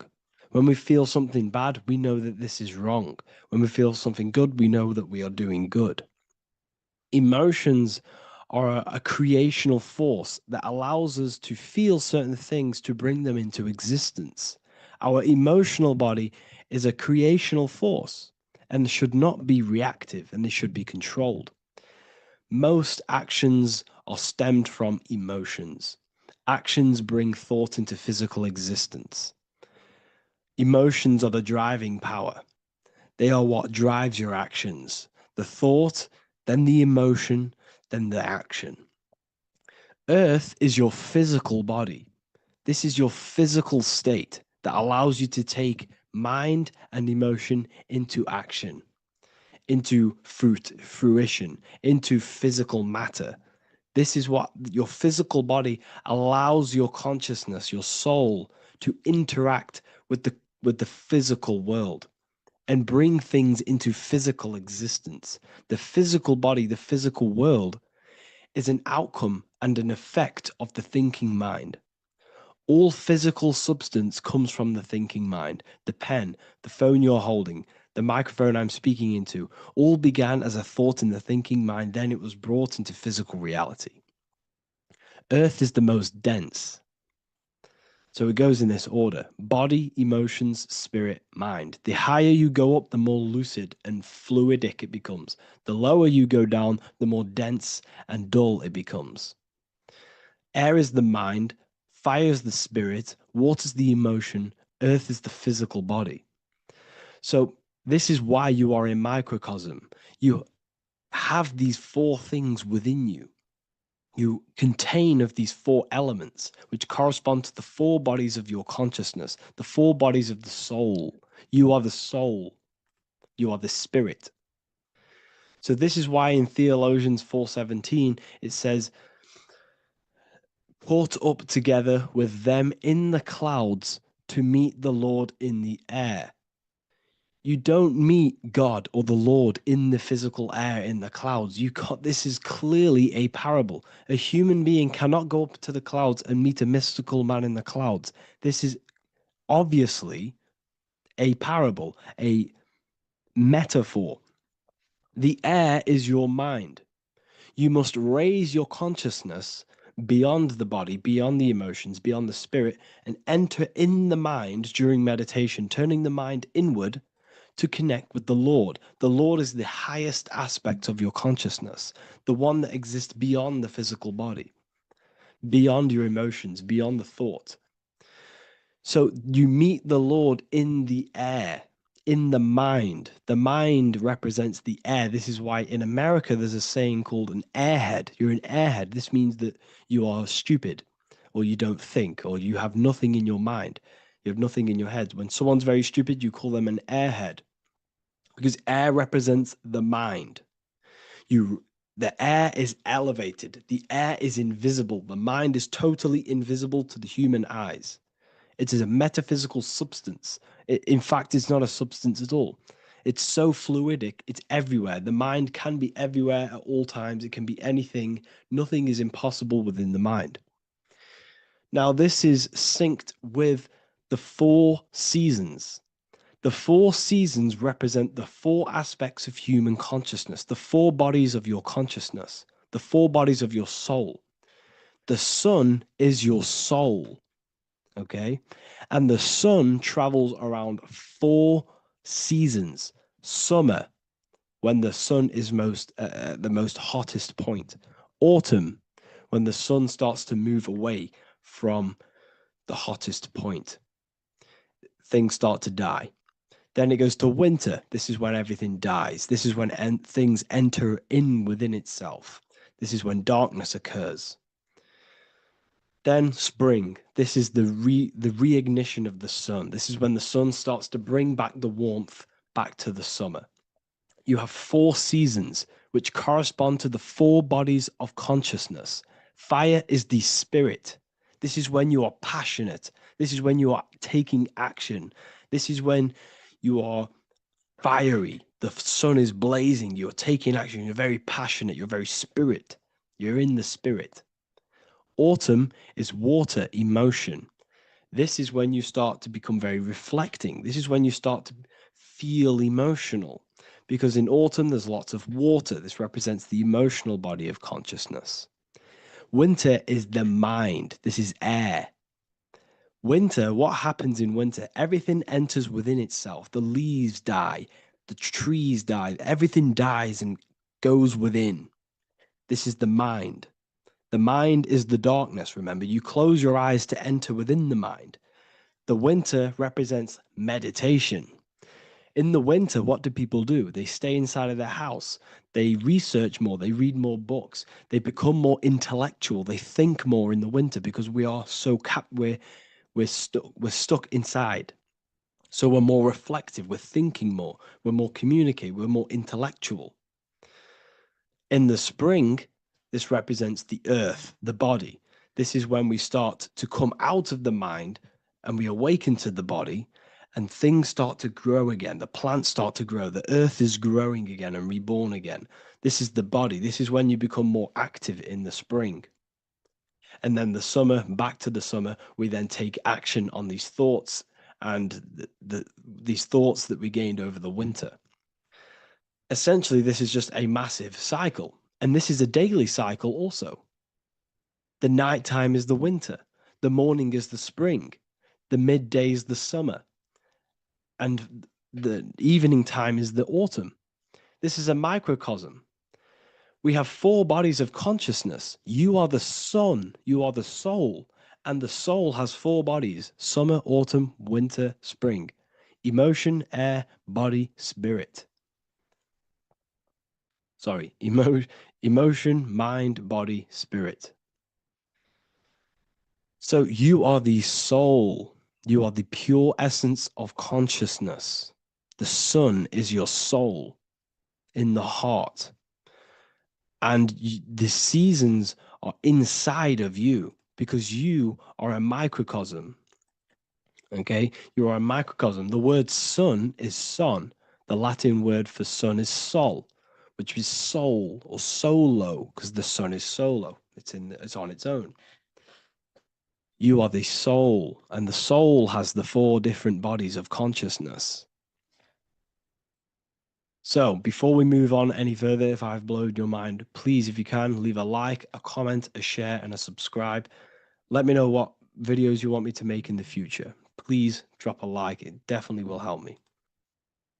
You are a microcosm of the macrocosm. Man is a miniature universe that goes through its own cycles. The seasons of the summer, winter, spring, and autumn do not occur merely outside of him, but within him as well. The summer is within you. You feel different in the summer. You feel different in the winter. You feel, depending on the body of consciousness, it's your soul's interacting with. So the sun in the sky is your soul inside, and the sun goes through these cycles, which is affecting your bodies of consciousness, because the cycles represent your bodies of consciousness.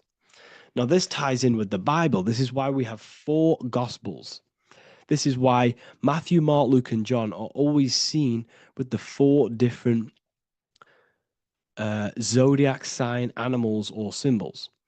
So you always see each one of the Gospels. If you just type in on Google Matthew, Mark, Luke, and John, type in ancient pictures, paintings, or pictures of them, and you will find these 4 zodiac signs are always standing with each one. Taurus, the bull; Leo, the lion; Scorpio, the eagle. An old symbol for Scorpio was the eagle. and a man for Aquarius. Here you see very, very ancient paintings and artwork. Here we see Matthew, the man, Aquarius. Here we see John, the Scorpio.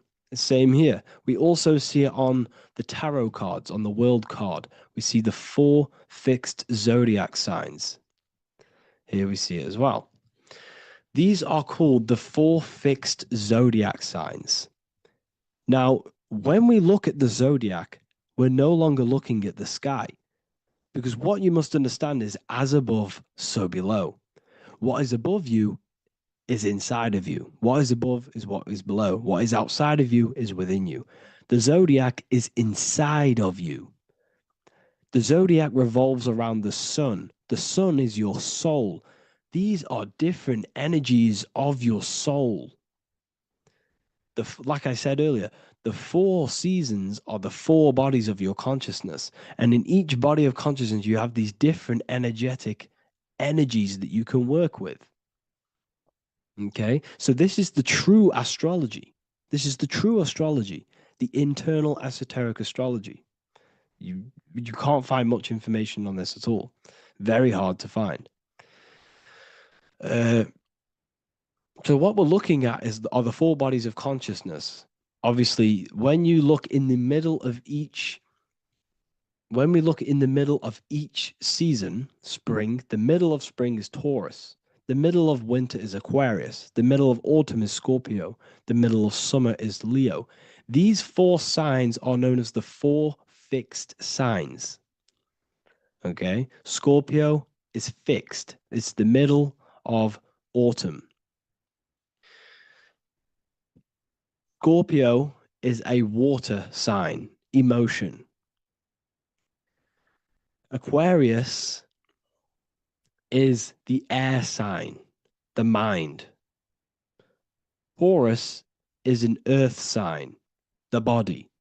Leo is a fire sign, the spirit. This is why we see Matthew, Mark, Luke, and John with the 4 fixed signs of the zodiac, which represent the 4 bodies of consciousness. Leo, the spirit, fire. Luke, Taurus, earth, body. Matthew, Aquarius, air, mind. John, Scorpio, water, emotion. Each gospel is depicting Jesus and showing Jesus in each gospel. Each one of these gospels is showing and depicting Jesus according to the different body of consciousness. In John, this is when Jesus starts to turn water into wine. Water is emotion. Wine is transmuted emotion. This is when he does miracles with his emotions, water into wine. Aquarius, which is Matthew, air, the mind. Inside of the Gospel of Matthew, this depicts Jesus as an intellectual person, a person who's communicating and using his mind, his mental body a lot inside of the Gospel of Matthew. Go and read it, and you will see this. Luke, Taurus, earth, the body. Luke shows and depicts Jesus according to the body of consciousness, the physical body. He shows Jesus as a human, being a human being, helping people physically and helping people's physical needs, like giving away food and doing all sorts of good things for other people. Leo, Mark, inside of the Gospel of Mark, this shows Jesus as a spiritual teacher, a passionate person who is taking action. Each gospel is showing Jesus according to the different body of consciousness. And Jesus represents you, the sun. That's why it's called the Son of God, the light of the world. Jesus represents your soul, and your soul has these 4 gospels, the 4 bodies of consciousness, the 4 fixed signs, the 4 elements, and the 4 seasons. These things all correspond to your consciousness. So this is Leonardo da Vinci showing you the exact same thing. Jesus is the I am, the sun, the soul, in the middle, on his own. Luke, spring, earth, body. There are 3 people in each group. There are 4 groups, and there are 3 people in each group. 1, 2, 3. 1, 2, 3, 1, 2, 3, 1, 2, 3. Fall, winter, summer, spring. These are according to the four bodies of consciousness. Here we see Aries, which rules the head region, is on the head of the table. Gemini, he's holding up the two hands because Gemini rules the two hands, the two arms. Gemini is the two twins, which is the two arms and two hands, and the two lungs. Here we see the beginning of summer, which is Cancer. You see the big knife here. Cancer, him here, this grey-haired guy, holding a knife for the crab. Cancer, they pinch. You have a knife, symbolizing the crab. Leo, the middle of summer, showing dominance. The sun is very dominant. He's got his elbow on the table, showing dominance. Virgo has no Adam's apple. Cancer here is pointing at this woman's neck, saying there's no Adam's apple. This is Virgo, the virgin, the only woman. Jesus, the sun. This is Libra, the balancing. He's holding his arms out, balanced, showing the balancing of the sun. Because when the sun enters Libra, the sun is balanced between winter and summer. So it's balanced. This is all astrology, but this is internal. Okay. This is Ezekiel's vision. Ezekiel had a vision in the Bible, and he saw the face of a man, the face of a lion, the face of an ox, and the face of an eagle. The eagle is Scorpio, the ox is Taurus, the lion is Leo, and the man is Aquarius. He saw the throne of God, and he saw the different bodies of consciousness. This is all symbolic for the different bodies of your soul. So when we look at the zodiac, we are actually looking at a map and the energies of our soul, and the energies of our bodies, and the energies of our consciousness. This is what we are looking at. Each zodiac is an aspect of our consciousness and an energy that we can work with and that we must purify. Balance and purification is essential. Imagine playing a brand new video game. Let's say a brand new video game came out and you had to play it. What happens when you play that game? You don't know the controls. You cause chaos in that game. You can't really run properly. You can't do anything properly. You're getting destroyed by other people who are playing that game. It's the same with your physical body. When you are born, you must learn how to play the game. You must learn how to balance the mind, learn how to balance the spirit, the emotions, and the physical body. We must balance and purify each body of our consciousness. We must look after our physical body with our physical health by eating physical, electrical food like fruits and veg. We must look after our minds by being conscious of what enters our eyes, enters our ears, enters everything. Whatever enters our five senses is affecting our mind, our mental health, our environment, mental. We need to look after our thoughts. Control our thoughts by purifying our thoughts, only positive thoughts. Then we must purify our emotions, feeling only gratitude and love and not feeling these negative, dull emotions. Then we must look after our spiritual body through meditation and looking after our spirit. But remember, when we look after our mind, it all begins in the mind. Each body of consciousness is interlocked with the other. If you have if you have an unhealthy body, you have an unhealthy mind, spirit, and emotions. If you have an unhealthy mind, you have an unhealthy body, spirit, and emotions. If you have an unhealthy emotions, you have an unhealthy spirit, mind, and physical body. They're all interlocked. You must balance each one of them. Look after your physical body. Look after your thoughts. Look after your emotions. Look after your spirit. But remember, the mind is the most powerful one. It's mind over matter. Once we look after the mind, because once we start to control our minds and control every thought we think, this will then turn into discipline in our physical body. Because once we learn how to discipline the mind, we learn how to discipline what we eat, we learn how to discipline what we feel, we learn how to discipline our spirit. This is all interlocked, but work on the mind first. Work on the mind first. All of this knowledge is inside of the brand new Book of Wisdom, Volume 2. This is a revolution of human consciousness. If you've read it, please leave a review down below. If you've read volume 1, leave a review down below. This is the next revolution. I don't see this information anywhere. This is the next revolution of human consciousness. And of course, if you are serious about this and you truly want to gain enlightenment and join an amazing community where you can connect with me on live calls, lectures, the Manifestation Mastery course, you can gain access to my library of over 45 PDFs plus my books. And if you do join the university, you can order a volume 2 free of charge. All you have to do is to pay for shipping. If you truly take your knowledge serious and you want to take advantage of life, join the university. This is where truth seekers belong. Just want to say thank you all. Please leave a comment. Please leave a like. It's going to help me a lot spread this knowledge to the world. And yeah, share this with a friend and subscribe. Thank you all. This isn't just spiritual fluff. Your words are vibrational commands that teach your subconscious what to believe and what to create in your reality. Now, I'm not going to sit here and tell you how words are these vibrational things that create reality. In fact, they are. However, the power of words does not hold in the vibration of the word. Yes, it has a little effect on plants. Yes, every word is a vibration that speaks to every cell in your body. However, this is not the main power of words.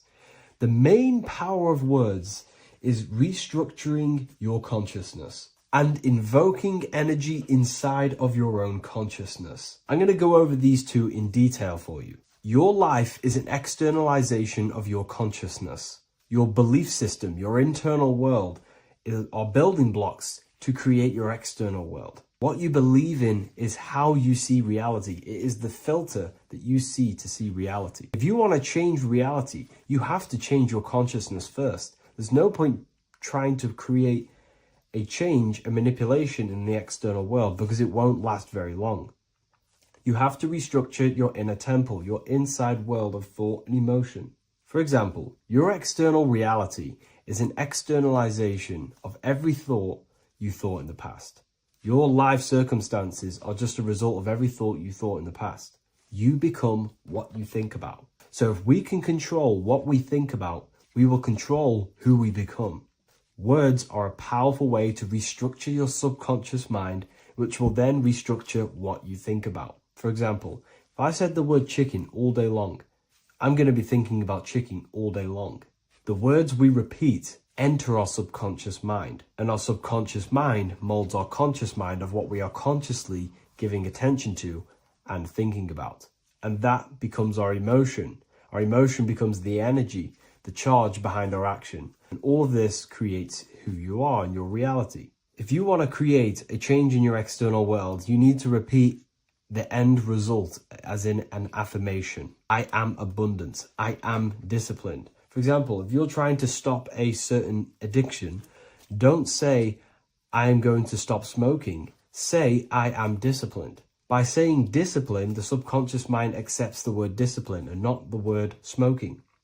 If you repeat smoking, I am not smoking, your subconscious mind will just pick up smoking and then do more smoking. So if you are trying to create discipline in your life and trying to stop something, say, I am disciplined. The reason for this is powerful because you're conditioning your consciousness.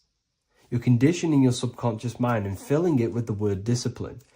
And I'm not going to say do this a certain amount of times a day or do this in the mornings. I want you to do this as much as possible. I did this as much as possible. Whenever I had free time, whenever I had a free minute, I would say these words either physically or mentally, just to condition your consciousness. Words are the most powerful way to restructure your belief system and restructure your inner world, which will then mirror in your outer world. Words are also a powerful way to invoke energy. This is why when you see these magic occult rituals, you see people chanting and doing these things. It's because if you slowly chant a word, you can actually invoke the emotion. There are three aspects of creation: thought, emotion, action. Emotion is energy in motion. By repeating a word over and over again, you can actually begin to invoke that energy, that emotion inside your heart. And you can start to feel the reality as if you are already living it. And this is just another powerful way to condition your consciousness to become a certain thing before you have it. This is what magic is. Magic is all to do with reprogramming the subconscious mind, aligning the subconscious with a certain belief or reality, which will then produce an effect in our thoughts, our emotions, and our actions, which will then create that reality. So if you want to create something in your life, literally just repeat, I am something. I am is referring to your consciousness. I am is the highest aspect of you. It is the true self. Whatever you condition your consciousness will be mirrored in your external reality. I am abundant will condition your consciousness to feel and believe you are abundant, which will then seep into your thinking. And then you will start to act more on this because you are thinking about it, which will then change your external reality. Words are vibration, and vibration is powerful. However, if you truly want to change your reality, you have to change your inner world of consciousness. And words are the best way to invoke feelings to become the reality you want. And words are the best way to condition your consciousness to a certain belief or thought. And by doing this, you're actually creating a root cause. The cause is your consciousness, your mind, and you have to restructure the mind to create that reality.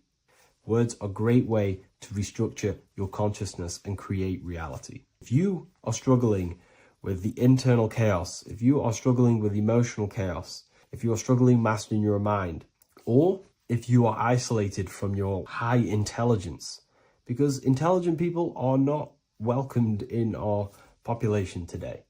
I have created an amazing space, Ethereal University. Check it out. I'll leave all the links below. And I'll see you inside, where you can learn everything you could possibly imagine about occultism, esotericism. I'll see you inside. Hello, everyone, and welcome to another lecture inside Ethereal University. In this lecture, you will learn about the death process and how to prepare for it, and why that preparation is so important. So let's get straight into this.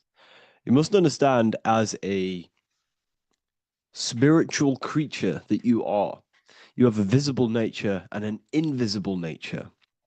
You never truly die. You are an eternal soul experiencing a temporary physical world. The inner world of thought and emotion is eternal, while the outer world of matter is mortal. Everything that is seen is mortal. Everything that is unseen by the eyes is immortal. When you die, your external physical world will be stripped away, leaving only your pure consciousness in its raw form, drifting within the astral plane. So here you see your physical external body and your internal world. And your internal world is your state of consciousness. It's your state of consciousness. Your thought and emotion is one overall state. Okay? So you must understand these planes. You have the physical body, the etheric double, an astral body, a mental body, and the Buddhic body. When you die, you leave the physical plane. Then you will more than likely leave the etheric plane, because the ether acts as like a portal. Everything comes out of the ether and returns back to the ether. I can break that down in another video in electromagnetism. But electromagnetism is ether, energy coming in and out of the ether. You will, every single day you die, every single day. There's a cycle of life and death occurring all the time. Every single day, you go to sleep, you go back, your consciousness slips back through the ether. And then when you wake up, your consciousness comes back through the ether into the physical plane. Death is just a bigger macrocosm of the microcosm cycle of life and death. So you will return back to the astral, which is the realm of imagination, infinite possibilities. And this is where thought forms start to manifest. Okay, so depending on how advanced you actually are mentally and emotionally, will depend how long you stay in the astral. Now, what we must understand is that there is many different components to the astral. We have the higher astral, the middle astral, and the lower astral. These are all vibrational states. So if your mind and soul is operating in lust, lust, desire, hate, food, physical addiction, smoking addictions, then these are quite heavy. These are quite heavy attachments to your consciousness, and they're quite low level desire, which means they have a low vibration. You will manifest in the lower astral when you're stripped from your physical body. The lower astral is not inherently evil. However, there's just low vibrating things going on there. Low vibration does not mean evil. Okay. So just like bad doesn't mean evil. Okay. In the lower astral, you are going to see lower astral beings. You're going to see spirits, souls with low level desire. Okay. People who are attached to the physical plane, people that lust, people that do these things. Technically, this is hell, but you can escape it by escaping yourself. Now we're gonna break all this down. I'll break all this down properly once you understand the full context.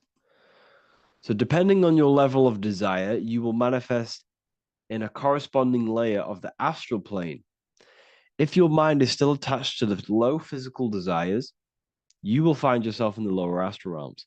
But if you have few desires and have detached from the worldly attachments while you are encased in a body, then you will rise into a higher or middle astral plane, mainly the middle.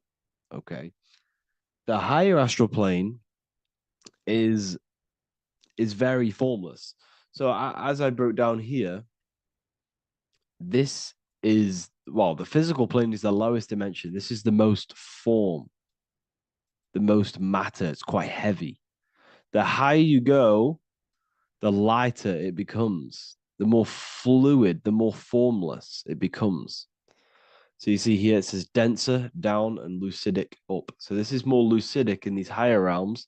This is more dense in the lower realms. So this is why the ancient Egyptians were always talking about, I'll show you this. This is showing you death. So first of all, we have Anubis, which represents death. Here you have the heart, which represents the soul. And here you have a feather. And this is a scale. You see how this is a balanced scale? So what this is symbolizing, this represents death. This represents your heart, and this is a feather. So when you die, your heart must be as light as a feather, which means your emotions, your soul, should have no attachments to the world. It should be light. It should be detached.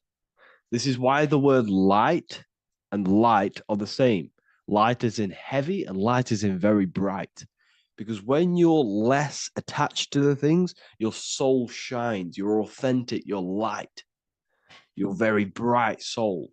And you have no attachments. Your light is in not heavy. So you must detach from the worldly desires.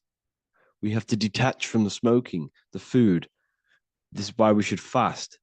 Smoking, this is why we should detox. We should also meditate. We should also be able to sit with ourselves for long periods of times. Okay, I'm going to break all this down properly. But that's why the Egyptians show you the symbolism here. Okay. So you're stripped of your material body. So that state of consciousness you're in right now, your inside world, if you shut your eyes, that state you're in, that is what you're going to experience when you die. Okay. And you're going to be manifested into the astral. In the physical plane, you can mask or hide almost anything. But in the spiritual realm, you cannot. The astral body, your thoughts and emotions directly shape your spiritual body, your astral body, revealing your true inner state. So your desires that you can hide in the physical plane, your emotions, your thoughts, you can't hide any of that in the spiritual plane, in the astral plane. That will directly shape who you are, your color of your astral body, and your astral body as a whole. So here we have Kim Kardashian. If you could see this lady's astral body, you would run so far that you would be horrified for the rest of your life. If you could see their spirit, their astral form, it would be horrific, because their mind is so attached to, physical things, so attached to desire, money, fame, worship, power. These people do not want to die. These billionaires and millionaires will never want to die. They will do whatever they can to stay alive, because they understand what when they die, they have to face themselves. They have to face their inner world. And their astral body, their true authentic self on the inside, is horrible and horrific and so low vibration. So this is where it comes in. You must be as light as a feather. This is what the Egyptians are showing you in their artwork. Your soul must be as light as a feather. In order for the soul to ascend to a higher plane and not look at that physical plane and say, I want to go back, or I want to desire things down there, you must detach now and prepare for death. Hell is not a place. It's your own personal suffering born from within. If your mind and soul are deeply attached to mental fixations, emotional wounds, and physical addictions tied to the material world, that pain will follow you into the astral. This is your true judgment day. You judge yourself when you die. You see your authentic self. There's no hiding. Right. Imagine right now that you that everything you cling to was stripped away. No matrix, no electricity, no food, no TikTok, no phone, no possessions, no distractions, no one else. Could you sit alone with yourself for just 1 hour? Could you sit alone with your thought and emotion? That moment of truth is what you must begin to prepare for. Could you sit alone with yourself? Can you sit alone for long periods of time and just think? And if you cannot, then you're running from your internal world. You're running from your thoughts. You're distracting yourself from your thoughts. This is what we must address. Now, don't feel bad if this is you. We've all have problems. We all have internal problems. But this is what we have to face directly in order to prepare for life after death. We must meditate for long periods of time. Not even meditation. We should be able to sit with ourselves with no distractions and just think. This is what the people of the past used to do when we had no technology. People would sit and think for hours. This is what we need. Because if you cannot sit with yourself, imagine sitting with yourself with no physical body. That's the level that's going to happen. And we need to prepare for that. The soul and mind must become as light, as weightless, as radiant as a feather to ascend to a higher plane and move beyond the physical life. To rise, they must release heaviness, attachments, burdens, fears, and desires. The lighter and brighter your inner being becomes, the more freely it can rise into a higher state of existence. Ascension is not about going somewhere, it's about becoming something pure, clear, and luminous. Okay, this is very important. Very, very important. We must detach from the worldly things. So enough of that. How do we do it? How do we attach? How do we prepare? Number one, you must detach from the material things. Start loosening your grip on things, possessions, titles, even identities. They are temporary. Appreciate them, but don't let them define you. Let nothing outside of you define you. Nothing. Your name is not you. Your job is not you. Your reputation is not you. Your bad past is not you. Your good past is not you. Your business is not you. Everything outside of you is not you. Now, what I'm saying is, I'm not saying go full right-hand path and never care about anything physical, never care about your family, don't love your family. I'm not saying that. What I am saying, love these things, love these outside things, but do not become attached and do not let them define you. You must be okay with losing anything that is outside of you. You must be okay with that, because you must understand the physical plane is, it's promised that everything is temporary. Everything is temporary in this plane. So don't ever think it's going to be there forever, because it's not. And you must remind yourself, not remind yourself, but I think about this sometimes when I start becoming a bit attached to work and stressed. I just remind myself that I'm going to, this is temporary. I'm going to leave this world one day and I'm not going to care. So you must have the balance. Okay. The balance is key. You can go down that right hand path and just fully cut off from the world like a monk and shave off your hair, and disconnect from the physical world. You can do that. That's not wrong. There's different paths in life. You have the left hand path, purely physical. You have the middle path, which is balance between the physical and spiritual. Then you have the right hand path, which is monk mode, where you fully disconnect from the world. They shave their hair off to disconnect from the physicality. They meditate for long periods of time. This is what they're doing. They're preparing for death. Monks prepare for death. They understand this. They understand that you don't die. Your inner world is the true world. The inner world is the only world that exists. Everything outside of you is an extension of you. Number 2, cleanse the mind. Watch your thoughts. Are they rooted in fear, anger, regret, or craving? Meditation, mindfulness, and inner reflection help purify the mind. The cleaner your thoughts, the lighter your spirit.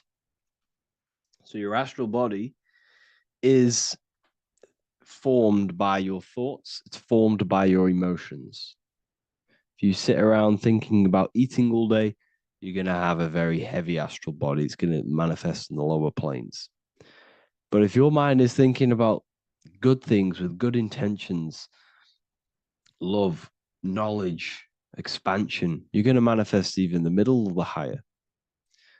And there are ways to even ascend out of your astral body. Yes, you can ascend out of your astral body and out of the mental body, but that's all very advanced, and I'm not going to teach that yet. I'll make another video on that, but you can ascend from them bodies. The astral plane is not the end. You can keep ascending as a soul until you're left with just the pure essence of the soul. But we're going to, anyways, cleanse the mind, reprogram the limiting belief systems, let go of mental attachments. And the way you do this is by getting a piece of paper and writing down every single attachment that you have. And you're going to realize, dude, there's more than you think. Okay. We have to detach from these. We have to. 4, practice presence. Can you sit in silence with yourself? The more at ease you are with your own inner being, the less you'll feel death. The afterlife is just an extension of your inner world. It's so important. This is so, so important. Can you sit with yourself? If you cannot sit with yourself, you have some inner work to do. You have some thoughts to address, some beliefs to address, and some feelings to address. Okay, so practice sitting in the present, meditation, or just literally sit there and try and be okay with yourself. And if you can't be okay with yourself, then there's something you need to address, whether it's a belief system, whether it's an emotional trauma, or something. This is what we must reshape, refine, and let go of. Live truthfully. Speak and act from your soul, not from fear or ego. The more authentic you are, the more aligned you become with your true self, which carries beyond this life. The ego is your mind's perception of itself while being incarnated in this world. It's been shaped by your experiences, your thoughts, your beliefs, and your emotions. So your ego is basically this false thought form that you've created. It's a false layer of yourself that sits on top of your true authentic self. It's basically your physical character. When you were young, you had no ego. You were pure. You had a pure consciousness. But then as you grew older, your ego started to grow, and it still is growing, because it was shaped by experiences, things you've gone through, things you've said, things you believe, things you think. It's created by you, by your mind. And the ego is close to the word echo. The ego is the echo. It's an echo. It's a layer. It's a false identity. It's a false layer that sits on top of your soul. And if you don't get rid of that ego, if you don't know how, well, not get rid of it, but balance it, if you don't know how to rise above that ego and you die, it's that ego that's going to be pulling down when you die. It's that ego that's going to be your suffering. Okay. 7, connect with the divine, whether through prayer, meditation, tune into something greater than yourself. The connection is the soul's compass beyond this world. If you can meditate and rise above them clouds of thought, that's the soul, that's the observer. We must connect with that. Okay, this will definitely help with just allowing yourself to connect with your true self. Meditation's great because you can just fully detach from the world. And the more you meditate, the more you can prepare for death. A powerful way to cultivate detachment is through daily detachment meditation, done either at night or in the morning or the first breath upon waking. Or do this as many times as possible per day. Start by physically grounding yourself in the present moment. Say out loud, I am here right now, nothing else matters. Let that phrase draw your awareness into the now. Just keep saying it until you're present. Then begin to slowly list everything you identify yourself with, one by one. I am not your body. I am not my body. I am not my name. I am not my possessions. I am not my house. I'm not my children. I'm not my everything. I am not my thoughts. Release each layer gently. Imagine, if you want to, if you have a good imagination, imagine placing these things into a big box. Placing your body, placing your name, placing your possessions, placing your house, your car, your thoughts, your beliefs into a box, and then shut that box. If you have a good imagination, do that. That can help. And you'll be left with yourself. And you're not even that. It goes even deeper. Eventually, you'll reach the mind itself. Detach from the language that the mind is even using. Now, that's very difficult. And not many people have ever thought about that, and they've ever even been there. Detach from the language that the mind is using. Think about that for a second. Your mind is not what you actually think. It goes very deeper. Your mind is not that little voice. It's that voice that the language is using. So even the language is a spell on your mind. Okay, it's an attachment. Eventually, you'll reach the mind itself, detached from the language it uses, the voice in your head, the need to define. What remains is something beyond thought and beyond words. I can't even describe what's left, because words, once language is gone, it's purely metaphysical. All I can say it is pure awareness, and it's symbolized. This is why symbols are so amazing, because they can symbolize things that are beyond words. A flame, it's just a flame, and you won't be able to understand that until you've been there. It's just a flame. It's pure cause. Words can't describe it. You'd have to experience it. Connect with this essence daily. This is truly who you are. So this is a great way to detach. We can do these detachments every single day during meditation. This will definitely help over long periods of time. Of course, you're not going to be ready tomorrow for death, but just try and prepare for these things. This is the whole reason people used to meditate. It's the whole reason why people do these spiritual practices, because they understood that this plane is temporary and your soul moves on from this plane. And you'll never truly believe in the soul until you experience it. So I can show you these things, but you must go out and experience it. The soul is real, but you won't understand unless you cast off everything else. Okay. So I hope this video helps. It's a very deep video. I'm going to be making more of these stuff, of more self-mastery. And of course, we've made the self-mastery section now, so I'm going to start filling up this place with lectures. And I think it's a great time to start this because a lot of people have been asking on how to master yourself, prepare to death. So, hope this video helps. See you in the next one. Neo is plugged in on the back of the neck, which is the reptilian brain stem. The reptilian brain is all to do with survival mode, survival state. It's always scanning the environment for safety, whether that's physically, emotionally, or mentally. It does not think. It is instant. For example, do I smack the guy or run off? If something happens to you, like a car's coming really quick to you, you do not think about this. The reptilian brain is the animal instinct that will instantly move your body on the instant reactions. Hence why it's the closest brain to the rest of the body. It has instant access to the electrical nervous system to control the body at instant reactions. Now, Neo is plugged in on the back of the neck, which is the reptilian brain. Therefore, the matrix is the body itself. It is the lowest state of consciousness. This is what it represents. The word matrix means womb. It translates to womb because your body is a womb. Your body is a vessel for universal consciousness, for God consciousness. And the body is also a womb where you can be born again outside of this body by raising your consciousness, by awakening the neocortex. This is why Neo is called Neo, because it represents the neocortex. This is the higher aspect of our brain.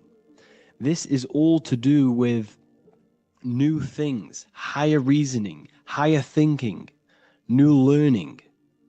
You see, the brain is a receiver for universal consciousness. Now, what do I mean? It is a radio receiver. Think of it like this. You have a radio tower which emits frequencies. And each little frequency, 00.1, 00.2, 00.3, each 00 point is a different person. We are all the same universal consciousness, encapsulated inside of a different vessel. This is why our body is the temple of God inside of the Bible. Your body is a sacred temple of the divine essence of the universe. However, consciousness is controlling this physical body. And I'll show you this diagram here. Consciousness consists of imagination, emotions, thought, and memory. All of these things are not physical. They're not made out of atoms. You cannot think with atoms. If I split open your brain while you are thinking of a cheesecake, I would not see a cheesecake. It's because these things exist metaphysically within consciousness. They are not physical. The body is physical. It's part of matter. It's part of time. You see the Leonardo da Vinci, the circle and the square. The square represents limitation, beginning and end, because when you draw a square, there is a beginning and end. It represents the body, the mortal self, the ego, the echo. Then you have the spirit raised above, which represents spirit over matter, mind over matter.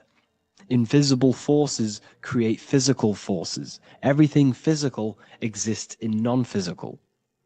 This is also the Freemasonic square and compass, why the square is below the compass, because the compass creates the circle, which is spirit or mind. Then you have the square, which is matter. Mind and matter are the same substance.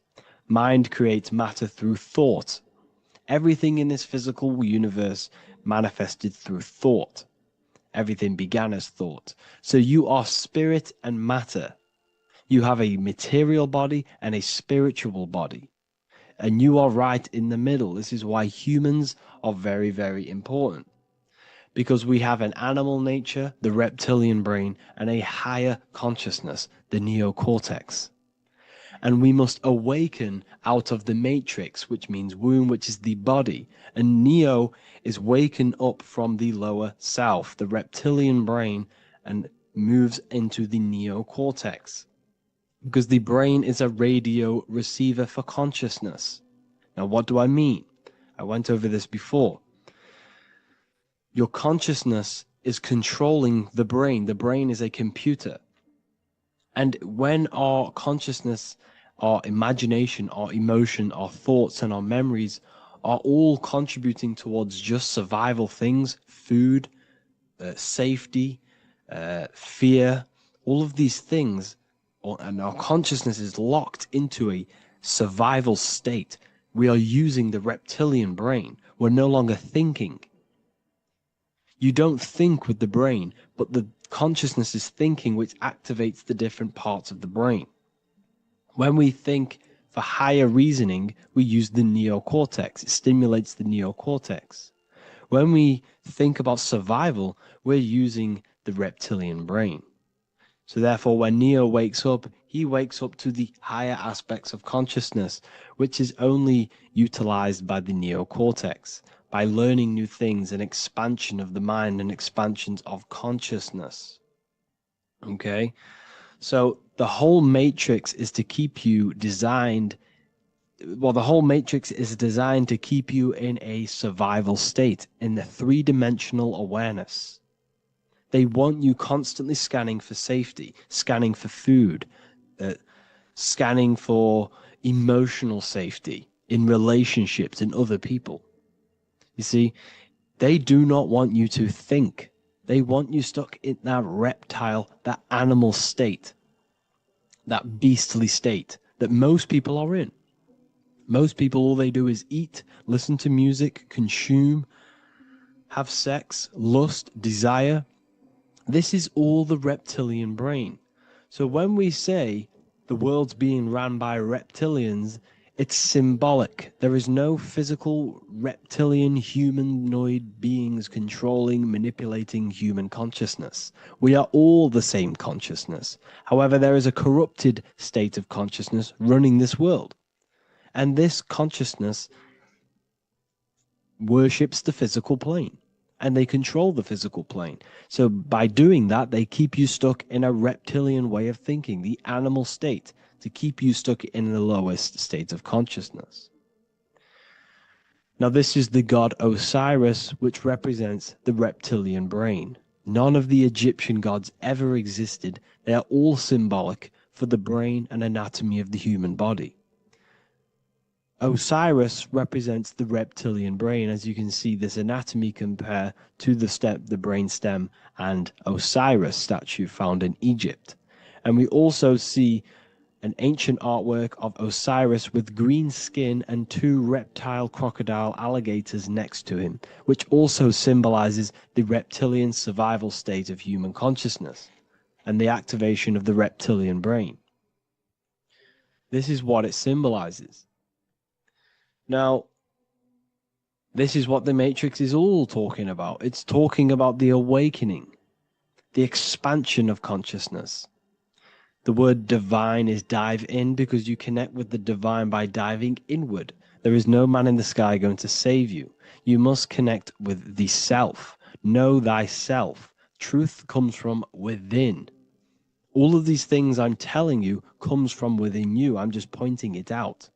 All of this is self-realization. A lot of people say, well, what are my sources?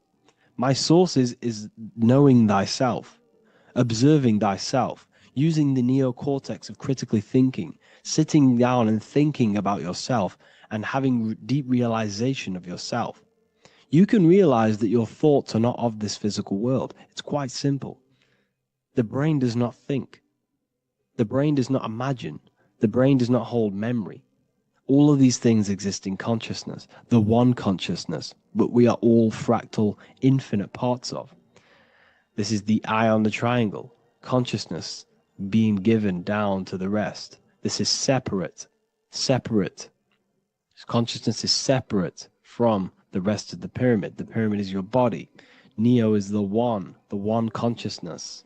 This is the Egyptians symbolizing the one consciousness giving Ankh, which is life, to all the different life forms. However, you can see that the central sphere is giving a big Ankh to the humans, because humans, like I said, possess the advanced consciousness, an advanced brain that allows us to turn above our reptilian animal self. For example, we can go against our reptilian lower animal nature and turn to our godly nature. Animals cannot do that. They are stuck in instinct. They are stuck in a reptilian animal way of thinking and operating. Everything they create is to survive. We can turn against our lower nature and create for amazing things like buildings, architecture, technology. We can use our creative consciousness for anything we wish, not just survival needs. And it's the same with your spiritual journey. You can raise your consciousness beyond this animal state that they try to keep you in through fear, consumption, food, and the reptilian brain. We must awaken, start to think critically, and awaken to our divinity, because the mind, the consciousness within you has infinite potential to expand. There are infinite fields of knowledge that you can explore. The mind can never be filled.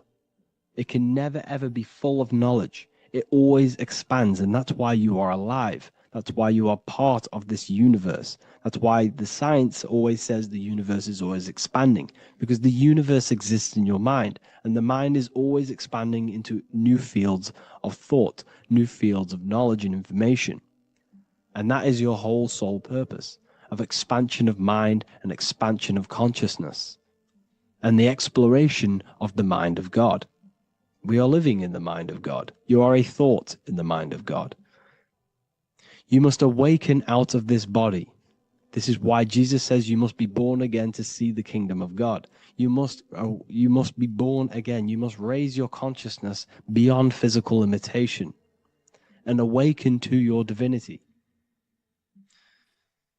And this is pretty much it for this video. I hope you all understand this, that this is all symbolic for consciousness.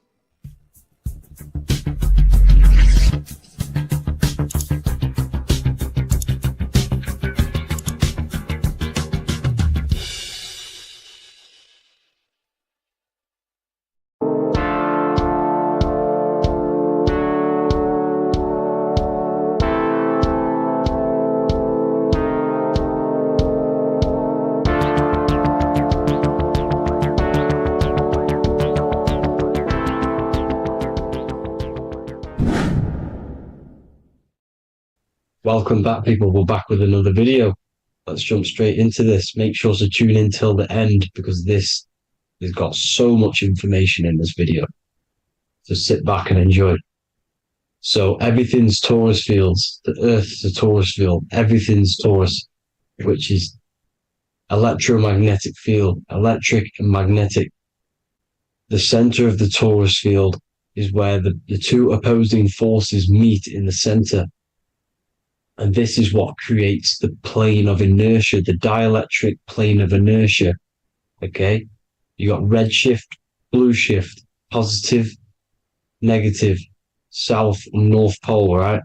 This is what the ancients were showing with the tree of life. As you can see here, this is the plane of inertia, and this is the torus field. Everything consists of this. Everything is a torus field. A atom is a torus field. Okay, now the inertia is the 0 point. So this plane is a 0 point. It's the balance between two poles. Okay, now this creates matter, because matter is two opposing forces in motion equalize. So these two forces coming together is what creates matter on this physical plane. And this is why we can't see the electromagnetic field, because it consists of one of the elements, which is either electric or magnetic, but when they combine together, it's what creates this physical plane, which is physical matter, which is light in motion. Now, everything is one. Don't get confused by duality. Duality is two opposing forces, but them two opposing forces are created by the same substance. It's two aspects of the same substance. So, for example, water and ice are the same thing, You know what I'm trying to say? But it's two aspects of the same substance because all is one. The whole universe is one. All goes back to the one, which is God, the creator, or magnetism, whatever you want to call it. Because magnetism pulsates. Electricity has two poles, red shift, blue shift. Okay. So red shift, blue shift is electricity, and electricity vibrates. And all vibration always comes back to a standstill point. But magnetism is what pulsates. This is why your heart pulses. You breathe, which is a pulse. This is the breath of the universe, magnetism. Now, this is why the earth is green, okay?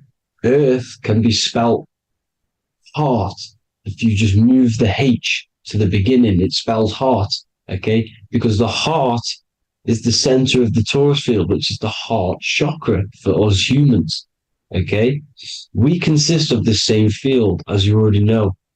Heart being the center, which is green, which is the center of the seven colors. The center of the seven colors. This is the most powerful chakra in your body. People think it's the crown chakra, but it's the heart chakra because it's the center of the torus field. You must align them all and combine them all into one, which is the heart chakra. Now, earth is green. Nature's green. Okay, this is because we live on heart chakra, the plane of inertia. It's the center of the torus field. Okay, and this is what the Egyptians called Isis, which is nature. Nature is balanced, and nature is female, Mother Nature, because it looks after us with the fruit it grows with abundance and the water. It's a female energy, Mother Nature, and this is the symbolism of an equal, balanced arms. This is the scales, it's balanced. Mother Nature is balanced. This is why the sky is blue, because what comes after the heart chakra? Blue. Sky is blue. We live in Midgard. This is what the ancients called Midgard. You don't have to take this tree literally. It's a metaphor. We live in Midgard, where both positive and negative duality here. Now, Mount Meru. Mount Meru was known as the center of the earth, okay, or known as Hyperborea. And this is the North Pole, the electromagnetic North Pole. But when I say Mount Meru, it's not an actual mountain. They weren't saying there was a real mountain in the center of the earth, a magnetic rock. No. The plane of inertia, okay, there's something called a hyperboloid. That's what it's called, a hyperboloid. And this is the center of the torus field. And this hyperboloid